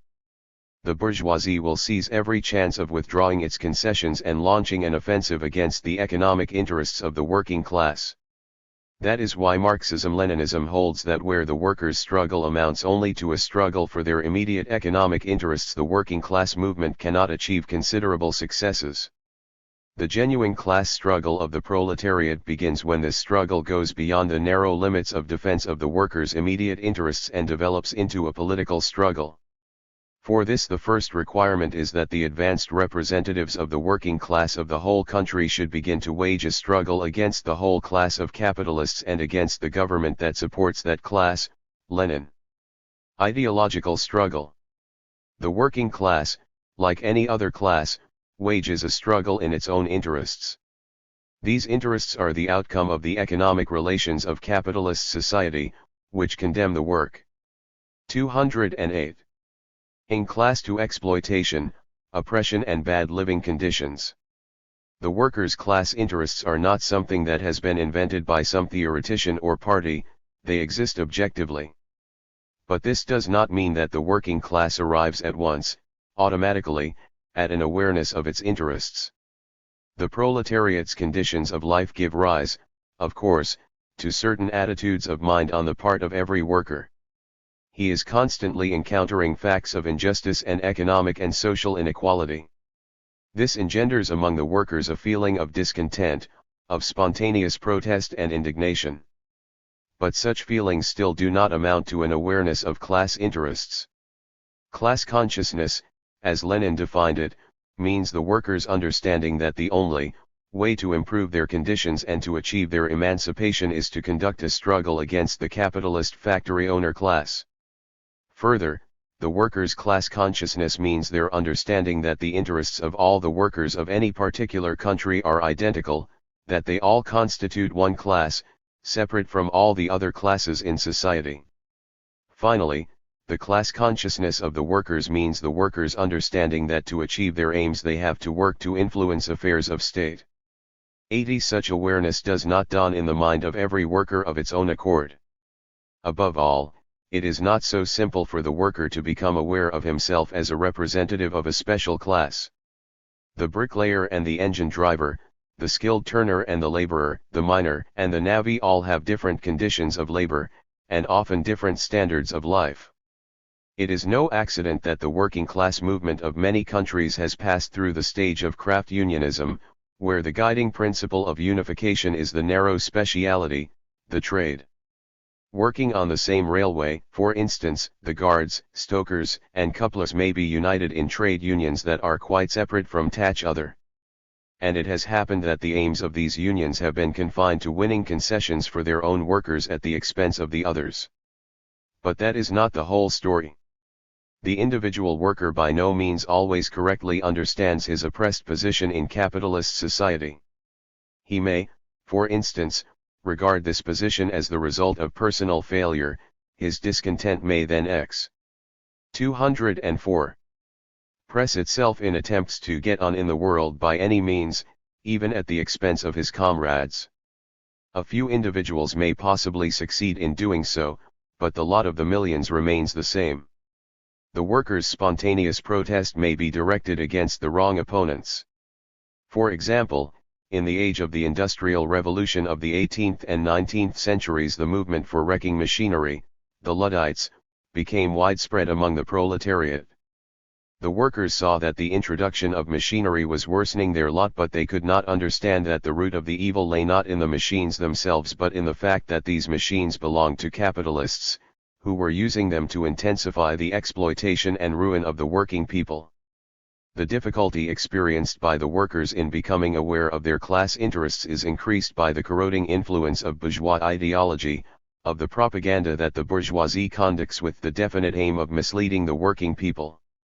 The development of class consciousness among the workers may be hindered particularly by spreading among them ideas about the eternity and immutability of the system of exploitation, about the possibility of improving the workers' position by agreement and compromise with the bourgeoisie, and by ideas of national dissension calculated to split the ranks of the working people, and so on. The formation of the class consciousness of the proletariat is therefore a complex process. It may proceed faster or slower, with ease or difficulty, depending on the concrete conditions in different countries. This process has been delayed in certain countries, where to a great extent the proletariat remains, as Marx expressed it, a class in itself, and not a class for itself, a class that has become conscious of itself as a special class, that has understood where its basic interests lie. The best school of class consciousness for the workers is the day-to-day struggle, including the struggle for their immediate interests. But that alone is not enough.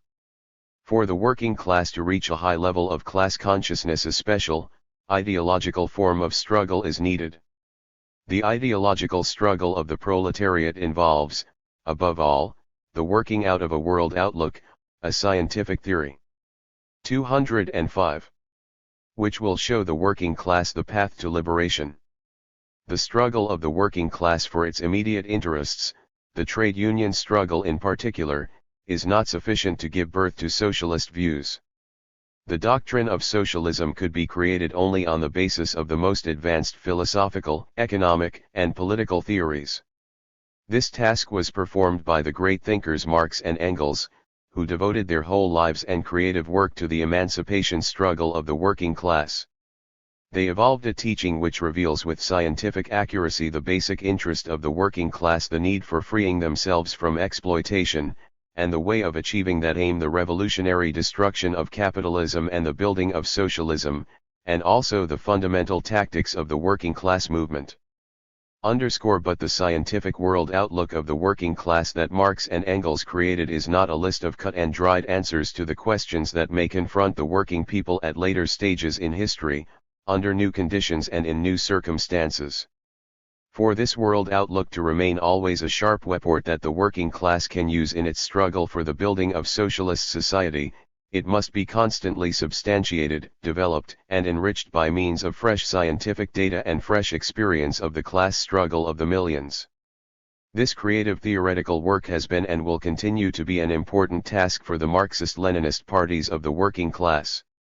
To play its part in the liberation struggle, the scientific world outlook of the working class must become the possession of the masses of the workers. Hence the need for introducing this scientific world outlook into the working class movement from outside the economic struggle and the sphere of relations between the workers and their employers. This task is performed by the Marxist-Leninist Party. According to Lenin's definition, the party is in fact the combination of the ideas of socialism with the mass working class movement. Another important task of the ideological struggle is to preserve under all circumstances the purity of the socialist world outlook of the working class, to prevent the enemy from underscoring it and thus knocking this sharp weapon out of the hands of the proletariat. As we know, no sooner had Marxism-Leninism become a powerful ideological force than the enemies of 206 The working class began to wage war on it not only from the front but also from the rear, using its agents within the working class movement. Under the pretext of improving Marxism, they constantly strive to distort it and make it harmless to the bourgeoisie and useless to the workers. This is what the theoretical work of opportunists of all kinds, reformists and revisionists, amounts to. To combat them is an essential task of all politically conscious workers and, above all, of the Marxist-Leninist parties. But the proletariat's ideological struggle is not confined to the tasks of developing class consciousness among the workers and propagating the ideas of Marxism-Leninism among them. The working class does not carry on its emancipatory struggle in isolation but in alliance with all the working people, of whom it is the vanguard. The liberation of the non-proletarian masses, the peasantry, the petty bourgeoisie and the intelligentsia from the influence of bourgeois ideas, and winning them over to socialist ideas, is therefore yet another important task in the workers' ideological struggle. Political struggle. The highest form of the workers' class struggle is political struggle. The proletariat first experiences the need to wage this form of struggle in the course of defending its economic demands. On the side of the capitalists stands the bourgeois state, which helps them to sabotage and crush strikes and hinders the functioning of the trade unions and other workers' organizations, and so on. Thus, life itself leads the working class to fight not only their own bosses but also the bourgeois state, which protects the interests of the class of capitalists as a whole. On the other hand, fully developed political struggle is possible only when the working class, or, at least, its advanced section, becomes imbued with class consciousness and correctly comprehends its interests. The political struggle of the working class embraces the whole sphere of social life connected with its attitude to other classes and strata of bourgeois society, as well as to the bourgeois state and its activities. Working class consciousness. 207. Wrote Lenin, cannot be genuinely political consciousness unless the workers are trained to respond to all cases, without exception, of tyranny, oppression, violence, and abuse, no matter what class is affected. 8. This presupposes a close connection between the defense of the interests of the working class and the fight for democratic rights and freedoms generally, the fight against the anti-popular foreign policy of the bourgeoisie, and in many countries the fight for national independence, and so on. All these directions of working class political activity are extremely important in themselves, especially in present-day conditions. But to claim that they comprise all the tasks of the political struggle would be incorrect. It is not enough, wrote Lenin, that the class struggle becomes real, consistent, and developed only when it embraces the sphere of politics. Marxism acknowledges the class struggle as being fully developed, nationwide, only when it not merely embraces politics but when it goes to the very core of politics, the system of state power registered to. Here lies the distinction between the Marxist and the ordinary liberal, who is prepared to acknowledge the class struggle even in the sphere of politics, but on one condition, that it does not include the workers' struggle to overthrow capitalism and capture state power. From what has been said, it is clear why Marxist-Leninist theory, while perceiving the root cause of all conflict between classes in their material, economic interests, at the same time stresses the primacy of politics over economics, singles out the political form of working class struggle as the highest form, and regards all class struggle as political.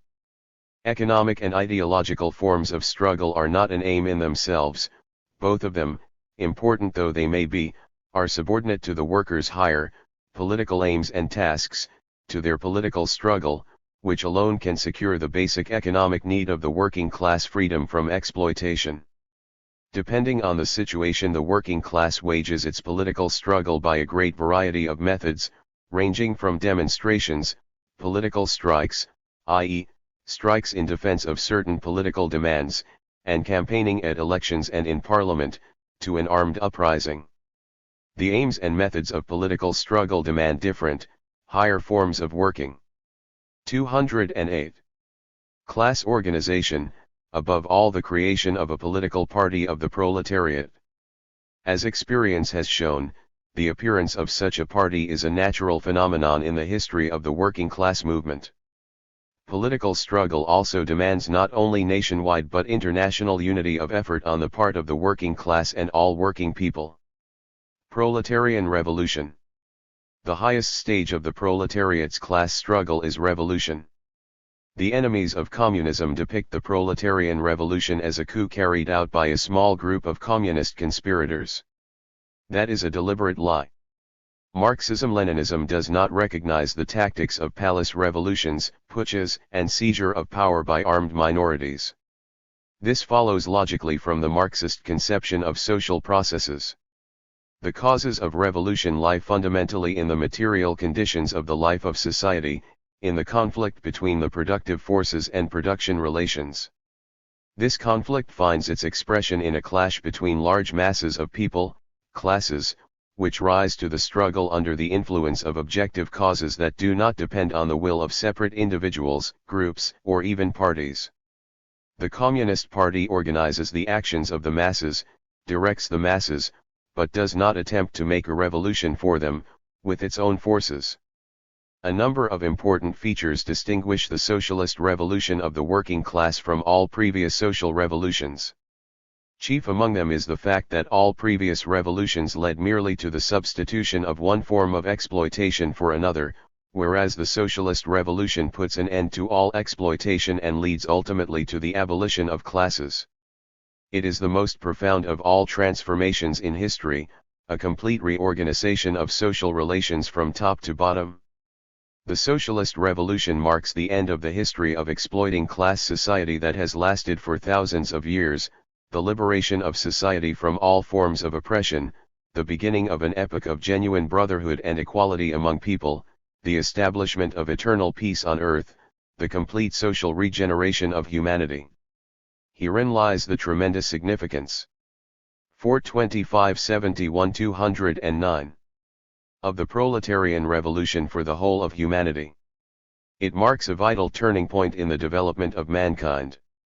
The new role of the masses in a revolutionary upheaval is determined by the character of the socialist revolution. The masses of the working people took an active part also in former revolutions against slave owners and feudal lords. But then they were no more than a striking force that cleared the path to power for a new class of exploiters. For the result of the upheaval was merely the substitution of one form of exploitation for another. The working class revolution is a different matter. Here the workers, who constitute a large, in some countries the largest, section of the working people, are not merely a striking force, they are also the inspirers and leaders of the revolution. Moreover, the victory of the working class leads to the complete abolition of exploitation of man by man, to the liberation of the working people from all oppression. This means that the proletarian revolution is a revolution of the mass of the working people themselves, which they make for themselves. It is not surprising that in the course of a socialist revolution the working people reveal enormous creative power, produce from their own ranks splendid leaders and revolutionaries, and create new forms of government that are different from anything that has been known in history before. Examples of this are to be found in the socialist revolutions in Russia, China, and all the people's democracies. A socialist revolution in any capitalist country covers a fairly long period of transition from capitalism to socialism. It begins with political revolution, i.e., the capture of state power by the working class. The transition from capitalism to socialism can take place only through the setting up of working class power. The historic mission of the socialist revolution is the abolition of capitalist private ownership of the means of production, and of capitalist production relations, their replacement by public, socialist ownership of the means of production, and by socialist production relations. But this replacement is impossible as long as the bourgeoisie holds power. The bourgeois state is the principal obstacle in the way of changing the capitalist system, for it serves the exploiters and guards their property. 210. With the utmost devotion.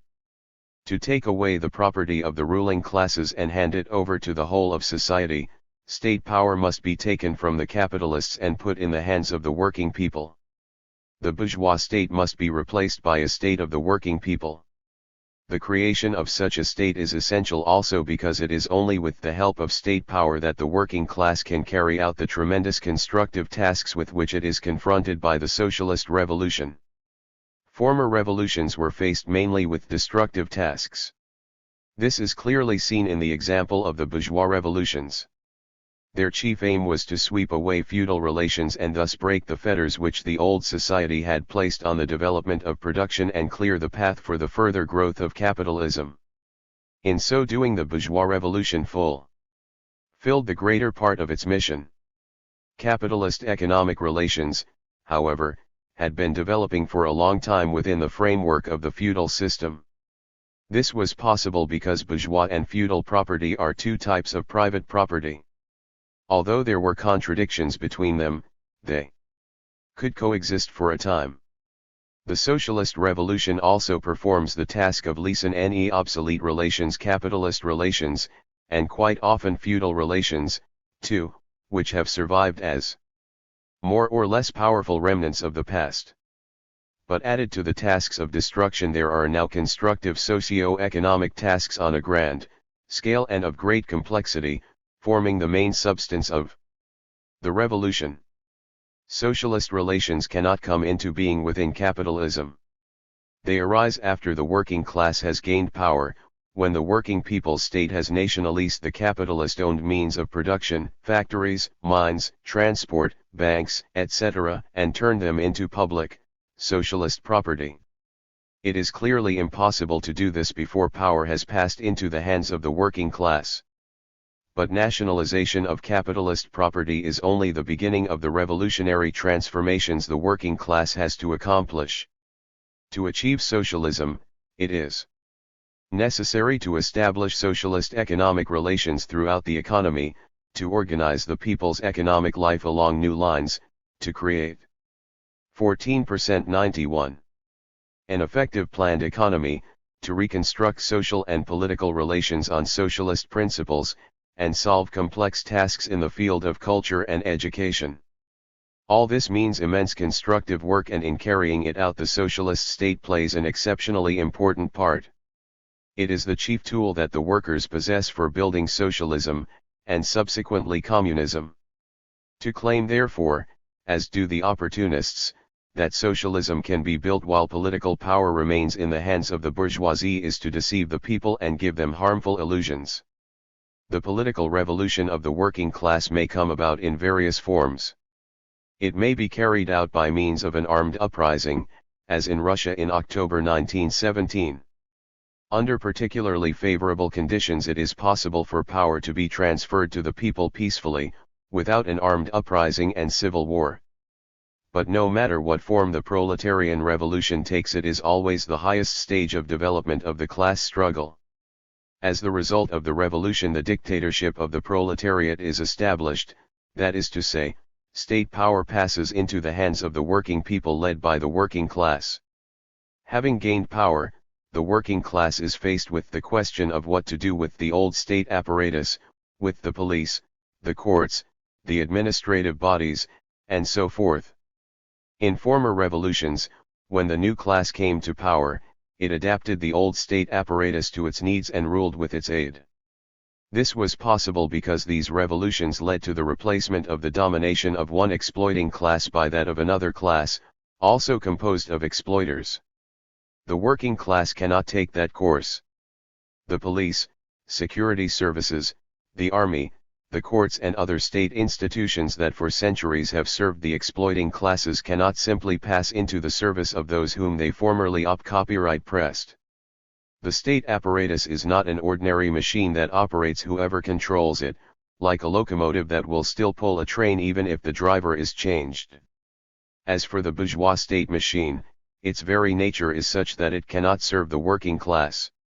The composition and structure of the bourgeois state apparatus are adapted to fulfill its principal function, that 212 CE of keeping the working people in subordination to the bourgeoisie. That is why Marx said that all previous revolutions merely improved the old state machinery, while the task of the working class revolution was to smash it and replace it with its own proletarian state.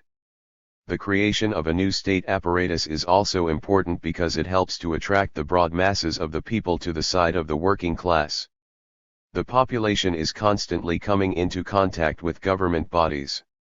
And when the working people see that men from the people are working in the state apparatus, when they see that government bodies are striving to satisfy the vital needs of the working people and not those of the rich, this convinces the masses better than any propaganda that the new government is government by the people. How the destruction of the old state apparatus proceeds depends on many circumstances, the main one being whether the revolution was achieved peacefully or by force. Under all circumstances, however, the destruction of the old apparatus of state power and the creation of a new one remain a task of the first importance for the proletarian revolution. Only the working class can be the chief and decisive force behind the socialist revolution. But the working class does not act alone. The interests of the working class coincide with those of all working people, i.e., the overwhelming majority of the population. Hence the possibility arises of an alliance of the working class as the leader of the revolution with the broadest masses of the working people. The mass allies of the working class usually come to support the slogan of socialist revolution and establishment of the dictatorship of the proletariat, not all at once, but gradually. Historical experience shows that a proletarian revolution may develop from a bourgeois democratic revolution, from a national liberation movement of oppressed peoples, from an anti-fascist, anti-imperialist struggle of liberation. The proletarian revolution makes enormous demands on the parties of the working class. Resolute and skillful direction, carried out by the Marxist parties, of the struggle of the masses is one of the principal conditions on which the victory of the proletarian revolution depends. 213. The epoch of socialist revolutions is a whole stage in the development of mankind. Sooner or later socialist revolutions will embrace all peoples and all countries. Proletarian revolutions in the various countries take specific forms depending on the concrete historical circumstances, on national peculiarities and traditions. But in all countries socialist revolutions develop in accordance with the general laws discovered by Marxist-Leninist theory. B. Chapter 6. The role of the masses and the individual in history. The ideologists of the exploiting classes take special pains to distort the problem of the role of the masses and the individual in history. In order to justify the right of an insignificant minority to oppress the majority, they have always tried to belittle the role of the masses of the people in the life and development of society. The people, ordinary men and women, the working masses, are represented as a dull-witted mob, ordained by their very nature to submit to the will of others and obediently suffer poverty and humiliation. For those who hold such views, the masses are merely a passive factor in the historical process, at best unthinking performers of the will of great men, kings, generals, lawgivers, etc. Such subjectivist theories not only justify a system by which a handful of exploiters is able to oppress the majority of the population, they also give grounds for a domestic policy aimed at abolishing democracy and setting up a fascist system. Such a system, the ideologists of reaction assure us, enables great men to act freely, without interference from the mob, and to make history by putting their will into practice. This was how the subjection of the masses and the omnipotence of the Führer was justified by the Nazis and other fascists. Besides the subjectivist view of the role of the individual in history, the fatalist view, according to which man is incapable of exercising any influence at all on the course of events, is also to be found among bourgeois ideologists. This point of view is urged with particular zeal by the churchmen, who maintain that life and the development of society are the result of divine predestination, blind fate, destiny. Man proposes but God disposes is the essence of their philosophy. 215. The fatalist theory, no less than the subjectivist theory, belittles the role of the masses in the development of society. Both of them arise from the mistaken opinion that social development proceeds independently of the activity and struggle of the masses of the working people, and each in its own fashion serves the ideological purposes of the exploiting classes, who are interested in casting disdain upon the working people. Marxist theory has exposed the falsity both of the fatalist and the subjectivist conceptions of history. By revealing the laws of the historical process, Marxism-Leninism shows that historical necessity finds its main expression through the masses, the force that plays the determining role in social development. 1. The masses are the makers of history. The masses are primarily the classes and social strata that set social production in motion and that live by their own labor, that is to say, they are the masses of the working people.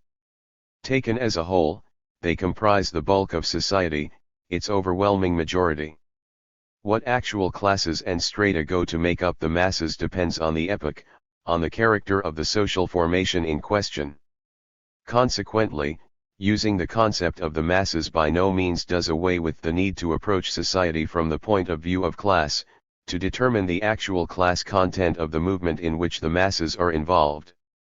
The production activity of the masses is the decisive factor in the life and development of society. The production activity of the masses is of primary importance in the life of society. The masses create the instruments of labor, improve them, accumulate labor skills and hand them down from generation to generation, and produce all the material values without which society could not exist for a single day. With the replacement of one socio-economic formation by another, the class nature of the producers changed, but their production activity always was and will be a natural necessity. 216. The prime condition of the existence of society. Whatever changes took place in the upper, non-producing ranks of society, Engels stresses, society could not live without a class of producers. This class, then, is necessary under all circumstances, though the time must come, when it will no longer be a class, when it will comprise all society. 83. The daily labor activity of millions of ordinary people developing production not only provides society with all that is necessary for existence but also creates the material basis for consecutive replacement of socio-economic formations, i.e., for progressive development, for human progress. The production activity of the masses alone would suffice for them to be acknowledged the real creators of history. But their role in social development does not stop there. The masses and politics. The masses also play a large part in political life. Without their political activity, the very development of society and, above all, social revolutions would be inconceivable. No matter what class comes to power as a result of revolution, its chief driving force has always been the masses of the people. In periods of revolution, the creative role of the masses becomes particularly apparent. Revolutions are the festivals of the oppressed and the exploited, wrote Lenin. At no other time are the masses of the people in a position to come forward so actively as creators of a new social order as at a time of revolution. At such times the people are capable of performing miracles. The role of the masses is equally great in the struggle for national liberation, in defense of the motherland from foreign invaders, in just wars. The exploiting classes have always posed as the sole defenders of the national interests. But, as the facts show, at times of great national stress the outcome is decided not by a handful of exploiters, but by the people, the masses, who rise up in arms to defend their country and fight devotedly for its independence. The selfless and devoted struggle of the broad masses of the Russian people played a decisive part in the liberation of Rus. 217. SIA from the Tatar yoke, and also in ridding the country of Napoleon's hordes in 1812. Many other countries, too, owe their national independence to the heroism of the working people. Italy, which long suffered under foreign domination, Bulgaria, Serbia, Greece, and other Balkan countries, which languished under the Turkish yoke, and so on. In our own day it was the great masses of the working people who saved Europe from fascist enslavement and defeated fascism. An outstanding part in this historic victory was played by the peoples of the Soviet Union, who bore the chief burden of the anti-fascist war. Thanks to the selfless struggle of the mass of the people of the colonial and dependent countries, many of these have freed themselves of colonial oppression, and others are on the way to freedom and national independence. During peaceful periods of history, the role of the masses in the political life of an exploiting society is not so obvious. By using every instrument of physical and spiritual coercion, the police and army, religion and the judiciary, the administrative apparatus and the schools, the ruling classes strive to reduce the role of the masses in politics to a minimum, to crush their political activity or divert it to a channel that is safe for the exploiting classes. This is an inseparable feature of a social system based on exploitation. The working people can be oppressed and the fruits of their labor appropriated only by subordinating the masses politically and ensuring the domination of the parasitic classes in political life. The masses of the working people can therefore determine policy only when the power of the exploiters has been overthrown. But this does not mean that the masses play no part in political life under conditions of domination by capitalists or other exploiters. Politics are a field of stubborn class conflict, primarily conflict between the exploiters and the exploited. Its final results depend not only on the will of the ruling class but on the persistence and resolution with which the working people defend their interests, on the actual balance of forces in this conflict. Even under capitalist conditions, the masses can exercise a considerable influence on ruling class policy by preventing the execution of the anti-popular plans of the reactionary forces. 218. And compelling the ruling circles to make concessions in many important matters of internal and foreign policy. As noted in the preceding chapter, this day-to-day political struggle waged by the working people plays a large part in the development of society. Role of the masses in the development of culture. Reactionary ideologists, who deny the creative ability of the working people, of ordinary men and women, show particular zeal in distorting the role of the masses in the development of culture. Culture, they claim, is the work of the elect.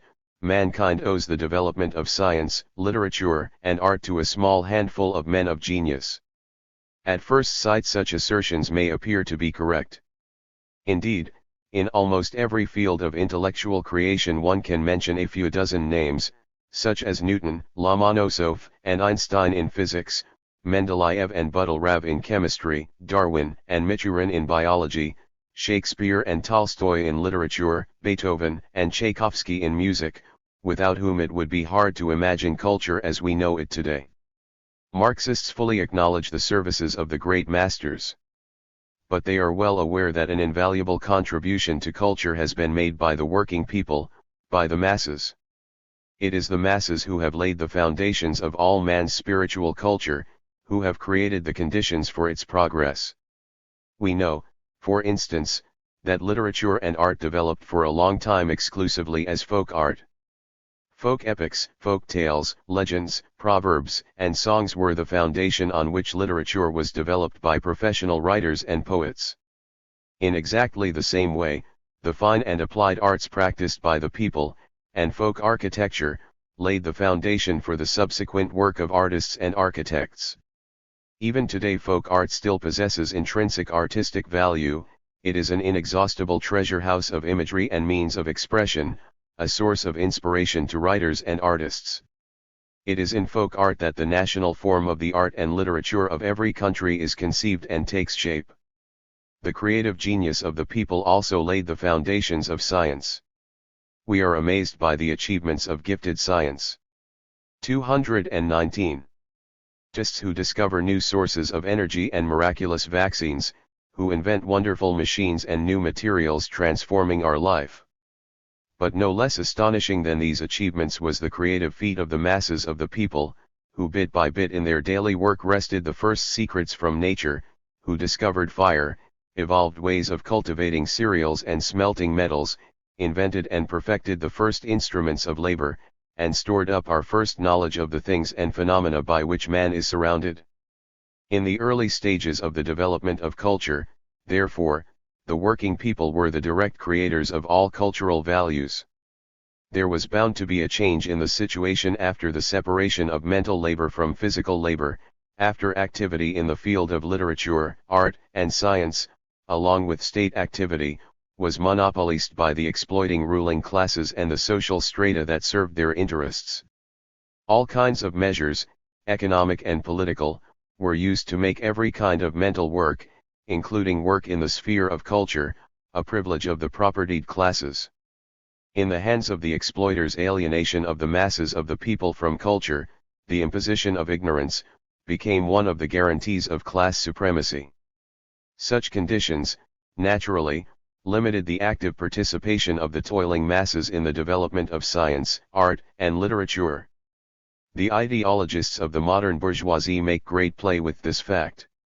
They argue that complex kinds of intellectual work connected with the direction of politics and the economy and with creative activity in the sphere of culture can be understood only by the elect, that is to say, representatives of the ruling classes of exploiting society. These bourgeois theoreticians proclaim that the masses, the working people, are intellectually inferior and capable only of crude physical labor. But in reality, brains and talent are not a class privilege. It is only the opportunity for intelligence and talent to show themselves in politics, science, art, and literature that becomes such a privilege in an exploiting society. In class society, this opportunity is, as a rule, presented to people from the propertied classes. One cannot but be amazed by the strength of mind, talent, 220, and willpower of the many thousands of working people who, even in the conditions of an exploiting society, have been able to come to the fore and make considerable contributions to the most diverse fields of spiritual culture, or even to become outstanding figures in political life. History shows many such examples. Newton and Lomonosov, both of them sons of peasants, lived to become the greatest scientists of their age. Abraham Lincoln, a rail splitter, played an outstanding part in the American Civil War and was elected president.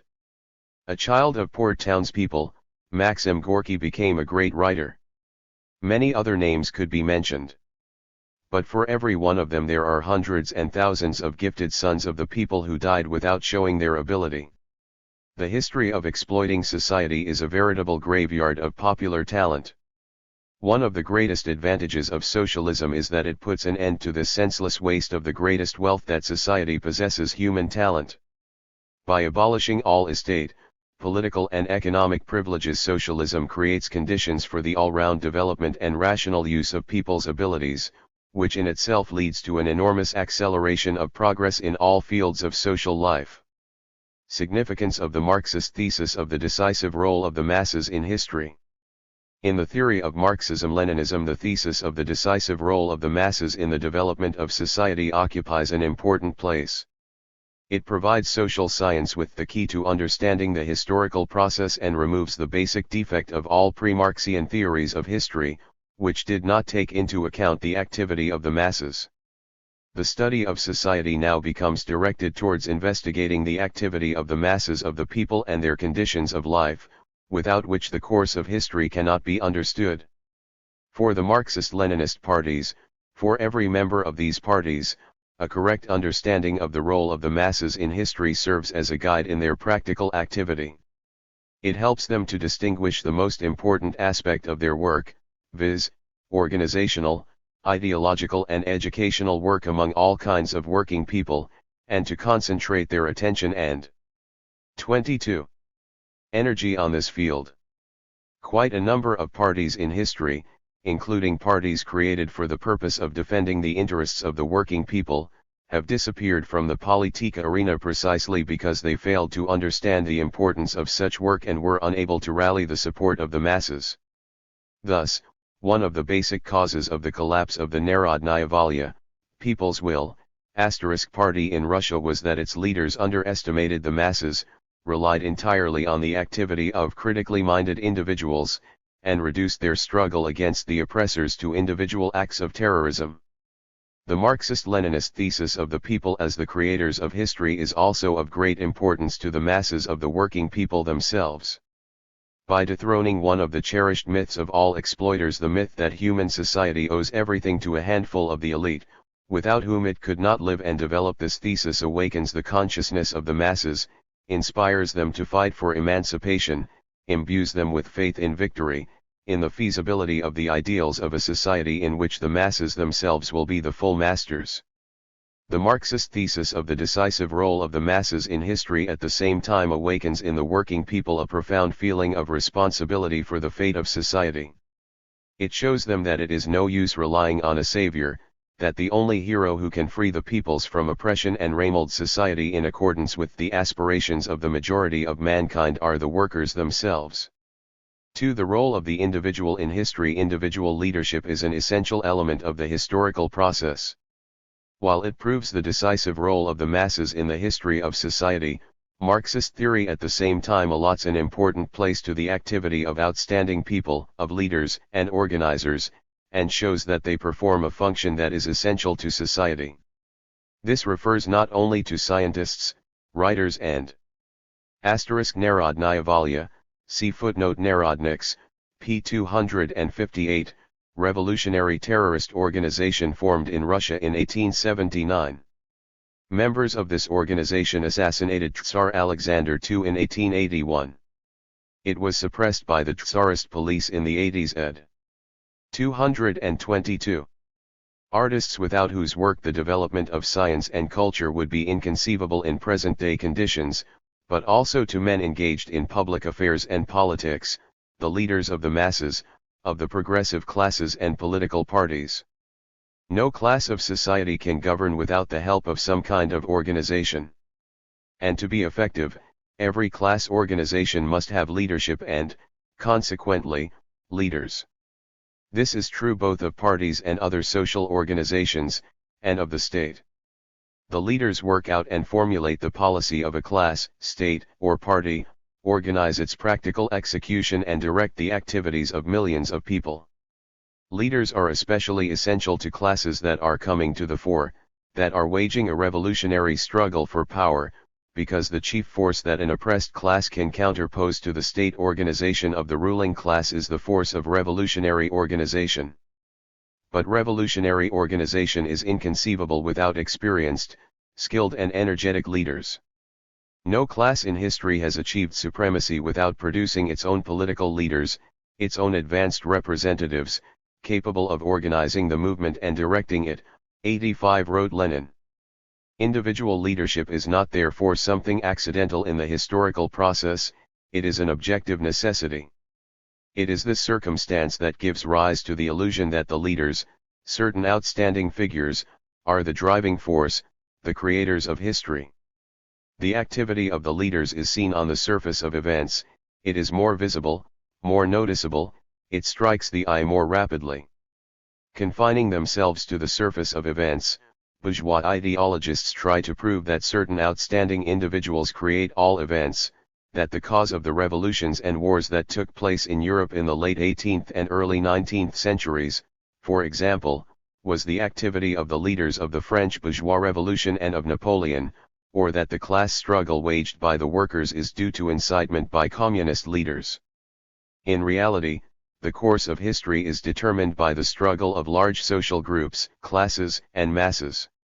The role of great men in history can be understood only by examining their activity in relation to the class struggle, to the activity of large social groups and to the struggle between these groups. 223. What is the source of the strength of outstanding historical figures? Outstanding public men are not the creators of events and movements but the leaders of the masses, of social classes. The support they receive from large social groups is, in fact, the source of their strength. No matter how gifted and intelligent these leaders may be in themselves, without such support they are powerless and incapable of exercising any significant influence on the course of events. When, therefore, Engels stated, it is a question of investigating the driving powers which consciously or unconsciously, and indeed very often unconsciously lie behind the motives of men who act in history and which constitute the real ultimate driving forces of history, then it is not a question so much of the motives of single individuals, however eminent, as of those motives which set in motion great masses, whole peoples, and again whole classes of the people in each people. 6. The motives of the masses, of classes are not formed by chance. They express historical necessity, the law of history. The fundamental mistake of the subjectivists lies in the fact that they cannot even correctly formulate the problem of the relation between the law-governed character of social development and the activity of outstanding people, because they regard social laws and this activity as mutually exclusive forces. They see the greatness of leaders in the ability to have their own way in spite of everything, to enforce their will. Thus portrayed, the great men of history look rather like the Saltykov-Shchedrin character, who stated that it was for men to choose either the law, or me. Of course, among the leaders of various social movements there have been and still are people who go against the objective laws of history. Such leaders are typical of the reactionary classes, for these classes have a stake in defending the obsolete social forms with which their existence and well-being are bound up. It is no accident therefore that the deeds of the leaders of these classes bear the stamp of adventurism. A striking example of such adventurism is provided by the activity of Hitler, or by the contemporary imperialist politicians who dream of destroying communism. But such activities eventually always end in failure. The history of states and peoples has proved 224. 1,000 times that no man, even of the most exceptional willpower, even if he possesses absolute authority, can arbitrarily annul the laws of history or reverse their effect. The activity of all people, great men included, proceeds under definite social conditions. These social conditions determine the objective laws of development, the tasks that confront society. The outstanding people produced by the advanced classes are great because they recognize better and earlier than others what these tasks are, what society needs in its progressive movement, and what is needed by the class that is fighting for progress. They indicate the aim of the struggle, the path towards the achievement of this aim, and they fight for it with tremendous energy, attracting the support of other representatives of their class, organizing them and leading them. Many people have made their mark in history because of the role they have played in it. But far from all of them can be called great. The great men of history are only those outstanding figures whose deeds further the development of society, who serve the cause of social progress. Their activity can accelerate the course of history, hasten the victory of the new, make the path to that victory easier for the advanced classes and society and alleviate the birth pains of the new in the life of society. Social need and great men. Whether people with exceptional abilities come to the fore or not is inseparably connected with the operation of historical law. There are always talented, gifted people in society. But only the appearance of a social need for people possessing certain capabilities, certain qualities of mind and character, can bring such people to the fore and create the necessary conditions for this. This is seen particularly strikingly in an epoch of revolutions, when hundreds and thousands of people come to direct public affairs, people who shortly before were quite unknown and who under the conditions of the old system could find no application for their talents and abilities. In exactly the same way the social demand in time of war creates conditions for the promotion of people possessing qualities of generalship. Who it is who comes to the fore under certain social kindi. 1525-71 225. Shins remains, of course, a matter of chance, but the actual fact of the promotion of people whose qualities correspond to the needs of the age has the character of a natural law. Engels wrote, that such and such a man and precisely that man arises at a particular time in a particular country is, of course, pure chance. But cut him out and there will be a demand for a substitute, and this substitute will be found, good or bad, but in the long run he will be found.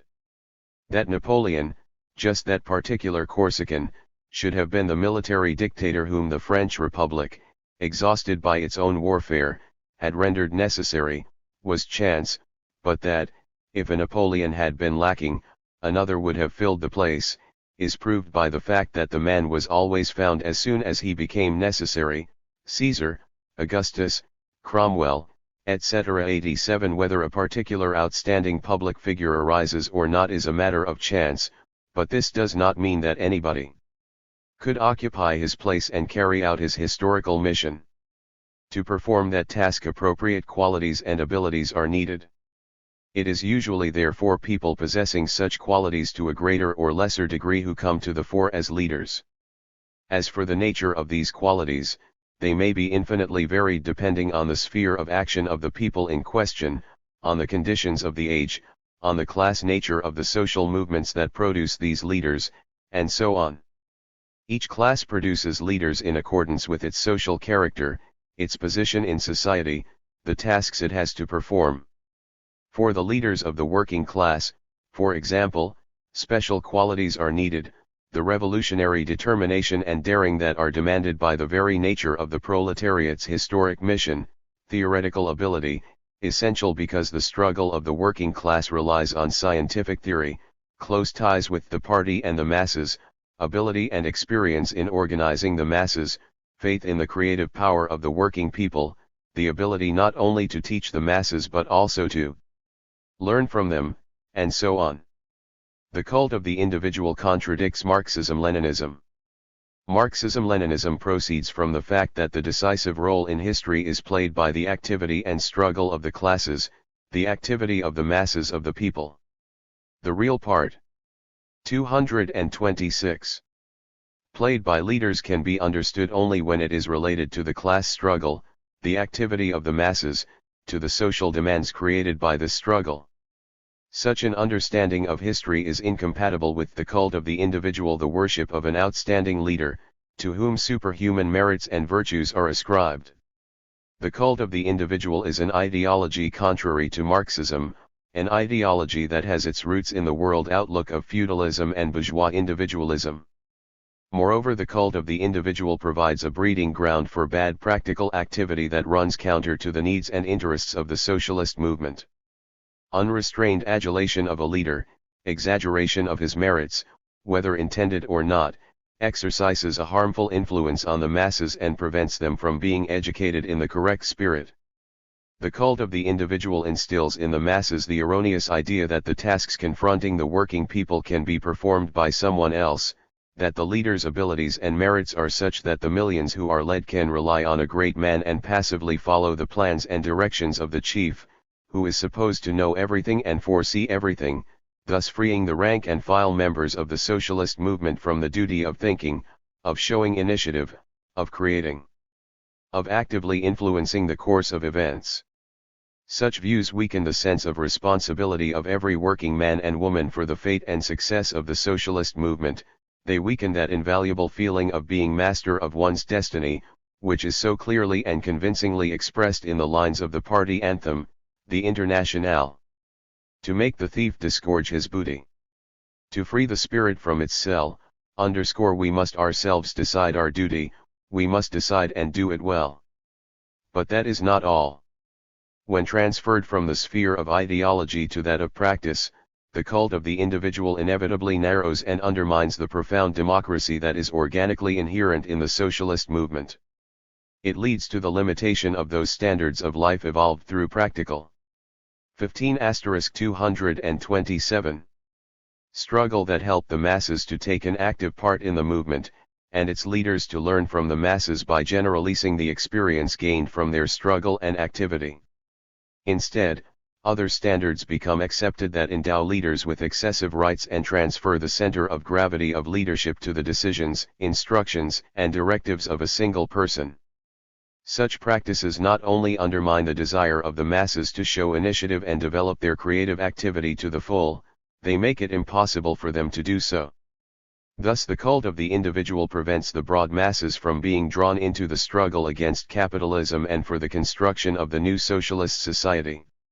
And yet one of the greatest advantages of the socialist movement is that it is capable of awakening millions of working people to active participation in the creative work of making history.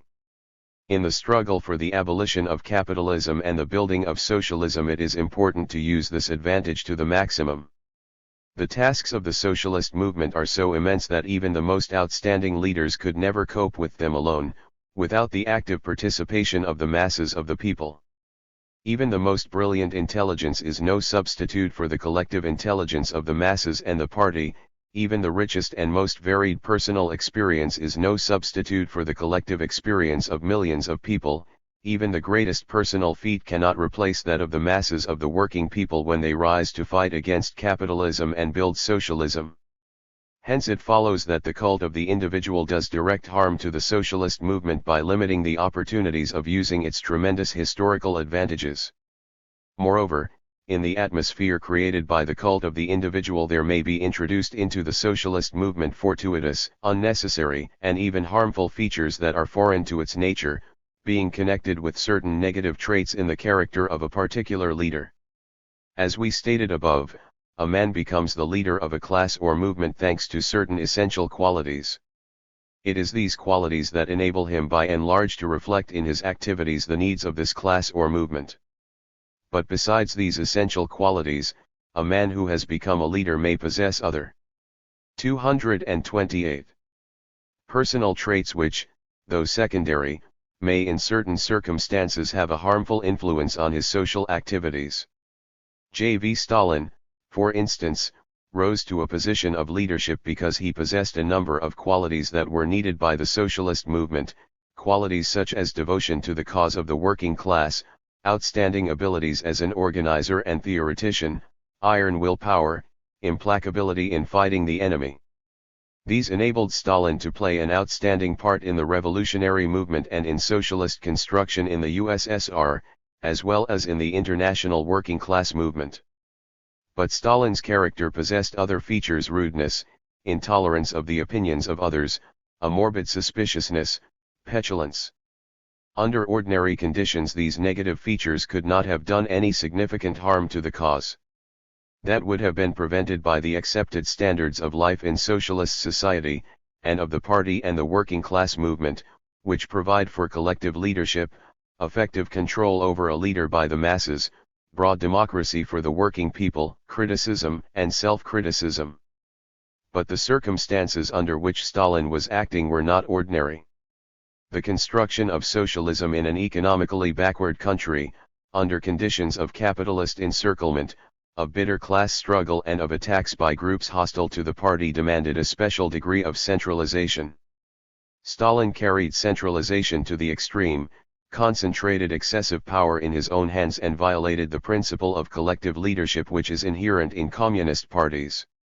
Under such circumstances his negative qualities began to have a definite effect on his social and party activities, and through them on the life of the party and the country. This gave rise to certain phenomena deeply alien to Marxism, Leninism and socialism as a social system, departure from democratic principles in a number of important questions of policy, grave violations of socialist legality, unjustified repressions, the promotion to important posts of certain people completely unsuitable for and alien to the party, who wormed their way into positions of trust by means of flattery and servility. These negative phenomena did not, of course, change the socialist nature of Soviet society. During that period, too, it con. 229 continued to develop along the socialist path, the path of consolidating socialist ownership of the means of production, rapid growth of the productive forces, and raising the standard of life, culture, and consciousness of the working people. In spite of all the negative consequences off-cult of Stalin's personality, the peoples of the Soviet country achieved in that period outstanding victories. However, their successes would have been even greater but for Stalin's mistakes and the cult of the individual. The cult of the individual is therefore alien to the whole spirit and requirements of the socialist movement and incompatible with Marxism-Leninism. It was no accident that Marx, Engels, and Lenin always fought against any manifestation of this cult, were organically incapable of tolerating flattery and adulation, and more than once warned the working class and its party against the practice of magnifying and overpraising its leaders. Inspired by these traditions of the socialist movement, the Communist Party of the Soviet Union waged a resolute struggle against the cult of Stalin's personality, a struggle that included on the one hand educational and ideological work, and on the other, measures aimed at preventing any possibility of a reappearance of the cult, at developing socialist democracy and restoring Leninist standards of party life. This struggle is of great importance to the whole socialist movement.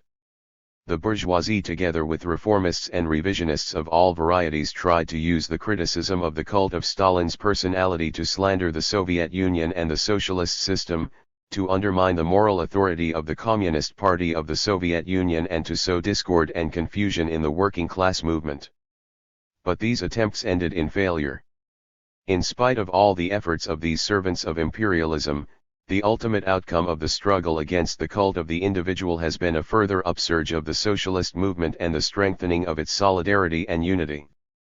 The Marxist-Leninist parties have also been able to give a timely rebuff to nihilistic views on the role of leaders and to the anarchistic moods carefully fostered by the enemies of socialism. Reaction has long pursued the aim of slandering and compromising the leaders of the working people in order to 280. Undermine and disorganize the working class movement. But the overwhelming majority of the working people realize that the authority and popularity of outstanding leaders of the working class has nothing in common with the cult of the individual, which the party has condemned. Prestige and popularity are not only the natural result of the activity of the best working class leaders. They are at the same time an important weapon of the working class movement in the fight for socialism.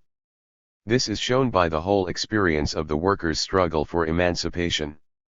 Without authoritative leaders who have close ties with the masses and are popular among them, there can be no organized socialist movement, there cannot be great victories in the struggle for socialism. The best leaders of the working class, who have close ties with the people and successfully direct the people's struggle for their vital interests and ideals, play an outstanding part in history and deserve the love of the people. 3. The role of the masses in socio-political life at the present time. The Marxist thesis that the people are the makers of history is true of all periods and all ages. But the activity of the masses must be examined in its development. The social conditions in which the work and struggle of the masses take place vary from one formation to another, and the role of the masses in the life and development of society changes accordingly. Ever since the division of society into classes, these changes have been in the general direction of a growing influence of the working masses on the development of various sides of social life, above all, on politics. Growth of the role of the masses in politics. In a society based on exploitation, the functions of ruling society, of conducting its external and internal affairs, are monopolized by the dominant exploiting classes. Resistance to the exploiters, the class struggle, is the only means of influencing politics at the disposal of the masses. In these circumstances, the role of the masses of the people in political life is entirely 231. Determined by the level of the working people's class struggle against their oppressors. This level constantly rises as society passes from one socio-economic formation to another. The history of slave society contains not a few examples of self-sacrificing struggle by slaves. But the slave class was a mass of people from different races speaking different languages who had difficulty in uniting to form a powerful social force and possessed an extremely low level of class consciousness. As a rule, those who took part in slave uprisings had no thought of fighting the slave system and were merely striving to return to their own country and so achieve freedom. The transition to feudalism opened up for the working people wider possibilities of struggle against their oppressors. The serfs lived and worked in their own country, they spoke the same language, and to a far greater extent than slaves were aware of their solidarity in the struggle against their feudal lords. They gradually learned to make contact with the poor townspeople and sought alliance with them. The peasant struggle quite often took the form of uprisings embracing large districts. Nevertheless, the peasant movements also had their organic defects, connected with the character of the peasantry as a class, the limited local character of the uprisings, organizational weakness, etc. The working class has raised the struggle against the exploiters to its highest level. It is the most organized of all oppressed classes in history. The working class is the only class that enters the struggle fully armed with a scientific world outlook. It is not only a national but an international force, welded together by strong links of proletarian solidarity. All this makes the workers' class struggle particularly powerful and enables it even in non-revolutionary, peaceful periods to play an immense part in political life. The development of this struggle achieves its peak in the period of the Socialist Revolution. Its result is the birth of a new society, in which politics from being a weapon of coercion and suppression of the masses are transformed into a weapon for the defense of their gains and interests. This marks a vital turning point in history. From now on, the masses of the working people, led by the working class and its party, themselves begin to determine and direct policy. From being an object of 282 official policy they become its subject. This follows from the nature of socialist society and is guaranteed by its whole way of life. The masses are the decisive political force of modern times. The growth of the part played by the masses in socio-political life is therefore a law of historical development.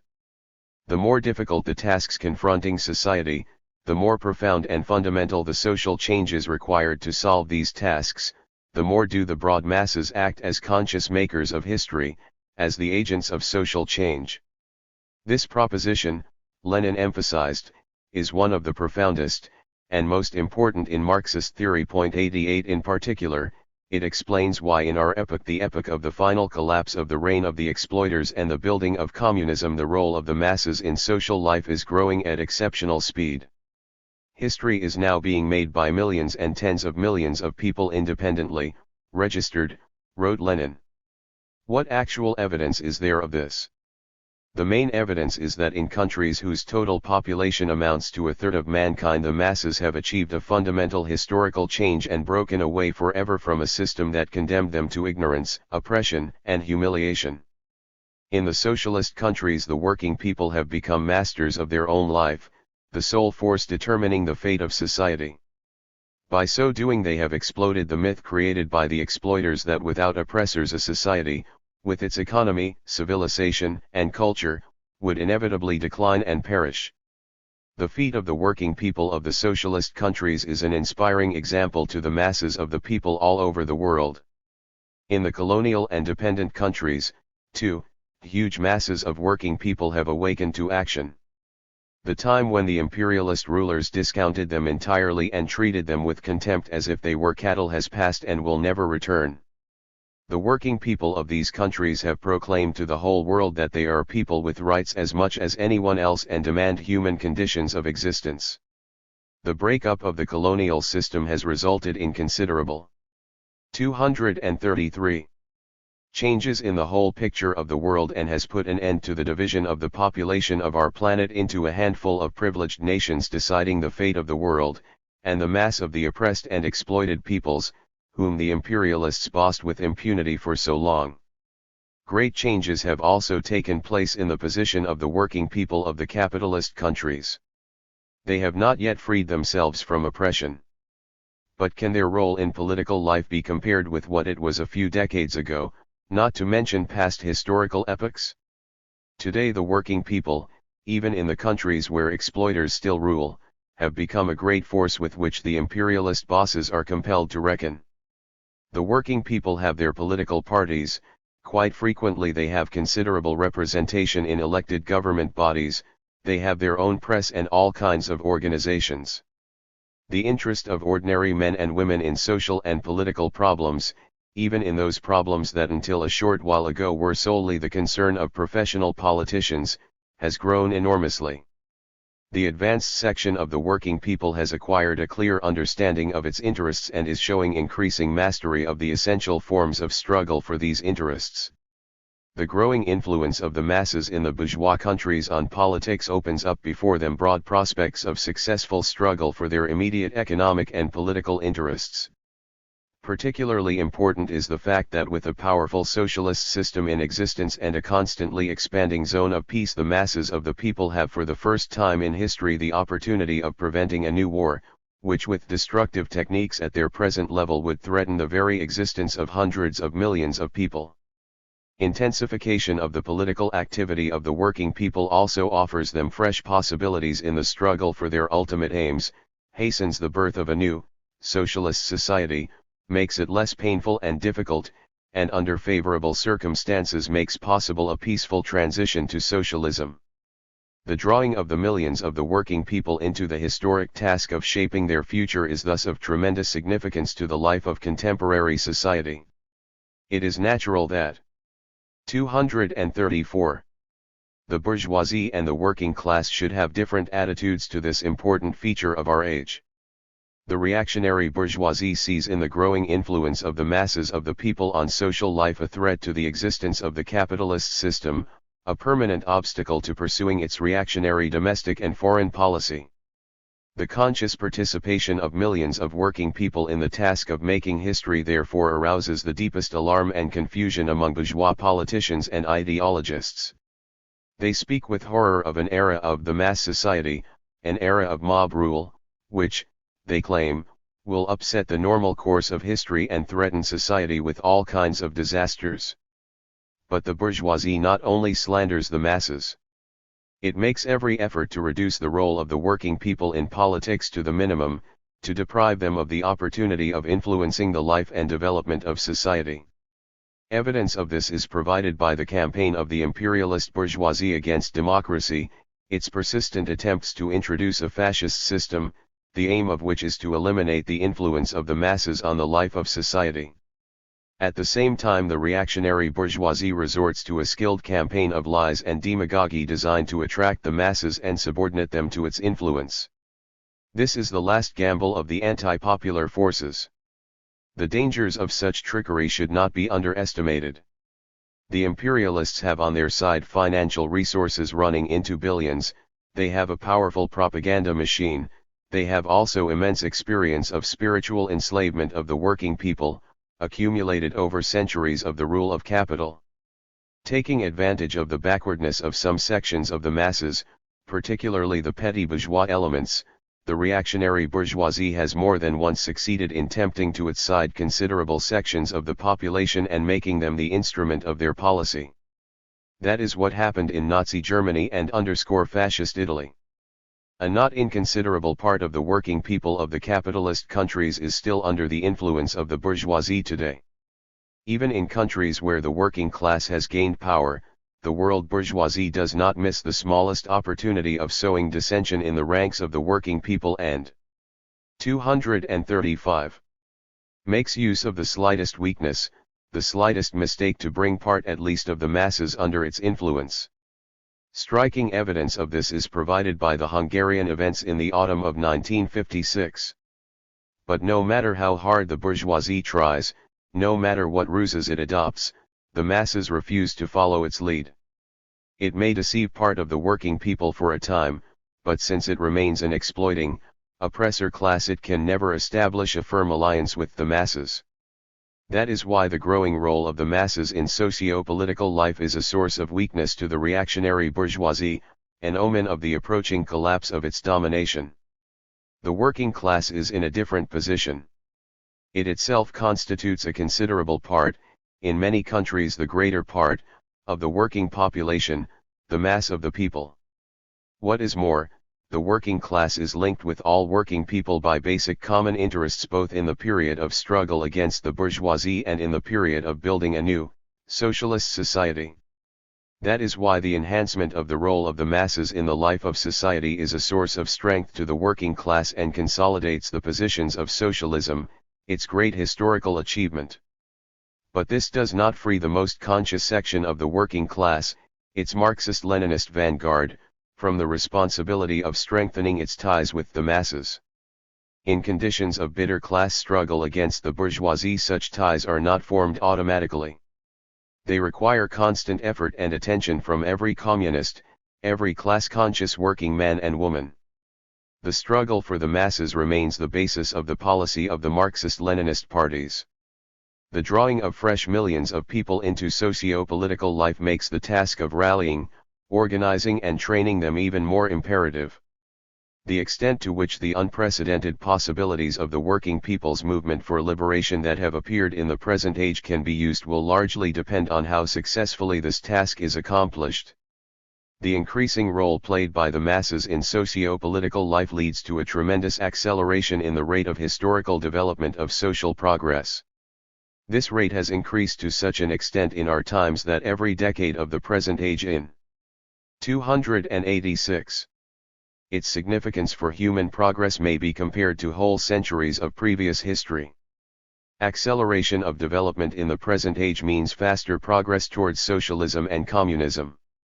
Lenin wrote, "Victory will go to the exploited, for with them is life, the strength of numbers, the strength of the masses, the strength of inexhaustible sources of all that is unselfish, high-principled, honest, forward-straining, and awakening for the task of building the new, all the gigantic store of energy and talent of the so-called common folk, the workers and peasants. Victory lies with them. Capito recent. Social progress. 1. The progressive character of social development. The development of society as a whole takes an ascending line, represents progress, a forward movement from lower to higher forms. Marxist theory reaches this conclusion by scientific analysis of the historical process, based not on subjective desires and hopes but on strictly objective criteria, which make it possible to judge what type of society, what epoch of its development is the more progressive. Criteria of progress. The objective criteria of progress vary in different spheres of life. Progress in the sphere of health and material welfare, for example, can be judged by the average expectation of life. Indices such as the percentage of literacy, and of people with secondary and higher education, the number of schools, libraries, scientific institutions, and theaters, etc., give one an idea of the progress of culture. Similar criteria of progress can be found for many other spheres of social life. To form an estimate of the progressive development of a whole society and not merely certain individual aspects of it, a criterion of a different kind, an all-embracing criterion is required. The science of Marxism-Leninism considers such a criterion, i.e., an indicator of the progressive nature of a given formation, to be the development of the productive forces. The more progressive formation is that which opens up fresh possibilities for the development of the productive forces, ensures faster rates of growth and achieves a higher level of these forces. Why do Marxists attach prime importance to this criterion? 238. Mainly it is because the development of the productive forces is a direct index of progress in such an important sphere as the production of the means of human existence. By developing techniques and accumulating labor skills and knowledge of his natural environment, man gradually frees himself from domination by the blind forces of nature, masters them, makes ever wider use of them and transforms nature in his own interests. Thus the degree of development of the productive forces determines the extent to which man rules nature. But this is not all. In the final analysis, progress in other fields of social life, social relations, culture, etc. also depends on the development of the productive forces. We know, for example, that only after human labor began to yield surplus products in addition to the means of subsistence essential for sustaining the life of the producers themselves, were some of the members of society able to free themselves from physical labor and engage in science, art, and literature. And this led to the first notable progress in Kowloon, determining, as it does, the consecutive replacement of one formation by another. The development of the productive forces results in socio-political changes that make progress possible in various important spheres of the life of society. In the course of the history of class society, the crudest forms of personal dependence and oppression of the working people, slavery and subsequently serfdom, have been abolished. As the productive forces have developed, so the culture of the working people, their class consciousness and organization, have increased. As a result, the socio-political activity of the masses, their role in the life of society, has grown from one formation to the next. The development of the productive forces, which brings about changes in the economic system, ultimately paves the way for the complete liberation of mankind from the oppression of social forces that for thousands of years have operated just as blindly, violently, and destructively as the forces of nature. Here we have in mind the social and economic relations of a system based on exploitation, under which the people who produce material values cannot dispose of them, and whole classes, comprising the majority of society, fall into subjection to a handful. 239. Of oppressors, losing the right to control their own labor, their own destiny, and even their own lives. The root cause of man's enslavement by social forces that are alien to him lies in private ownership of the means of production, exploitation of man by man, the division of society into hostile classes. Only when the productive forces have reached a sufficiently high level of development can man get rid of exploitation and free himself from the enslaving social and economic relations of a society marked by class antagonism. This occurs under socialism.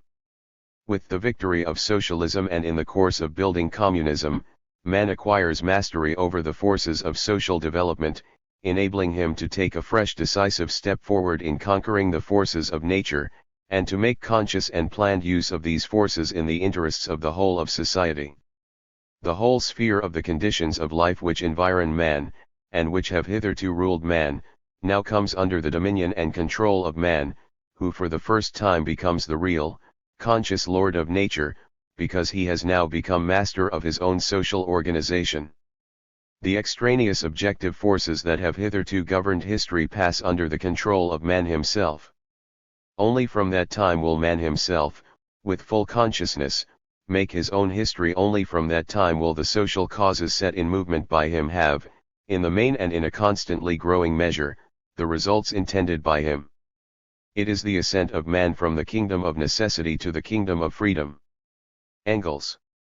Once we have recognized that the development of the productive forces is the decisive criterion of progress, we inevitably come to the conclusion that the character of the development of society is progressive.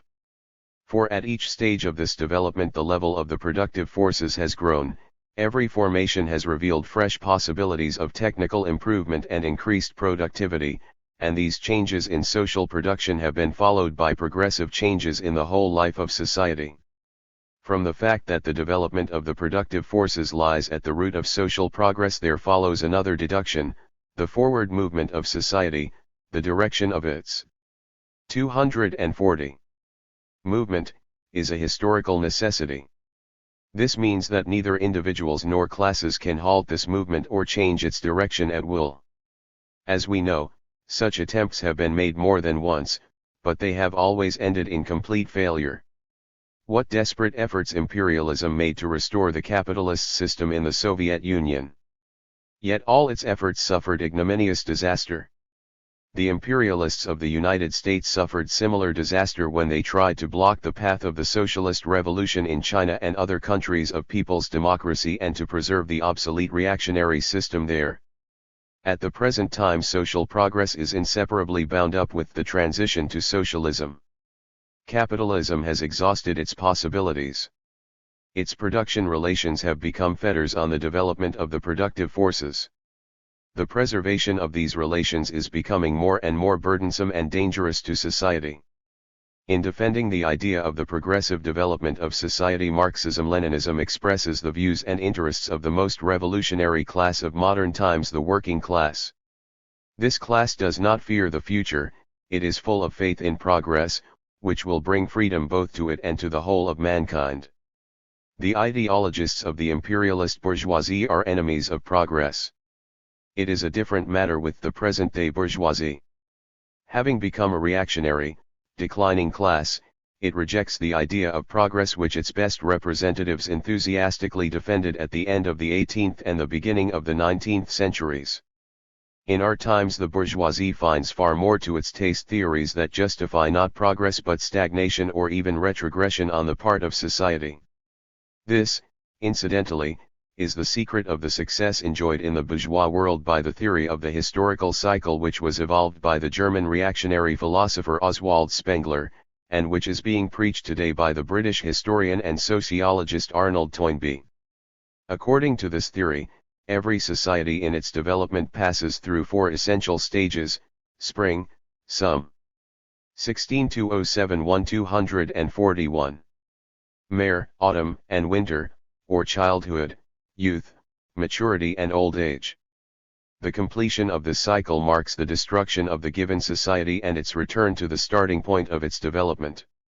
The new cycle brings not progress but merely another revolution of the eternal will of history.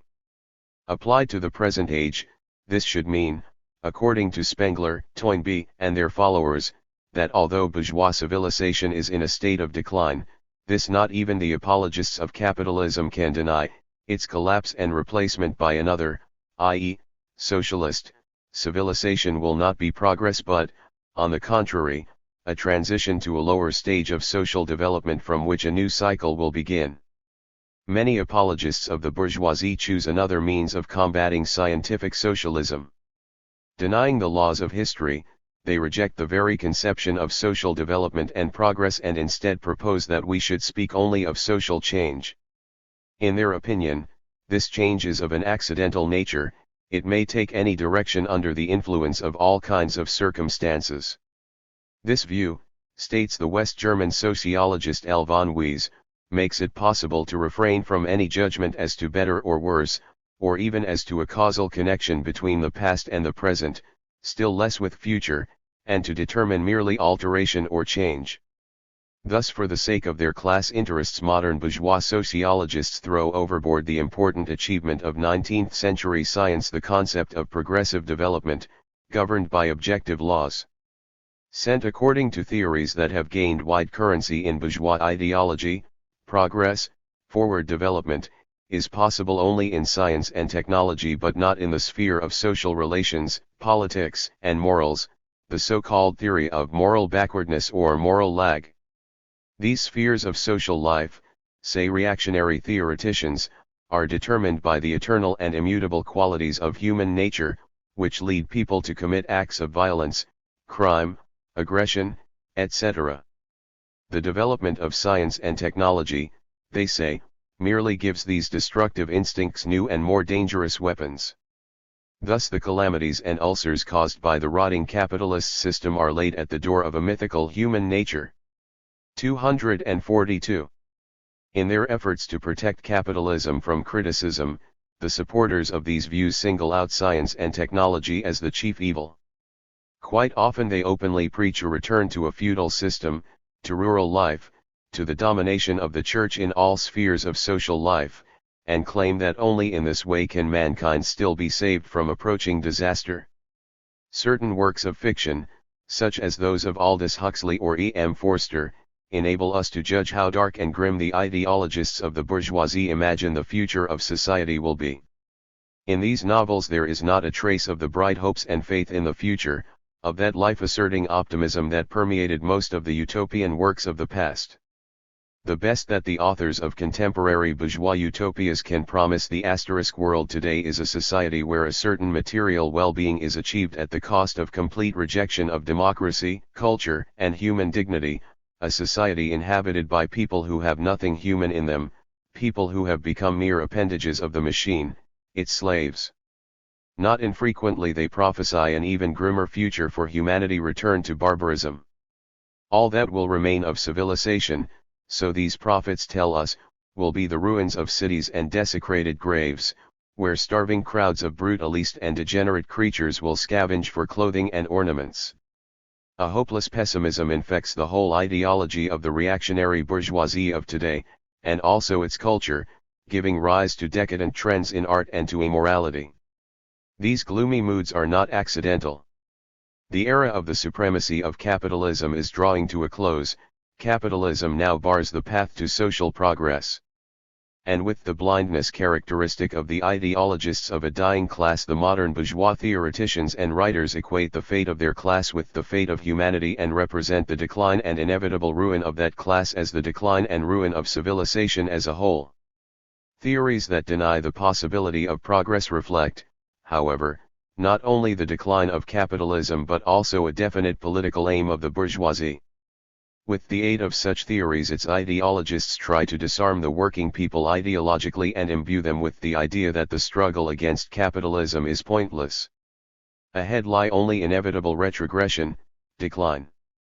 16*243.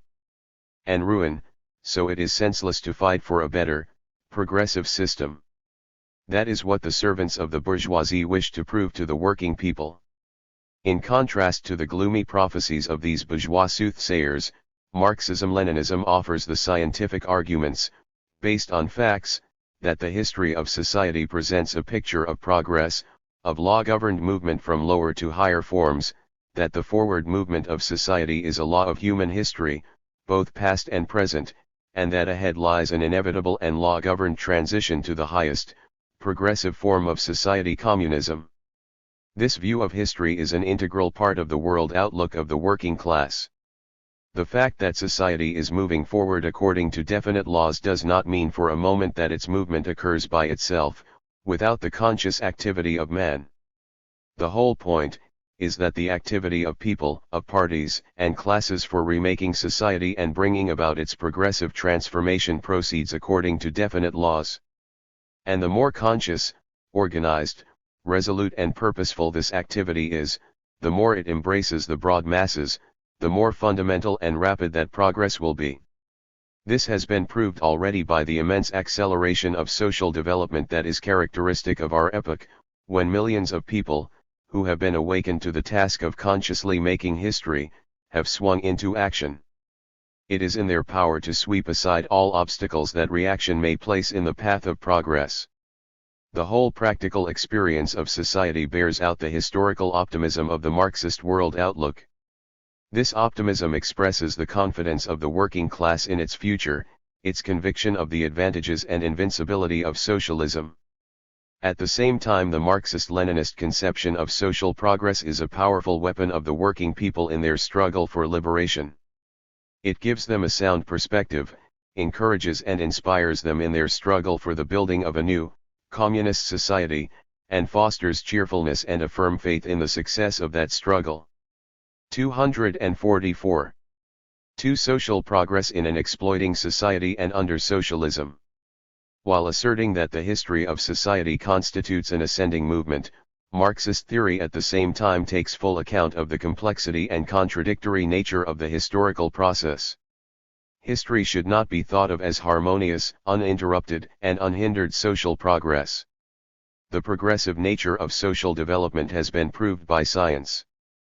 But it is also incontrovertible that this progressive movement is only a general tendency, which operates through bitter struggle and by overcoming temporary diversions and retreats.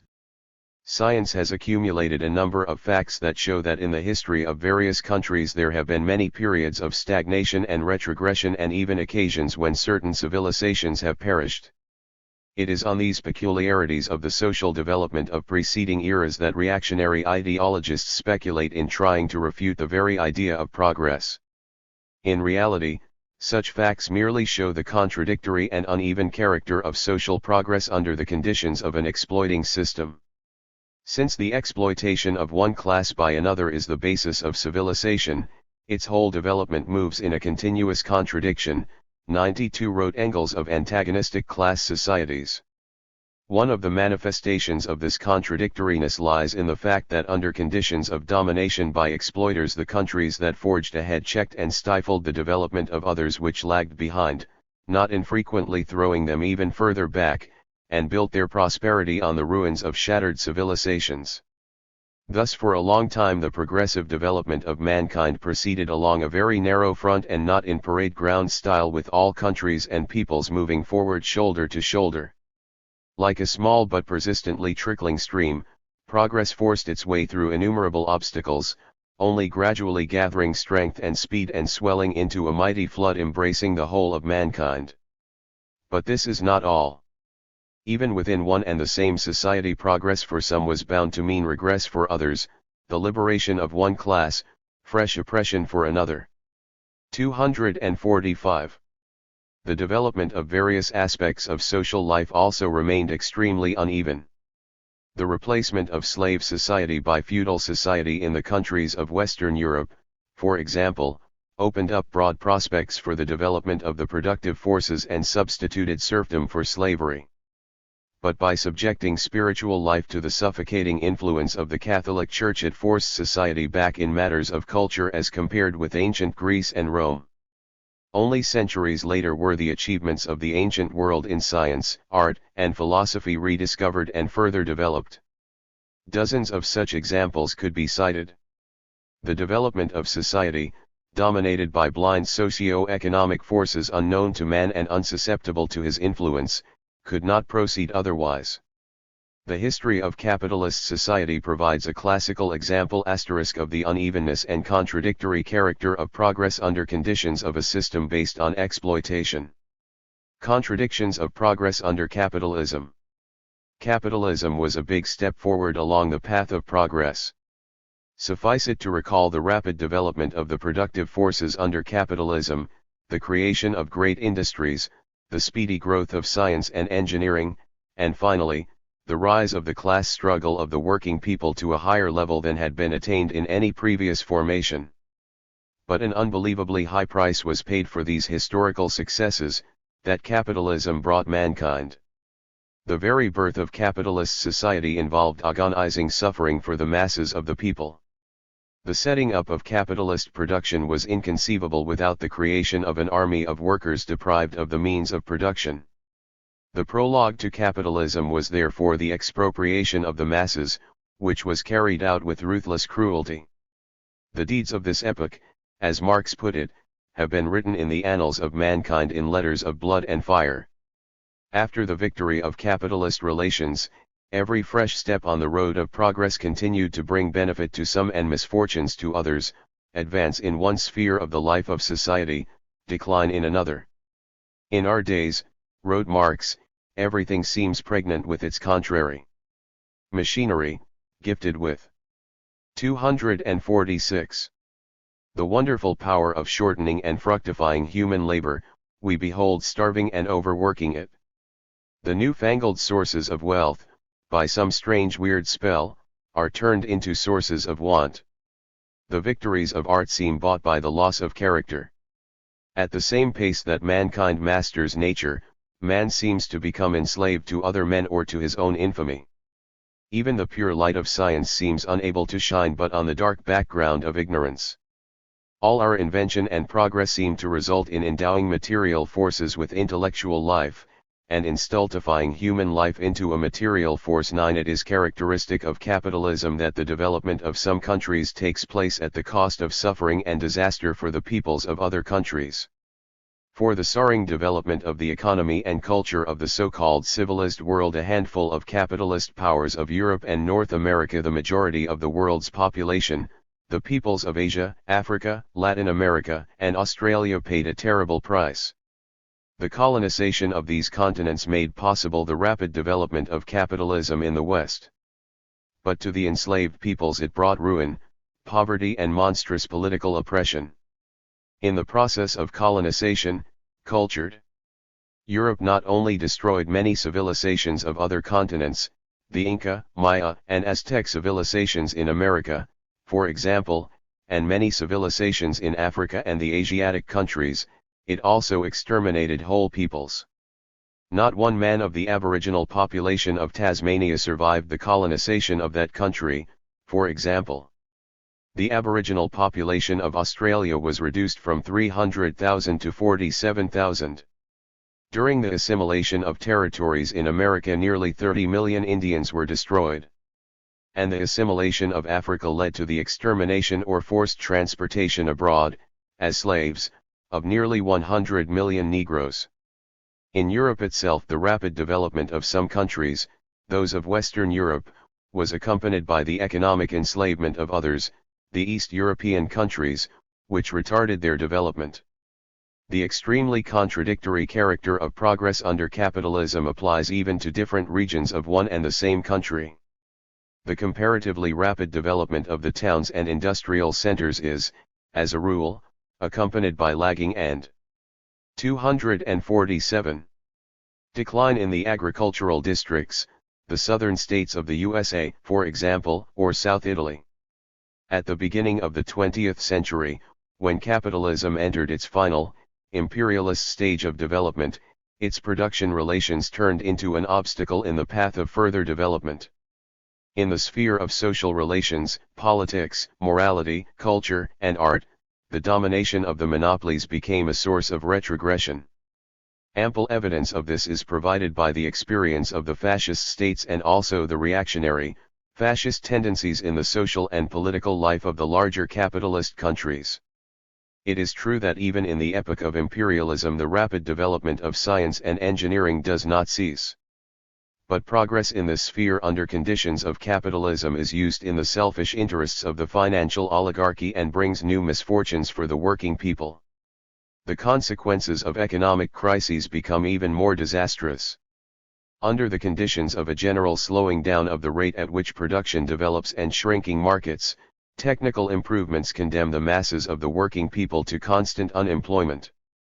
Wars, in which the tremendous scientific and technical achievements of modern civilization are used for killing millions of people and destroying enormous material values, become increasingly destructive.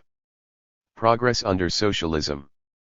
These antagonistic contradictions of progress will not always accompany the progressive development of society. They are caused only by the specific conditions of an exploiting society and disappear with it. This means that one should seek to get rid of these contradictions not by returning to past stages of development, but by struggle for more rapid progress, for socialism. Only after the victory of socialism, said Marx, will human progress cease to resemble that hideous pagan idol, who would not drink the nectar but from the skulls of the slain. What are the basic features of social progress under socialism? Above all, it does not profit merely the chosen few but all working people. The rise of all previous formations was unavoidably bound up with enslavement, with disaster and deprivation. 248.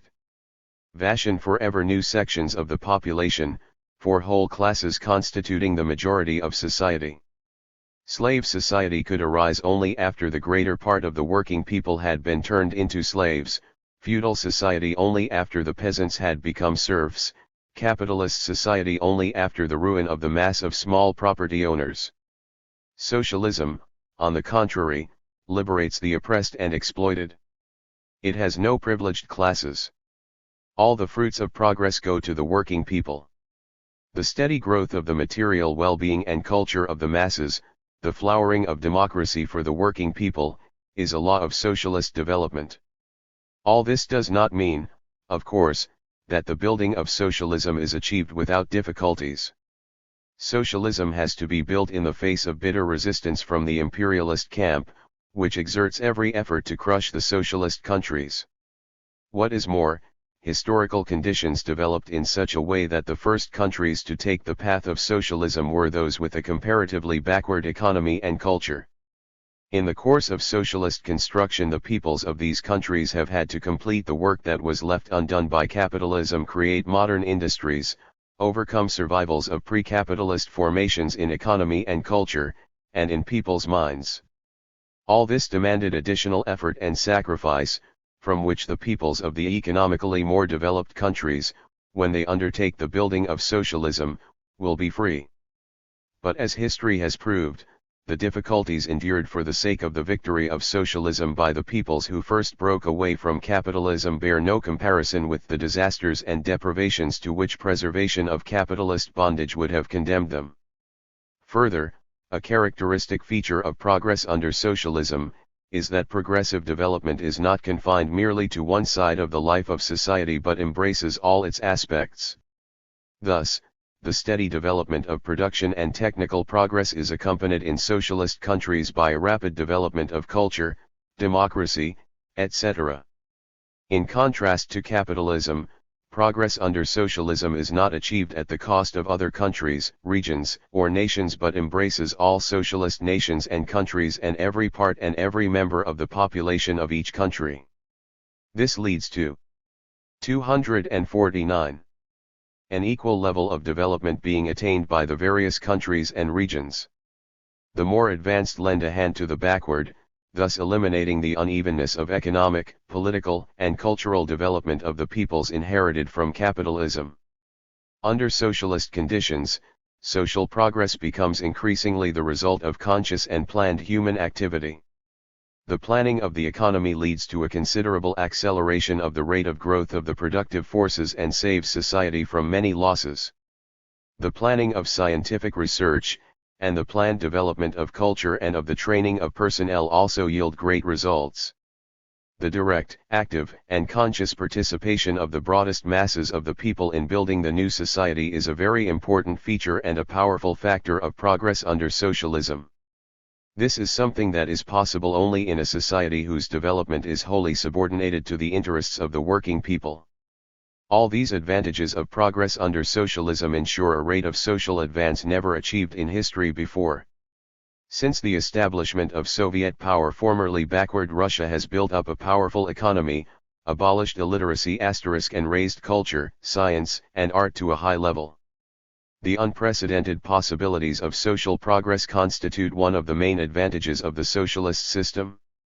Only under socialism will a rapid, genuine, really mass-forward movement, embracing first the majority and then the whole of the population, commence in all spheres of public and personal life. 9. This advance will continue at an even faster rate after the victory of communism, for communism marks not the end of historical development but the beginning of extremely rapid and practically infinite progress toward mastery of the forces of nature, development of the energies and abilities of the human personality, and complete satisfaction of the constantly growing material and spiritual requirements of all members of society. In 1906 a certain Russian magazine calculated that to abolish illiteracy in Central Asia it would take, at the rate of growth of education that then existed, 4,600 years. Under socialist conditions this task has been fulfilled hundreds of times faster. 250. 3. Marxism-Leninism and the ideals of social progress. The ideals of social progress, the general conception of the aims of the proletariat struggle, of the society that will be built as a result of that struggle, constitute an important part of the world outlook of the working class. The ideological hacks of the bourgeoisie in their efforts to weaken the attraction of Marxism have worked hard to distort and falsify the Marxist view of the ideals of social progress. To listen to them one would think that in the world outlook of the proletariat there was no place at all for humanism, civilization, freedom of the individual and human happiness. Such high ideals, say the critics of Marxism, are organically foreign to crude materialism, which is alleged to be concerned with nothing but the low material needs of human beings. These assertions are a vicious caricature of Marxism and a shameless attempt to make capital out of the Philistine's notion of materialism. Ridiculing this notion, Engels wrote that by the word materialism the Philistine understands gluttony, drunkenness, lust of the eye, lust of the flesh, arrogance, cupidity, avarice, covetousness, profit hunting and stock exchange swindling, in short, all the filthy vices in which he himself indulges in private. Marxist materialism has nothing in common with such a caricature. This is best proved by the fact that the most consistent materialists, the communists, have shown themselves to be selfless fighters for high social ideals, for the freedom, independence, and happiness of the people, fighters of a kind and quality that no other movement known to history has ever produced. True, unlike the ideologists of the classes forming the haves, who have never known want and privation, Marxists consider that there can be no talk of human happiness while the masses live in poverty and hunger. But this certainly does not mean that they imagine the only aim of social progress to be that of clothing, feeding and freeing from poverty all members of society. The Marxists' ideals of social progress are far richer and broader. They embrace all aspects of social life, not only the economy but politics, culture, and morality. Their embodiment is communist society. The task of building communism, a society in which private 251. Property, exploitation, the very existence of classes and the state, will be abolished once and for all, could be undertaken only by the working class. But this does not mean that such features of socialist and communist society as universal well-being, national equality, peace between nations, political freedom and democracy, the flowering of culture, relations of brotherly cooperation between individuals and between whole peoples, the all-round development of the personality, and many other such things, are the ideals of the working class alone. In reality they are shared by all working people, the overwhelming majority of mankind. There is nothing surprising in this. Ideals of society, man's conception of the highest aims of his activity, of a happy future, have their root, like all ideas, in the conditions of the society in which people live. The conditions of a society based on exploitation condemn not only the workers but all working people to every kind of hardship. The inevitable result of this is that the workers and the representatives of other working classes are united by many aspirations and desires that they have in common. Life itself, everyday experience, shows them the deformities from which society must be freed in order that people may enjoy a free and happy life. The definite continuity that links the ideals of the working class of today with the ideals of the toiling masses of the past can be explained by similarities in their conditions of life. In both cases, these ideals were born in the class struggle against exploiters, in the course of defending the interests of the working people. Marxism, Lenin emphasized, is not a sectarian doctrine that has sprung up far away from the main road of development of world civilization. And this applies not only to Marxist philosophy and political economy, which are a generalization and summing up of the whole development of world science, but also to the Marxist ideals of social progress, for they express all that is best and progressive in the ideals of the working people and the progressive classes of the past. Socialism and communism are the actual realization of the most noble ideals evolved by mankind on its arduous path. This does not mean, of course, that the Marxist ideals of social progress embody all the ideals of the toiling classes of the past and present. Some conceptions of an ideal social SYS.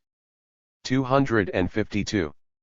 Tem found among the non-proletarian classes of the working people have contained and still contain quite a lot that is wrong, unacceptable to the working class, and utopian, which Marxism-Leninism had to cast aside or at least subject to critical revision. The basic distinguishing feature of the Marxist ideal of social progress is that it rests not on well-meaning desires but on scientific prevision of the subsequent stages of social development. Marxist theory, based on a profound understanding of the laws of social development, transforms the ancient dreams of a better future, of a just world into firm knowledge of the stage of development of society to which the laws of history, the objective process of development of the productive forces and production relations, the process of development of the class struggle in modern society must lead. It may be asked, why have the laws of history, which previously have led merely to the replacement of some forms of exploitation and oppression by others, now suddenly revealed broad prospects of realizing the brightest hopes and yearnings of mankind? Is it just chance? A happy coincidence? No, it is not chance. As we have already noted, the working people's dreams of a happy future arose on a definite material basis, and were engendered by the conditions of life in an exploiting society. The substance of the working people's ideals has always in some way or another been connected with ridding people of the troubles and disasters to which they are doomed by the system of exploitation. It is for this reason that as soon as the law-governed development of society places the abolition of this system on the agenda, the realization of the ideals of the working class and all working people becomes possible and essential, and they are transformed from a utopian dream into a scientifically based prevision. Wherever you look you come at every step across problems which humanity is quite capable of solving immediately, wrote Lenin. Capitalism prevents this. It has amassed enormous wealth and has made men the slaves of this wealth.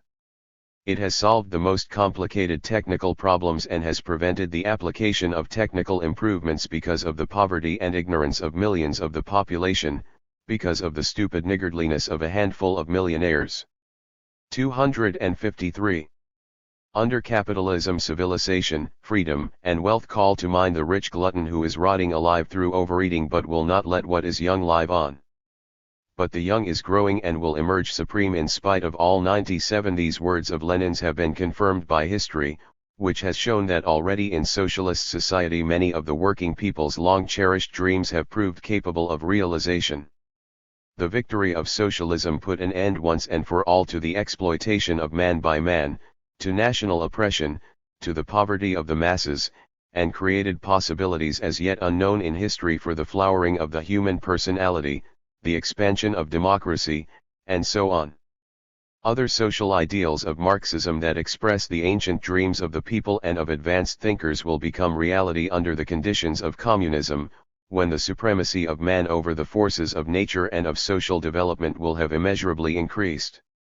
Historical experience has already proved that the abolition of the system of exploitation makes these ideals practical and feasible. In this lies one of the sources of the immense power of attraction of the socialist and communist ideals of the working class for the broadest working masses, for all progressive people, irrespective of their social position.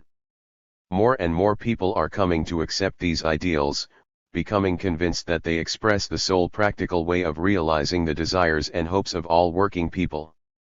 Even many hard-headed leaders of the reactionary bourgeoisie are beginning to understand that it is here and not in the conspiracies which they ascribe to the communists that one must seek the reason for the enormous success of the forces of progress and socialism, and that, consequently, they can combat communism only with the help of constructive ideas and high ideals. But the reactionary bourgeoisie neither has nor can have ideas and ideals capable of attracting the broad masses to its side. That is why it resorts to deliberate deception and tries to operate with the bourgeois democratic ideals of its revolutionary youth which it has denied and betrayed, or with ideals filched from the working people's own fight for liberation. Dutt. 254. Democracy, humanism, freedom, civilization, peace. These words are today constantly on the lips of bourgeois propagandists, although, as history has shown, imperialism is in reality the bitterest enemy of peace and equality of the peoples, of freedom and democracy, humanism and civilization. The communist and workers' parties have always fought such attempts at deception, attempts to portray the inhuman way of life of the exploiting system as ideal. The opponents of Marxism would like to represent this fight on the part of communists as an attack on the ideals that are shared by the majority of mankind. But such assertions are a piece of obvious falsehood and slander. While exposing the falsity of bourgeois democracy, communists remain convinced defenders of democratic ideals. They are against bourgeois democracy because they are supporters of real democracy, democracy for the people, which can be achieved only by getting rid of the system of exploitation. While exposing the falsity of bourgeois humanism, they do not oppose humanism in general. They are for real humanism, of which communism is the embodiment. In exactly the same way, while opposing bourgeois individualism and supporting collectivism, communists in no way belittle the value, dignity, and freedom of the human personality. They reject only the counterposing of the individual to the collective, to the masses of the people. They reject the right of the bourgeois individual to develop by humiliating and crushing hundreds and thousands of other individuals. By revealing the deception of reactionary propaganda, which tries to beautify the chains of capitalist oppression and exploitation, the communist and workers' parties make a big contribution to the realization of the ideals of social progress. Criticism, wrote Marx, has stripped the chains of the artificial flowers that adorn them, not in order that mankind should continue to bear these chains just as they are, without joy or pleasure, but that it should throw off its chains and reach out for the living flower.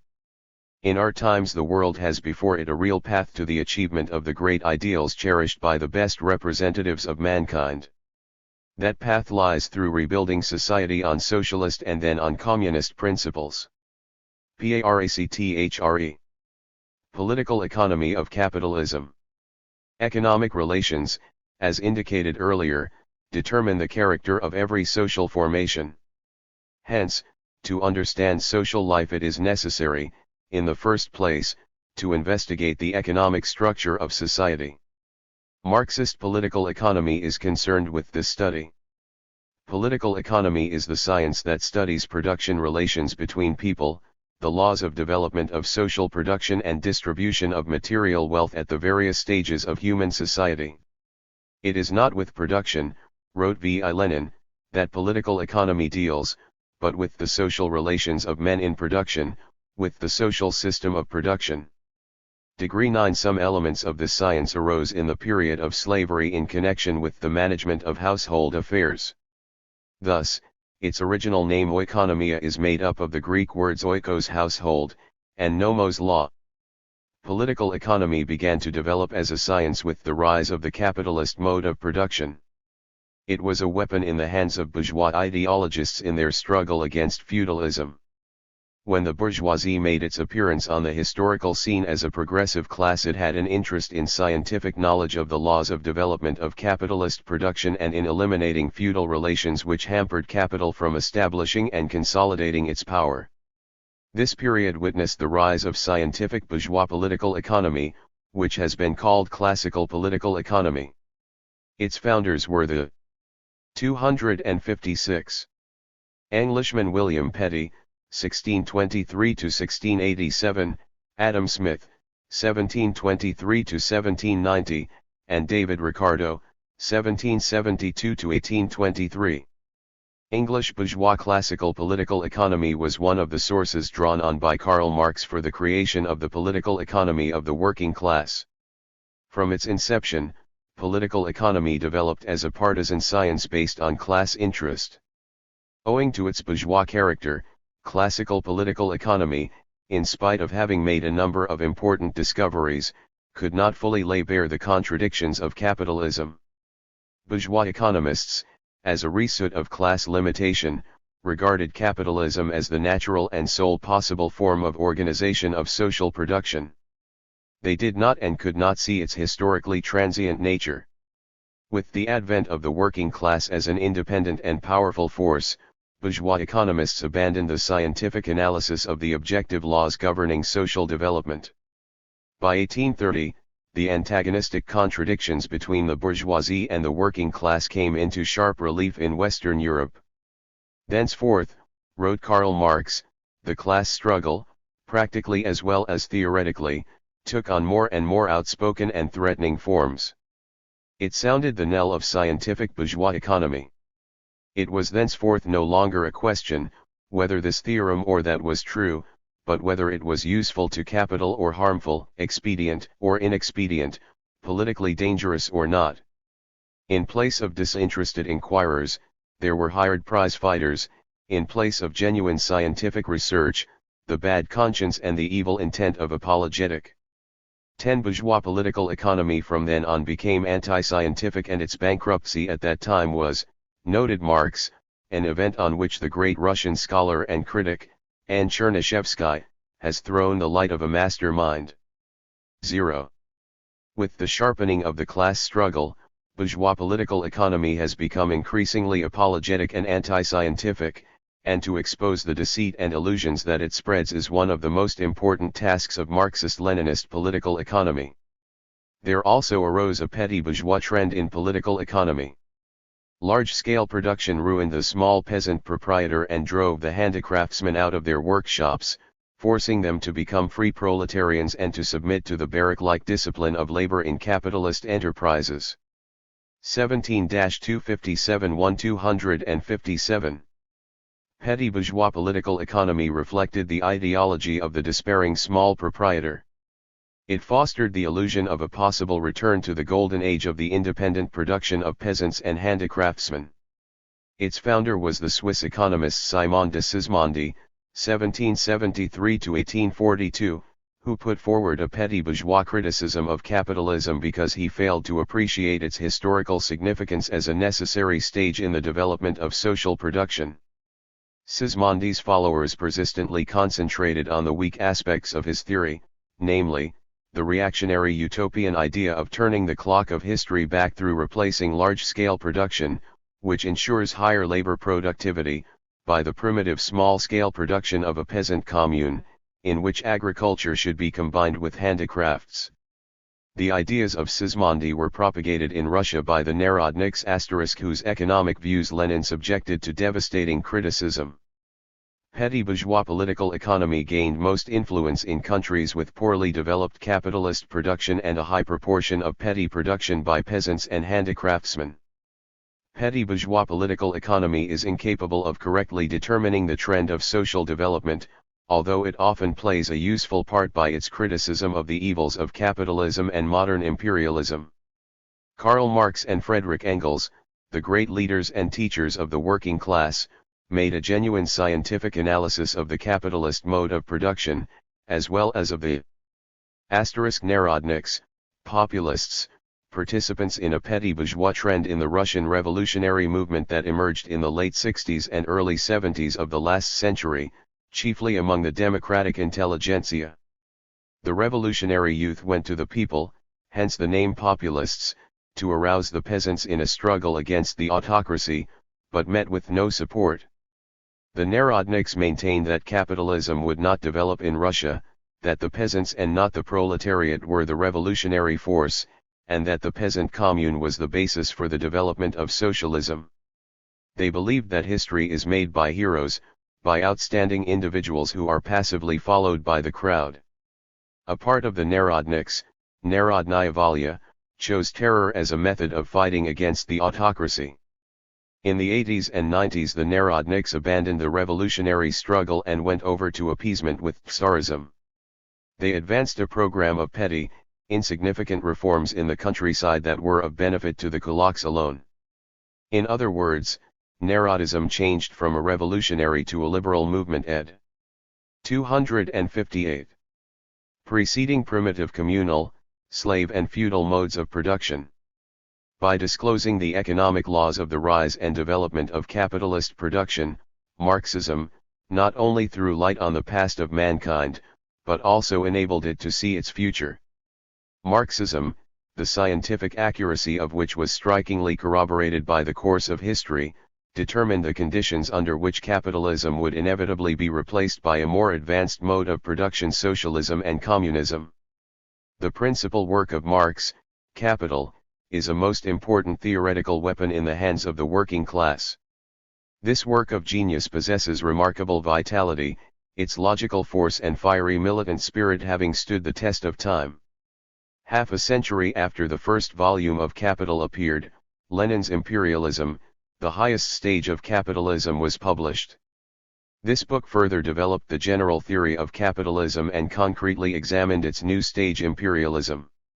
Here, as in his other studies of the political economy of capitalism, Lenin gave a brilliant economic substantiation for the laws governing the development of the proletarian revolution in the imperialist period. Economic theory is a vital component of Marxism-Leninism. It discloses the action of objective economic laws, the correct understanding of which is indispensable for the successful practical activities of communist and workers' parties. It helps the working people in capitalist countries to develop correct tactics in the class struggle against the bourgeoisie. Marxist-Leninist parties in the socialist countries, guided by the laws of political economy, are directing the economic life of their countries along the path to communism. IES. CHAIPA Rao. Pre-monopoly capitalism. 1. The rise of capitalist relations. Two conditions are necessary for capitalist production: firstly, the concentration of the basic means of production as the private property of capitalists, and, secondly, the absence of means of production among the majority, or a considerable portion, of the members of society. This compels those who possess nothing but their capacity to work to become wage workers in capitalist enterprises in order to keep starvation from their door.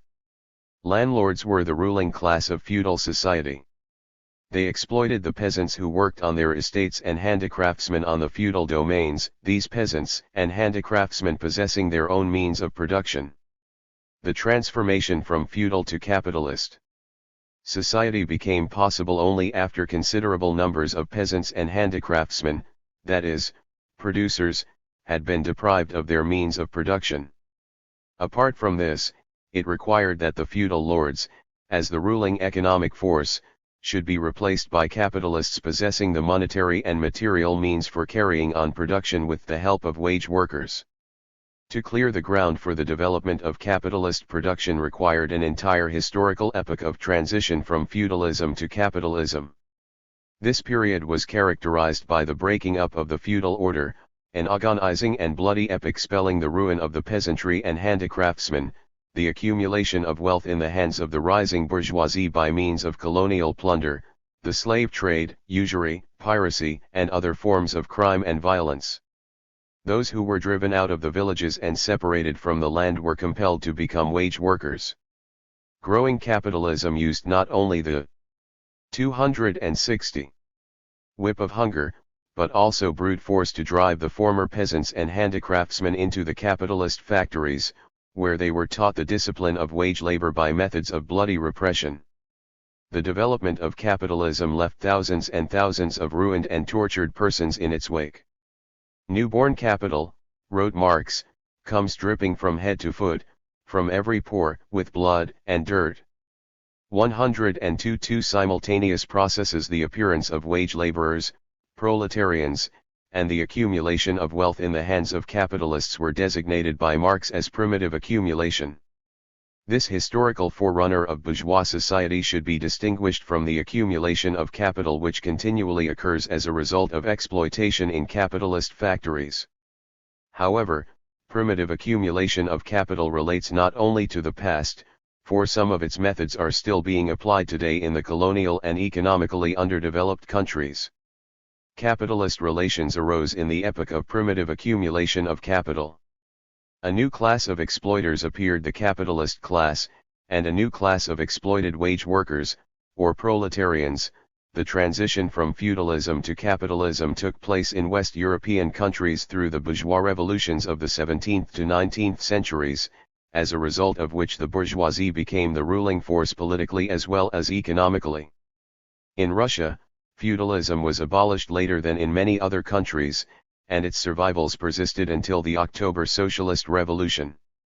The abolition of serfdom in Russia in 1861 marked the beginning of the capitalist epoch, the replacement of feudal society by capitalism. 2. Commodity production. Commodities. Law of value and money. Capitalism is the highest form of commodity production. Accordingly, Marx, in Capital, begins his analysis of capitalism with an examination of commodities. The exchange of commodities, wrote Lenin, appears as the simplest, most ordinary, fundamental, most common, and everyday relation of bourgeois, commodity, society, a relation that is encountered thou. 261. Sands of millions of times. 403. Marx disclosed that the embryonic contradictions and peculiarities of capitalism lay hidden in the commodity and the exchange of one commodity for another.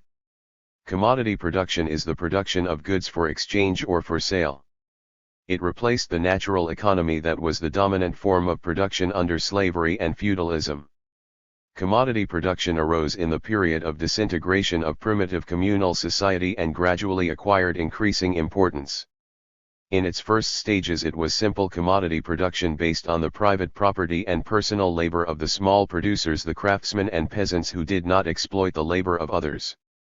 The social division of labor and private ownership of the means of production are prerequisites of commodity production. Commodity. Not every product of labor is a commodity.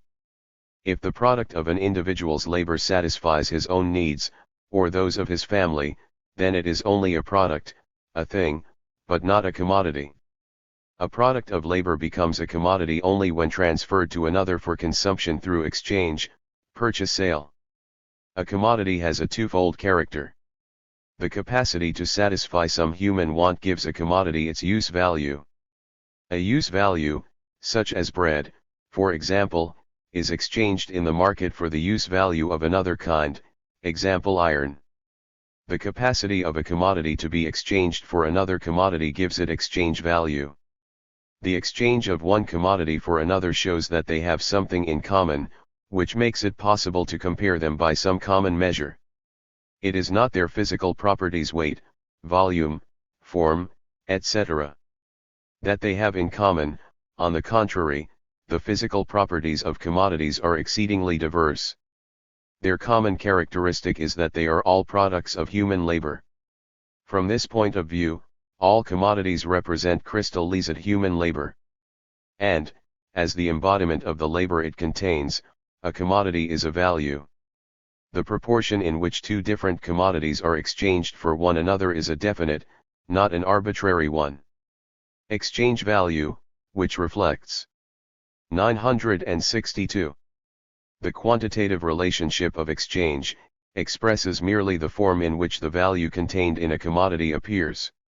A commodity represents a unity of use value and value. The magnitude of value of a commodity is determined by labor, but not by that labor which was expended for the production of the given article. Similar commodities may be produced by different persons using different instruments of labor and expending varying periods of time, i.e., unequal quantities of labor. Value is determined by the average amount of labor expended by society for the production of the given type of commodity. This labor is called socially necessary labor. It can be measured by labor time. The labor time socially necessary, wrote Marx, is that required to produce an article under the normal conditions of production, and with the average degree of skill and intensity prevalent at the time, 0. The value of commodities is reduced with the growing productivity of social labor, inasmuch as the production of a single commodity requires less and less labor time. Labor embodied in commodities. The labor theory of value was first elaborated by Adam Smith and David Ricardo, representatives of bourgeois classical political economy. Marx, however, was the first to give a comprehensive basis and consistent development to this theory. He made a brilliant discovery by disclosing the twofold character of the labor embodied in commodities. Marx established that the dual character of a commodity use value and value are determined by the twofold nature of the labor embodied in it. The use value of a commodity is created by labor expended in a definite form, concrete labor. The kinds of concrete labor are as different as the various use values. They differ from one another in the methods and means of labor applied.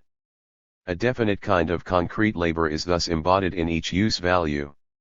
However, irrespective of its concrete features, labor is always an expenditure of human energy, physical, mental, and nervous, and in this sense it is homogeneous human labor, labor in general.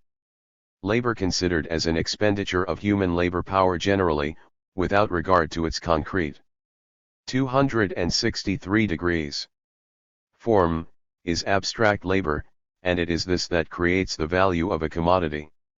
Abstract and concrete labor are two aspects of the labor embodied in a commodity. On the one hand, all labor is, speaking physiologically, an expenditure of human labor power, and in its character of identical abstract human labor, it creates and forms the value of commodities. On the other hand, all labor is the expenditure of human labor power in a special form and with a definite aim, and in this, its character of concrete useful labor, it produces use values 1%. Just as one use value differs qualitatively from another use value, so one form of concrete labor is qualitatively different from another. And just as the value of one commodity differs only quantitatively from the value of another, so the abstract labor embodied in the one commodity differs only quantitatively from that in the other. In exchanging commodities, producers equate the most varied kinds of labor with one another. The social division of labor lies behind relations of exchange, which express the mutual relations in the market of commodity producers engaged in social production. Thus, value and the value relation therefore represent not a relation between things, but a relation between people, between commodity producers. Value is a social, production relationship which is only covered by a material envelope and is manifested in the relations between things. The value of a commodity is created by the labor expended in its production, but it appears only in the course of exchange, only in equating one commodity to another. Money exchange, at first, was highly infrequent and a matter of chance. One product was exchanged directly for another. With the development of the social division of labor, exchange became increasingly regular. A growing number of products of labor were produced especially for exchange, and the most marketable commodity gradually assumed the role of universal equivalent, i.e., the commodity acting as the medium of exchange.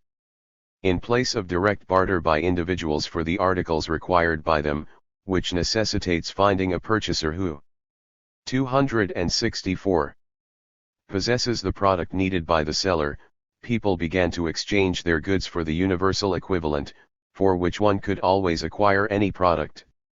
The role of universal equivalent was played in different localities by various articles, example cattle, fur, salt, copper, iron, etc. Later on, the precious metals, gold and silver, became the universal equivalent. By their very nature, the precious metals are particularly adapted to fulfill the role of a universal equivalent. They always retain a uniform quality, do not deteriorate and are easily divisible into the smallest portions. With the development of exchange, therefore, they naturally came to act as the universal equivalent, fulfilling the function of money. Money represents a special commodity which acts as the general equivalent for all commodities. It did not arise by decree, it was not the invention of any particular individual or the result of an agreement between people. The precious metals were selected out of the world of commodities and became money thanks to a long process of development of commodity exchange. Money is a special commodity which serves in the exchange of all other commodities. Its suitability as a universal equivalent represents the use value of this commodity. The essence of money is expressed in those functions which it fulfills in the commodity economy. The fundamental function of money is to serve as a measure of value for all other commodities. The value of every commodity is expressed in money terms. People do not say that one pair of boots equals 1 meter of cloth, but rather that boots cost so many rubles, dollars, pounds, or crowns as the case may be. The value of a commodity expressed in money is its price. Money fulfills the function of circulation medium. The cloth maker does not exchange his cloth for boots. He sells it for money, and uses money to buy boots. With the appearance of money, the direct barter of products is replaced by the circulation of commodities, i.e., exchange by means of money. The formula for this circulation is, commodity money commodity. The amount of money needed for the circulation of commodities is determined by the total of the prices of all commodities. 265. Divided by the number of turnovers of money units. Thus, if the sum of the prices of all commodities in a country sold within a given period, let us say 1 year, amounts to 10,000 million money units, dollars, francs, marks, etc., and each money unit performs 10 turnovers a year, then the amount of money needed for the circulation of all commodities equals 1,000 million. In the process of circulation, gold coins were frequently replaced by silver and copper, and later by paper money. The state issues paper money to take the place of gold as circulation medium. Paper money represents gold, and the quantity issued must correspond to the amount of gold required as circulation medium. If the quantity of paper money put into circulation exceeds the amount of full value gold money needed for commodity circulation, then paper money will be depreciated. If 1,000 million gold units are needed in a given country for the circulation of commodities and the state issues 2,000 million paper money units, each unit of paper money, let us say $10, will be able to purchase only as many commodities as 5 gold dollars. The history of capitalist money circulation since the First World War has been marked by the extreme instability of paper money. It has often been depreciated as a result of excessively large issues. This depreciation, known as inflation, leads to a reduction in the standard of living of the working people, who live on salaries and wages. Money functions as a means of accumulation. It is a universal token of wealth, for money can always buy any commodity. The accumulation of wealth, therefore, takes place in the form of the accumulation of money. In making purchases and sales on credit, money functions as a means of payment. Thanks to credit, the amount of cash needed for circulation is reduced. In trade between countries, money fulfills the function of universal money, gold being used for this purpose. Law of value.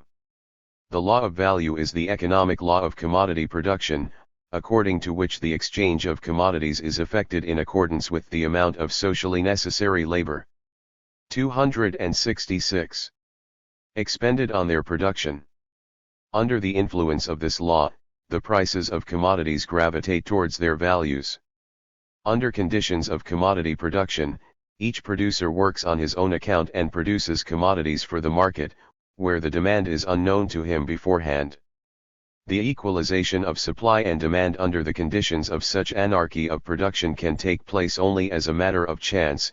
As a result of constant fluctuations, this leads to the prices of commodities continually diverging from their values, being either above or below them.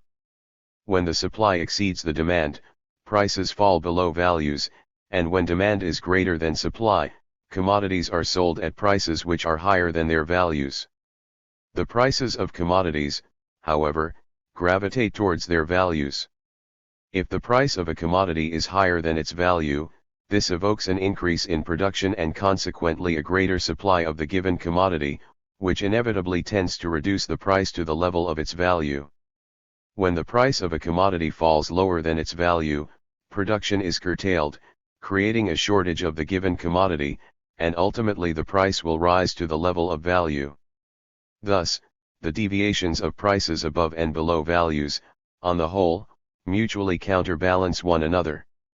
At any particular moment, the price of a commodity may deviate from its value for a variety of reasons.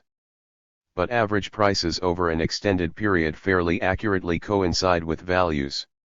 In a society based on private property, the law of value operating through the mechanism of competition regulates the proportions in which social labor and means of production are distributed among the different branches of the economy. Continual price fluctuations force part of the commodity producers to leave those branches where supply exceeds demand and the prices of commodities have fallen below their values. The drop in prices affects various groups of commodity producers in different ways. Those who are more clever, enterprising, and powerful strengthen their position, while the weak are ruined. Enrichment of the few at the expense of the mass of producers such is the result of the continual fluctuations of prices and the deviations from their values. The mass of small producers, however, are crushed by competition not merely because of the 267 deviation of prices from value.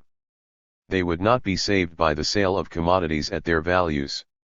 The law of value is the law of spontaneous development of the productive forces. Commodity producers who utilize the latest techniques are in a more advantageous position, inasmuch as they produce commodities with a smaller outlay than the amount socially necessary. At the same time, the labor outlay per unit of production of many producers exceeds the level which is socially necessary. They cannot compete with their more powerful rivals. As a result, an insignificant minority of producers become capitalists, while the mass of small commodity producers are ruined and compelled to live by the sale of their labor power. The means of production are thus increasingly concentrated in the hands of the capitalists, and simple commodity production is inevitably transformed into capitalist production. Thus, the law of value operating in the commodity economy through the mechanism of competition fulfills three important functions.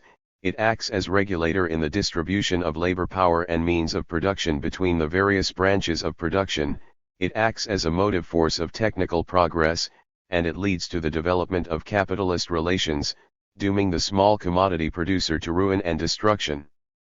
3. The theory of surplus value is the cornerstone of Marx's economic doctrine. Marx showed the antagonistic character of the relations between capital and labor that form the axis about which the entire capitalist economy revolves. By his investigation of surplus value he provided an exhaustive scientific explanation of the process of the exploitation of the workers by the capitalists. Marx's analysis proceeds from the simple and well-known fact that capitalists first buy the commodities needed for production and then sell their products for a greater amount of money than they themselves expended. Under simple commodity circulation, the owner of a commodity sells it to buy another commodity. The ultimate end. 268. Of simple commodity circulation is to satisfy wants, and its formula is, commodity money commodity. The process of circulation assumes a different appearance when a commodity is bought not for satisfying a particular need, but for selling. The formula of this new process is money commodity money. Buying for the purpose of selling makes sense only if more money is obtained as the result of such circulation than was first expended. Whoever buys with the aim of selling also buys to sell dearer. This augmentation of the initial value converts it into capital. Capital is self-expanding value, and money is the initial form of capital. The capitalist process of production begins with the purchase of means of production and labor power, that is, the conversion of capital from its money form into the form of productive capital. The capitalist sells on the market the commodities which have been produced, and thereby transforms commodity capital into money capital. Thus, capital returns to its original form. However, the capitalist gains more money than he expended to begin with. The exchange takes place according to value, for if some sell dearer and others cheaper, these deviations are equalized on the scale of the whole society. The question arises, how can the owner of money, the capitalist, who buys and sells commodities at their values, nevertheless extract a greater value from circulation? Marx provides the answer, which bourgeois political economy was unable to give. The answer is that the owner of money can do this solely because he finds a commodity on the market, whose consumption possesses the special property of being a source of new value. This commodity is labor power. Let us see what the specific features of this commodity are. Engels develops the subject as follows. Production of surplus value. What is the value of labor power? The value of any commodity is measured by the labor necessary for its production. Labor power exists in the form of a living worker, who re. 269. Acquires a definite quantity of the means of subsistence to maintain himself and his family. The labor time requisite for the production of these means of subsistence determines the value of labor power. Let us assume, wrote Engels, that these means of subsistence represent 6 hours of labor time daily. Our incipient capitalist, who buys labor power for carrying on his business, i.e., hires a laborer, consequently pays this laborer the full value of his day's labor power if he pays him a sum of money which also represents 6 hours of labor. And as soon as the laborer has worked 6 hours in the employment of the incipient capitalist, he has fully reimbursed the latter for his outlay, for the value of the day's labor power which he had paid. But so far the money would not have been converted into capital, it would not have produced any surplus value. And for this reason the buyer of labor power has quite a different notion of the nature of the transaction he has carried out. The fact that only 6 hours labor is necessary to keep the laborer alive for 24 hours, does not in any way prevent him from working 12 hours out of the 24. The value of the labor power, and the value which that labor power creates in the labor process, are two different magnitudes. On our assumption, therefore, the laborer each day costs the owner of money the value of the product of 6 hours labor, but he hands over to him each day the value of the product of 12 hours labor. The difference in favor of the owner of the money is 6 hours of unpaid surplus labor, a surplus product for which he does not pay and in which 6 hours labor is embodied. The trick has been performed. Surplus value has been produced, money has been converted into capital. 106. The origin of surplus value is now made quite clear. The value of labor power is paid for, but this value is much smaller than that which the capitalist is able to wring out of labor power. This difference, unpaid labor, is precisely the share which falls to the capitalist, or more accurately, to the capitalist class. All the non-working members of society are maintained by this unpaid labor. It provides the payments for state and mu. 270. Municipal taxes which fall on the capitalist class, the ground rent of landowners, etc. Indeed, the whole capitalist social structure copyright rests upon it. Capitalist exploitation. During one portion of his labor time, the wage worker creates a product which is necessary for his own maintenance. Marx calls this portion necessary labor time, and the labor expended during this time necessary labor. During another portion of his labor time, surplus labor time, the worker creates surplus value by his surplus labor. Surplus value, M, is the value created by the labor of a wage worker over and above the value of his labor power and appropriated without payment by the capitalist. The essence of capitalist exploitation is the production of surplus value. Capitalists are not interested in producing means of production and consumer goods that are useful and needed by society, but in extracting as much surplus value as possible. In this respect, their appetites are insatiable. Capital. The exploitation of wage workers under capitalism is a means of maintaining and increasing values belonging to the capitalist, of extending the power and domination of capital. Capital is value which produces surplus value. Bourgeois economists assert that every means of production is capital, and thus deliberately conceal the essential fact that means of production become capital only when transformed into a means of exploiting workers, and that capital is not a thing but a social relationship between the main classes of bourgeois society, a relationship of the exploitation of wage workers by the owners of the means of production. The Marxist-Leninist understanding of capital as a social relationship reveals the essence of the bourgeois mode of production, the exploitation by the capitalist class of the class of wage workers who live by the sale of their labor power. Two parts of capital should be differentiated: constant capital, C, which is spent on the means of production, buildings, machinery, fuel, raw materials, etc., and variable capital, V. 271. Which is spent on labor power. They play different roles in the production of surplus value.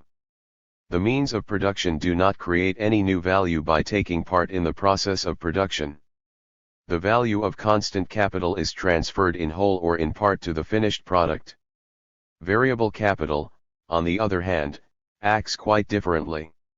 It grows by creating surplus value in the production process.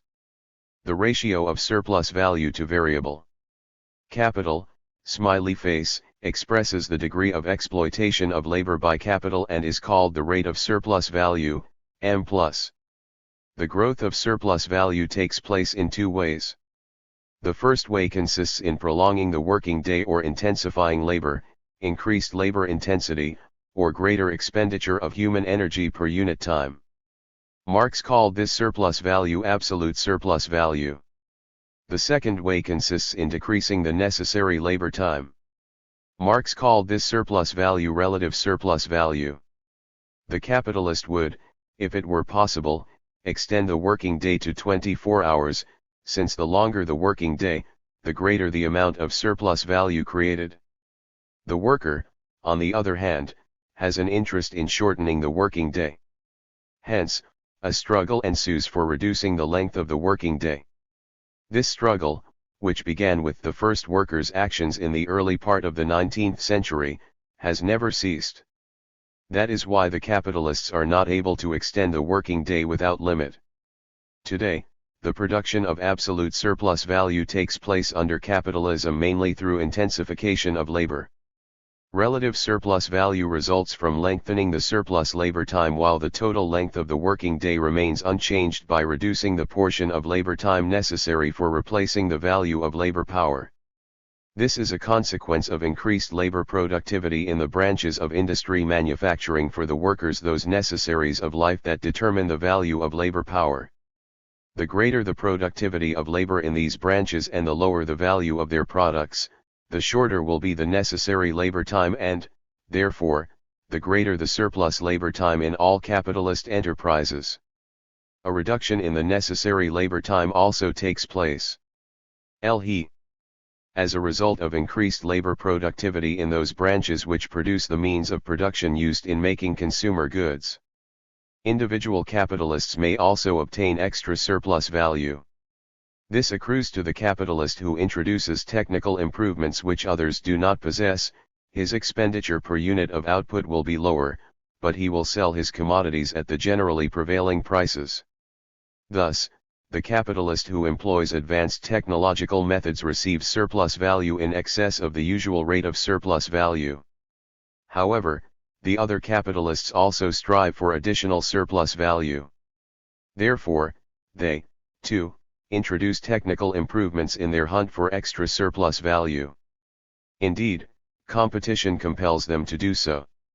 In analyzing the creation of relative surplus value, Marx investigated three historical stages of increasing productivity of labor under capitalism: 1. Simple cooperation, 2. Manufacture, and 3. Large-scale machine industry. Capitalist simple cooperation is the concentration of a more or less considerable number of wage workers under the supervision of a capitalist in order to manufacture one and the same kind of product. Production is based on handicraft technique, and there is no division of labor. But the bringing together of many workers makes for a definite increase in labor productivity. Manufacture is capitalist cooperation based on the division of labor, but it still rests on handicraft technique. It makes possible a significant rise in the productivity of labor as compared with simple cooperation. However, manufacture was not able to supplant petty production and to become the dominant form of production. Capitalism was able to achieve complete supremacy only when it passed over to machine industry, the highest form of development of large-scale capitalist production. Machine industry led to the disintegration of petty production and expanded the sphere of the domination of capital, thereby creating conditions for a maximum increase in surplus value. Marx's theory of surplus value reveals how the process of exploitation of the worker by the capitalist takes place in bourgeois society. It demonstrates that only the labor of wage workers provides a constant and inexhaustible source of enrichment for the capitalists. This theory exposes the hypocrisy of 18-257-1278. The claim that the bourgeois social structure is based on equality between worker and capitalist and on a harmony of interests. It reveals the irreconcilable and increasingly antagonistic nature of the interests of capital and labor and mobilizes the masses for the struggle against capitalism. 4. Wages. The theory of wages affects basic class interests in bourgeois society and is one of the most acute problems of economics. Under capitalism, wages are the price of labor power. However, the false impression is created that wages are the price of labor and that the capitalist pays the worker for his labor, i.e., for the whole of his expended labor. But the fact is that labor creates value, labor itself has no value. Furthermore, the capitalist pays the worker not for his labor but for his labor power. Wages are not what they appear to be, namely, the value, or price, of labor, but only a masked form for the value, or price, of labor power. 07 Since wages seem to be something else than what they really are, Marx calls them the transmuted form the value, or price, of labor power. The magnitude of wages comprises two elements, a. Purely physical, which consists of the value of the means of subsistence that are absolutely necessary for the worker's existence, the maintenance of his ability to work and support his family, b. Historical, or social, which depends on the development of the vital needs and cultural requirements of the working class of a given country. The capitalists seek to reduce wages to their physical minimum. The working class, on the other hand, fights to raise its standard of living. Consequently, the movement of wages depends essentially on the class struggle waged by the proletariat, its organizational strength and the resistance it offers to the employers. The struggle of the working class for the improvement of labor conditions and its standard of living, without altering the system of private ownership of the means of production and of political power in the hands of the boor. 274. Geoisy, can make its position easier. However, this struggle does not affect the basis of capitalism and cannot free the working people from the system of wage slavery. The basic forms of wages under capitalism are time wages and piece wages. Time wages directly reflect the hourly, daily, weekly, or monthly value of labor power. Under this form, wages are paid by the hour, day, week, or month. Piece wages are fixed on the basis of time wages. Let us suppose that the hourly wage is 90 cents. If a worker can produce 2 articles of a particular kind per hour, he will receive 45 cents for each article. Under the piece wage system, the personal interest of the worker drives him to work with greatest possible intensity. If the worker in our example begins to produce not 2, but 3 articles of a given commodity per hour, his wages will increase by 50%. However, the worker's well-being is extremely short-lived. The capitalist will usually modify the piece rate immediately, and the benefit of the increased intensity of labor will, in the final analysis, accrue to him. Even under the system of time wages, the use of the conveyor belt and other machinery, whose rate of movement compels the worker to work uninterruptedly under tremendous pressure, permits the capitalist to achieve an extraordinarily high intensity of labor. Increased output at the expense of greater intensity of labor results in a rise in the value of labor power since more of it is expended. Consequently, a rise in wages should take place, but such an increase, as a rule, does not correspond to the heightened intensity of labor. A rise in the price of labor power does not at all mean that this price rises above its value. On the contrary, noted Marx, the rise in price may be accompanied by a fall in value. This occurs whenever the rise in the price of labor power does not compensate for its increased wear and tear. 108 A rise in wages under capitalism takes place only as a result of bitter class struggle and appears each time as a lagging reaction to a rise in the value of labor power consequent to increased intensity of labor. It takes place following a reduction in wages, example during periods of economic recovery and boom subsequent to economic crises, or under conditions in which a sharp drop in real wages has been brought about by 18*275. Inflation or inflated monopoly prices of consumer goods, rent increases, higher taxes, etc. If the workers were to renounce their day-to-day struggle with capital for the improvement of their standard of living, in the words of Marx, they would be degraded to one level mass of broken wretches past salvation. 099 The Communist and Workers' parties consider it their sacred duty to carry on a struggle not only for the ultimate goal, but also for the immediate needs of the working class. 5. Growth of profit. Aim and limit of capitalist production. Profit is the motive force and main aim of every capitalist. For the capitalist, production is solely a means of making profit. The requirements of the people in a capitalist economy are taken into account only insofar as they are necessary conditions for extracting profit.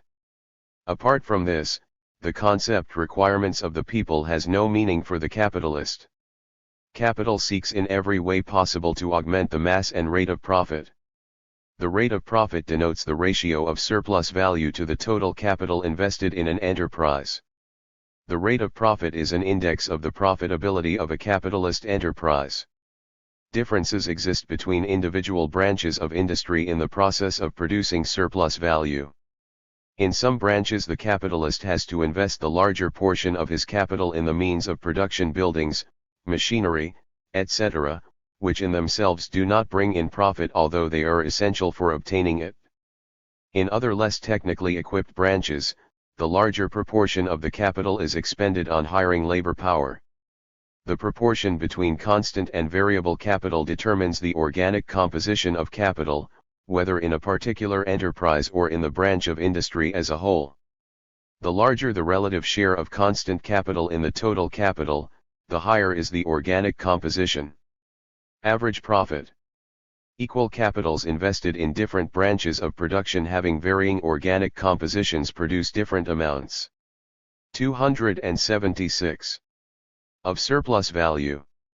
The surplus value created in branches with a low organic composition of capital is larger than in those with a high organic composition.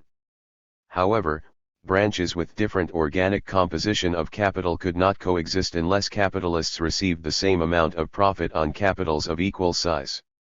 Indeed, what would be the sense of a capitalist investing capital in a branch with a low rate of profit?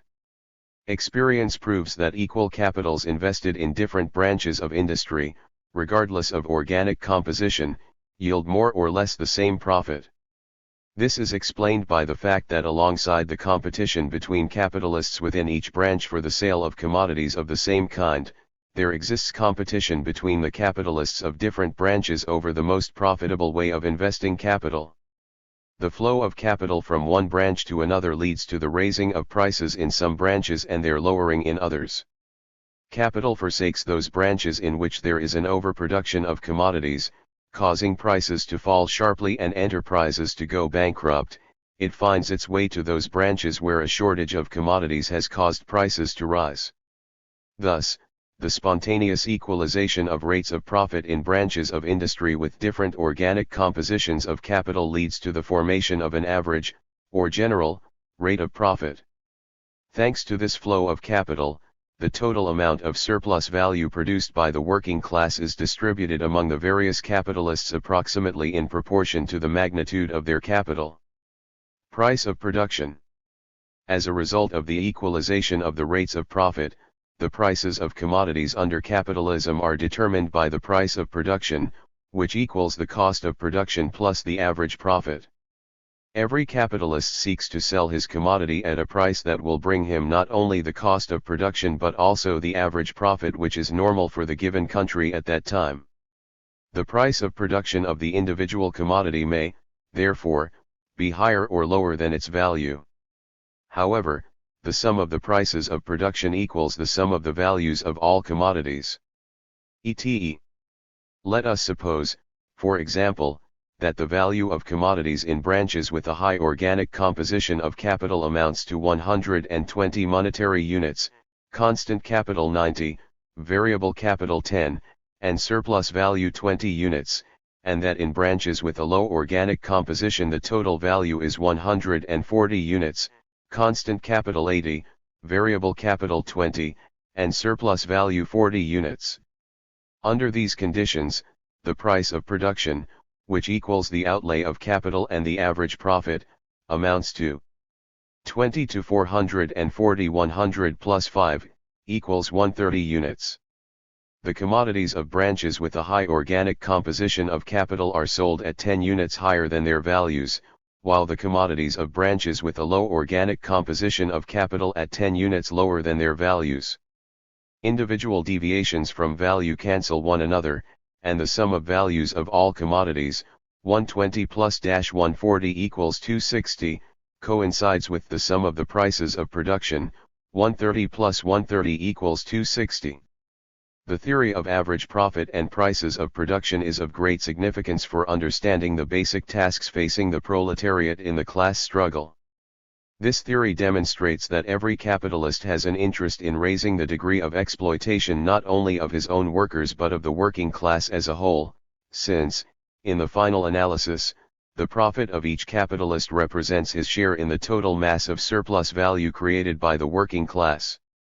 It is understandable, wrote Marx, why capitalists form a veritable Freemason society vis-a-vis the whole working class, while there is little love lost between them in competition among themselves. 0. The theory of average profit thus reveals the material basis of capitalist class solidarity. To this capitalist class solidarity, which is based on the selfish aim of extracting as much as possible out of the worker, the working class counterposes its own unity, which is based on the legitimate aspiration to abolish capitalist exploitation. The struggle of the working class against the rule of capital cannot be limited to action against individual employers for the improvement of labor conditions in a given enterprise, or a particular branch. The ultimate goal of working class struggle is the elimination of the capitalist system of exploitation and the bourgeois social structure. 278. The theory of average profit shows that the competition between capitalists of different branches of production reduces the different profits to the usual average profit, irrespective of the organic composition of capital in one or another branch. The average rate of profit changes in the course of time, but for each country at any given period it is sufficiently stable to be reckoned with by all businessmen. Profit of enterprise and interest. Capitalist profit is divided into profit of enterprise and interest. The capitalist entrepreneur usually does not limit himself to the use of his own capital. He also puts loan capital into circulation. The portion of profit which the functioning capitalist surrenders to another capitalist or bank in return for the use of capital is called interest. The part which remains after interest is deducted from profit is called profit of enterprise. Under capitalism, banks act as intermediaries in settling accounts between capitalists, gather money capital and receipts, through deposits and other operations, and place them at the disposal of capitalists.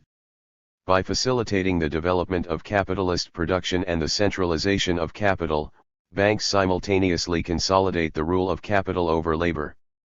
They create the conditions under which big capitalists dispose not only of their own capital but of an increasing proportion of the money and income of the other strata of the population. Profit is a limitation of capitalist production. Bourgeois economists extol capitalist profit as the greatest stimulus to technical progress and unlimited growth of production. They never mention that capitalist profit results from exploitation and the exhaustion of labor power. They gloss over the fact that the subordination of production to the principle of capitalist profit is not only a stimulus but also a limitation of capitalist production. Capitalists produce only those things, and such amounts of them, that can yield a profit. It not infrequently happens that capitalists, especially under present-day conditions, restrict production, hold back technical progress, and destroy masses of products in order to raise the rate. ale. Of profit. Moreover, capitalist monopolies unleash wars, which cause mankind untold destruction, and all this is done for the sake of profit. 6. Capitalist development in agriculture. Ground rent. The economic laws of capitalism operate as inexorably in agriculture as in industry. With the development of the social division of labor, agricultural products are produced for sale and become commodities. Agriculture is transformed into a branch of the economy producing commodities.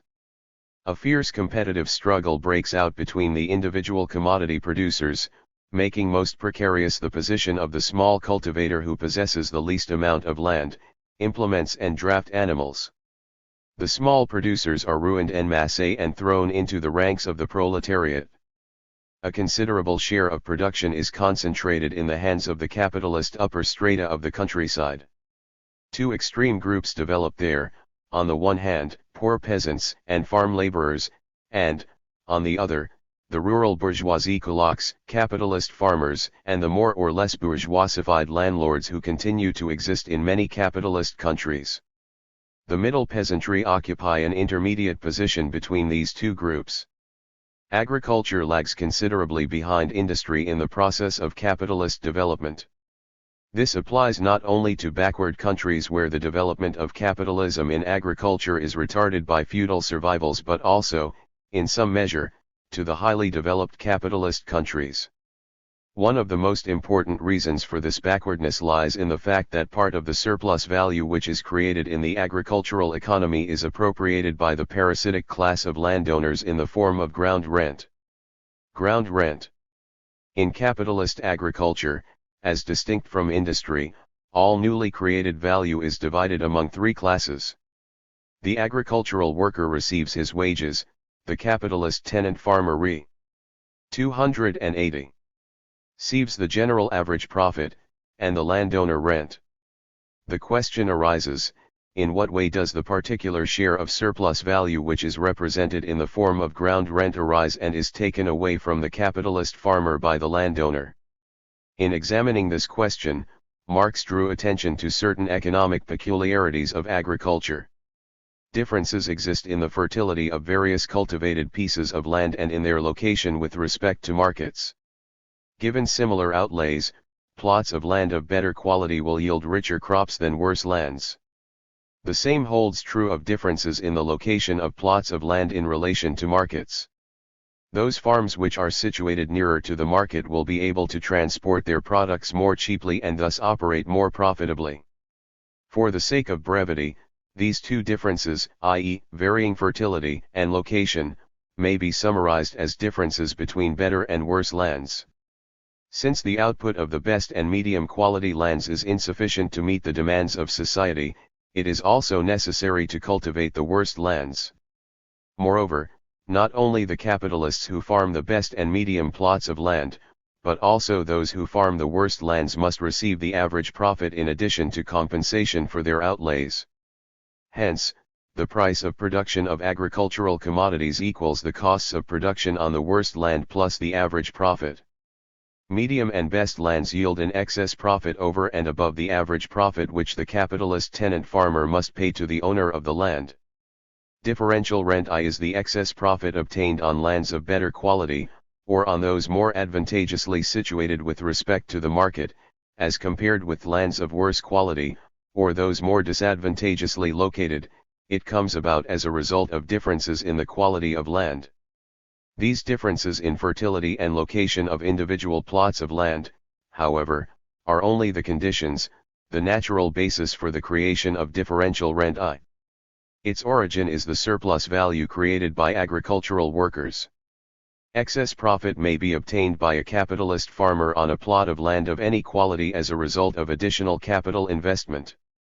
This permits him to obtain a greater yield than that from the worst land, the latter yield determining the price of a unit of production. The extra profit gained from cultivated 281 plots of land as a result of new capital outlays, i.e., intensive farming, is called differential rent too. If it is acquired while the former tenancy agreement is still in force, the differential rent too is appropriated by the capitalist farmer himself. However, prior to concluding a new agreement, the landowner will usually take into account the results of intensive cultivation and will raise the rent to include this differential rent. Bourgeois political economy seeks to explain differential rent through the alleged existence in agriculture of a law of diminishing returns. Marx and Lenin have demonstrated that this mythical law of diminishing returns is in no way related to the theory of rent. It has been invented and is propagated by bourgeois economists to absolve capitalists and large landowners from responsibility for the high prices of agricultural commodities, the impoverishment of the masses and the barbarous exploitation of the soil. All this is blamed on the operation of an eternal and inexorable law. One of the founders of vulgar political economy, the Reverend T.R. Malthus, on the basis of this law, declared that the growth of population will always outstrip the increase in agricultural output. Hence, wars, epidemics and the artificial restriction of childbearing among the poorer classes are necessary to maintain a certain equilibrium. Neo-Malthusians use the same law to justify aggressive wars and the mass extermination of people. The appropriation of differential rent by the landowners, who, as a rule, use it for unproductive purposes, acts as a brake on agricultural development. Of even greater significance in this respect is the role of absolute rent. The worst lands, as already noted, do not yield differential rent. But, the owners of these plots of land do not grant them to capitalist entrepreneurs without compensation, without rent. This brings us to an examination of the source of rent on the worst lands. To begin with, only variable capital gives rise to surplus value. In agriculture the technical level is lower than in industry, for the capitalist who leases the land for only a given period is unwilling to invest as much in machines, buildings, etc., as the industrialist invests in his enterprise. As a consequence of the lower organic composition of capital, the amount of surplus value produced in agriculture on a given capital is greater than on a capital of comparable size in Indus. 282. Try.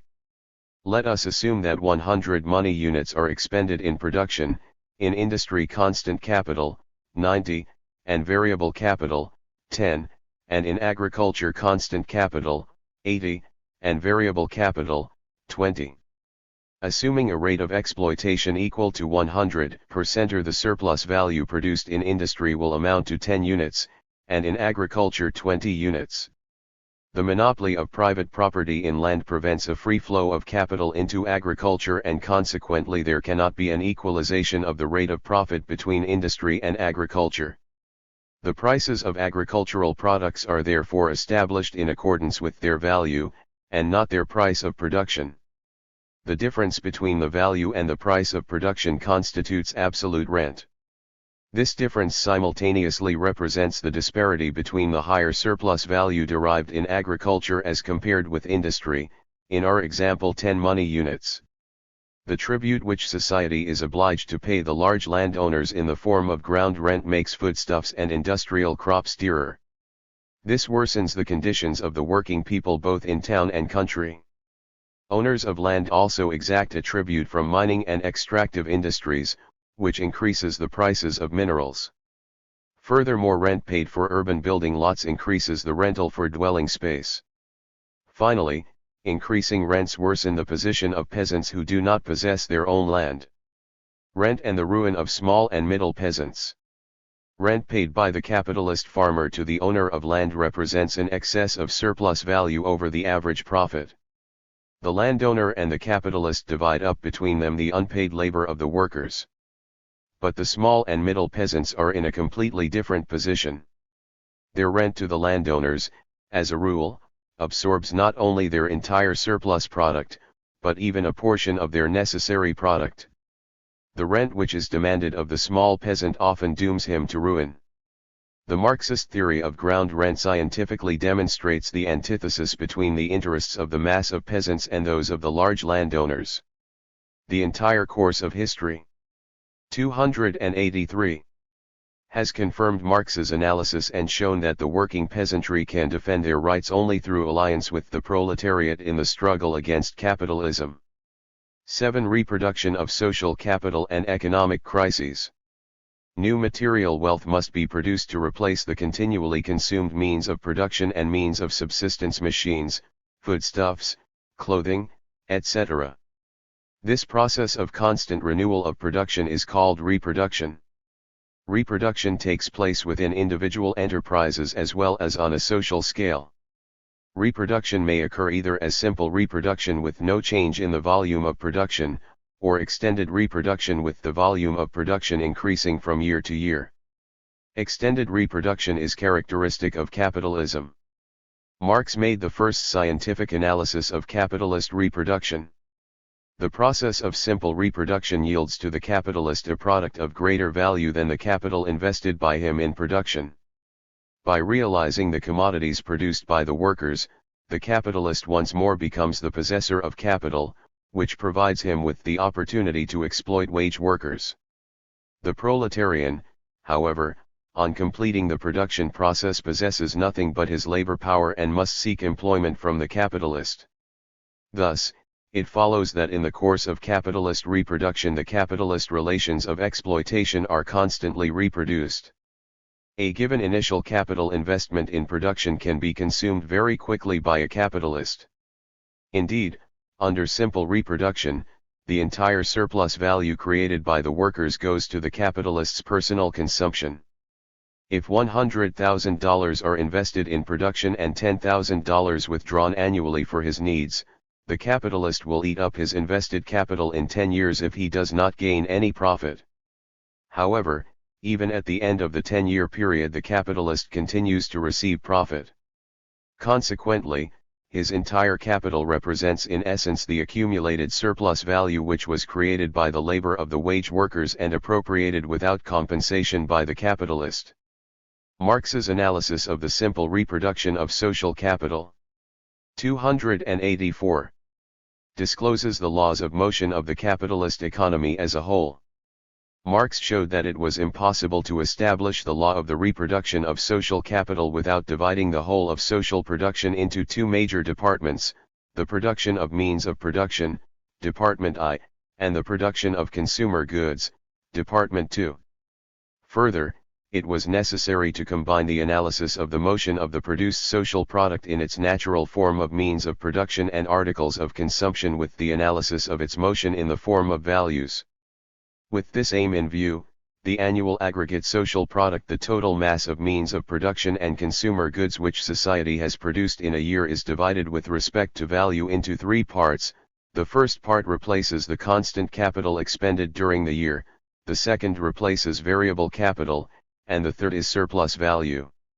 The value of the annual product of each department of social production consists of these three component parts.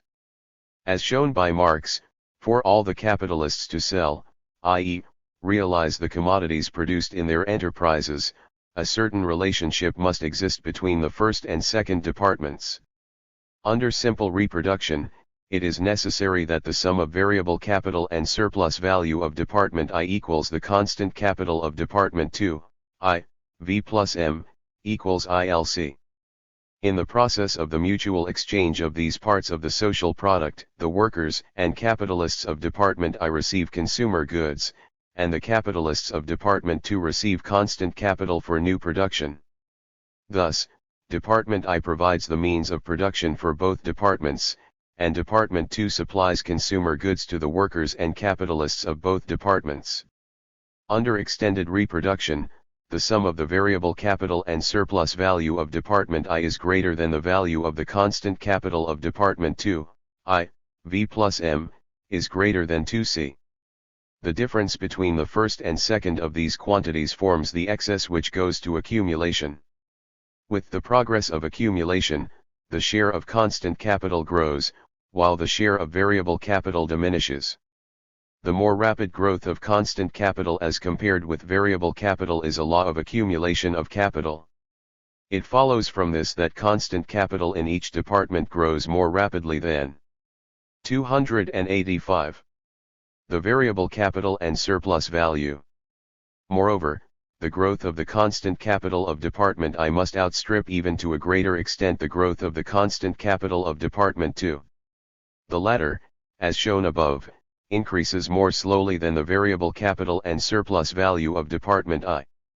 Hence, under extended reproduction, the most rapid growth occurs in the production of means of production for producing means of production.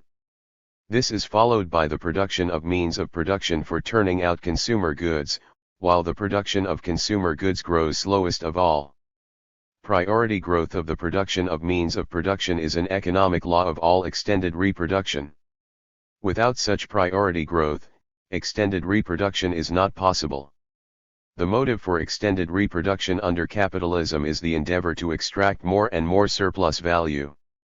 Competition spurs this process on. In the course of extended capitalist reproduction, capitalist relations of exploitation are reproduced on an extended scale, the army of workers grows, and concentration and centralization of capital takes place. Marx's analysis of simple and extended reproduction of social capital showed that proportionality between departments I and Ij, and between the individual branches within each of them, can be established only through economic crises, and then for only a very short period, and that antagonistic contradictions are inherent in capitalist reproduction, making economic crises of overproduction inevitable. Economic crises of overproduction.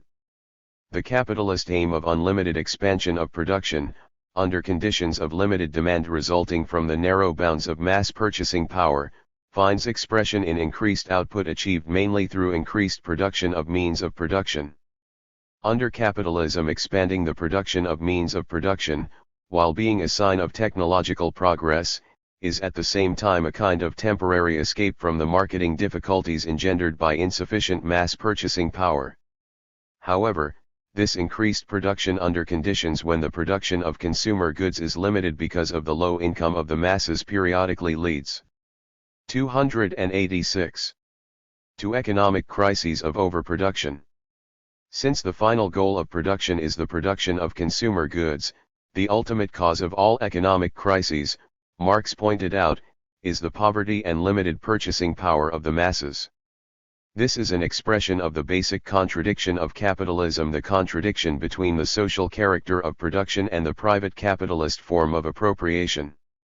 The first economic crisis of general overproduction broke out in Britain in 1825.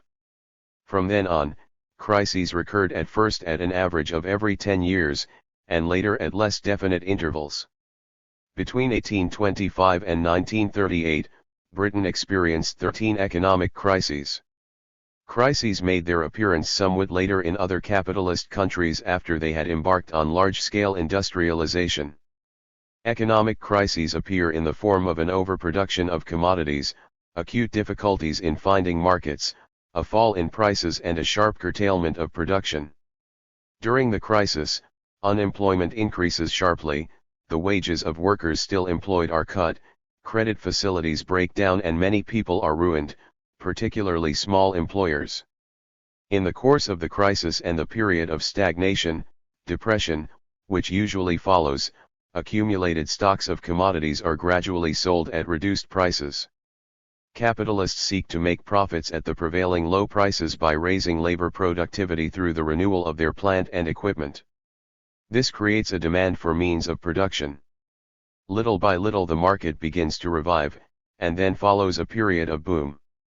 This succession from crisis to depression, followed by recovery and boom, and then again crisis, is evidence of the cyclic character of the development of capitalist production.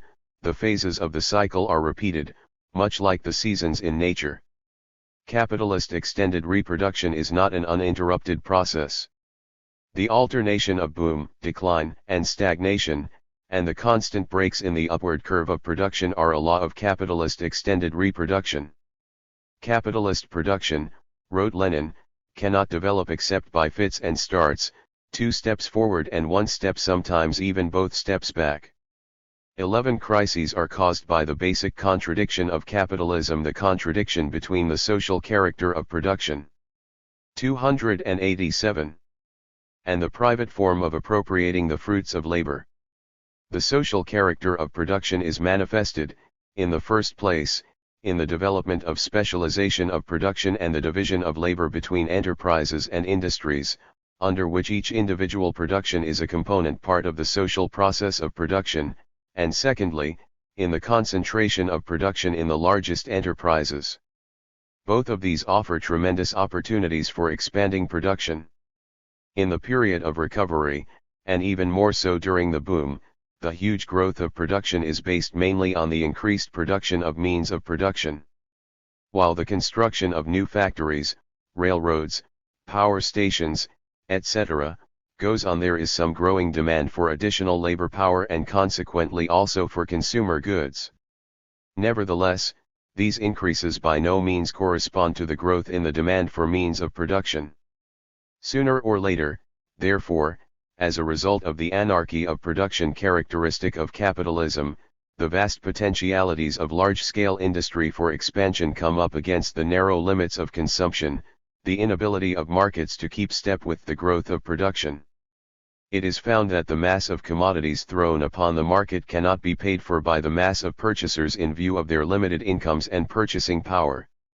In an article entitled Karl Marx, Lenin pointed out that the possibilities for the rapid expansion of industry in conjunction with credit facilities and the accumulation of capital in means of production, incidentally furnishes the clue to the crises of overproduction that occur periodically in capitalist countries, at first at an average of every 10 years, and later at more lengthy and less definite intervals. 1. Accumulation of the means of production also explains the periodical nature of crises. The low level of prices and the sharpened competitive struggle in the period of stagnation forces the capitalist to replace his morally obsolete machinery, machine tools, and equipment, i.e., to renew his fixed capital. Driven by the fear of lagging behind his competitors, each entrepreneur strives to reduce his production outlays through the introduction of improved technology. Marx wrote, "A crisis always forms the starting point of large new investments. Therefore, from the point of 288 view of society as a whole, more or less, a new material basis for the next turnover cycle, 43 crises are visible proof of the ever-growing discrepancy between bourgeois production relations and the character of modern productive forces. Crises of overproduction graphically demonstrate the limitations of the capitalist mode of production, its inability to provide full scope for the development of the productive forces. Crises prove that present-day society could produce an incomparably greater quantity of products, making for a better life for all working people if only the means of production were utilized not for the sake of capitalist profit, but for the satisfaction of the requirements of all members of society. But this is only possible through private ownership of the means of production being replaced by public ownership. 8. The general law of capitalist accumulation. The development of large-scale machine industry and improvements in agriculture and other branches of the economy reduce the number of workers required to produce a given quantity of products. In other words, as capitalism develops, the portion of capital expended for means of production, i.e., constant capital, increases, while the portion expended for labor power, i.e., variable capital, diminishes. The more rapid growth of constant capital as compared with variable capital leads to a relative decrease in the demand of capitalist production for living labor, despite the fact that the total number of industrial workers grows as capitalism develops. Technological progress under capitalism hurls millions of people into the ranks of the unemployed, and the threat of unemployment hangs like a Damocles sword over every worker. He can never feel certain what tomorrow will bring. The Marxist theory of capitalist accumulation reveals the mistakes of classical bourgeois political economy. Adam Smith and David Ricardo assumed that the demand for labor power increases in proportion to the growth of production, and that in the course of capitalist accumulation the conditions of the working class must necessarily improve. In actual fact, Capital. 1925-71 289.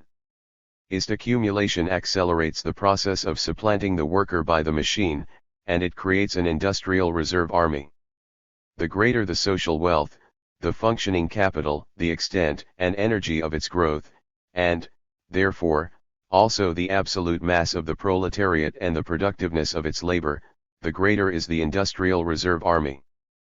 The relative mass of the industrial reserve army increases therefore with the potential energy of wealth.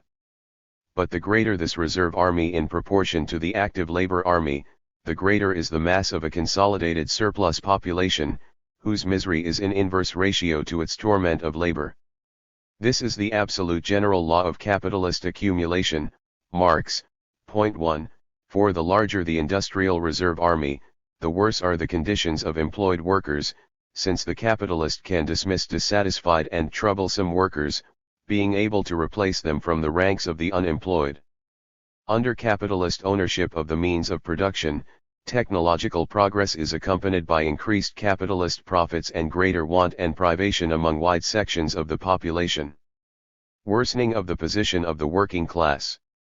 The deterioration in the living conditions of the working people is most glaringly revealed during crises of overproduction. Unemployment grows, wages fall, and increasing numbers of small and medium producers are forced into bankruptcy. In the draft program of the R.C.P.B., Lenin wrote, "Crises and periods of industrial stagnation increase the dependence of wage workers on capital and more rapidly lead to a relative, and sometimes absolute, worsening of the position of the working class." 115. A deterioration of the position of the working people can occur even when wages rise somewhat. Greater intensity of labor increases the demand for better nourishment, medical care, etc. And when this growing demand is not satisfied, or only partially so, the position of the working class worsens and its privation grows, even if wages are slightly raised. Even more glaring under capitalism is the inherent relative. 290. Worsening of the position of the working class, i.e., the decreasing share of the working class in the national income. This is characteristic of the position of the working class compared with the capitalist class. The growth of social wealth in bourgeois society inevitably leads to increased social inequality between capitalists and working people. The tendency towards a worsened position of the working class as capitalism develops, discovered by Marx, continues to operate at the present day. Opponents of Marxism refuse to admit this. They distort reality, generalize from a few particular cases, and misinterpret certain phenomena of the day. They attempt to show that history does not corroborate Marx's theory and that modern capitalism opens up unlimited prospects for the improvement of workers' conditions. Not only are the conditions of we working class misrepresented, but Marx's theory as well. Bourgeois and reformist critics simplify their task by vulgarizing this theory, ascribing to Marx and the Marxists preposterous ideas which they have neither advanced nor upheld. In particular, the Marxist thesis concerning the tendency towards a worsened position of the working class is represented as a dogma, according to which, under capitalism, an absolute deterioration of the workers' living conditions takes place uninterruptedly from year to year, and from decade to decade. However, Marx had in mind not a continuous process, but a tendency of capitalism, which is realized unevenly in different countries and periods owing to deviations and irregularities, and which is counteracted by other forces. One of these opposing forces is the struggle of the working class to raise wages and improve working conditions. After the Second World War, this struggle was more intense than ever before. German and Italian fascism, the stronghold of international reaction, had been rooted, and the organizational strength and unity of the working class in the capitalist countries increased. Furthermore, the achievements gained by the socialist countries compelled the bourgeoisie to make concessions to the working people. All this, of course, could not fail to have its effect. The workers in a number of countries saw the opportunity to improve their position and seized it. Clearly, this cannot in the slightest 291 serve as a refutation of Marxism. Only by misrepresentation can it be claimed that according to the theory of Marx and Lenin the standard of living of the workers of all capitalist countries should be lower today than, say, at the turn of the century. Many of the facts on which would-be refuters of Marxism like to dwell are due to the effect of different phases of the economic cycle on the tendency towards a worsened position of the working class. It stands to reason that during the boom phase of the cycle the workers should live better than at the time of a crisis. This should be taken into account in comparing the conditions of the working class in the crisis and depression of the 30s with the favorable economic conditions of the 50s. Historical tendency of capitalist accumulation. With the accumulation of capital, large numbers of workers and colossal means of production are concentrated in gigantic enterprises. The operation of the immanent laws of capitalist production leads of the crushing of the weaker capitalists by the stronger ones. Side by side with the centralization of capital, or the expropriation of the many capitalists by the few, there develops the deliberate application of science to production, the methodical cultivation of the land, and the transformation of the instruments of labor into such instruments as can be used only in common. The moment comes when it becomes not only possible but essential to convert the decisive means of production into social property. This is because the contradiction between the social character of production and the private capitalist form of appropriation has become intensified to an extreme degree. The accumulation of capital creates not only the objective, but also the subjective, prerequisites for the transition from capitalism to socialism. Society becomes more and more sharply split into a handful of financial magnates on one side, and opposing them the mass of the workers united by large-scale industrial production. The proletariat rises with increasing determination to struggle against capital. The working class strives. 292. To convert capitalist property into socialized property. This process is incomparably less protracted than the transformation of scattered private property, arising from the personal labor of the small handicraftsman and peasant, into capitalist property. Under capitalism, the mass of the people, led by the working class, is confronted with the task of liberating society from the yoke of a few usurpers. Along with the constantly diminishing number of financial magnates, who appropriate all the benefits of the developing productive forces, grows the indignation of the working class, which is disciplined, united, and organized by the very process of capitalist production itself.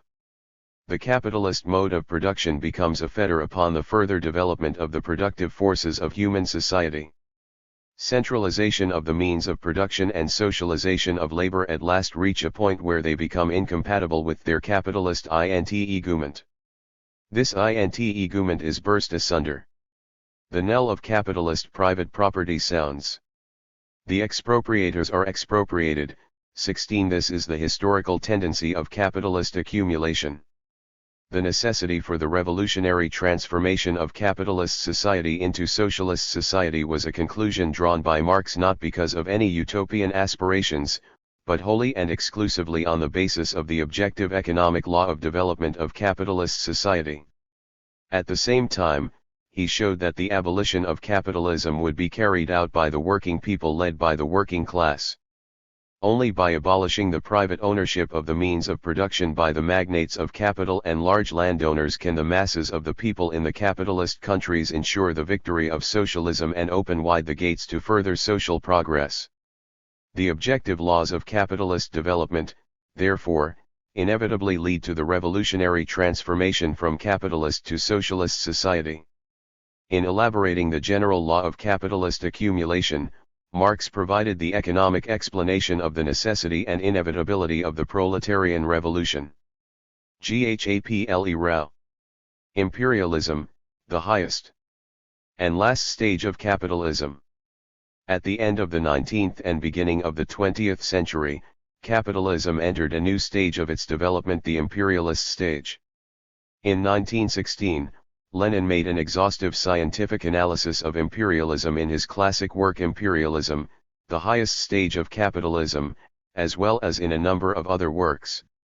Lenin showed that imperialism is a special stage, the highest and last in the development of capitalism, and he gave the following definition of it. Imperialism is a special historical stage of capitalism. Its specific character is threefold. Imperialism is, 1. Monopoly capitalism, 2. Parasitic, or decaying capitalism, 3. Moribund capitalism. 117. 1. Imperialism as monopoly capitalism. Concentration of production and monopolies. In his work Imperialism, the Highest Stage of Capitalism, Lenin began his investigation of the new stage in the development of capitalism with an analysis of the changes in the sphere of production. He established 5 fundamental economic features of imperialism. 1. The concentration of production and capital has developed to such a high stage that it has created monopolies which play a decisive role in economic life. 2. The merging of bank capital with industrial capital, and the creation, on the basis of this finance capital, of a financial oligarchy. 3. The export of capital as distinguished from the export of commodities acquires exceptional importance. 4. The formation of international. 294. Monopolist-capitalist combines which share the world among themselves, and 5. The territorial division of the whole world among the biggest capitalist powers is completed. 8. The initial and basic factor in the transition to imperialism was the enormous increase in concentration of production, i.e., the growth of the importance of large enterprises and their share in the total output, the concentration in these enterprises of a larger and larger portion of the labor force and productive capacity. In the USA, for example, in 1909, enterprises with more than 500 workers each, constituted 1.1% of the total number of enterprises and employed 30.5% of all workers in industry. The process of concentration of production was further accelerated during and after the Second World War. Thus, in mining and manufacturing in 1957, the 500 largest companies, constituting 0.4% of the total, sold 55.3% of the overall product and received 71.4% of all company profits. Of these, the top 37 companies sold almost as much as the remaining 463. The large enterprises strive to seize markets, eliminate competitors, or make agreements with them, and dictate prices. Several dozen giant corporations can more easily come to terms among themselves than can hundreds and thousands of small ones.